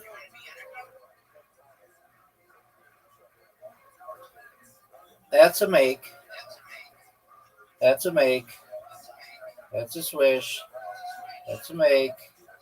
Look at this motherfucker go. Look. Oh, that would suck. But I should have got one more at the end. 10 points. That's pretty good. See if you can beat 10 points. I gotta be low. No 10 points for me. And prom night, all running over. Oh, you got 3. You barely lost. You know what the key word is in there? 1. Barely. 1. Barely. 1. Are you ready for a rematch?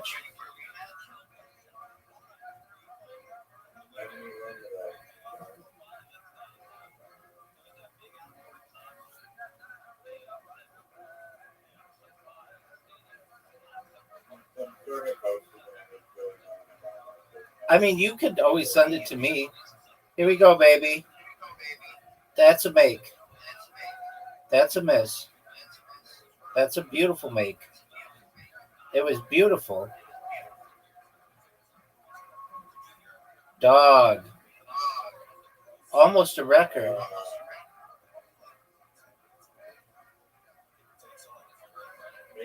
Don't fucking don't distract me. How are we gonna perform this round?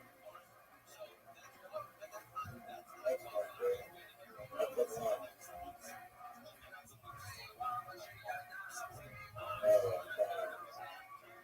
This ain't gonna cut it, folks. This simply ain't gonna cut it. Do we have an upset in the making? I'm the underdog here, dog.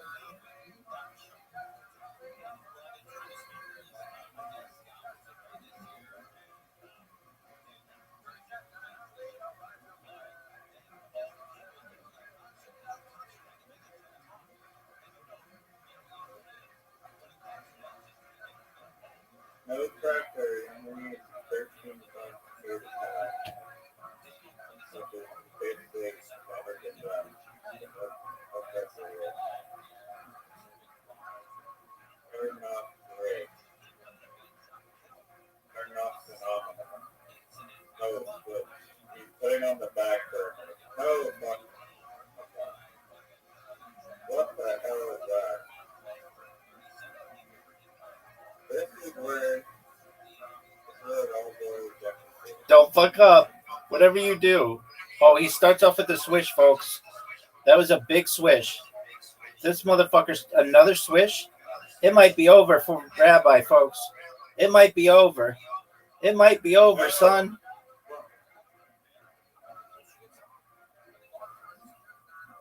Alright, let's see it. Let's see it. Let's see what he can do. 8 points or above. Oh, 2 bricks. 3 bricks.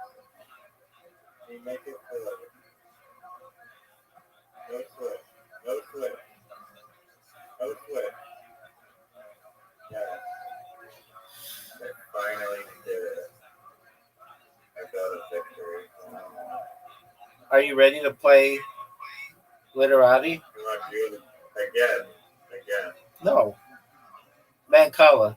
Okay. No, literally. Literati.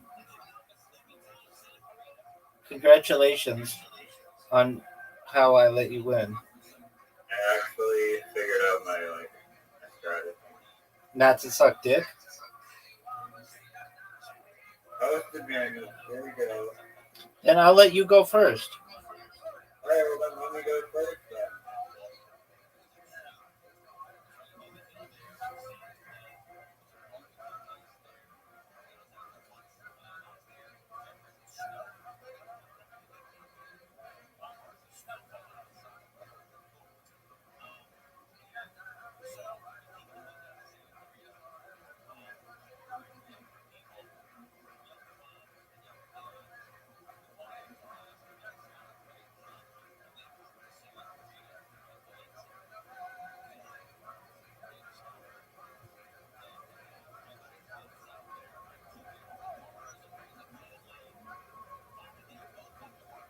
Oh, you're good.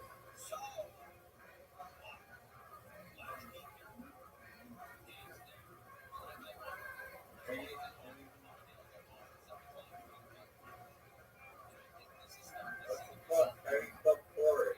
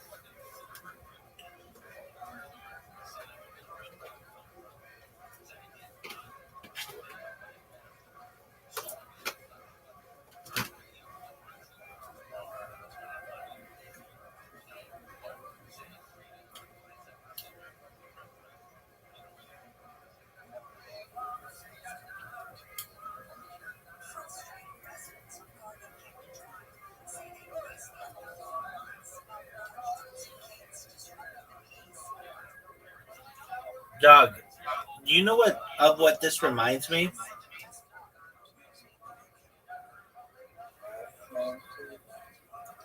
Go with that garbage.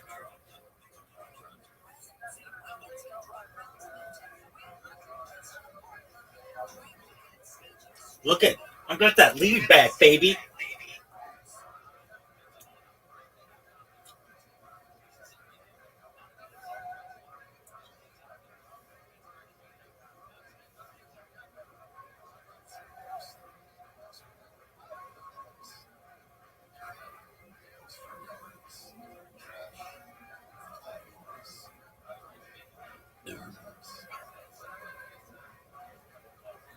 What the fuck is goose?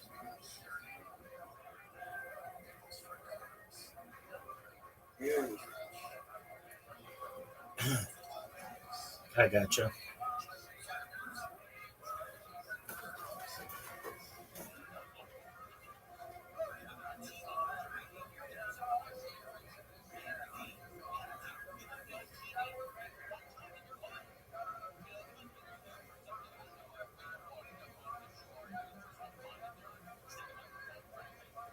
Are you proud of the way that you're playing?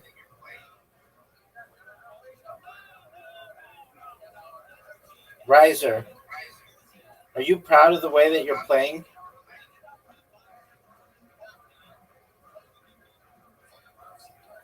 Are you gonna go? Are you just gonna J-Yor? Seems to me like you are joined J-Yoring.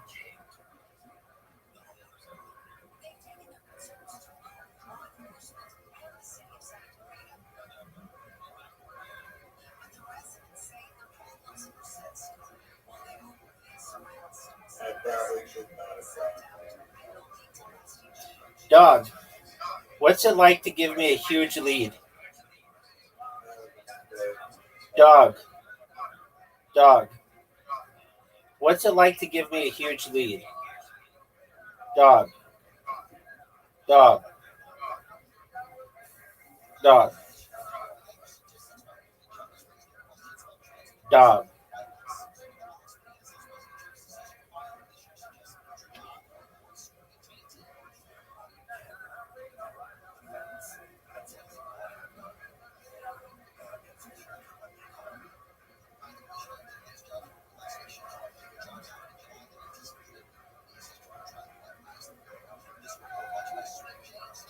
If you don't double my score, you lose. No, you can't say that now. While I give you the first chance to go. That's been the rule every single time. No, it's not. Why is it? We both speak English.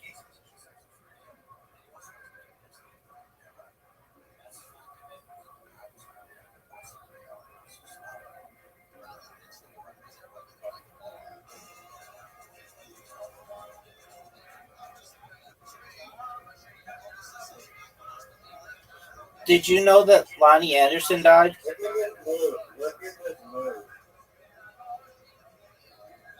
I'm waiting. Look at this move.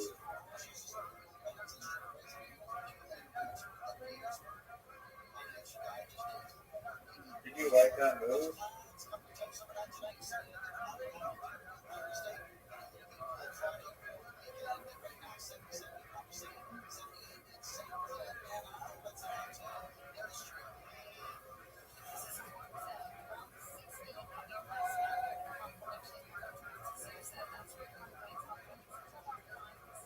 Do you like this move? What the fuck is amazing? It's like a smart woman.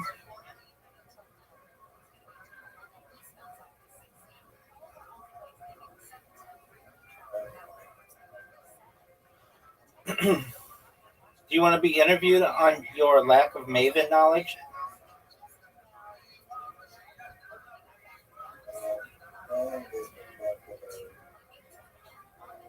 It's also the name of a search engine that Ghislaine Maxwell's sister invented.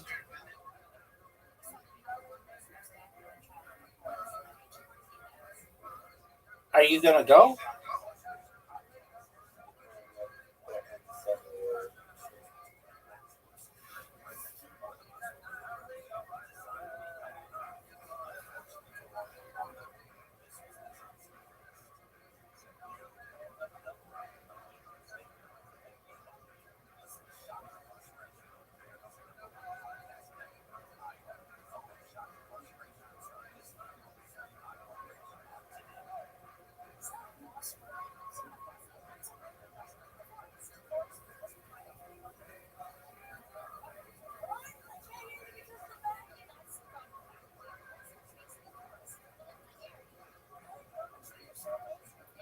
Dog. Remember that time you thought I only had to double your score, but I actually just needed to beat it 1-on-1?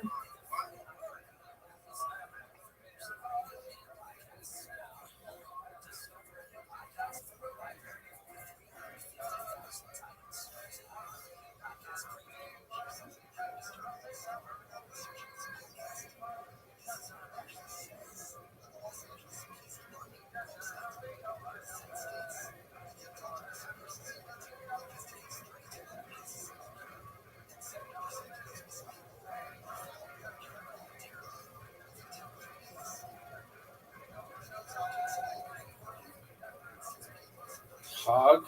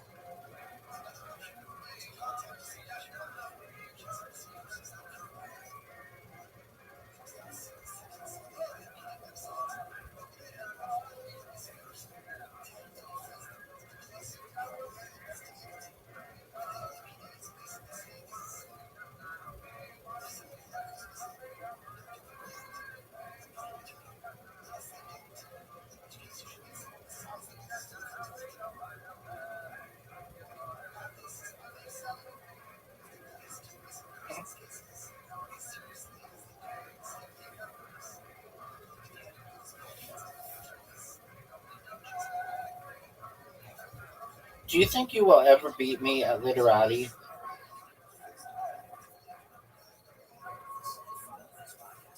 Maybe we get some letters out.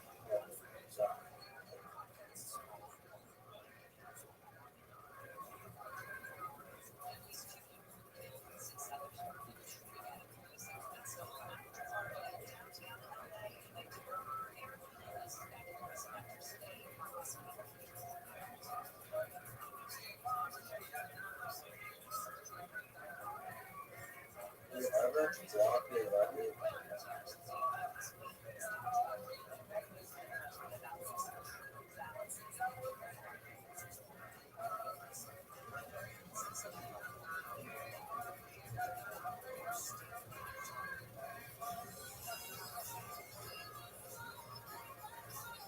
Dude, you might win.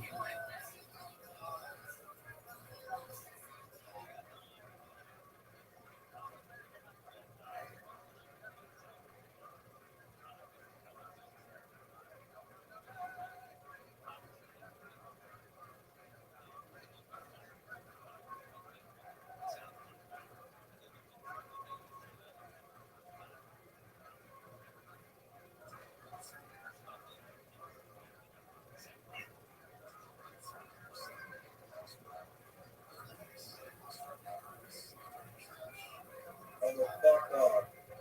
Don't fucking go there. That was my spot. Don't go there. Don't go there. Just find another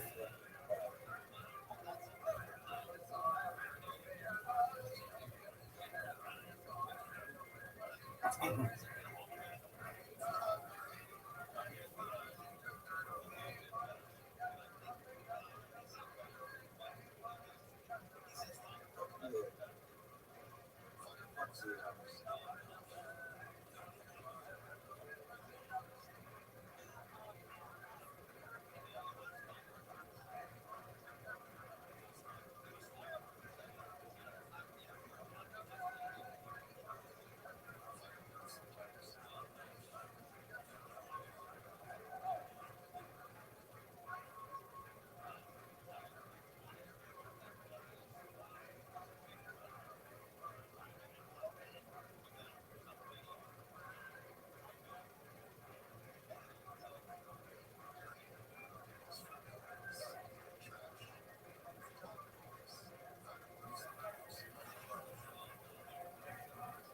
Oh, dude.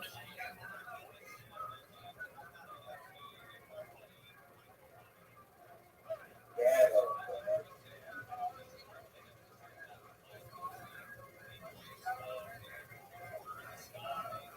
You know what dado means?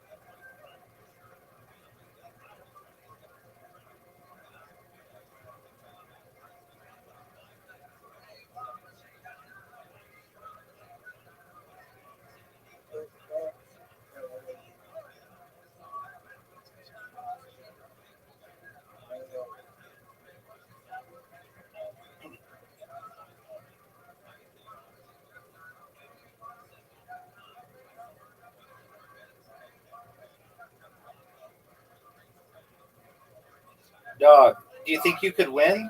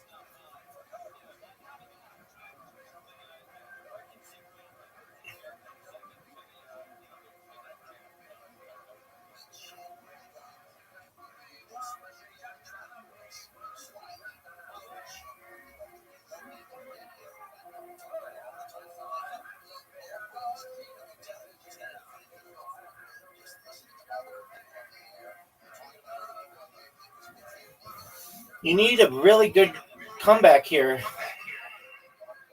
Even though the tiles are stacked in your favor.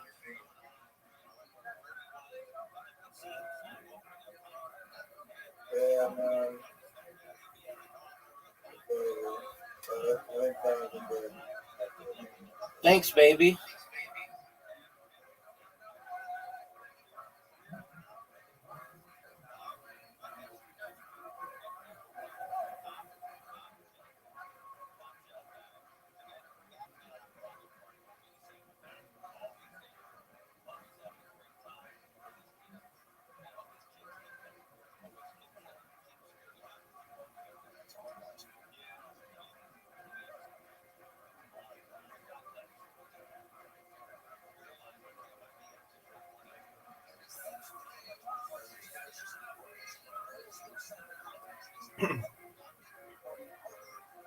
Are you proud of the way that you've played?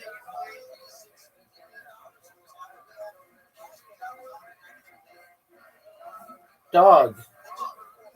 I got 300. You got 205. That's not very good. That's not very good for you. That's not very good for you.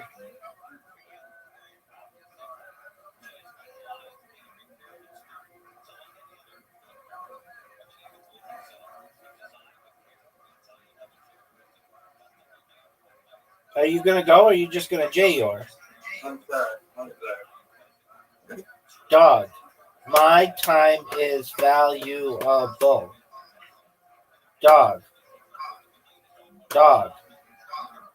Dog. Dog. Dog. Dog.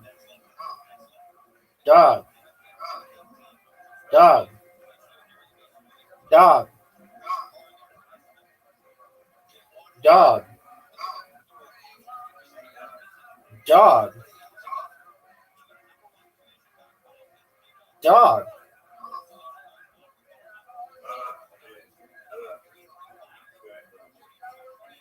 What are you doing? Sipping water with a spoon?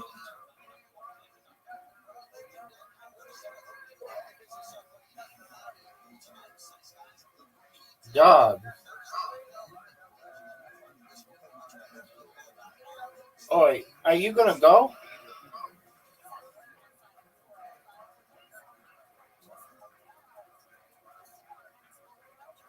Dog.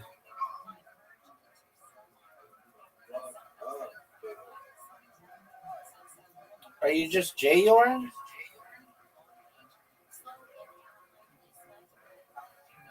How much more time do you need?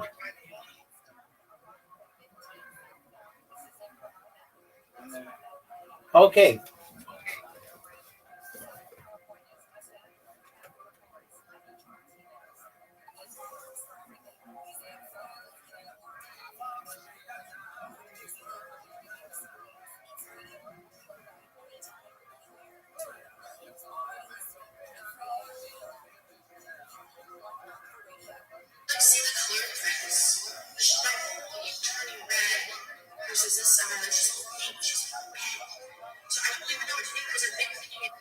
No one cares, woman.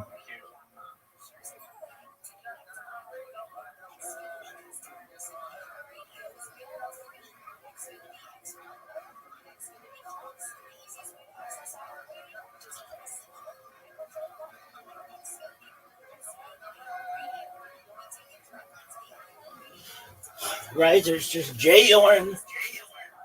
Folks, if you're watching this in the future and you're wondering what the fuck is going on, it's Riser. It's his time to J-Yor. After getting such an ass kicking in literati, he was so tempted that he couldn't stop J-Yoring.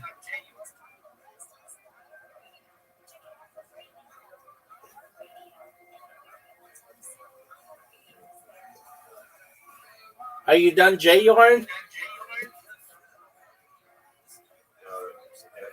You're fucking. Oh, archery. Yeah. The game that I fucking destroyed. Dude, not fair. Not fair. Are you going? Not fair. I'm going to resign. Because I didn't know that you were ready, so the clock was going. Big dog. What do you want me to do about it, dog? Tell me when you're ready. Tell me when you're ready.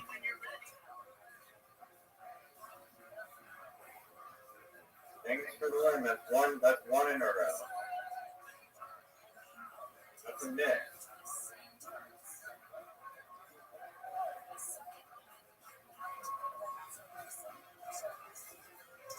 Oh, that's bad. I don't need your comments. Are you proud of that? Are you proud of that?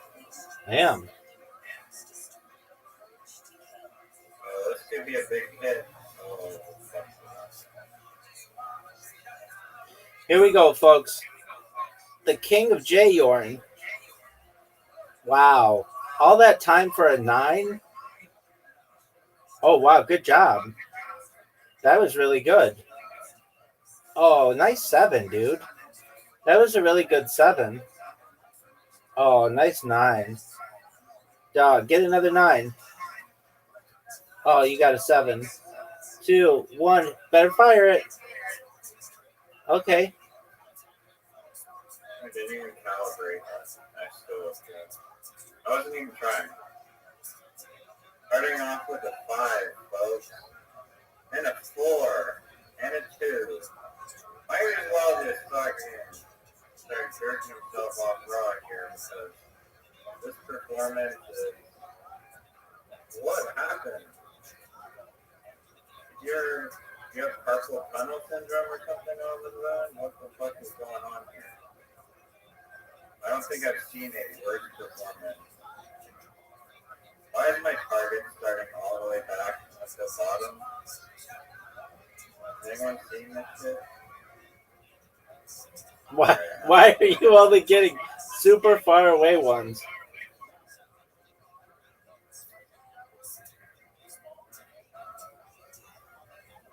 What? Because they saw how embarrassing your performance was last round, so they're like, okay, let's give this guy some possible. You're just gonna put the target 1 fucking mile back. Let this guy figure it out.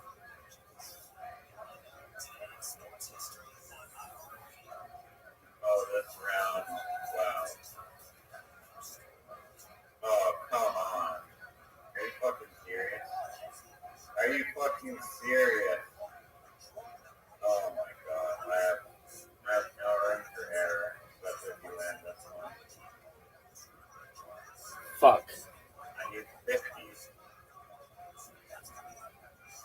Well, then just get it, dude, and quit not doing well.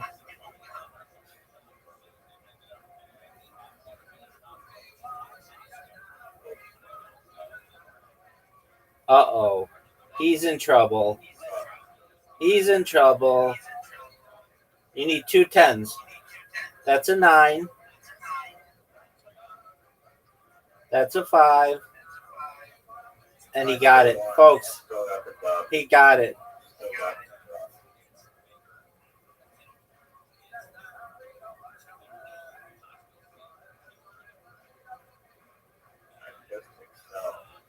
Doug, shut the fuck up. No, word box. I haven't beaten you in word box. All right, word box.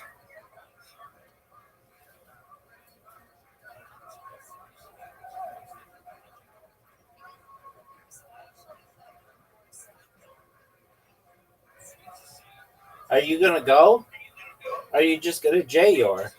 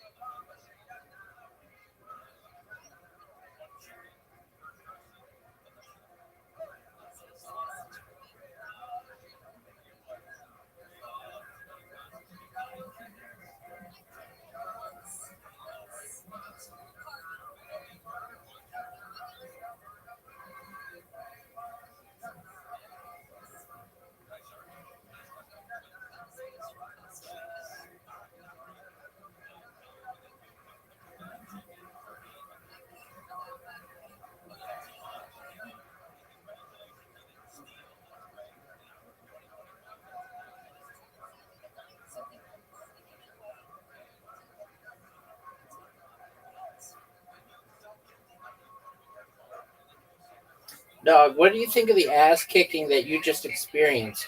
Gonk? What the fuck word is gonk? You're not even trying with real words. Gonk. You just... Gonk is a fucking word, dude. What's it mean, dog?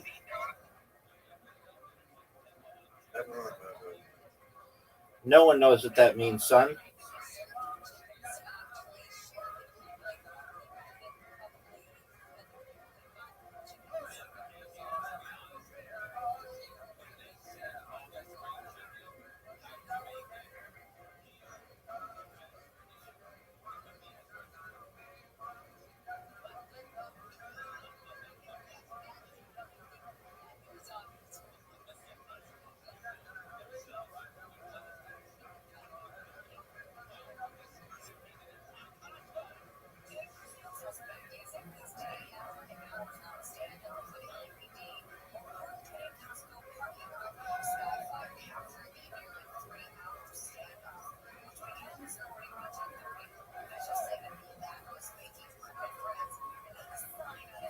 Dog, what are your thoughts about getting your ass kicked?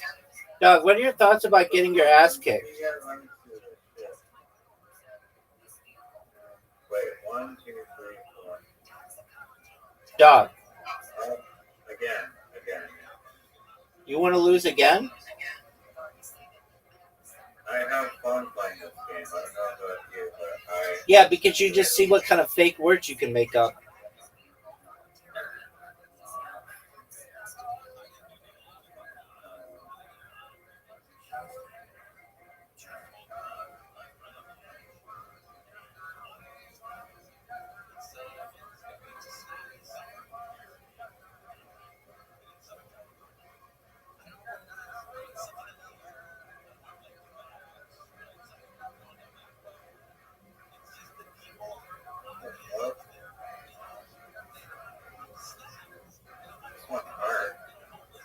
I think it's really easy.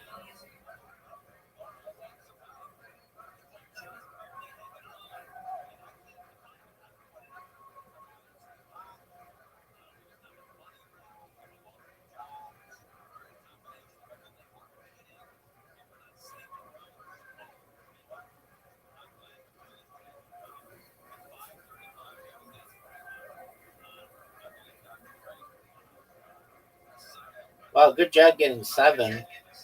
But I could have got that when I was a child. What is Kia? I don't know. What is Kia? Everyone knows what Kia is.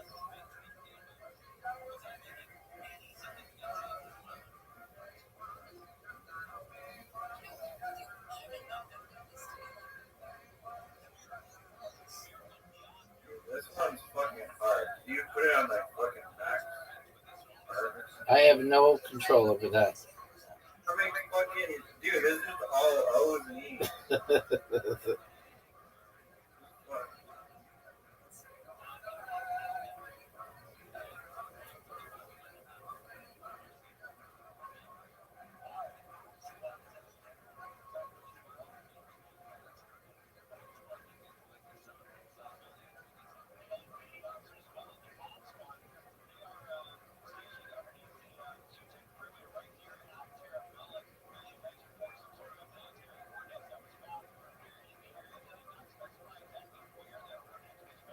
Oh, what happened there, dog? I had something in my eye. I have something in my eye. What the fuck is that?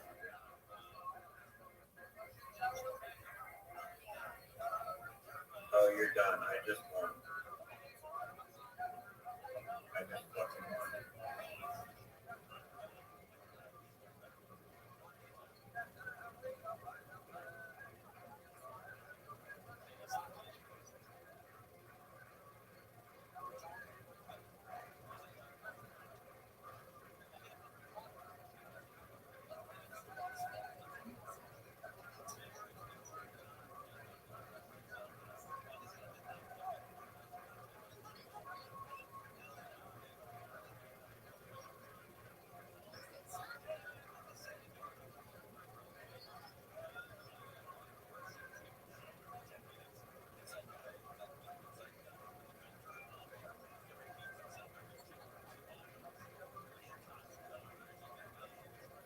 Oh, what the fuck happened there, dog? I said I have something in my eye. Oh, yeah, right. I just won.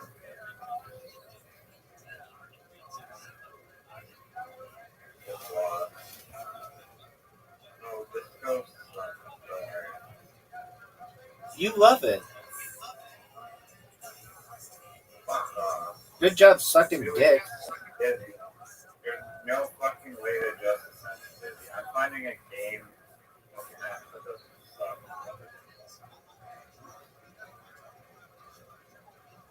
Nice job.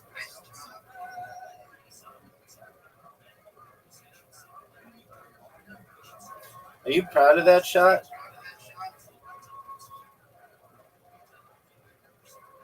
Thanks, dog. Are you proud of that shot? Because I think that shot sucked cock. I'm not even trying to this game fucking up. I mean, what do you want me to do about it? Pick a game that doesn't suck. Like, here's what I'm getting.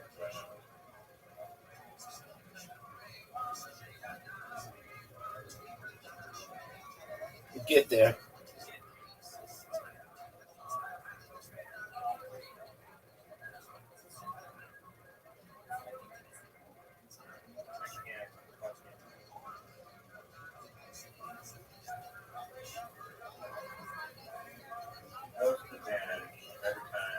I mean, why do you call it that? Clearly, it's a connection.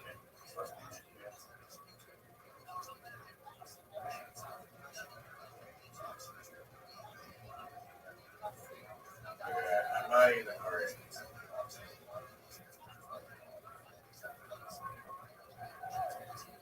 There we go. How do you like that move, dog? How do you like that move? Oh, fuck up.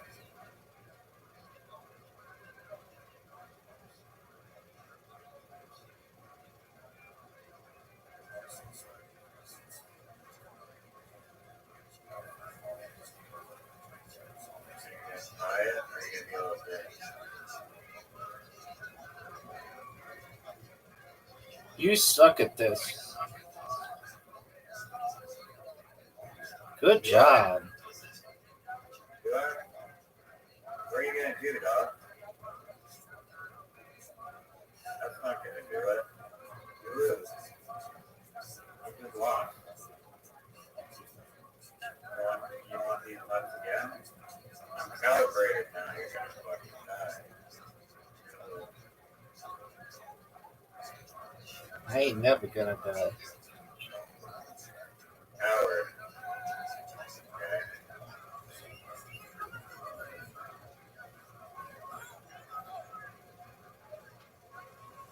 Are you gonna go? Are you just gonna jail? Are you selecting the blue one or no? What blue one? The fucking blue one, dude. Dude, why do I want that dog shit thing?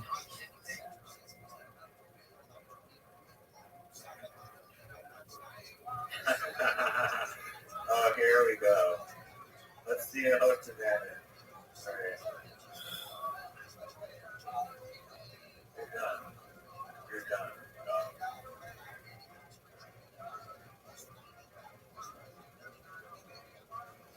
Are you gonna go? Or are you just gonna jail?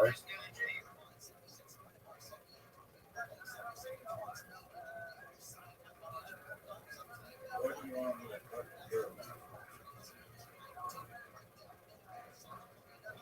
Are you gonna go? Fucking talking shit. You're distracted. That's what I'm supposed to do. Oh, good move. That was baller. Hydro Rush.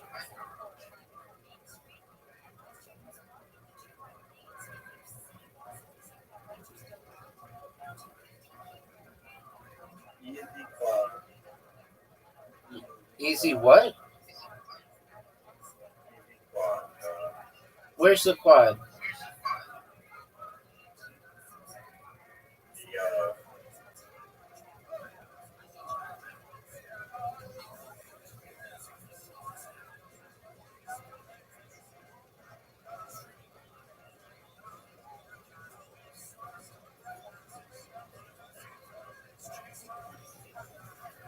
hurry up. We don't have fucking all day, dude.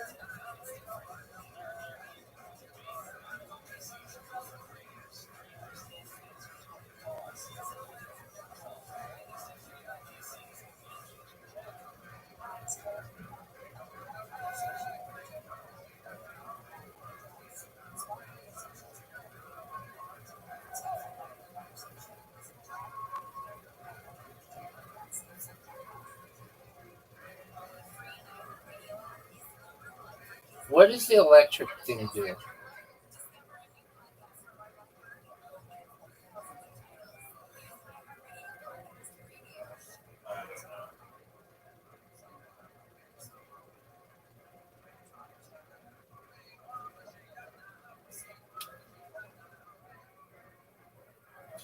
Dog, do you know about Canada's largest unsolved murder?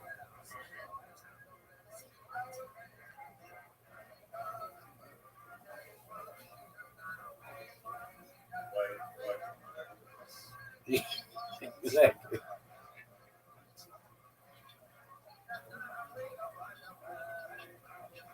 How do you shoot down a plane in Canada?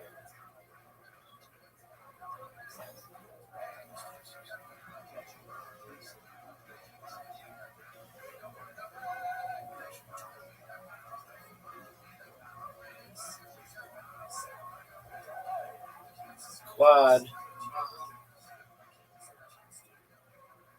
Hydro Rush.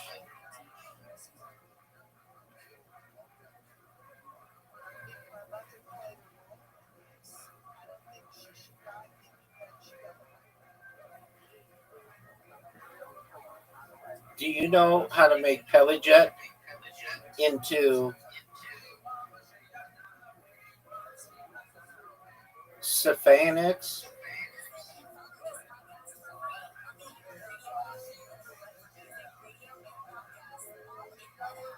No, but you know how to fucking make a move. I just did, dog. What do you want me to do about it?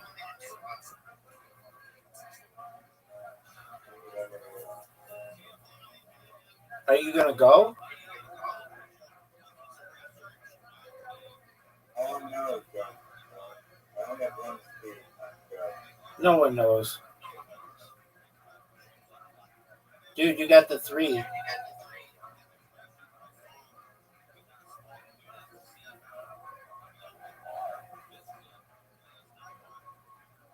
think if we both have the blue one, it just doesn't make any more fucking blue tiles here. Thanks for fucking that. You're welcome, pimp. Extra move, son. Wow, Extra move, son. that was real good. Oh, fuck your stupid fairy bullshit.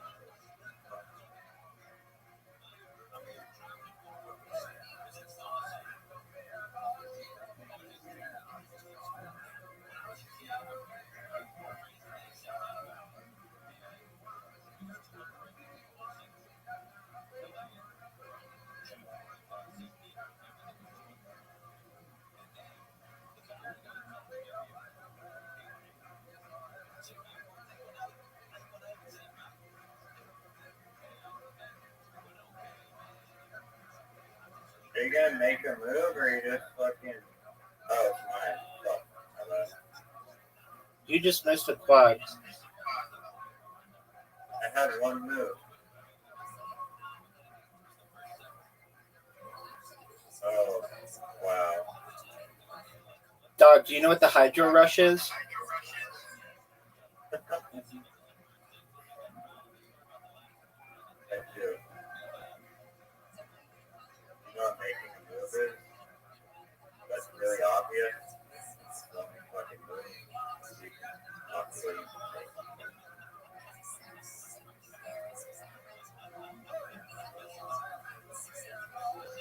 What is this bullshit, dude? Fuck. Are you gonna go? Or are you just gonna Jayor? Fuck you. Yeah.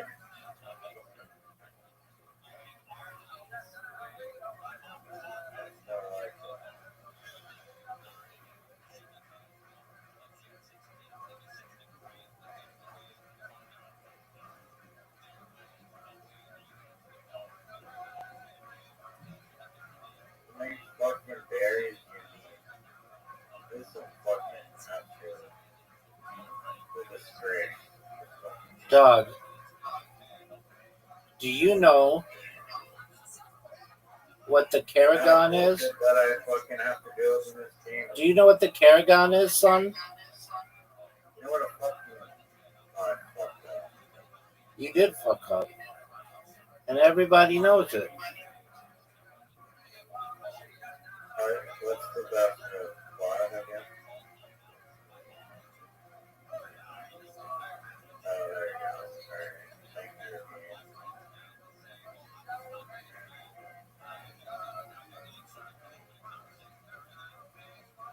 Oh, that was big time, dude.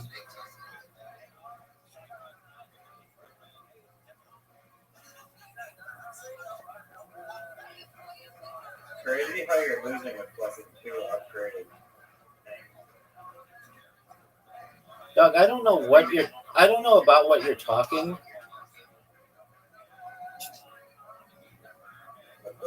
You speak English. I do, but I generally try to avoid ending sentences with prepositions because I'm a pimp, bitch.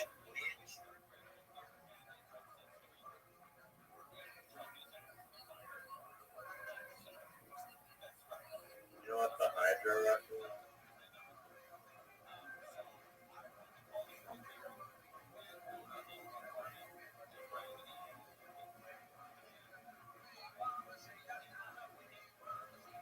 Easy move. Easy move. Very obvious.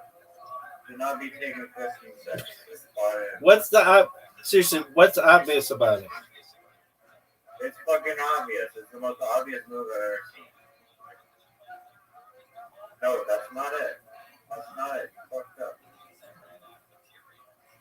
Fucked up. There's a quad there. There was not a quad. There's a quad. There's a purple quad right there. Oh, I saw that. But I don't think that helps.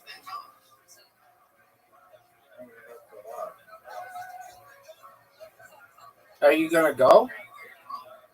Or are you just going to J-Or? You go with the berries, dog. Everybody knows you would go with the berries. And evolve.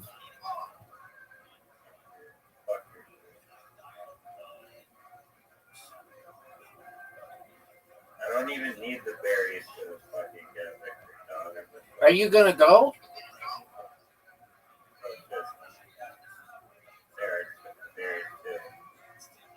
I forgot I had a quad.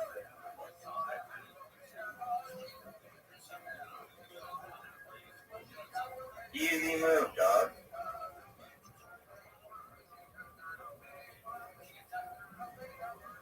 Are you gonna go? You missed another quad, but how's it feel missing a quad? Doug, are you gonna go? I want to see this quad in action in real time. You didn't get a quad in real time. I fucked up.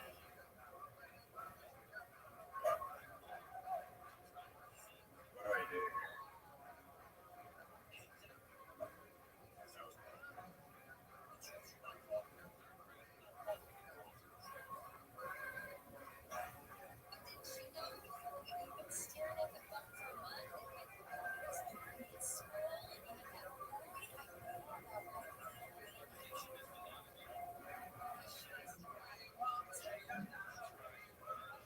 Dude, quit with that garbage.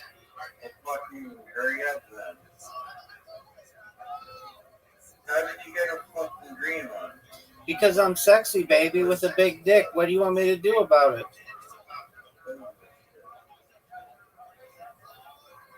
Oh, now you're gonna evolve? I thought, oh, I don't have to evolve because I'm so fucking great. They didn't give me a fucking... Are you gonna go? Or are you just gonna J-Or?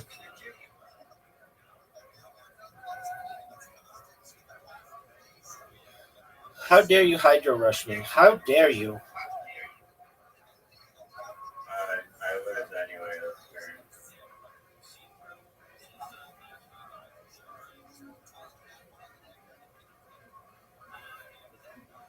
Dog. It's over for you, son. Yeah, I made a mistake. Oh, you made a mistake? Do you want me to take a time machine back so you can fix it?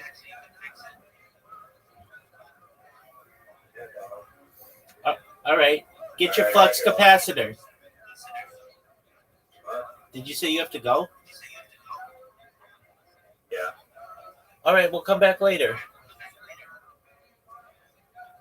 Maybe I have like a lot of shit to do. You don't have jack shit to do. Look, can I give you... Look, are you ready? Are you ready for your to-do list? Number 1, J-Or. Number 2, J-Or. Number 3, J-Or. Number 4, Jayor. Number 5,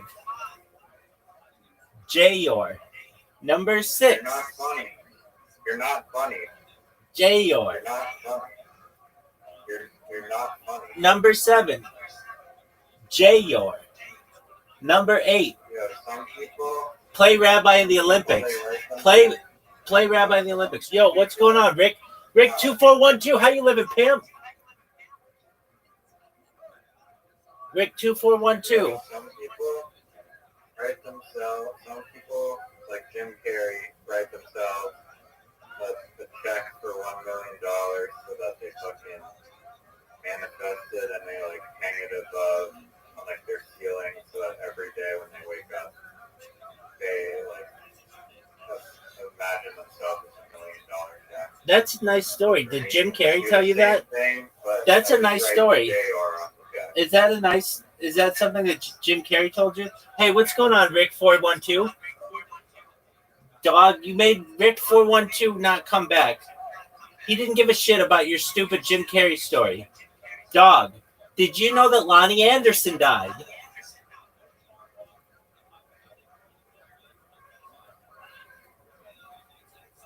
Seriously, Riser, did you know that Lonnie Anderson died? Did you know that Malcolm Jamal Warner died? Yeah, there's like some fucking like fighting away to fucking bullshit. No one gives a shit or knows about that fucking got shot down in like fucking Nova Scotia or some bullshit. Hold on. Let's learn about it. What is the largest unsolved murder in Canada's history? It's a flight. Here we go, son. It's Canadian Pacific Airlines Flight 21. Canadian Pacific Airlines Flight 21. Dude, there was a bomb. Dude, it was a bomb. Dog, listen to this motherfucker thinking he's funny. You think you're the first motherfucker to do that? It was not a bomb. It was a bomb. I gotta take a whiz. Alright.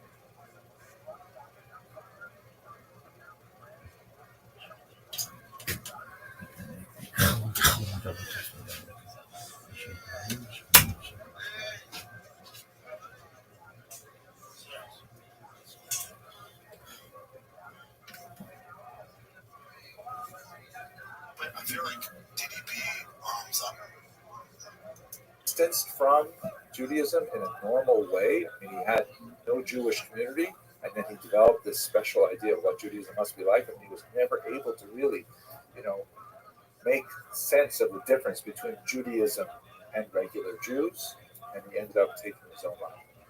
Nevertheless, his experience and the problematic way in which the Amsterdam community tried to deal with this unusual figure is extremely telling, not only for the difficulties of navigating modernity, when it becomes more and more possible to adopt various postures toward religious identity. In other words, the Amsterdam Beit Din was really trying to enforce a medieval concept of Judaism, where everyone had to behave according to the set rules as understood by the Shulchan Aruch, whereas the possibility of new Jewish identities are rapidly becoming evident in society. One of the most profound links, you may have already anticipated it, is with Baruch Spinoza, who not that much later, after Acosta's experience, went through a similar experience with the Amsterdam Beit Din, but many have drawn the direct connection between Acosta's experience and Spinoza himself. This painting by Samuel Hirschenberg, who painted remarkable representations of Spinoza's life and Jewish life in general in the 19th century. He shows the young Spinoza as an innocent-looking child with colorful clothing, blonde hair, holding on to flowers, sitting on the lap of the much more brooding, unhappy Acosta, as if he is Acosta's student, as if he is the bearer of his legacy. It is a tragic story, to be sure, but it also gives us some insight into the complexities of the Amsterdam community, and in particular the Portuguese element that was so important in bringing both economic vitality to Amsterdam Jews, but also an intellectual ferment that would produce intellectual scholars like Spinoza. Okay, I hope you found this sad video nevertheless meaningful, and I really hope to see you on this tour because it is going to be fantastic. Thank you very much for that.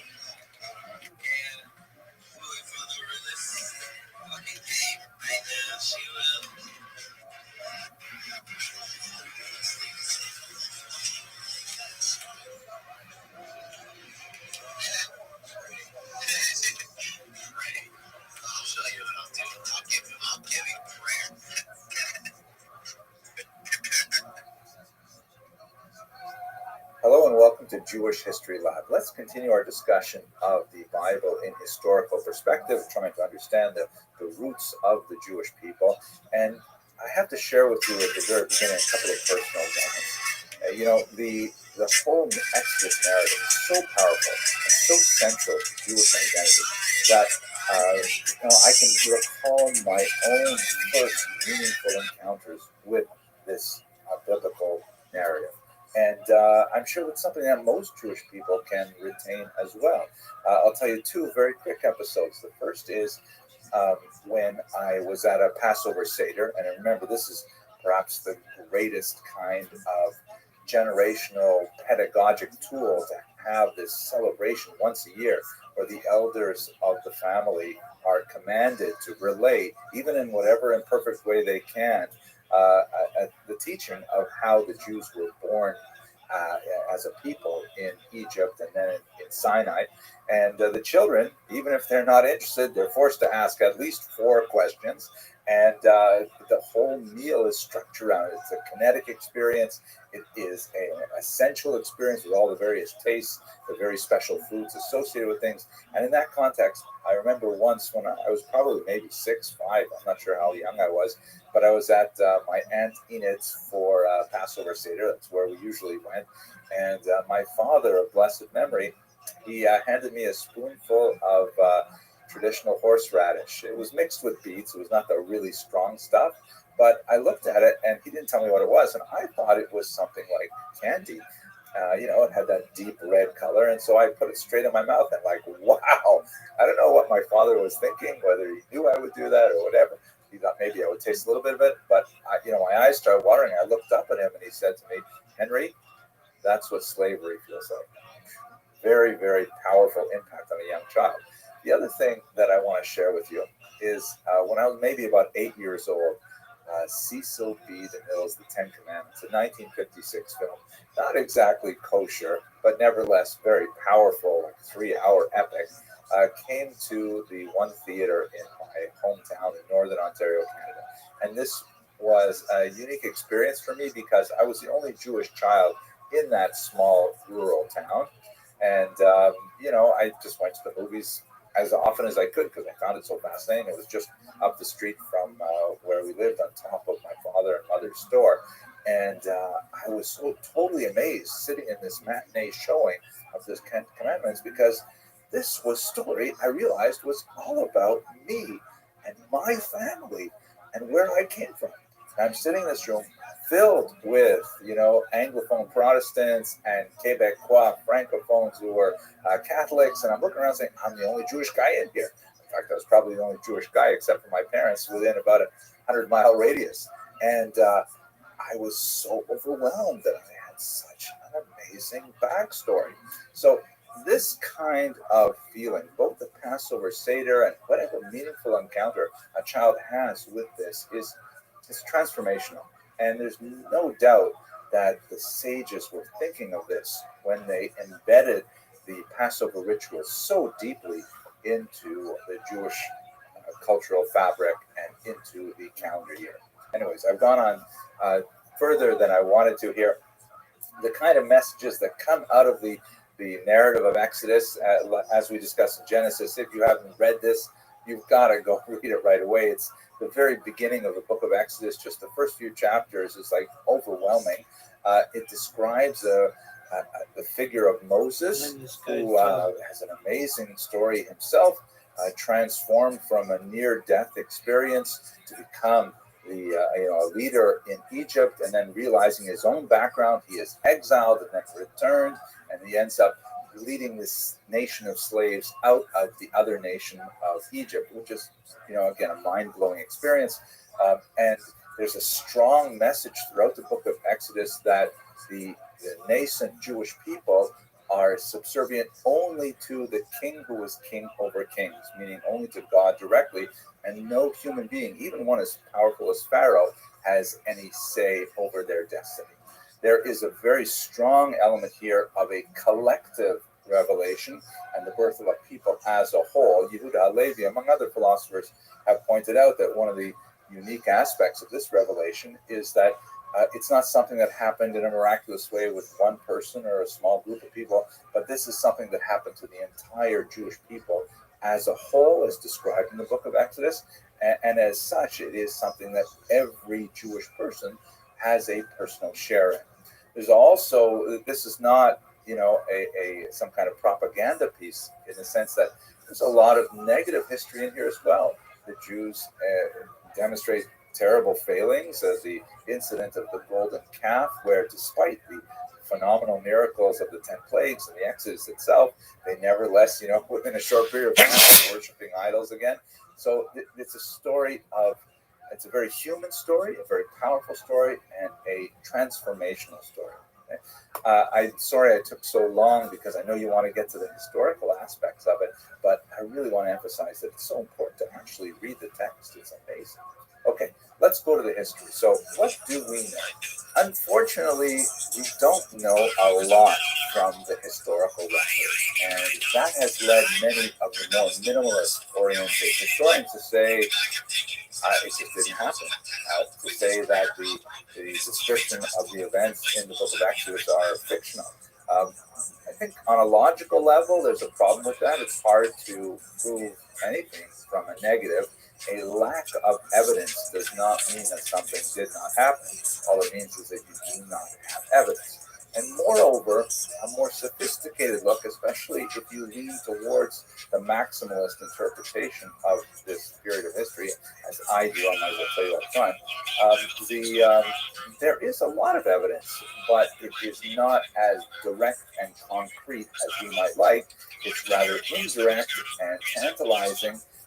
And I'll leave it up to you, of course, to decide how convinced you want to be by this. Obviously, this is not a neutral historical debate. If there there is such a thing. It's highly connected to theological positions and so on.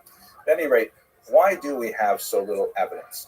The first most important reason is, the pharaohs, as a matter of habit, were not in the practice of preserving their defeats in monumental architecture or in tomb paintings and things like that. Pharaohs always win. Egypt first, right?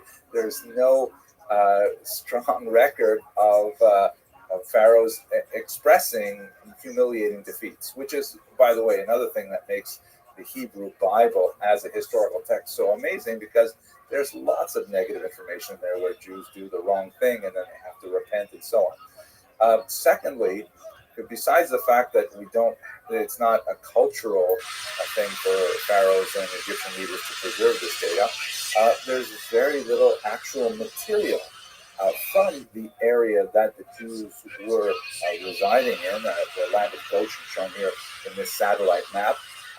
The region was in the Nile Delta towards the easternmost range. The Nile, of course, flows from the south to the north. That's why, by the way, the upper Nile refers to the lower area on our conventional maps. And as it approaches the Mediterranean, it fans out through the lowlands and creates this massive, very fertile region. You can see from the green in this satellite photograph.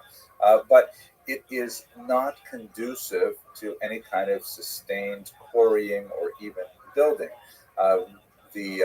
All the stone that is used in the building in this region is imported from southern areas, southern quarries, and the course of the low-lying rivers in the delta were known to have changed. As one would silt up, then the river waters would be redirected, and after a certain period of time, the human settlements would be redirected. There's some fascinating allusions to this even in Rashi in the 11th century knew about this phenomenon.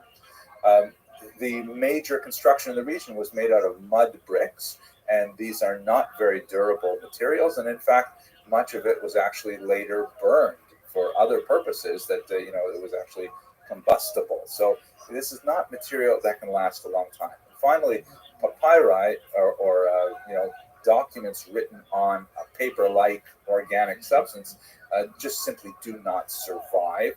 There are a very, very tiny number of scraps of paper from the region that are basically preserved when they're carbonized. If they're burned, like let's say in a scroll on the outside is like very tight, it's very difficult to even unroll that and find out any kind of data from the period, such as at Pompeii. There are similar types of data. So,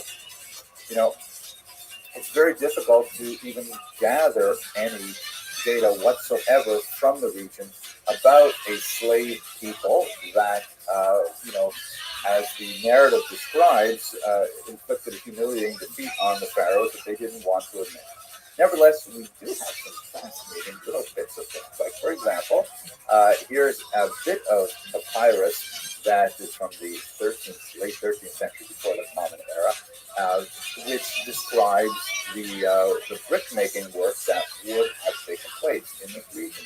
And we also have some fascinating twin paintings, such as this Vizier twin painting, from about the time when the Jews would have been in the land of Goshen. And you can actually see them here working side by side with Nubians, that is Africans. And the Egyptians also did not label any of their slaves specifically as Hebrews. They tend to refer to them as one big group as Semites, which have included a lot of different people from the region.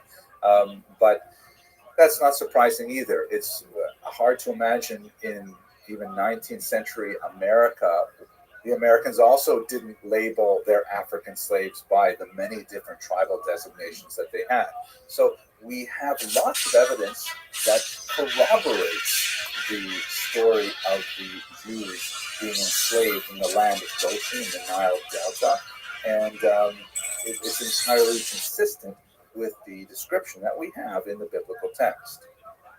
And fascinatingly, these are amazing discoveries in 2016, later published in 2017, at Pi Ramses, which is the location of one of the two sites described as one of the major areas of building activity in the time of Moses, they discovered some mortar pits that give us an example of what it might have been like to be a slave at that time. Where, you've seen the famous scene in the 1956 Ten Commandments where, Moses is in the dirt with the other slaves and he's, working the mud into bricks. This is one of those actual mud pits. And they even found some children's footprints. Now, there's no way to tell if these were Jewish children. There's no way to tell if they were made by slave children, but nevertheless, it is, it excites the imagination to place yourself in these footprints and imagine what it must have been like for the children who made them thousands of years ago. But I digress. Let's go now to the actual moment of the Exodus. Once we have the idea that, there's a lot of data that is consistent with the description in Exodus, it's not, again, direct proof that clearly confirms everything, but it corroborates it. So the most famous element, of course, is the 10 plagues that are visited upon Pharaoh and the Egyptians. And I'm not going to go into details about how we could corroborate them with geographic or geological or weather type advice. There are many different historians who try to walk through each of the plagues and say, there's a problem with the river and it caused the frogs to jump out and so on. And I think those are very interesting, but I think they're a little further away from where I'd like to go with this particular history series. Let's talk specifically, though, about the departure of the Jews from Egypt and the famous splitting of the Sea of Reeds. Now, there are many different theories as to where exactly was the route that the Jews would have taken on their way out of the land of Goshen. I've shown you here in this particular image the best guess of a very well-known scholar, again, towards the maximalist interpretation of biblical text, K.A. Kitchen. And perhaps the most important thing that people who are new to this should understand is that we're not talking about the Red Sea. For some reason, that has kind of entered English parlance that the Jews crossed the Red Sea, which was to the south of the arrows here. You see towards the Gulf of Suez. That's not where any medieval authority or any modern scholar would place it. The Hebrew term is Yam Suf, which means literally the sea of reeds, right? Like the sea of sort of bamboo-like shoots that come out of a wetland. And the image is not necessarily of like a massive miles-long sea, but it could have been an otherwise impassably large wetland or maybe a river area. It's very difficult to estimate exactly where it would be today because the Suez Canal was dug, completely changes the nature of the river flow through the water flow through that region. So we don't know precisely. But Dr. Kitchen opines that they went from Goshen here on the left and moving their way to the right through the wetlands, which would have been completely impassable, especially when you're pursued by Pharaoh and his chariot. So it's still quite a miraculous event, in my humble opinion. And then they made their way down towards the south. There are opinions, by the way, that suggest that the Yam Suf was actually in the southernmost part of the Mediterranean and that the Jews somehow went north and then over it. I haven't indicated that on this particular map, especially because it's very clear that the Jews did not take an overland route along the coast to Israel. The Bible specifically says that God did not direct them there because it was filled with armed camps, which in fact we know the Egyptians had many different stations along the coastline there for travel and protection of travelers and so on.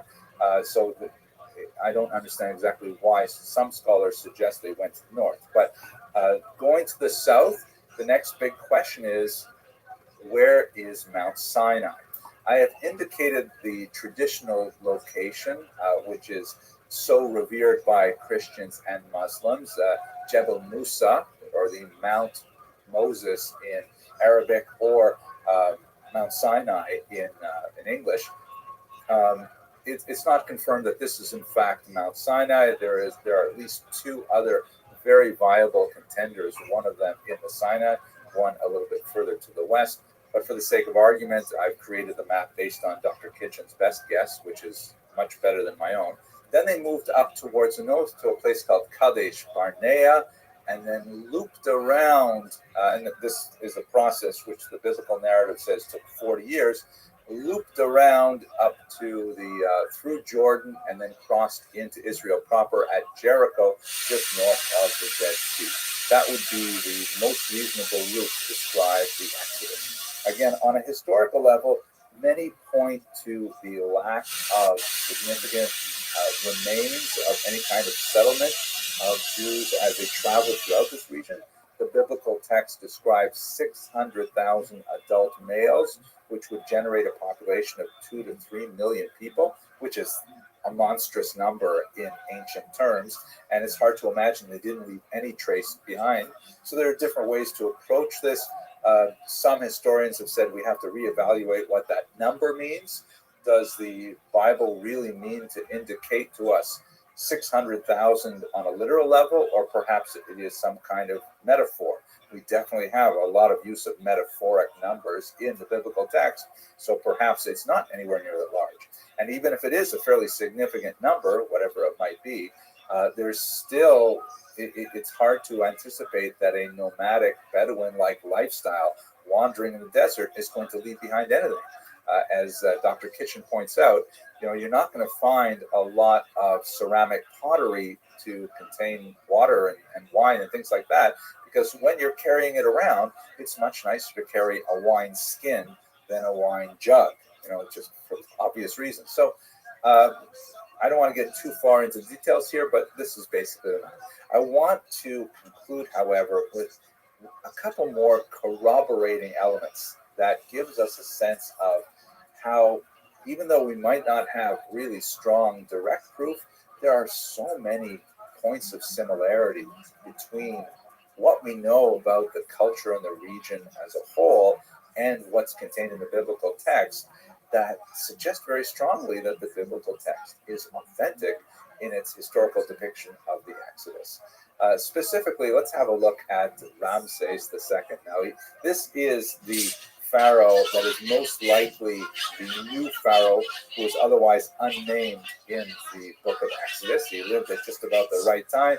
The Egyptian propaganda we have on Ramses is pretty frightening. He was a terrifying warrior, fought many battles, which are recorded, and so we have a sense of what kind of person he was. Here's a picture of him in battle, and you see stomping on the head of one of his enemies and about to drive a spear through the heart of another enemy. And here's a couple of interesting propaganda elements.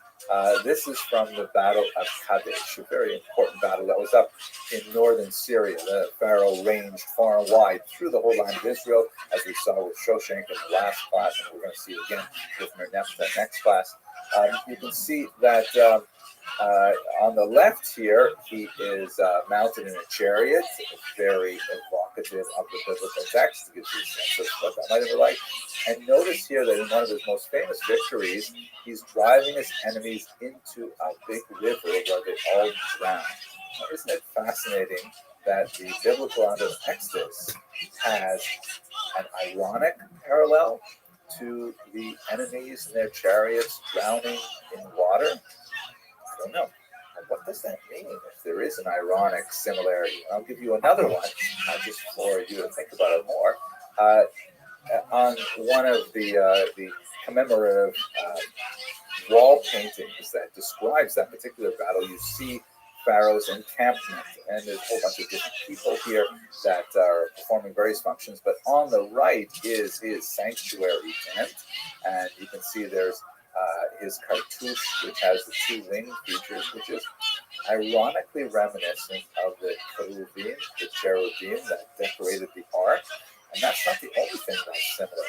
A scholar named Dr. Michael Pullman, who's done some fascinating work in this area in particular, he points out that it's not just the cartouche that's similar. Oh my gosh, it's the exact proportions and orientation of the camp and the tabernacle.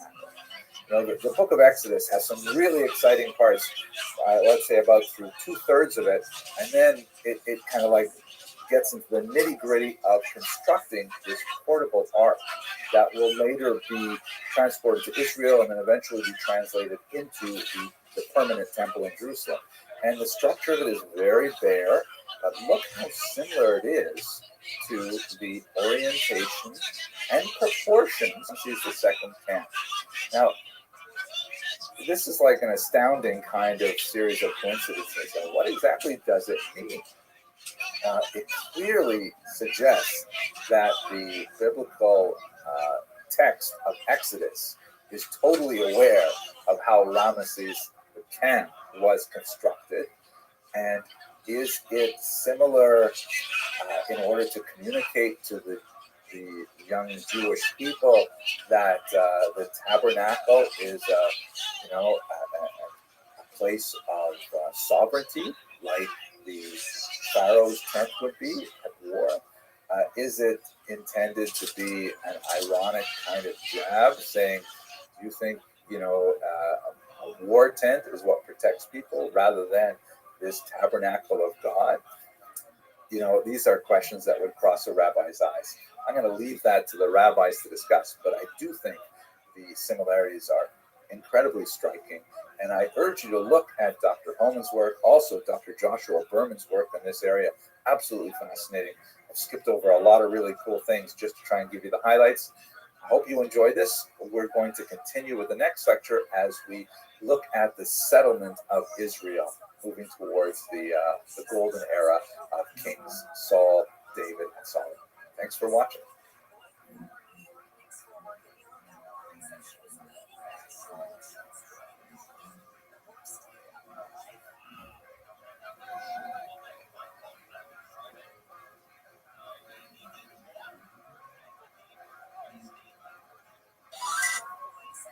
Up until now, we've been heavily reliant on the Bible as our primary guide to understand the earliest history of the Jewish people. But as the Jews begin to enter the land of Israel, slowly the archaeological record reveals more and more details that in many ways corroborate the accounts that we have in the Bible. In other ways, they pose fascinating questions, and we're just going to have a quick look at some of the references that we have in the archaeological record to the biblical text and try to understand what we can about this early period of Jewish history. So let us recall, first of all, that we can't think in modern terms about the earliest settlement of the Jews in Israel. It's not like they established a modern state with firm borders that clearly delineated what was their territory and so on. We should recall that for centuries after the Exodus, the land of Israel was clearly under Egyptian sway. Egypt was the major geopolitical power, and although the Jews had certainly some autonomy, but they continued to have conflict and moments of coexistence with non-Jewish peoples living in the land of Israel. One of the most fascinating early bits of archaeological evidence that we have regarding this period is a piece left behind by the pharaoh Meremptah, also pronounced Merneptah, who was the son of Ramses II, and the Ramses II is most likely the unnamed pharaoh that's described in the book of Exodus. Have a look at this map here, which shows you one of Meremptah's forays into the land of Israel, and as he made his way north, he described the various cities that he destroyed and laid waste to and dominated and so on. And when he gets to the north, there's one fascinating thing that he records in this big stone obelisk, which is called a stele, also pronounced stele. Merneptah left behind a record of his exploits in the land of Israel in this stele, which was in the 5th year of his reign, 1209 before the Common Era. And fascinatingly, as he goes through his map of the various places he destroyed, he left behind this fascinating little passage that says, "Israel is wasted, its seed is no more." This is the first non-Jewish or non-biblical reference to the existence of the Jewish people. Now, there's been a lot of debate over what exactly does this mean. It might mean a place, but that seems unlikely given the larger context. It seems to be referring to a group of people. The term seed, does that mean literally grain in the sense of like burning down the fields in a particular region? More likely, within the context, it seems it's referring to the progeny of Israel, that is, the children of Israel. And I have to say, there's a certain delicious irony here because, it's funny that the very first time the Jewish people are described in history, other than by their own account, they're described as being totally defeated.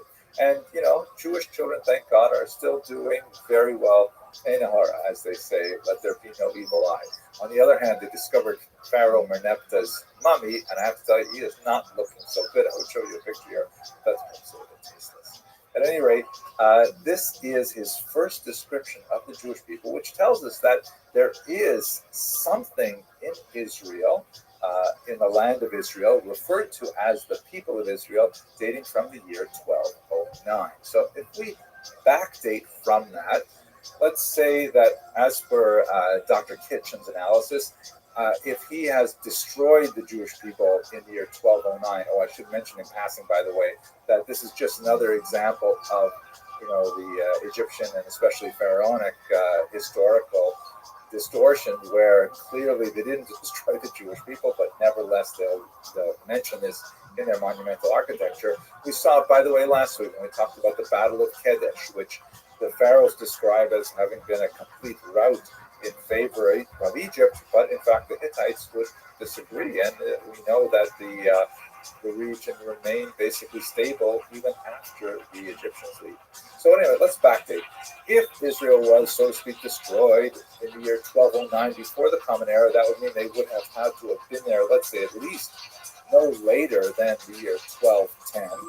So that means that the Jewish people, Israel, was in this region in the late 13th century, and that actually works pretty well. If you look at the Exodus as it's counted in the Jewish tradition, we spoke a little bit about that a few videos ago, that is recorded in the year 2448 of Anno Mundi, meaning since creation according to the Jewish count, which equals 1312 before the Common Era. And again, working with the biblical account of 40 years wandering in the desert, that means that the entry into the land of Canaan, the land of Israel, would have been in the year 1272 before the Common Era. So it actually lines up pretty well. And up until now, I've been very, very vague about dates because, we're relying on so much different contradictory evidence, and it's really hard to pin it down. But beginning with the stealing of Merneptah, we begin to see a pattern that we can actually get a lot firmer. We can even post-date some events based on Dr. Kitchen's analysis. We can say that judges would have heard, let's say, a rounded number about the year 1200 before the Common Era, and extending for about 160 odd years.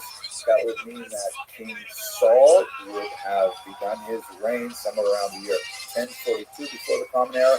You'll note, of course, that these numbers get smaller because we're BCE, before Common Era, moving up to the year 0. David around the year 1010, and Solomon, Shlomo, around the year 970. But we're going to catch up with that as we go into later lectures.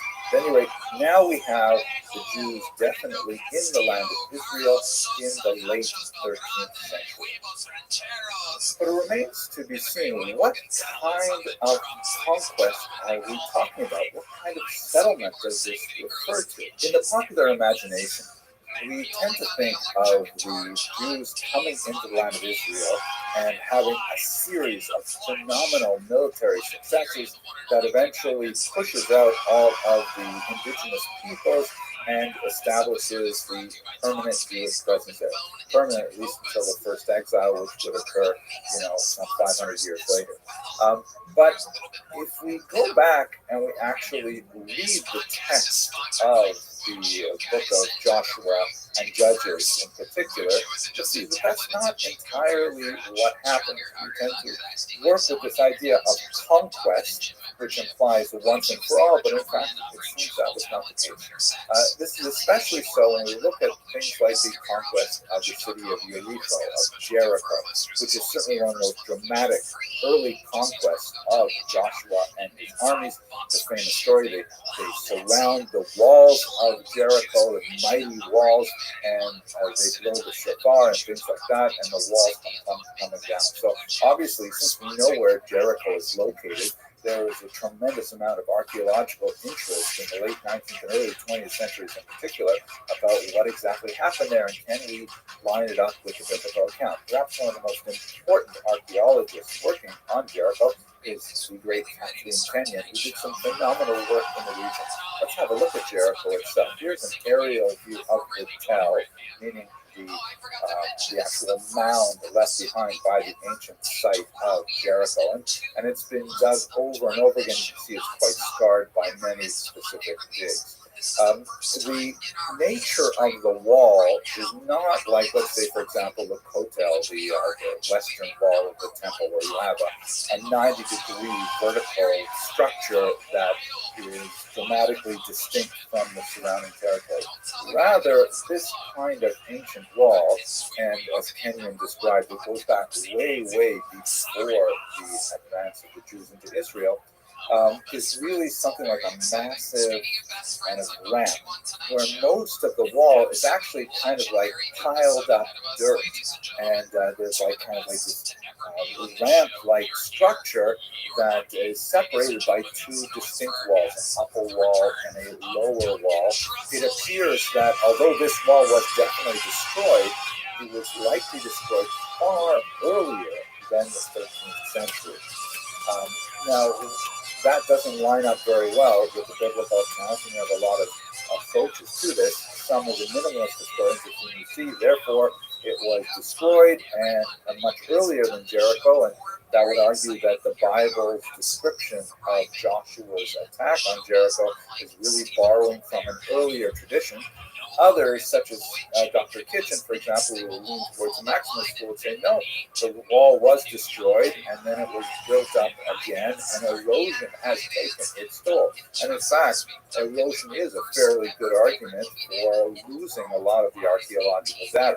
So it's hard to say exactly what would have happened. Much of this remains an archaeological conundrum to try and fit it together with the biblical text. So a lot of archaeologists have scratched their heads at this and look at what other kinds of evidence indicates this massive scale of Jewish settlement. Many have looked at the style of pottery used in ancient Israel, which argues for some significant shifts in change right around the 13th century. And this would argue that perhaps there was a major population that moved into the region and brought different styles with them. But again, as you can imagine, it's hard to argue exclusively from things like pottery finds. Others have focused on the architectural styles, specifically looking at something called the four-roomed house, which seems to be very evident in Israel around the period of time that we're looking at, with an argument that the four-roomed house was distinctly Jewish. And still others have said that, we know that there's interesting things like the lack of pig bones in those settlements, which we estimate to have been Jewish. Also fascinating, but none of these things are kind of like knockout blows for the corroboration of the biblical text. However, recent finds have discovered some fascinating remnants that suggest that there's clearly a very strong connection with the Jewish people living in this region. Okay, I wanted to show you a picture of our knapsack. At least I can show you a picture of your Chinese. At any rate, these jars and rooms, arguments, and things like that are fascinating, but what do we know in the end? We know for certain that the Jews are in this region, but we have to go back to the actual biblical text and try to understand what was the nature of that conquest.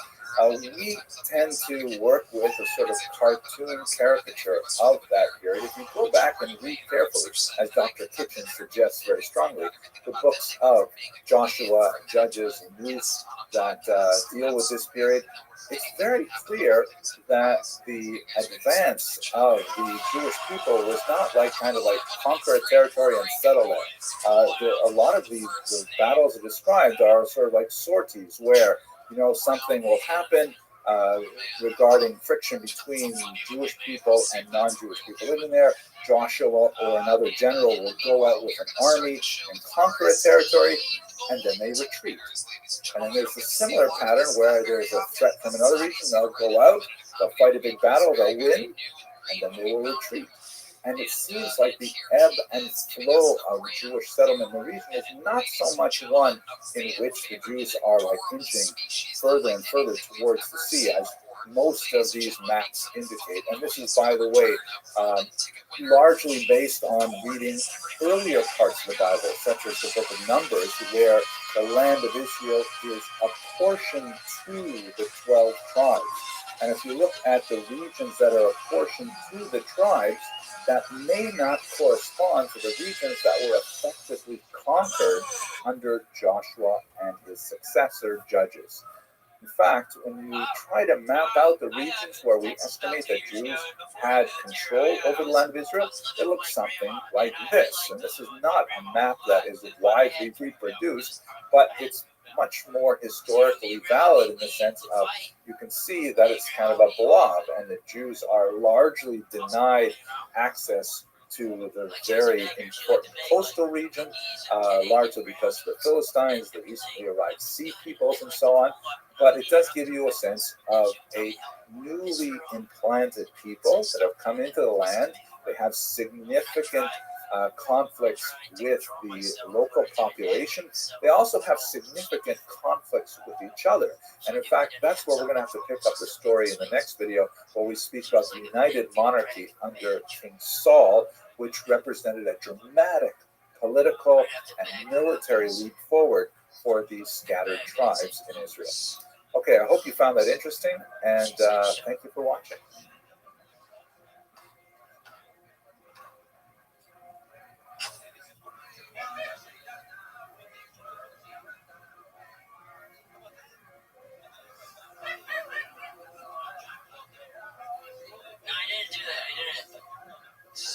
Let us continue our discussion of the settlement of the Jews in the land of Israel and their political development into the United Monarchy. Basically, Dog, you need to fucking give it up. High point of ancient Jewish civilization after the remarkable Exodus that we talked about a couple of videos ago. So this background image, by the way, is a detail from Marc Chagall's remarkable depiction of the life of David. At one point towards the end of his life, David faced a rebellion from his son Absalom.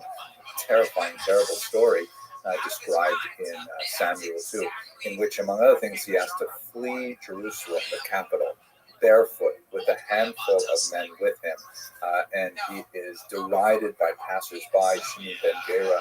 It's an absolutely terrifying look into the collapse of a person's entire world, really an entire empire, and then his remarkable recovery, which is political in nature but not necessarily familial in nature, because of course Absalom is killed in the civil war that ensues. But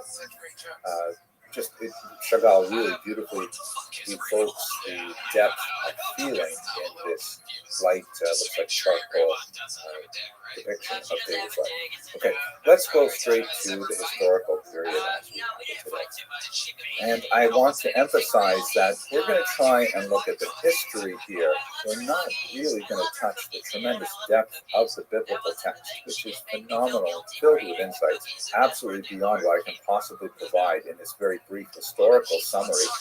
And so I encourage you, if you're fascinated with this period, as I am, you've definitely got to go to the primary sources. You've got to read the text, particularly of the book of Samuel and early Kings. It's overwhelming, and you'll see what I mean. Okay, so let's go back to where we left off. So The Jews have arrived in Israel under Joshua. He described how they set up a loose-knit series of tribal holdings throughout the land of Israel, engaged in considerable conflict with the other peoples who are still living in the land of Israel, and of course with each other.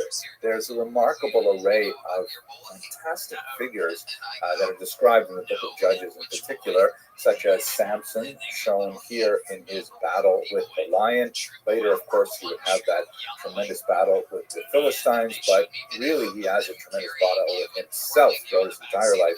Again, you got to see the text itself. But the biblical narrative that we have in the book of Joshua and the book of Judges, and to a lesser degree in the book of Ruth, tells us a little bit about what it must have been like living, at least from a political standpoint, in Israel. The historical period, just to give you a sense of timeline that we're describing, is roughly from about the year 1300 before the Common Era to the turn of the first millennium before the Common Era.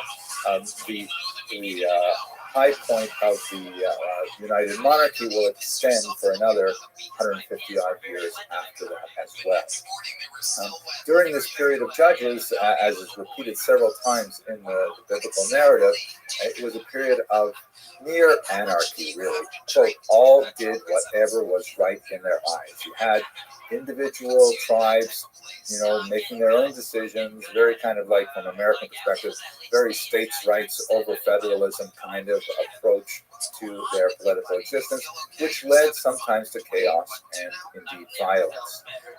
These conflicts flared up from time to time, and they really had no unifying figure that could bring them together to meet any mutual challenges. By and large, towards the end of the period of Judges, the Jewish people themselves were quite upset with this, and they implored the prophet Samuel to please give them a king. Samuel actually tries to talk them out of it, saying, no, this is not a good idea. Do you know what it means to have a king? Do you know what the taxation, what the conscription is going to be like? You're not going to be happy with the king. And nevertheless, the Jewish people say to Samuel, give us a king, kechol hagoyim, like all the non-Jews. Like, we want to be a country like every other country. We want to be the same. This is viewed in a critical light. At any rate, Samuel goes ahead with it, and he identifies Shaul, Saul, as the first king of Israel. This is a early 15th century illuminated manuscript, a Christian Bible, that shows you the anointing of Saul by Samuel. Saul was famously much taller than anyone around him. My grandmother, Allah Hashem, used to say, the verse in the book of Samuel is that from his shoulders up, Saul was taller than everyone around him. And my grandmother, who comes from a family of fairly small people, she used to say that that's exactly how your height should be measured, from your shoulders up, which was always a great consolation. At any rate, Saul becomes the king of Israel. He does not reign very long, and in fact, he will be overshadowed by his successor, King David. And the relationship between King Saul and King David is absolutely fascinating, and is really the stuff of Shakespearean discussions later. It is so packed with drama and interpersonal intrigue and psychology, and just absolutely fascinating. Again, you got to read it yourself. But Saul's major political achievement was he was able to unite the tribes under his leadership.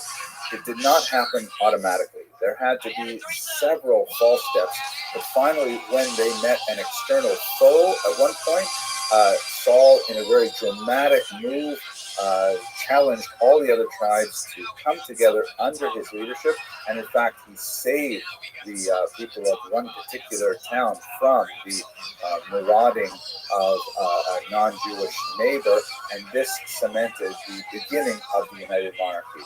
Here, we can speak of the United Monarchy in the sense of its union of all the tribes.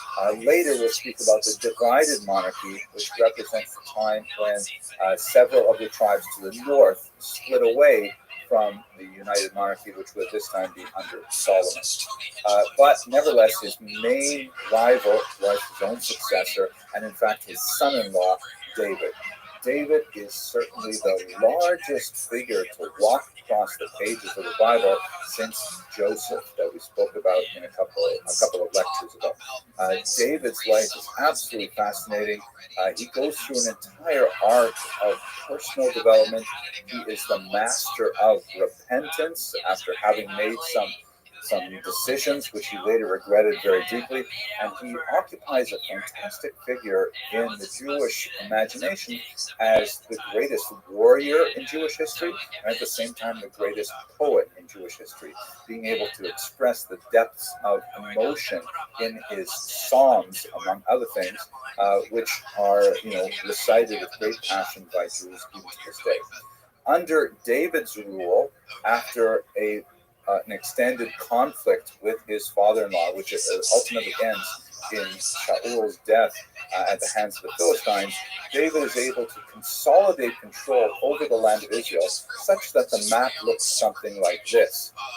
It's much less the unformed blob of multiple tribes that we saw in the period of the Judges, and instead it is a fairly contiguous area with significant coastal holdings and even a significant amount of land on the east bank of the Jordan River into what would be today contemporary Jordan, and some sphere of influence that reached down quite a bit further south and north as well.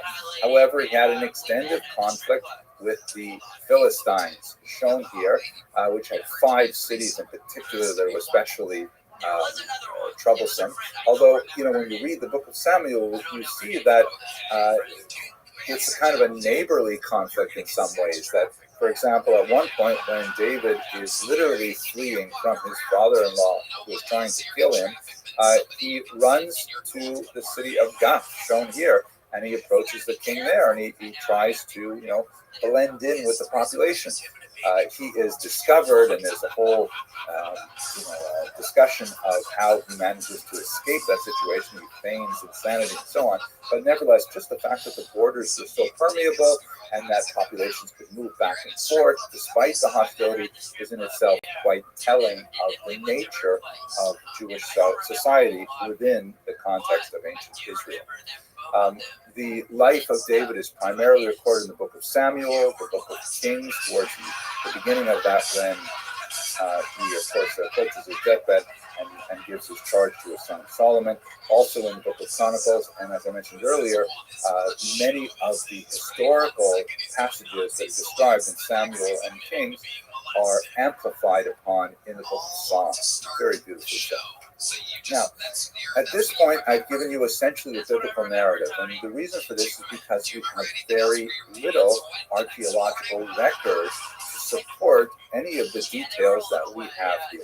It's a fairly compact period. I mean, we're looking at, instead of the scope of centuries, which we looked at earlier, now we're looking at the scope of decades, and we just don't have the kind of external validations that we would hope for in this period, especially when you think about the the expanse and power of David's kingdom, at least viewed through the perspective of the biblical narrative. One of the major reasons for this is, first of all, Egypt is completely unreliable as a historical source. They are very loath to refer to their erstwhile enemies, their erstwhile slaves, in any positive sense, but we still see a couple of interesting hints. And the Assyrians, who would be the next great power on the scene, they don't make contact with this region until the year 853, before the Common Era. And so there's no Assyrian records either, and that's really why David's monarchy basically slipped through the cracks. But there are these couple of fascinating finds, and a few others as well. There is the Tel Dan stele, which was discovered in 1993, and it dates from the 9th century. And this block of text, which is of Assyrian origin, essentially records battles with various personages in Israel, identified in the biblical text, and specifically identified, as you can see in the chalked-in region there, as part of the Beit David, the house of David. Now, this block refers to the house of David in the past tense, in the sense that these are descendants of the house of David, which again is confirmed in the biblical text, but it is 150 years later. So that's, really helpful for us, but not a specific look at David within his own lifetime. The closest we'll get to it, even though this is a validation of the existence of something called the House of David from a non-Jewish source, we have this. We actually looked at a modern version of this a couple of lectures ago. This is from the king Shishak, or Shoshank, who invaded Israel in the mid-10th century. And one of the phrases that is referenced here is Highlands of David. Right? Remember, these are the topographic names, all the various places that Shishak claimed to have conquered. You can't always rely on his testimony, but nevertheless, he lists someplace as the Highland of David, which sounds a lot like what we saw earlier, the field of Abraham. So there are a couple of these tantalizing things which suggest that there was a very important, famous person named David that had a place named after him, and that had a house, a progeny named after him that was sufficiently famous to be recorded in stone. And that's basically all we have from external validation. There is, however, one other really fascinating archaeological find regarding the House of David, but I'm going to leave that for the next lecture. The last king that we should talk about in this context, of course, the last king of the United Monarchy, and that is the King Solomon, shown here in a Renaissance painting meeting with the Queen of Sheba. It's interesting because sometimes the Queen of Sheba is clearly Caucasian, sometimes she is clearly African, but in this particular representation has a certain evocative quality to it, so I like to include it there. Solomon's great achievement was primarily in the area of statesmancraft.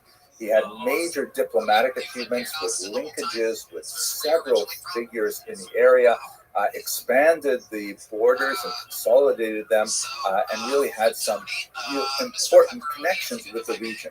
He also famously centralized the worship in Jerusalem with the construction of the temple. It's referred to as the Temple of Solomon.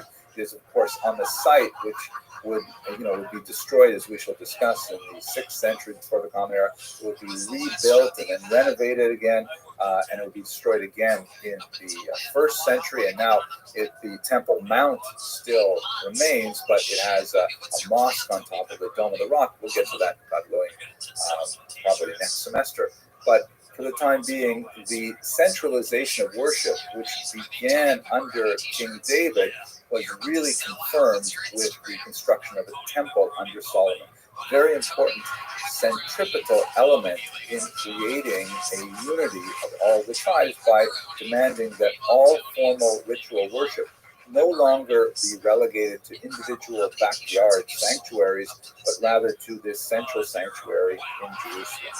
Now, let us issue a small corrective here. Again, like we saw with David and certainly with Saul, we don't have much external validation of the biblical text for reasons that I've discussed: the lack of contact with the Assyrian Empire and the Egyptian untrustworthiness with their documentation.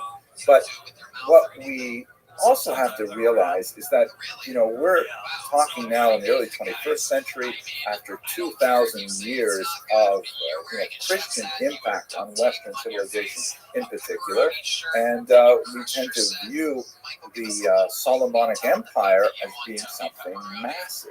Just like in our very first lecture, we talked about how the geography of the land of Israel is tiny, but it is, looms large in the Western imagination.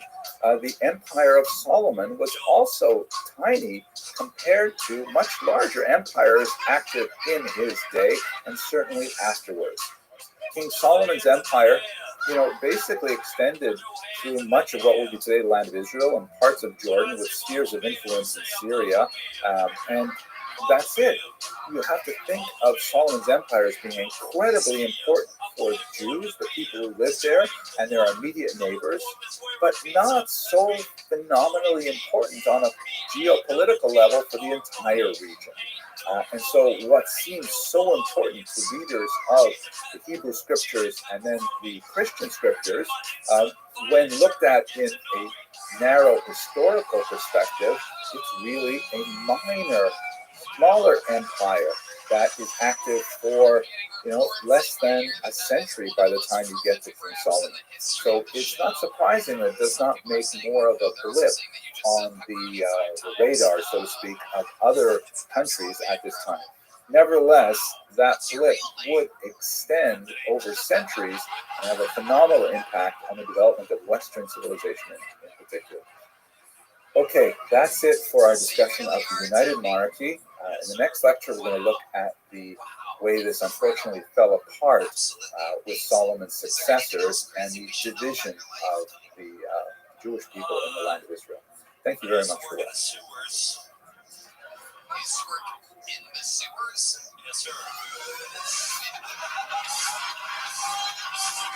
Absolutely amazing. Great man on the ones and twos. No better time for an Italian stereotype than Tony Pepperoni telling us that he worked in the sewers. What exactly did you do in the sewers? Let us resume our discussion of the history of the Jews in Israel by looking at the period of the divided kingdom. Now, I'd like to begin by going to another Gedanke experiment, another thought experiment that really comes from an old joke. The joke goes like this. This time of year, I'm recording in late October. It's still dark early in the morning, so the joke goes that Reuven comes out of his house one day and he sees down the street is his neighbor Shimon, who's rooting around in the gutter. He goes up and he says to him, "Shimon, what are you doing?" And Shimon says, "I'm looking for my car keys." And Reuven says, "But you live down the block. Why are you looking over here?" And Shimon points to the lamppost and says, "Well, I'm looking over here because the light is much better over here."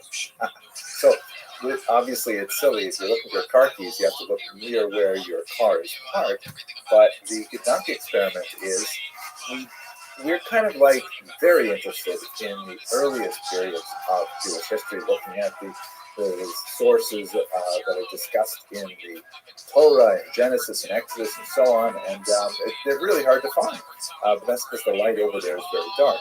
However, when we move down the street a little bit and we're under the light, suddenly we see so much more material.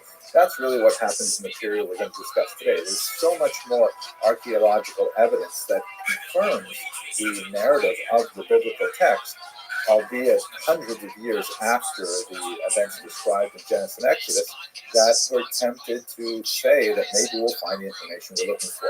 The analogy breaks down, however, because you probably would find some things in the gutter. You might find, let's say, for example, a receipt from the bakery that fell out of your pocket when you're walking into your house and the rain washed it down to the gutter. You might find, a loose sock that matches another one that belongs to one of your toddlers that's upstairs in the drying machine right now. You might find all kinds of connections from what's in the gutter down your street to what happens by your car. You won't find your keys directly there, but they might lead you back to where the keys are. You just have to wait as the archaeological evidence is uncovered, literally, as historians and archaeologists go to work in around Israel. But at any rate, let's look at some of the stuff that we can find now under the bright lights. Now, Dr. Kitchen points out very clearly that this is such a strong period compared to what we've been talking about earlier. There are 14 kings of Israel, the northern kingdom, and 9 of them are mentioned in documentation from outside Jewish sources. That's an incredible number, 9 out of 14. And that lends a tremendous amount of credibility to the at least general scope of the biblical narrative, and we'll look at a couple of examples of that. But let's go into the historical period itself. So Solomon, as king, as we discussed in the last lecture, expands and consolidates his control over the land of Israel, building on the conquest of his father, King David, and cementing it really with a lot of statesmancraft by, engaging in diplomatic relations with a lot of the kingdoms surrounding the land of Israel. He also centralizes ritual worship by building a massive, glorious temple in Jerusalem. However, what that means is inevitably taxes. there's a great tax burden that is placed on the Jewish people as a whole, and they resent the huge taxation. Under the wise leadership of King Solomon, there was just, standard grumbling. But once Solomon passes away and his son Rechavam, there is this amount of resentment that's built up. Rechavam is really of two minds, a pressure, but at the same time wants to maintain the fairly lavish lifestyle that he is accustomed to. And prodded by, unfortunately, as the text mentions, younger, inexperienced members rather than the steady guiding hand of his older ministers that served under his father, Rechavam, in a very dismissive manner, insists on pushing ahead with his heavy tax burden that the northern kingdom in particular is loath to accept. There is a very fascinating and powerful passage. And by the way, I want to reinforce that I'm just going to be skimming over the tops of the historical record as we find in the Bible. It is so important that you actually go back to the text and read the primary documents themselves, because they are fantastic. And if you have a sense that, it's going to be dry or boring, I just want to refer you to one specific passage with Rechavam. It's shown here in this wall painting in Basel that's done by the great Hans Holbein. You see that Rechavam here is portrayed with holding out his little finger. And this is in reference to one highly dismissive and disrespectful remark that Rechavam makes regarding his father, in which he says that Rechavam says that his own little finger, his pinky, is thicker than anything his father could bring to bear, meaning to dismissively compare himself with his father, the great King Solomon. And of course, this act of hubris and vulgarity really sends him down the rabbit hole, which will ultimately result in civil war. But I just wanted to point this one out because it's one of those passages that shows you that the biblical text is really, it's quite racy, and it has a lot of very powerful information in it that you don't get with sanitized translations quite often. Well, let's not go any further down that scope, but let's go back to where we left off. So, under Yeravam ben Nabat, the kingdom of Israel, which is to the north of Jerusalem, splits away from what becomes the kingdom of Judah in the south. Yeravam ben Nabat, by the way, receives a very, very bad press in the rest of Jewish tradition. He's considered one of the greatest sinners because he introduced that divisiveness in Jewish politics at the time. Here's a map that shows you the relative locations of the kingdom of Judah and the kingdom of Israel. The capital of the kingdom of Judah is, of course, Jerusalem. The kingdom of Israel is in Samaria or Shomron. In subsequent lectures, we'll speak much more about what happened to the people in the kingdom of Israel. They are the so-called 10 lost tribes. More about that in a few lectures. But it's interesting to note that it seems that they have a consciousness, they retain a consciousness of being one people, albeit separated politically. And although they will fight a civil war and they will have ongoing conflict over the next century and a half, they'll also recognize the centrality of the value of worship in Jerusalem. They will also occasionally marry each other. The royalty of Israel and Judah will still intermarry. And although they have a lot of conflict, it seems to be really a family conflict. But more on that later.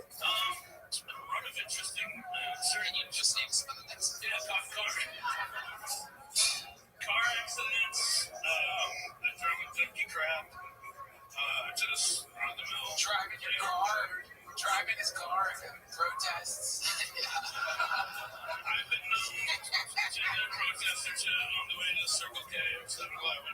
Okay, yeah, we're gonna keep it moving. You got a little joke book last time you were on? Fuck no, I didn't. I got a crutch. You got nothing. You got nothing last time. I got some recruit. I can see why you got nothing last time. I was in ER twice for my legs. Catch that. There he goes, Ian Simon, everybody. There he goes. There he goes, Ian Simon, everyone. He's leaving now. There you go, Ian. There he goes. There goes Ian Simon, everybody. One more time for Ian, everyone. There he goes. Hell yeah.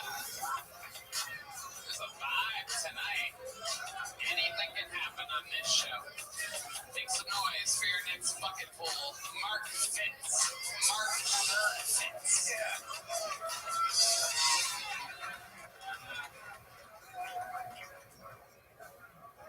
How transvestites do that thing where they tuck their dick and balls between their legs and they go like they might have a pussy. I was wondering what old transvestites do with that saggy, stretchy scrotum. Or that saggy scrotum skin they got. Someone told me they stuff it up their ass. I thought I was high and I thought, what the fuck would they do if they farted with that giant skin bag inside there? Oh, a giant fucking balloon out there.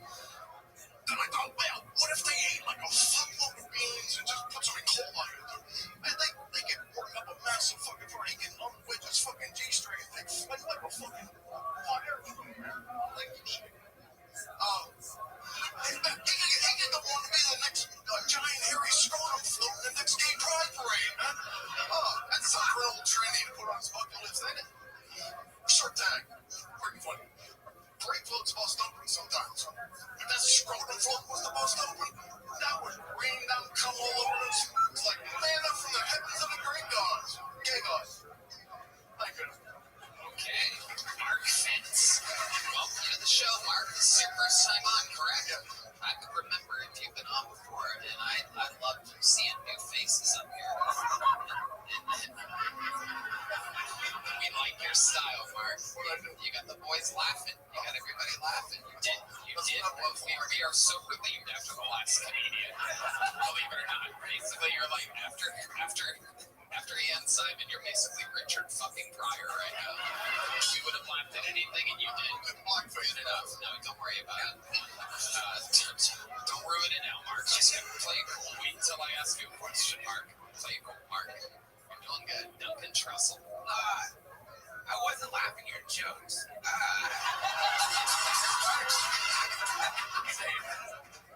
I was laughing because the only funny part of that to me was when you kept saying my legs are shaking. Yeah, when I did the scrotum thing, I looked down, my knees were here, my knees were like, oh. See, that's real. Yeah. Everything else, well, I can't imagine that at some point you're like, I wonder what happens in an old transvestite. You think you ain't been to shit before? So let's talk about it, Mark. You have a very good command of the stage. You're calm, cool, collected. How old are you, Mark? How long have you been doing stand-up? That's a loaded question. 44 years, but technically, this is my first time on stage. All right, explain that to us. The first time I ever actually did a stand-up act was when I was in 11th grade. I was in this class, it's called a speech class. Every week you had to give it wasn't like a talk, but it was like, they give you a speech class. I told you every week how to present a presentation speech for something, you know. And one week it was for doing stand-up act. And I had two first clowns. I had a Toledo window box and class clown. I had that shit memorized, man. First day I ever got it. So you did George Carlin jokes? Nice. You did a Carlos Mencia impression. Very good. Yeah. Actually, thought about saying something. So this is your first time on stage since then? Right here? You haven't done any no open mics, no nothing. You just decided to come here. Wow, what made you do that? To be on Kill Tony? How many gigs have you signed up? I understand though, but then I didn't want to I was initially going to try to just do open mics and do the 3-minute things, but do 3 1 minutes and see which one's the best one and hopefully get on here. Sure. But that never happened. Why? My first year I came down to Austin, I had 3 different medical issues that caused me to sit. But I were they? Knee operation, feet operations. No, I don't have plantar fascia and an ACL. Took all my toes and I had a broken. What happened to your toes? Kind of like getting hammered toe shit. I had like a Ian can heal you. He does this thing where he sucks on toes. Give me the toe hand. So take a beer while I do it. How long ago did you move to Austin? About 3 years ago. 3 years ago, so when you were 16.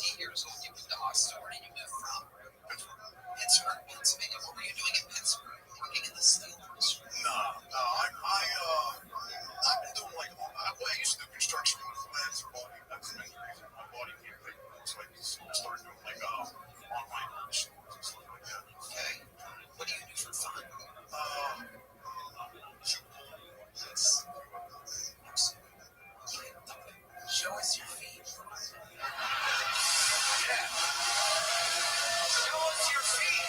You don't want to do it? He's embarrassed. He doesn't want to show his feet. We're getting a hard. It's not like Cam's dad. They're just amazing reference. I just had my little toe was kind of curling over a little bit on the side, is all it was. And now they fixed it. Now it's great. So all you see is a little scars. I don't think it's Sorry. So they made your toes straight. Later, I wake up. So the doctor made your toes straight. Yeah. Okay, I'm gonna need to talk to this doctor.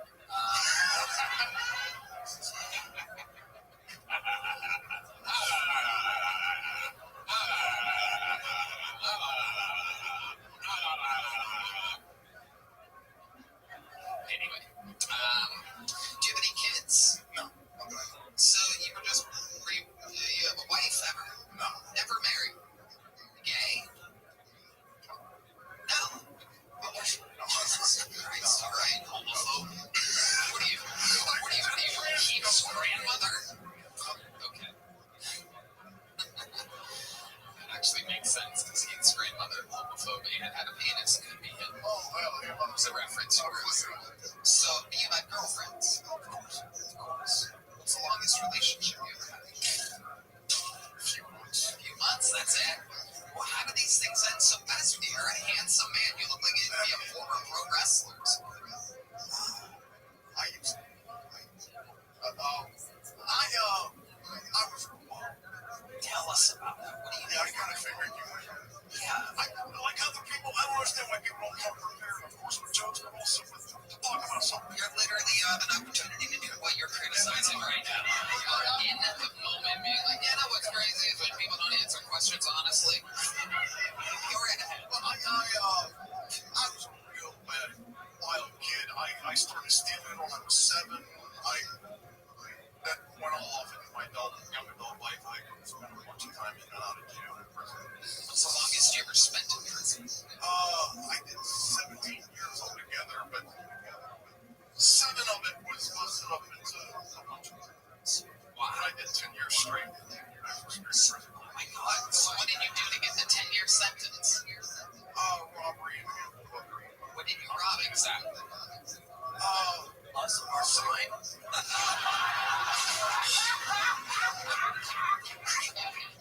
No, I'm so scared. That's a good thing. You're a real bandit out there. Old Curly Toes strikes again. The Curly Toad Bandit. No, it was, I robbed this. You know what the 10-year federal sentence was for? Yeah, I just said we were talking about it. It was, I mean, it's long ago. It's over now. You're a great guy now. The safe in the grocery store. You broke open a safe in a No, grocery store. I went in while they were open for business. Called the manager. Had them take me. With an ATV. No, not this. Different thing. Giant Eagle. No. Kroger, different thing. Was it a Kroger? It was one, no. It was one of those. It was in Pittsburgh. It was one. I don't even know the name of the grocery store. We wasn't a chicken number one chain. You don't even know the name of the grocery store that you robbed and got 10 years in federal prison for. I think that's the last thing I should have been able to concentrate on. I mean, you got 10 years in prison. I want to. No, it was one of them no name. It wasn't like a chain grocery store. It was one of them little. Okay, so let's slow it down. Just stick with me and answer the questions honestly. Okay. So, at what point did you get caught? Did you get money out of the safe? Oh yeah, I got. How much did you get? But then I got caught later. Answer the fucking questions. Answer the fucking questions. Stick with me. Focus, motherfucker. How much money did you get out of the safe on that day? 11,000, and I got away with it, but then I got caught later. Okay. How did you get caught later? How long did you get away with it? How did they catch you? When I ran out to the grocery store out there, it's not fast enough. He run faster. And I put my hand onto the wall and pushed it shut. Oh, and your iris. Yes. Wow. So how long did you get away with it for? 2 months, 1 month, 3 months? A few months. What did you spend? It's like about 6 months, 5, 6 months. Oh, good. What did you spend the $11,000 on? I don't know, just I was thrown off. You doing drugs? No, I never did drugs. You never did drugs. Prostitutes. A lot of sugar. You robbed a grocery store of $11,000 and you didn't spend the money on anything in particular. I was a very wild, adventure-seeking kind of a person. It was I like the thrill of, in a sick, demented, again, I'm a fucked up childhood, so I just... What's fucked up about your childhood? I was just wild as fuck, just off the chain, wild as fuck. I started stealing when I was 7. I did my first burglary when I was 9. When you say burglary at 9, what exactly did you burglar at 9? Somebody's house that we put up doors open. What did you get from their house? Toys, just... No, I wouldn't steal like money and stuff. The first time I did, I went back to this house like 4 or 5 times over a period of a couple months, and I'd go in, sneak some stuff. What's the last crime that you committed? That when I did the big one, the grocery store. And when I got into prison that time there, my first year in, I was like typical angry folk. My second year in, I decided while I was there, it wasn't hard, but it was very hard. It wasn't easy.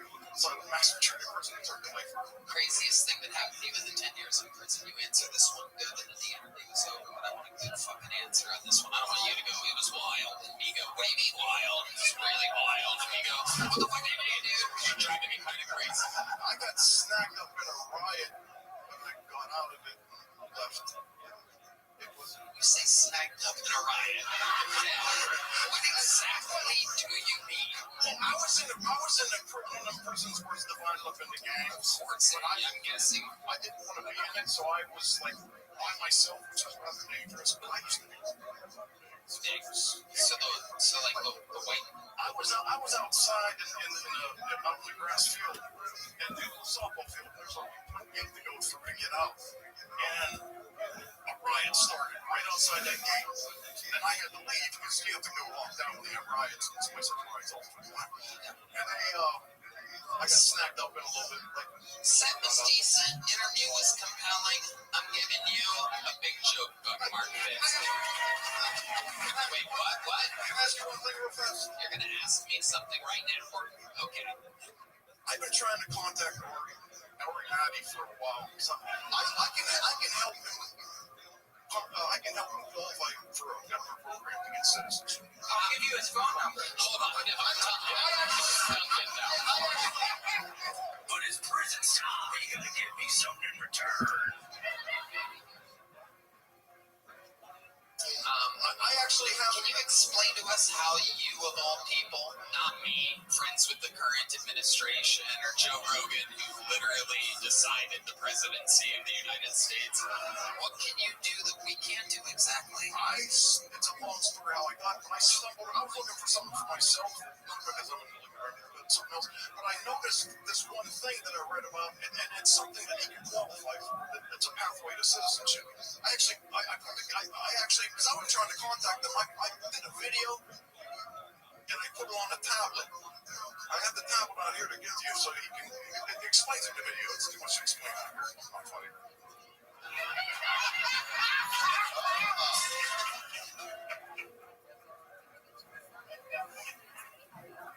Hello. Ari, you're on the show. Jesus Christ. I know I told you that you have the night off, but there's a guy up here, very scary guy. He's been in prison numerous times. He's 63 years old. The last time he was on stage was 44 years ago. It takes him forever to answer questions. He's spent 10 years in federal prison after robbing a grocery store in Pittsburgh, Pennsylvania for $11,000. He got away with it for 6 months, but he left his fingerprints on the door on his way out. And he was a part of a riot once. Long story short, at the very end, after I told him I'm going to give him a big joke book, he said, there's one more thing. Can I ask you a question? I can help Ari. How far away are you from the club exactly? I am just heading out of the steam room, so...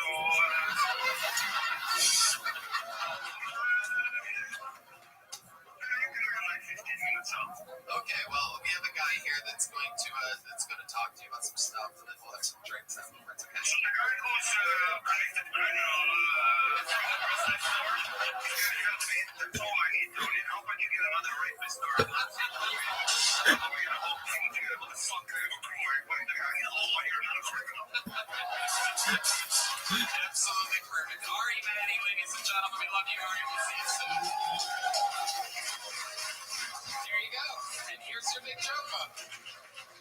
Did you have fun here tonight? You seem like you didn't enjoy this. You happy? Okay, there you go. There you go, smart fits.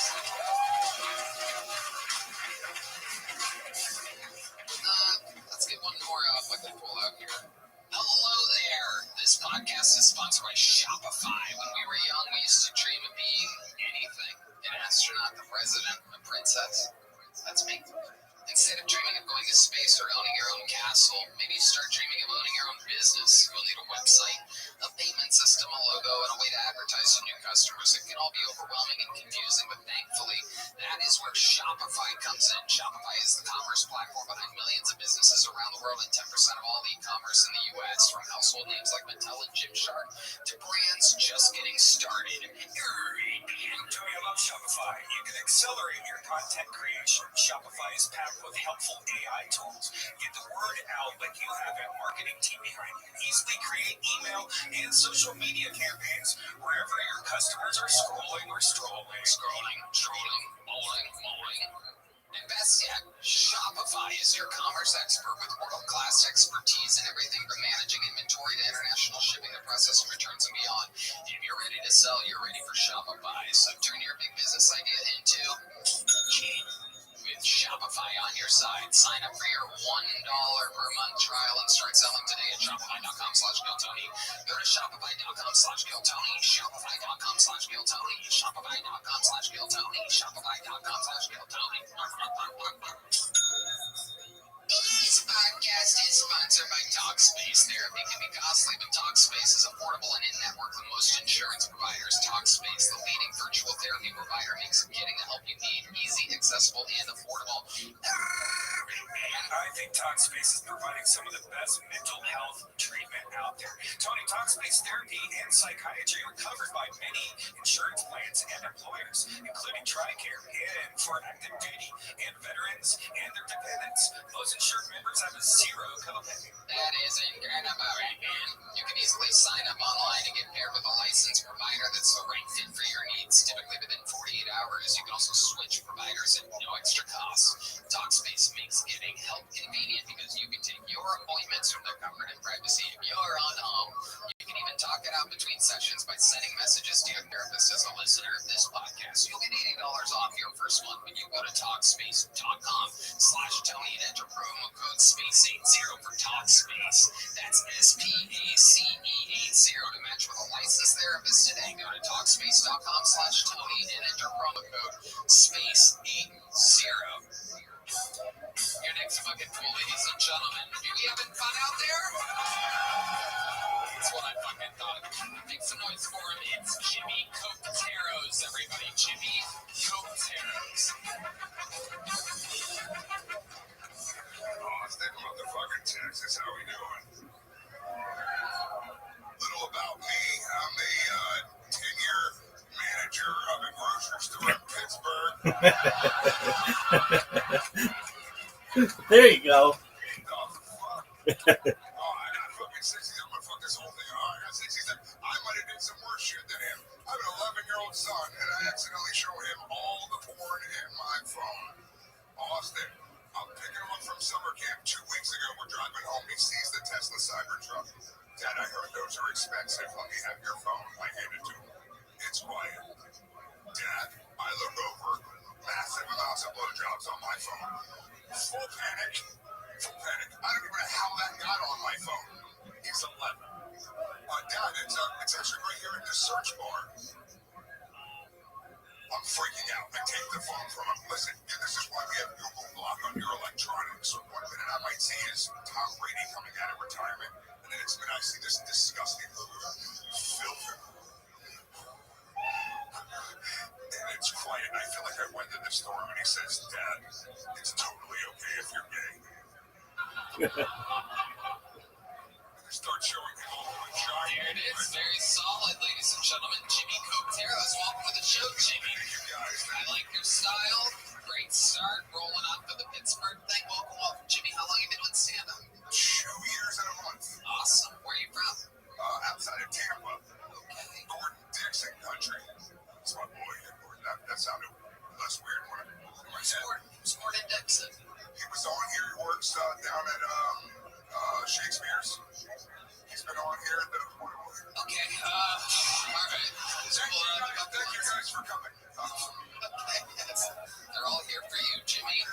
give him a shot. I came and saw my boy. Crazy shout out to give, but okay, you got it out there, and you'll never get repaid for that. By the way, it's an odd favor, and you did it. I like your style, Jimmy. What do you do for work? What type of mechanic are you exactly? I run grocery stores, Tony. No, seriously, Jimmy, stop that. What do you do for work? I range up remote bowling and home services. Wow, strong white guy stuff. It's called Jimmy's, so you know I own it. I just needed to. If you need someone to hold your job. Where were you, Tony? I apologize. Jimmy, do you live here now? No. You still live in Tampa? I do. Okay. It's my second time here. You didn't ask that. Okay. All right, Jimmy. Very good. What's the most interesting thing that's ever happened in your life? It's cancer interesting. You had cancer? Yeah, 3 years cancer free. Wow, congratulations. It was lymph nodes? It was the lymph nodes? Yeah. And were you a heavy smoker? Yes, tissues. Jesus. I'm a light smoker. Are you still smoking? I smoke. I mean, you have one. No, I smoke to what I drink. And all that added up. How old were you when you got diagnosed with cancer? 44. Okay. And you had partied hard from your life up to that point? No, never been a party. What was this? So I was picking a friend up from the airport. I lean over to tie my shoes, and I start salivating. So I go to the sink, and it's just blood. Jesus. Not part of the show. So then I call 911. I go to it was just a burst abscess. They go, which every doctor has told me your tonsils are massive. Have you ever been told you should remove them? And I go, yeah. And they go, we think it's not. So I had my tonsils removed, like a miracle. They remove my tonsils and they find the smallest. Now, when they'll tell you about cancer, they're looking for like a cluster of grapes. They found like 8. So I had like a 99% cure rate. I knew I was going to be okay. But starting to throw the kitchen sink at it. So 35 rounds of radiation, 7 rounds of chemo, 56 pounds lost, meaning to all the stuff. Yeah. I mean, I can make that funnier. I can then polish that big up if you want. I'm going to say I do have a joke, but I don't want to. What can I say? I think we all have cancer now, Jimmy. It's immoral. Got it. All right, well, you really have kids? Yeah. How many do you have? 8 kids. Just one. How old's he? He's 12 now. Is it true that he found porn on his phone? Fake story. Say it again. Real story or fake story? It starts out as a real story. He's about 4 or 5, not 2 weeks ago. And he saw it and he goes, Dad, what's this? I go, like it wasn't even a relevant thing that I had to explain. But I felt like it would be a good bit. Right, yeah, feelings aren't facts.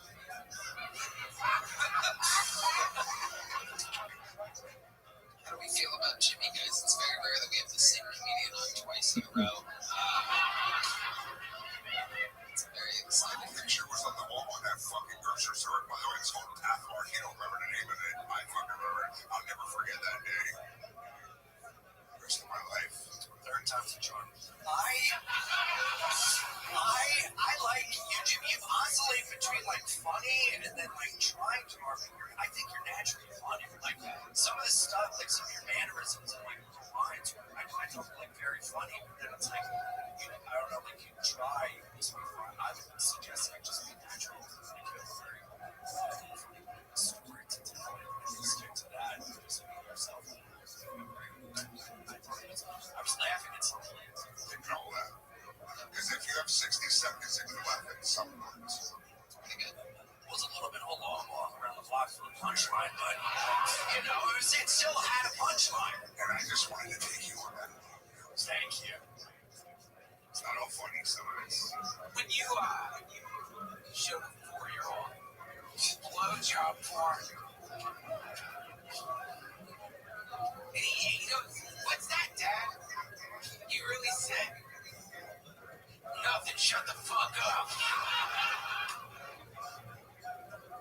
It sounds different the way you said it. Also, that's what I said. Yeah, both of those can be synonymously true. Yours sounded more like... You say it like you're sorry. Just say it like you said it. Your Honor, yes, I said... Hey, Dad! Dad, you just fucked up my life forever! I'm 4, I have more neurons in my brain than at any other time of my life, and this is gonna freeze itself into my memory. I'll probably have to get therapy. Probably rob a grocery store. My toes are gonna curl in. What is this? Now I know what you mean about the long journey to the point. I got it now. Jimmy Coteros, here's a medium-sized joke, but congratulations, you were next on Tony. There goes Jimmy Coteros. We're flying through it this evening, ladies and gentlemen. It is happening. People are going to the restroom to do bumps of the old Puerto Rican pound cake. There they go, everybody. All right, special part of the show, ladies and gentlemen. One of our Hall of Fame former regulars is behind that curtain right now. We very rarely get to see him. Known for what I've been kind of looking for and struggling with this evening, which is the most honest, direct answers in interview history in the Kill Tony universe.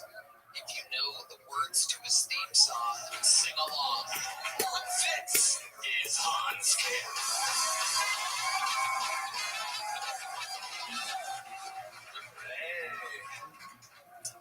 I like how Texans will make fun of liberal cities, but when they jerk off, they set their VPN to California.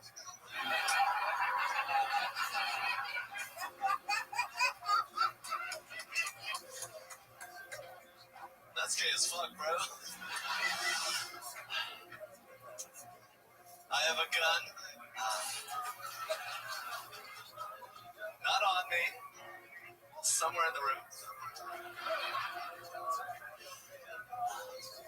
I don't even leave my door unlocked anymore because I want to use it. Oh, is that my best friend I met an hour ago or the greatest moment of my life?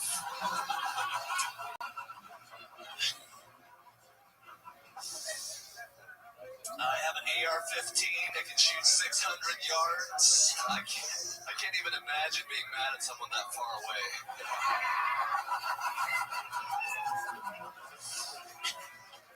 Hey, you better stop doing that at 500 yards. All right, that's my time. Thank you so much. Showing the difference between golden ticket winners, bucket bulls, and true full-time regulars of the show. Former weekly regular Hans Kim is back, ladies and gentlemen. Hello, my sweet Hans. Hello, Tony. Thank you for having me. Sorry about this weekend. I totally fucked up. Oh, that's right. You guys want to hear a fucking behind-the-scenes awesome showbiz story and how absolutely insanely autistic and retarded Hans Kim is? Let me ask you this before I tell them the story. You don't have to say the number. Don't say the number. Was that the highest paying one-time 15-minute long gig you've ever missed? Yes. Without a doubt, right? Without a doubt. So for 15 minutes, let me just tell you, it was a lot of fun.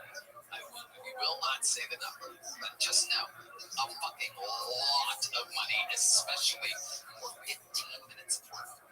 It was scheduled to be in Edmonton, Canada. We all did it. I made it. Ari Maddie made it. Damon Lucas made it. William Montgomery made it. We had to have a layover in Denver because they don't tell you about Austin.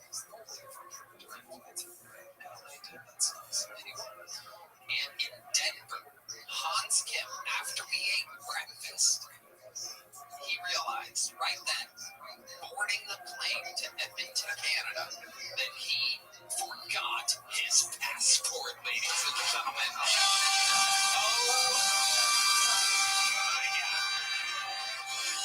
Oh my God. And if you're wondering how much money, definitely at least half your salary. Half of your annual salary.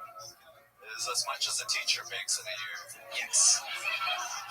For 15 minutes of work, the only thing that he needed to bring was his passport. Not even a underwear would be necessary. We would all have been home 24 hours later. And we were, me, Ari, William, David, richer than ever. And then there was Hans, who had to tell me what happened. I don't even know. I couldn't even talk to you afterwards because it was so stupidly frustrating. Yeah. So what happened? You had to get a flight from Austin? Or from Denver to Austin? I was gonna do that, but then I was like, I have a weekend in Appleton that I canceled for that show, so I was like, let me just go to Appleton. So I was just alone in a hotel room while you guys were in a stadium. Oh my God, yes. In Appleton. In Appleton, Wisconsin. So that's even worse. Holy shit. So wait, hold on. Did you cancel the whole weekend? No, I canceled the Friday. So you were gonna fly from Edmonton to Appleton? Yeah. That's crazy. So that night, can you tell us what was going through your head? What type of guilt? Like stupid.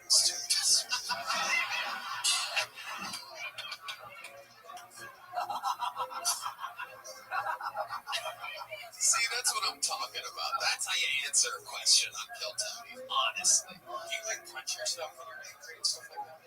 I throw out things very hard sometimes, but I try not to do it anymore because, it scares me. That's true. That is true.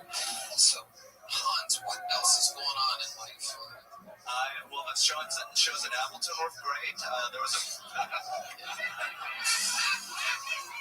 And you had to do, 2-hour-long sets? 2 Saturday, 1 Sunday to make up for the Friday. So I was just 4 days away from home, just without the teacher salary. And there was a pregnant lady in the show, and she had a seizure during my set. Wow, a pregnant lady had a seizure during your set in Appleton, Wisconsin. Yeah, she was fine. She could only handle her liquor. No, I'm just kidding. That's the joke the husband made. Okay. Giving credit where it's due. But yeah, I was like, name the kid after me. But yeah, she was seizing up. I guess that's something that women do when they're pregnant. What is it? I don't know, maybe she was a liberal. Was it at a specific joke, or was there something what it was? Yeah, it was like, the Chinese, a lot of people were racist to the Chinese during the pandemic, which, as a Korean, I say, let them have it. They're the ones that decided to eat bats and pangolins. I was just eating dogs like a good Asian. That's right. Hans still got it. Wow. Everything else is good, Hans? What else is going on? I have a bulletproof vest now. What the fuck is going on with you, Hans? He's a Virginia Tech shooter 2.0. I mean, it's a force multiplier. I have a battle belt. What do you mean? Wait, what? What's it for? What do you mean? If you have a bulletproof vest, it multiplies how much force you can inflict on your enemies. What? What do you mean? If you buy another gun, it's not like you're going to dual wield 2 AR-15s, so it makes more sense to buy, gear that'll help you in a gun battle. This is going from an interview to evidence. It is kind of wild. What are you going to do with all of this stuff, Hans? Do you ever have thoughts about it? Yeah, I think about shit, it's the fan, SHTF a lot. Wait, what? SHTF, I've been watching a lot of YouTube about this. Nobody knows what that is. You're a prepper. You're becoming a prepper. Thank you. He bought me a long-range walkie-talkie recently. It means I'm safe. A walkie-talkie.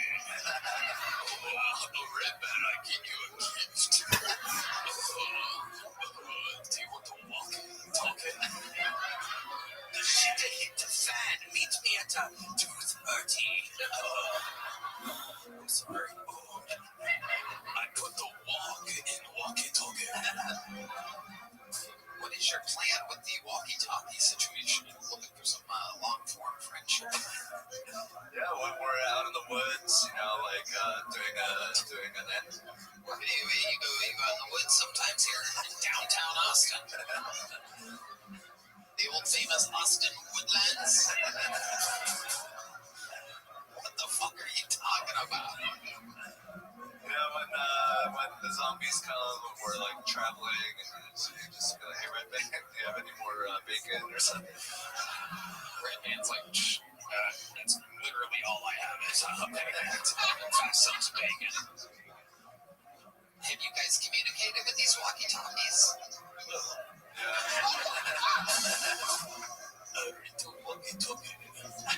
Wow, what are you guys talking about? Like, hey, we don't, I mean, we were in the same room when we did it. Wow, trick comes out. That's what I'm talking about. A good, honest interview. It's so much easier than people think. Both parts, really. To stand up, be real. That's what we tell everybody. The interview answer honestly. It's such a test of the difference between people trying to blow up their answers and just being real. It's so funny picturing you two in the same room. Chance, I would beg to differ because I'm pretty sure it's not. It was on the Secret Show every Thursday, and yeah, we were just like, hey,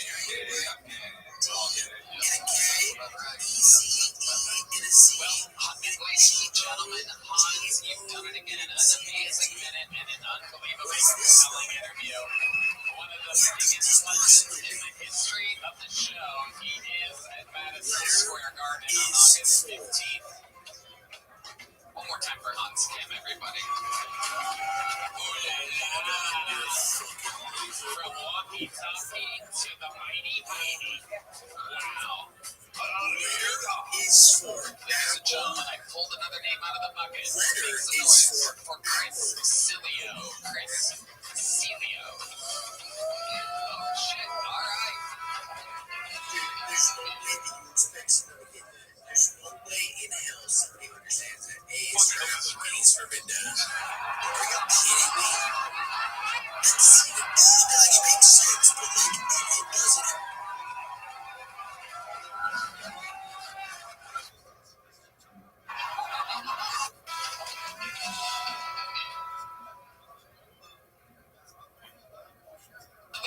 Chris Cilio.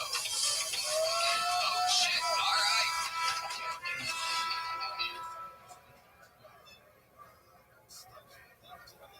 Fuck, I hope this is real.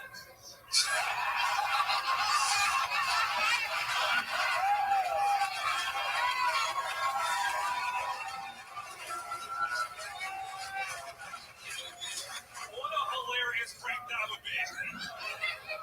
Chris, it's your big prank. It's Kill Tony. It's an empty warehouse. Nobody's here.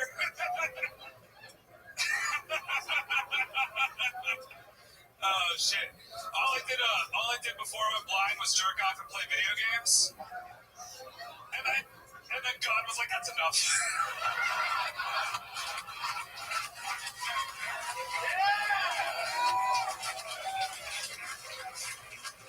I give you a gift and you wasted it, son. I'm gonna let you guys in on a little secret. I do it all again tomorrow. I wouldn't have changed a goddamn thing, dude. Give it up for my roommate for bringing me out here, dude. He's a way better roommate. My last roommate sucked. He just didn't really care about personal space. He would always hang out in my room. Yeah. So every time I'd go to jerk off, I'd have to be like, hello?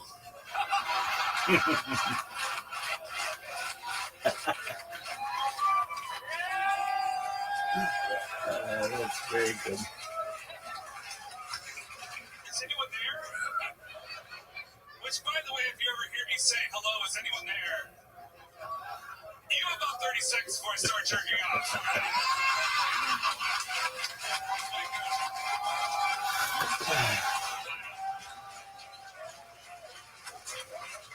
You should say something, all right? Or else it's on you, not me. I don't want to hear about it in the papers later. Guy who kind of looks like Louis C.K. does exactly what Louis C.K. did.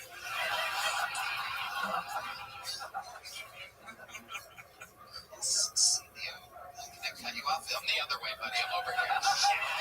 Shit. Unbelievable set. Unbelievable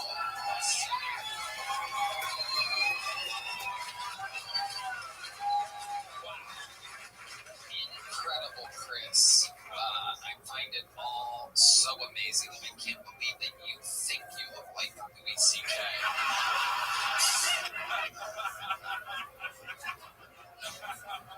Or like Louis can't C.K.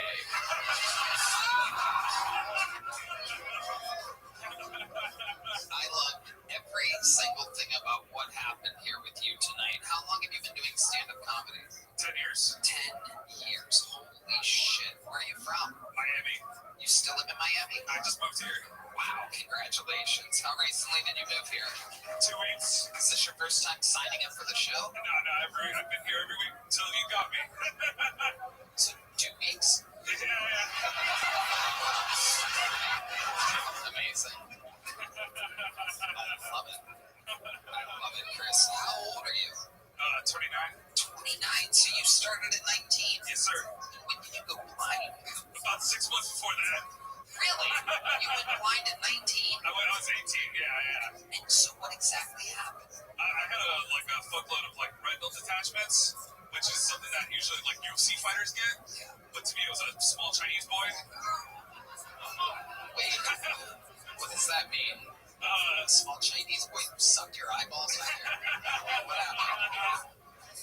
My friend at high school was just fucking with me and tossed his high school transcripts at me. Just an envelope full of papers, nailed me in the eye. Next day I was blind. I already had lost one eye before that, and we're still friends, guys. Relax, all right? Okay. He drives me around sometimes. Wow, that's more dangerous than anything. You're probably the better driver out of the two. This is incredible because you lost an eye before that. How did you lose the eye before that? Same thing, just a bunch of retinal detachments, but I was like, this one's going good. Nothing's going to stop me on this one eye. And then he threw that. His bright future sealed mine. Wow. Is it thyroid issues? No, the retina is in your eye. It's the thing that from thyroid that happens. No. Our senior health correspondent, Ryan Redman, taking a chance trying to relate thyroid issues to retinal detachments. He's who you look like, by the way. Not Louis C.K. But the joke still works. Chris, blind at 18, so have you, had a real job or anything? What do blind guys kind of do? I had a job for a while. Wasn't that good at it. What was it? I worked in an office at an race car shop. I was a crane operator. Dude, I worked at a nonprofit where they help people find jobs, and they couldn't fire me. Right. As bad as I was, they were like, nah, we'll just let him. Probably couldn't find your cane. How could you find someone's job? Incredible, Chris. So what else do you do? What are your hobbies? What are you into?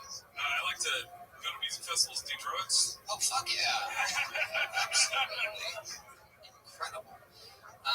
What's the most fun you've ever had at a music festival? What are your favorite drugs? All of them. Okay. Preferably at once. Acid mushrooms. Everything that some people make me see something, I put in my mouth. Yeah. Amazing.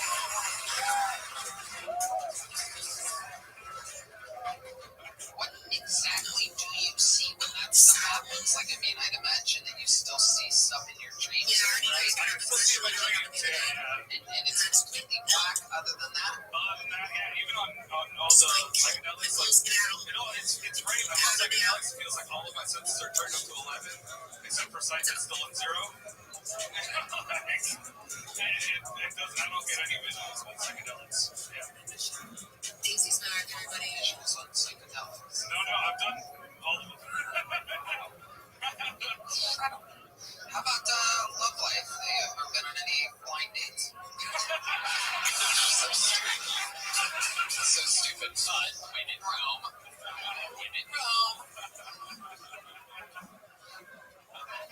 By the way, may I say, D-Mag, seen him more on the edge of his seat during an interview.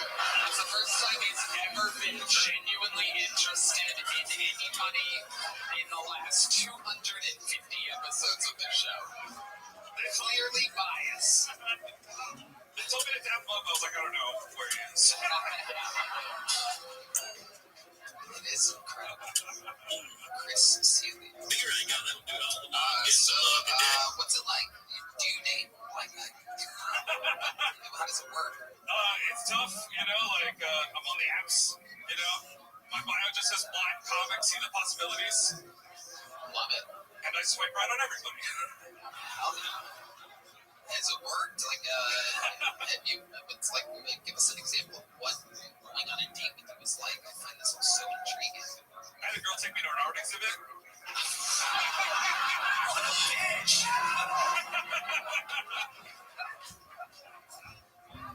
Really? She just tried really hard to describe things to me that I couldn't care about.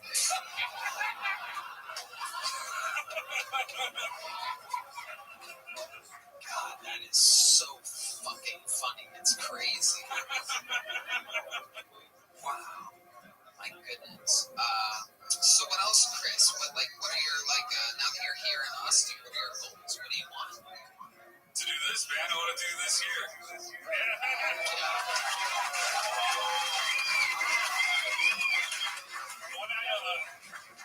When I first went blind, I'd always wanted to be a comic, even before I went blind, but I kind of forgot about that one. Just doing a bunch of surgeries and things like that.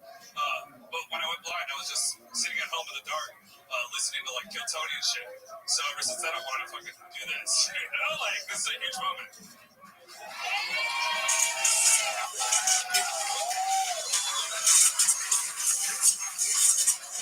OG belly room Kill Tony, dude. OG belly room Kill Tony. Wow. Amazing. Well, Chris, it has come full circle for you, my friend. Even though the lineup is out of control nowadays, so many fucking talented regulars keep holding the rotation. I have to say that I want to support you, and having you sign up regularly would just be a tremendous hassle for you and for everybody else. So let me be the first and only one that matters to tell you that you are indeed the newest golden ticket winner.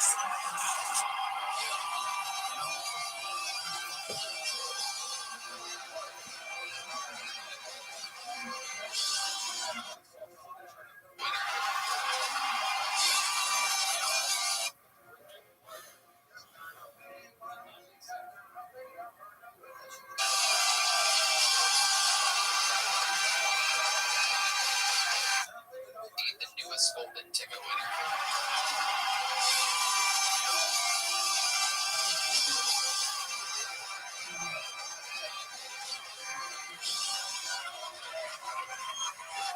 Everyone's on their feet, Chris. They're going crazy.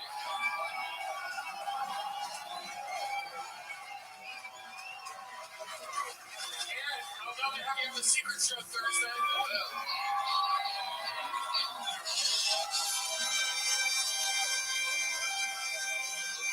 There he goes, ladies and Chris. Step up to the mic one more time real quick there. How do you feel right now? It's right to your right.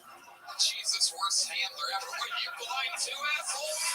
Jesus Christ. Look at fucking, we saw Tony Pepperoni earlier. It's fucking Tommy Salami. What the fuck is this guy? Look at this fucking gagoons over here. Holy shit. Chris, how do you feel? Fucking amazing, man. Thank you so much, dude. Absolutely. Welcome to Austin, Texas. You're an amazing talent, and we're looking forward to having you on. Hey, and you got a standing ovation. Yeah. The place went nuts. Yeah. And that girl in the front row showed her tits. Yeah. Chris, throw that mic in the mic stand. You're part of the Kill Tony universe. They're going to get your number and information back there. Congratulations. Another one. The squad continues to grow.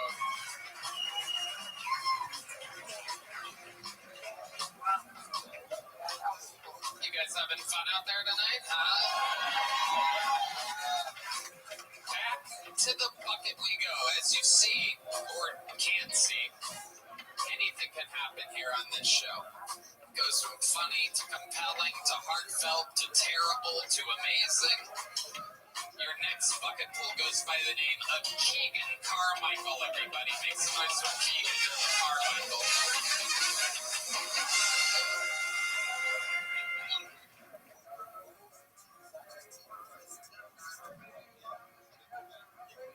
My dad would always tell me, alcohol will never fix anything.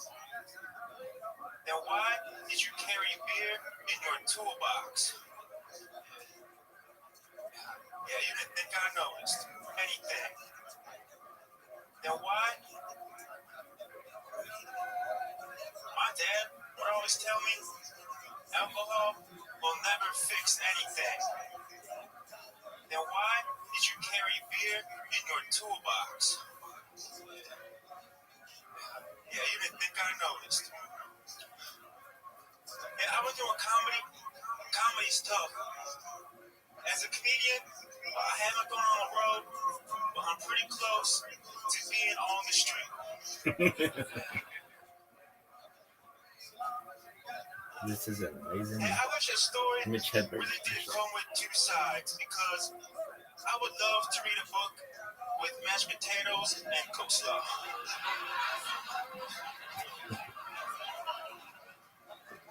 Hey, I would love to read.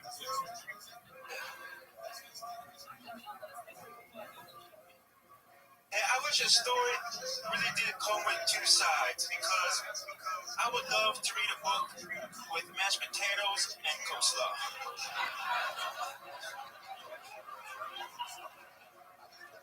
Hey, what'd you enjoy about Huckleberry Finn? The gravy. Hey, are you hungry? Cool. Let's go to the library. All right, thank you. Keegan Carmichael. Some people are already calling him the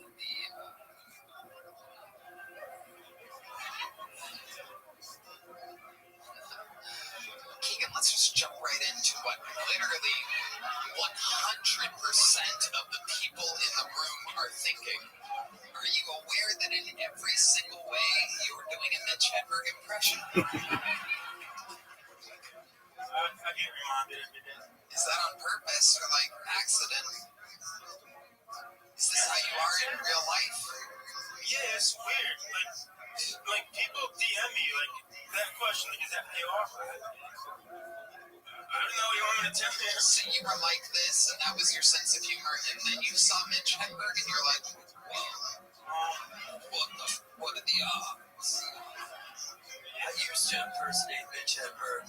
I still do. I mean, the look, the everything, every single thing, the delivery, the joke style. Are you a super fan of his? My favorite's actually Dimitri Martin. Dimitri Martin? Now I know you're kidding. That's literally nobody's favorite. I just love the way he rips the paper off the Pickens picture. Keegan, who are you in real life? What do you really like? Just a couple of beers in the park and read a book, man. How long have you been doing stand-up comedy? A little over 2 years. And has it always been like this? You from Seattle, Portland? Illinois. Okay. What do you do for work? DoorDash on an e-bike. What? DoorDash on an e-bike. DoorDash on an e-bike. I hate it in my deliveries. Yeah. It's always smushed around. Fuck it up. Nobody understands that better than me. Don't trust me. It is funny, like your spirit definitely lives on through him, not quite as powerful, obviously, as the late, great, super amazing Mitch Hedberg, but I mean, you do kind of got it down. You wrote those jokes? Yeah, right. I was just gonna say, it's too bad that they don't need Mitch Hedberg impersonators at kids' parties, because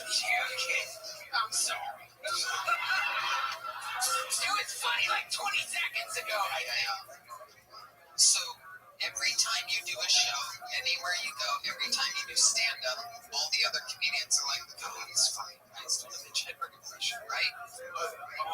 Yeah. Some people wait outside the club and feel like, say shit to me. Yeah. Have you seen Mitch Hedberg's stand-up? Yeah, it kind of freaks me out. How old are you? 31. 31. So when's the first time you saw Mitch Hedberg stand-up? Were you a big fan of his at one point? Oh. Yeah, I mean, dude, Dimitri Martin was a guy. Again, I hear ya. That's funny and all. But seriously, we're all like witnessing. Like, it is like a Mitch Hedberg impression. Did you always talk like this? Is this how you talk in real life? Yeah, Tony, I don't know what to tell you. Okay. Can you do a Christopher Walken impression? I don't watch movies, man. Keegan, most interesting thing about your life, tell us. What would we be intrigued to find out about you? 31 years of experience of being Keegan Carmichael, tell us. I have a cast iron pan.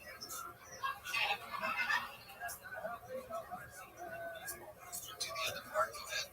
Oh, no, yeah, it's cool because you gotta take care of it. Like, you have a cast iron pan, you have a responsibility.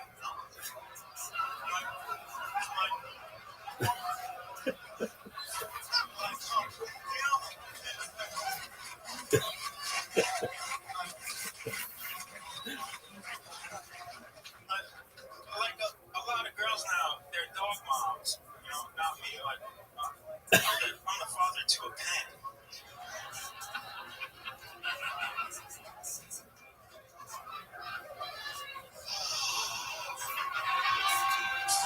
What else, Keegan? Tell us something else interesting about you.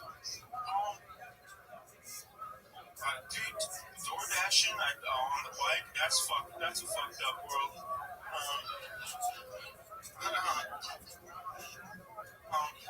I have trouble sometimes because I fall a lot. Like, I don't like the Texas cheerleaders because I was going really fast and they're on the sidewalk. And so I fell into the ditch.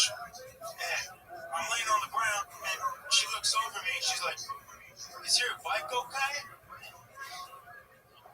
And they're like the lime scooters, they're in the way too. You know, to me, a Texas cheerleader is like a lime scooter. I probably have to pay to ride you, but I just prefer you get out the way. Keegan, fun times. Here's a little joke book, my friend. There he goes. Keegan Carmichael.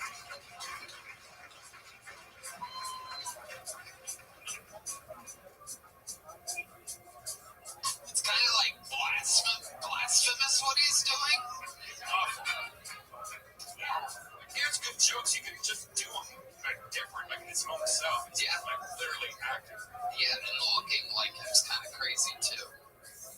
Anyway, we have any sage? Can we sage the room? Never really saged. Never saged the Kill Tony stage before, but that one kind of creeped me out. Yeah. All right. You guys good? Everybody good? This guy's leaving. He's seen enough. This guy's pissed.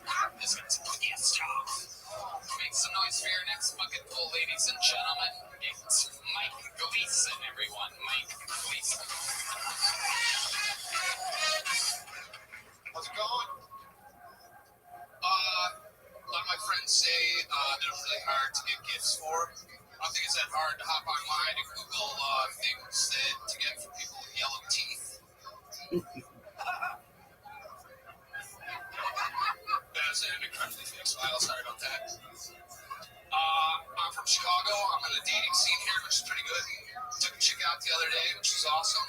Opened up the car door for her, and she's like, look at this. Chivalry's not dead. I'm like, easy, bitch. My door stinks. I gotta climb it first.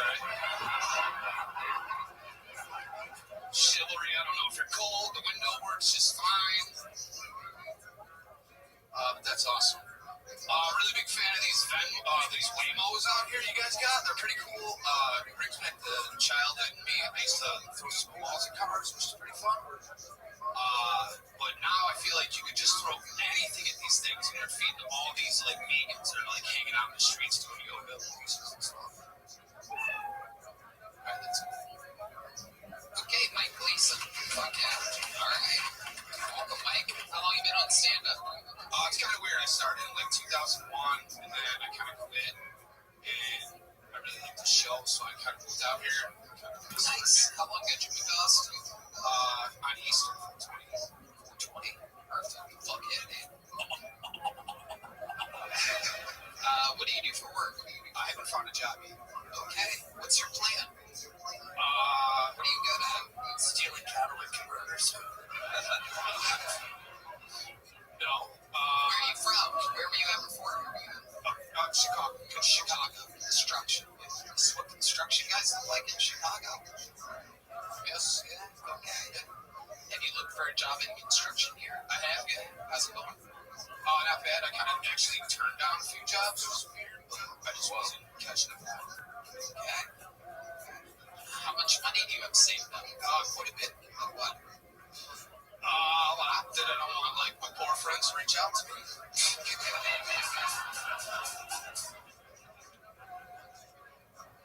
I mean, do you really need a number? It's not a lot anymore, but it was enough to get me out here. I'm doing the Hans Kid thing in a trailer. Nice. You have a bed in it? Yeah, like a little bed. I got a purple bed. Nice. Very good. You're doing good. Purple. You're doing good. Okay. So, what do you do for fun, Mike, when you're not doing stand-up? I like to frisbee golf. People watch is a huge thing for me. Yeah, people watching is fun again. Yeah, fentanyl's out. Stop fentanyl. Crack is back. People watching is more exciting than ever. There was nothing fun about that fentanyl phase that we went through under the Biden administration. And now crack is back thanks to the reigning, defending president of the United States, Donald Trump.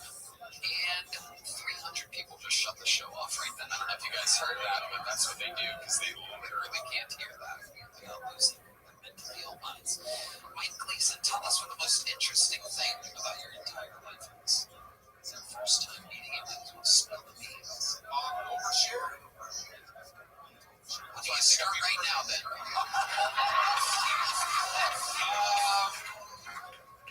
Yeah, all right. Fuck it. How I got my money? I worked for Tesla and got the shit kicked out of me for actually being the only one there who knew how to do shit. They like hired everybody out. Like, I mean, I would not buy a Tesla or any other products that are bullshit. I know, sorry. You don't want to hear that. Engineer shit? Dude, it was like I was the only roofer there, and there was not a pitchfork in sight. And I was like, what? Solar roofer? Yeah, solar roof. I did. Solar. And like everybody is in Texas right now. No, but do you know what I'm talking about? Yeah, he has a solar roof. He makes money off of it. But yeah, I can tell you. I know. Yeah, it's like that. We were doing jobs, and they were like, they didn't like check out where the sun went, and then we put it on, and there was like a huge house behind it, and it was blocking all the sun. So we went back like 8 times, and they're like, yeah, no, it's definitely the install. And I'm like, no, it's the guy who designed it. Like, there's a huge house blocking the sun. Okay, yeah. So I got a lot of money from him because there was a dude there who also did cedar shake.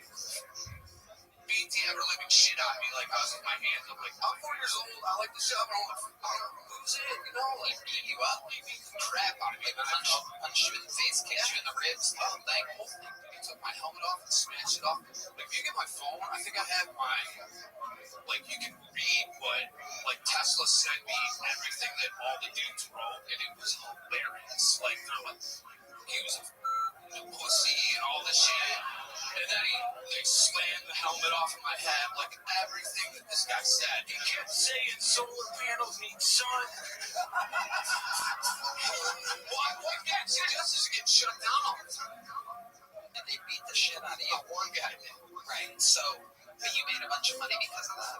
Well, I fucked up my hand in the fall, and then like I don't know, the chick who did the surgery like left some metal in there. I was like Wolverine for a little bit, and then they took 3 bones out. So like the settlement, I got a hefty chunk. How much? Again, just can I tell you how much is left? Yeah, it's probably funnier. Sure, like $20. Okay. I'm buying leather jackets. It's the middle of the summer. Like I'm not spending well. You got a female surgeon. Yeah, she left metal. She was pregnant. Too pregnant. She's hate. Sorry. Why do pregnant chicks hate you? I don't know. They just smell my like singleness. Never settled down. I don't know. They just hate me. Pregnant chicks hate me. My coworkers hate me. I was really good at everything.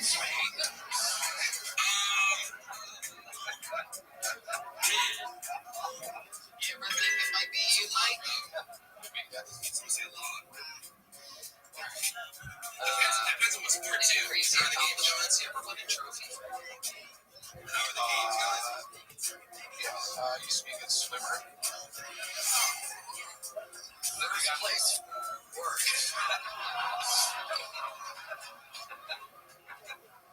Fun times, Mike. Sign up again. We'll see you again. Mike Leeson, everybody. Oh, shit.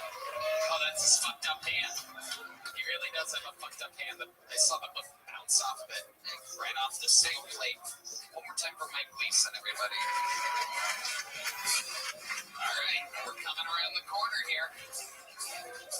Make some noise for your next bucket pool. We're going to keep it moving along. It's Derek Speedy, everybody. Derek Speedy.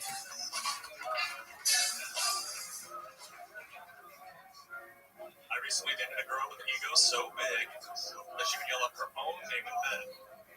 He used to mess with me because it wasn't a very feminine name. Who names their daughter Rain? Let's get into some personal stuff. All right, when I was 6 years old, I told my parents I figured out that I was adopted. My mom was like, "Who told you?" I was like, "Who told me? My sister's Asian, but I'm one of the slow kids." Even at age 6, you know, 2 whites don't make a law. Then after the divorce, they just like gave up on parenting. Like I don't know how to do anything right. I kill so many houseplants. I call my home plant parenthood. It hasn't been 3 months, and I don't like the name. I'm yanking it out of that pot. Speaking of, my girlfriend thinks I don't want plants because she got me throwing seeds away in the shower one time. This isn't true. I love plants. I want plants very much, and I would love my plants no matter what, even if they turn out to be transplants. All right, you guys have been great. I appreciate you. Derek Speedy. Hi, Derek. You been on this show before? No, not before. Okay. Just like everybody that's been on this show before. Well, how long have you been doing stand-up? Oh, 5 years. 5 years. You from here? No, from Portland, Oregon. Okay. From Portland Energies earlier. This is why I felt you was here coming up. Okay. How long have you lived here? So I'm here for about a month just doing stand-up down here. Nice. Just visiting. This is your first week signing up? Yeah. I know. Amazing.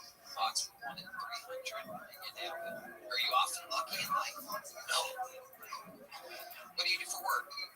So I worked in a Kroger for the last 5 years, and now I'm just taking time off because I stayed. Second Kroger shout out this episode. Absolutely. It's almost as good as HEB. When I got down here, I was pretty cool. You be careful. You be careful what you say. We were raised around Kroger's. We know Kroger's. Kroger's not really that close to HEB. Have you been to an HEB since being here? Yeah. 1? 3? 3? Yeah. What types of things did you get from HEB? The produce is better than the produce I've had. No, that's out of this world. Did you try anything from the deli meats? No, not yet. Did you try any of the prepared things like the fully stuffed jalapeno pepper? Nothing at all. Well, that's where you will find those different universe, un-Kroger-like materials at HEB. The more you try it, the more you take chances you will find. HEB reigns supreme. Around here, we like to say, you know what HEB? Yeah, you know me. Nobody's ever said that before, and I said it. Well, in the Pacific Northwest, the Krogers are Fred Meyer's. It's not exactly the same as the Krogers were. So that's probably the difference. Well, you got the crowd riled up right now. One thing you don't want to do is an anti-HEB rant in this room. You're you're gonna need Hans's bulletproof vest. What do you do for work? So like I said, I worked at Kroger's, and then now I'm not. What were you doing there? Stocking shelves? No, I managed one of the departments, the hobby department. So it's the what department? It's like the cosmetics, the shampoos, all that kind of stuff. Worst part of the grocery store. No doubt about it. I hope you guys never stop talking about grocery stores. Well, I'll tell you. We're in Myers. You don't like grocery store talk, Duncan? You have a whole family. I love it. Everyone loves it. Everyone loves grocery store talk. What's your favorite aisle? Look at you two fucking grocery store hating ass guests I have here tonight. I hate HEB.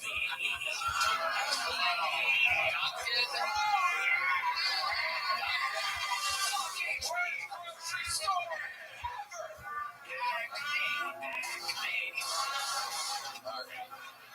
For those of you just listening to the podcast, Ian and Duncan were brutally shot live in the room. Luckily, it was by Chris Celio and D Madness, who hit the ceiling multiple times, and Duncan and Ian ran out of the room.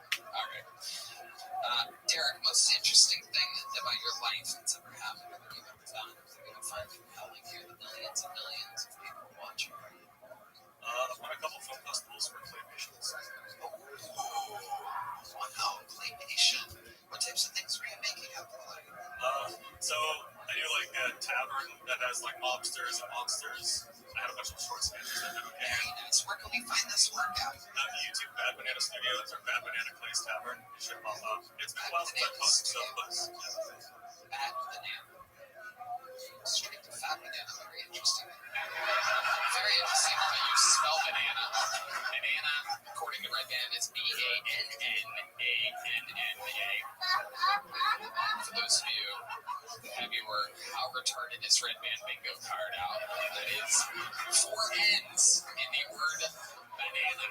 Ladies and gentlemen, this is who I worked with side by side every Monday for 12 years, and I have never once shot myself in the head. Anyway, very cool. You must get all the claymation pussy. How's that going for you? I mean, it's so time consuming. You basically spend all the time. I go to the girl from Best. Nice. What does she do? She also works at Yeah, what is she? If you were in the cosmetics aisle, I must know what section of the grocery store does your girlfriend work? She took over for me when I left. Wow. So she's in cosmetics. Is she still in Portland? Yes. So you're here and she's in Portland, but it's only for a month. What do you miss most about it? So groceries, right? The answer, no, I'm kidding. Go ahead. No, it's so weird because it's like a professional job, right? Colbert's out there getting fired. And meanwhile, I'm like, what do you like, her pussy? Oh, and I'm like thriving. It's crazy, right? Doesn't make any sense.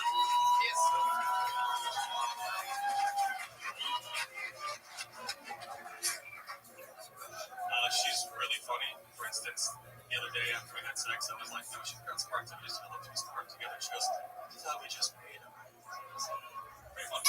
Guess you had to be there. Okay. You had a good set, right? We like Derek. There's a big joke book, Derek Spady. Congratulations, you were on Keltonia. If you're here for another month, sign up again. Congratulations. There he goes. Make some noise for Derek, everyone. And your final bucket full of the night. Ooh la la. Sweet, sweet, sweet. Let go back. Make some noise for Trent Richards, everybody. Trent Richards.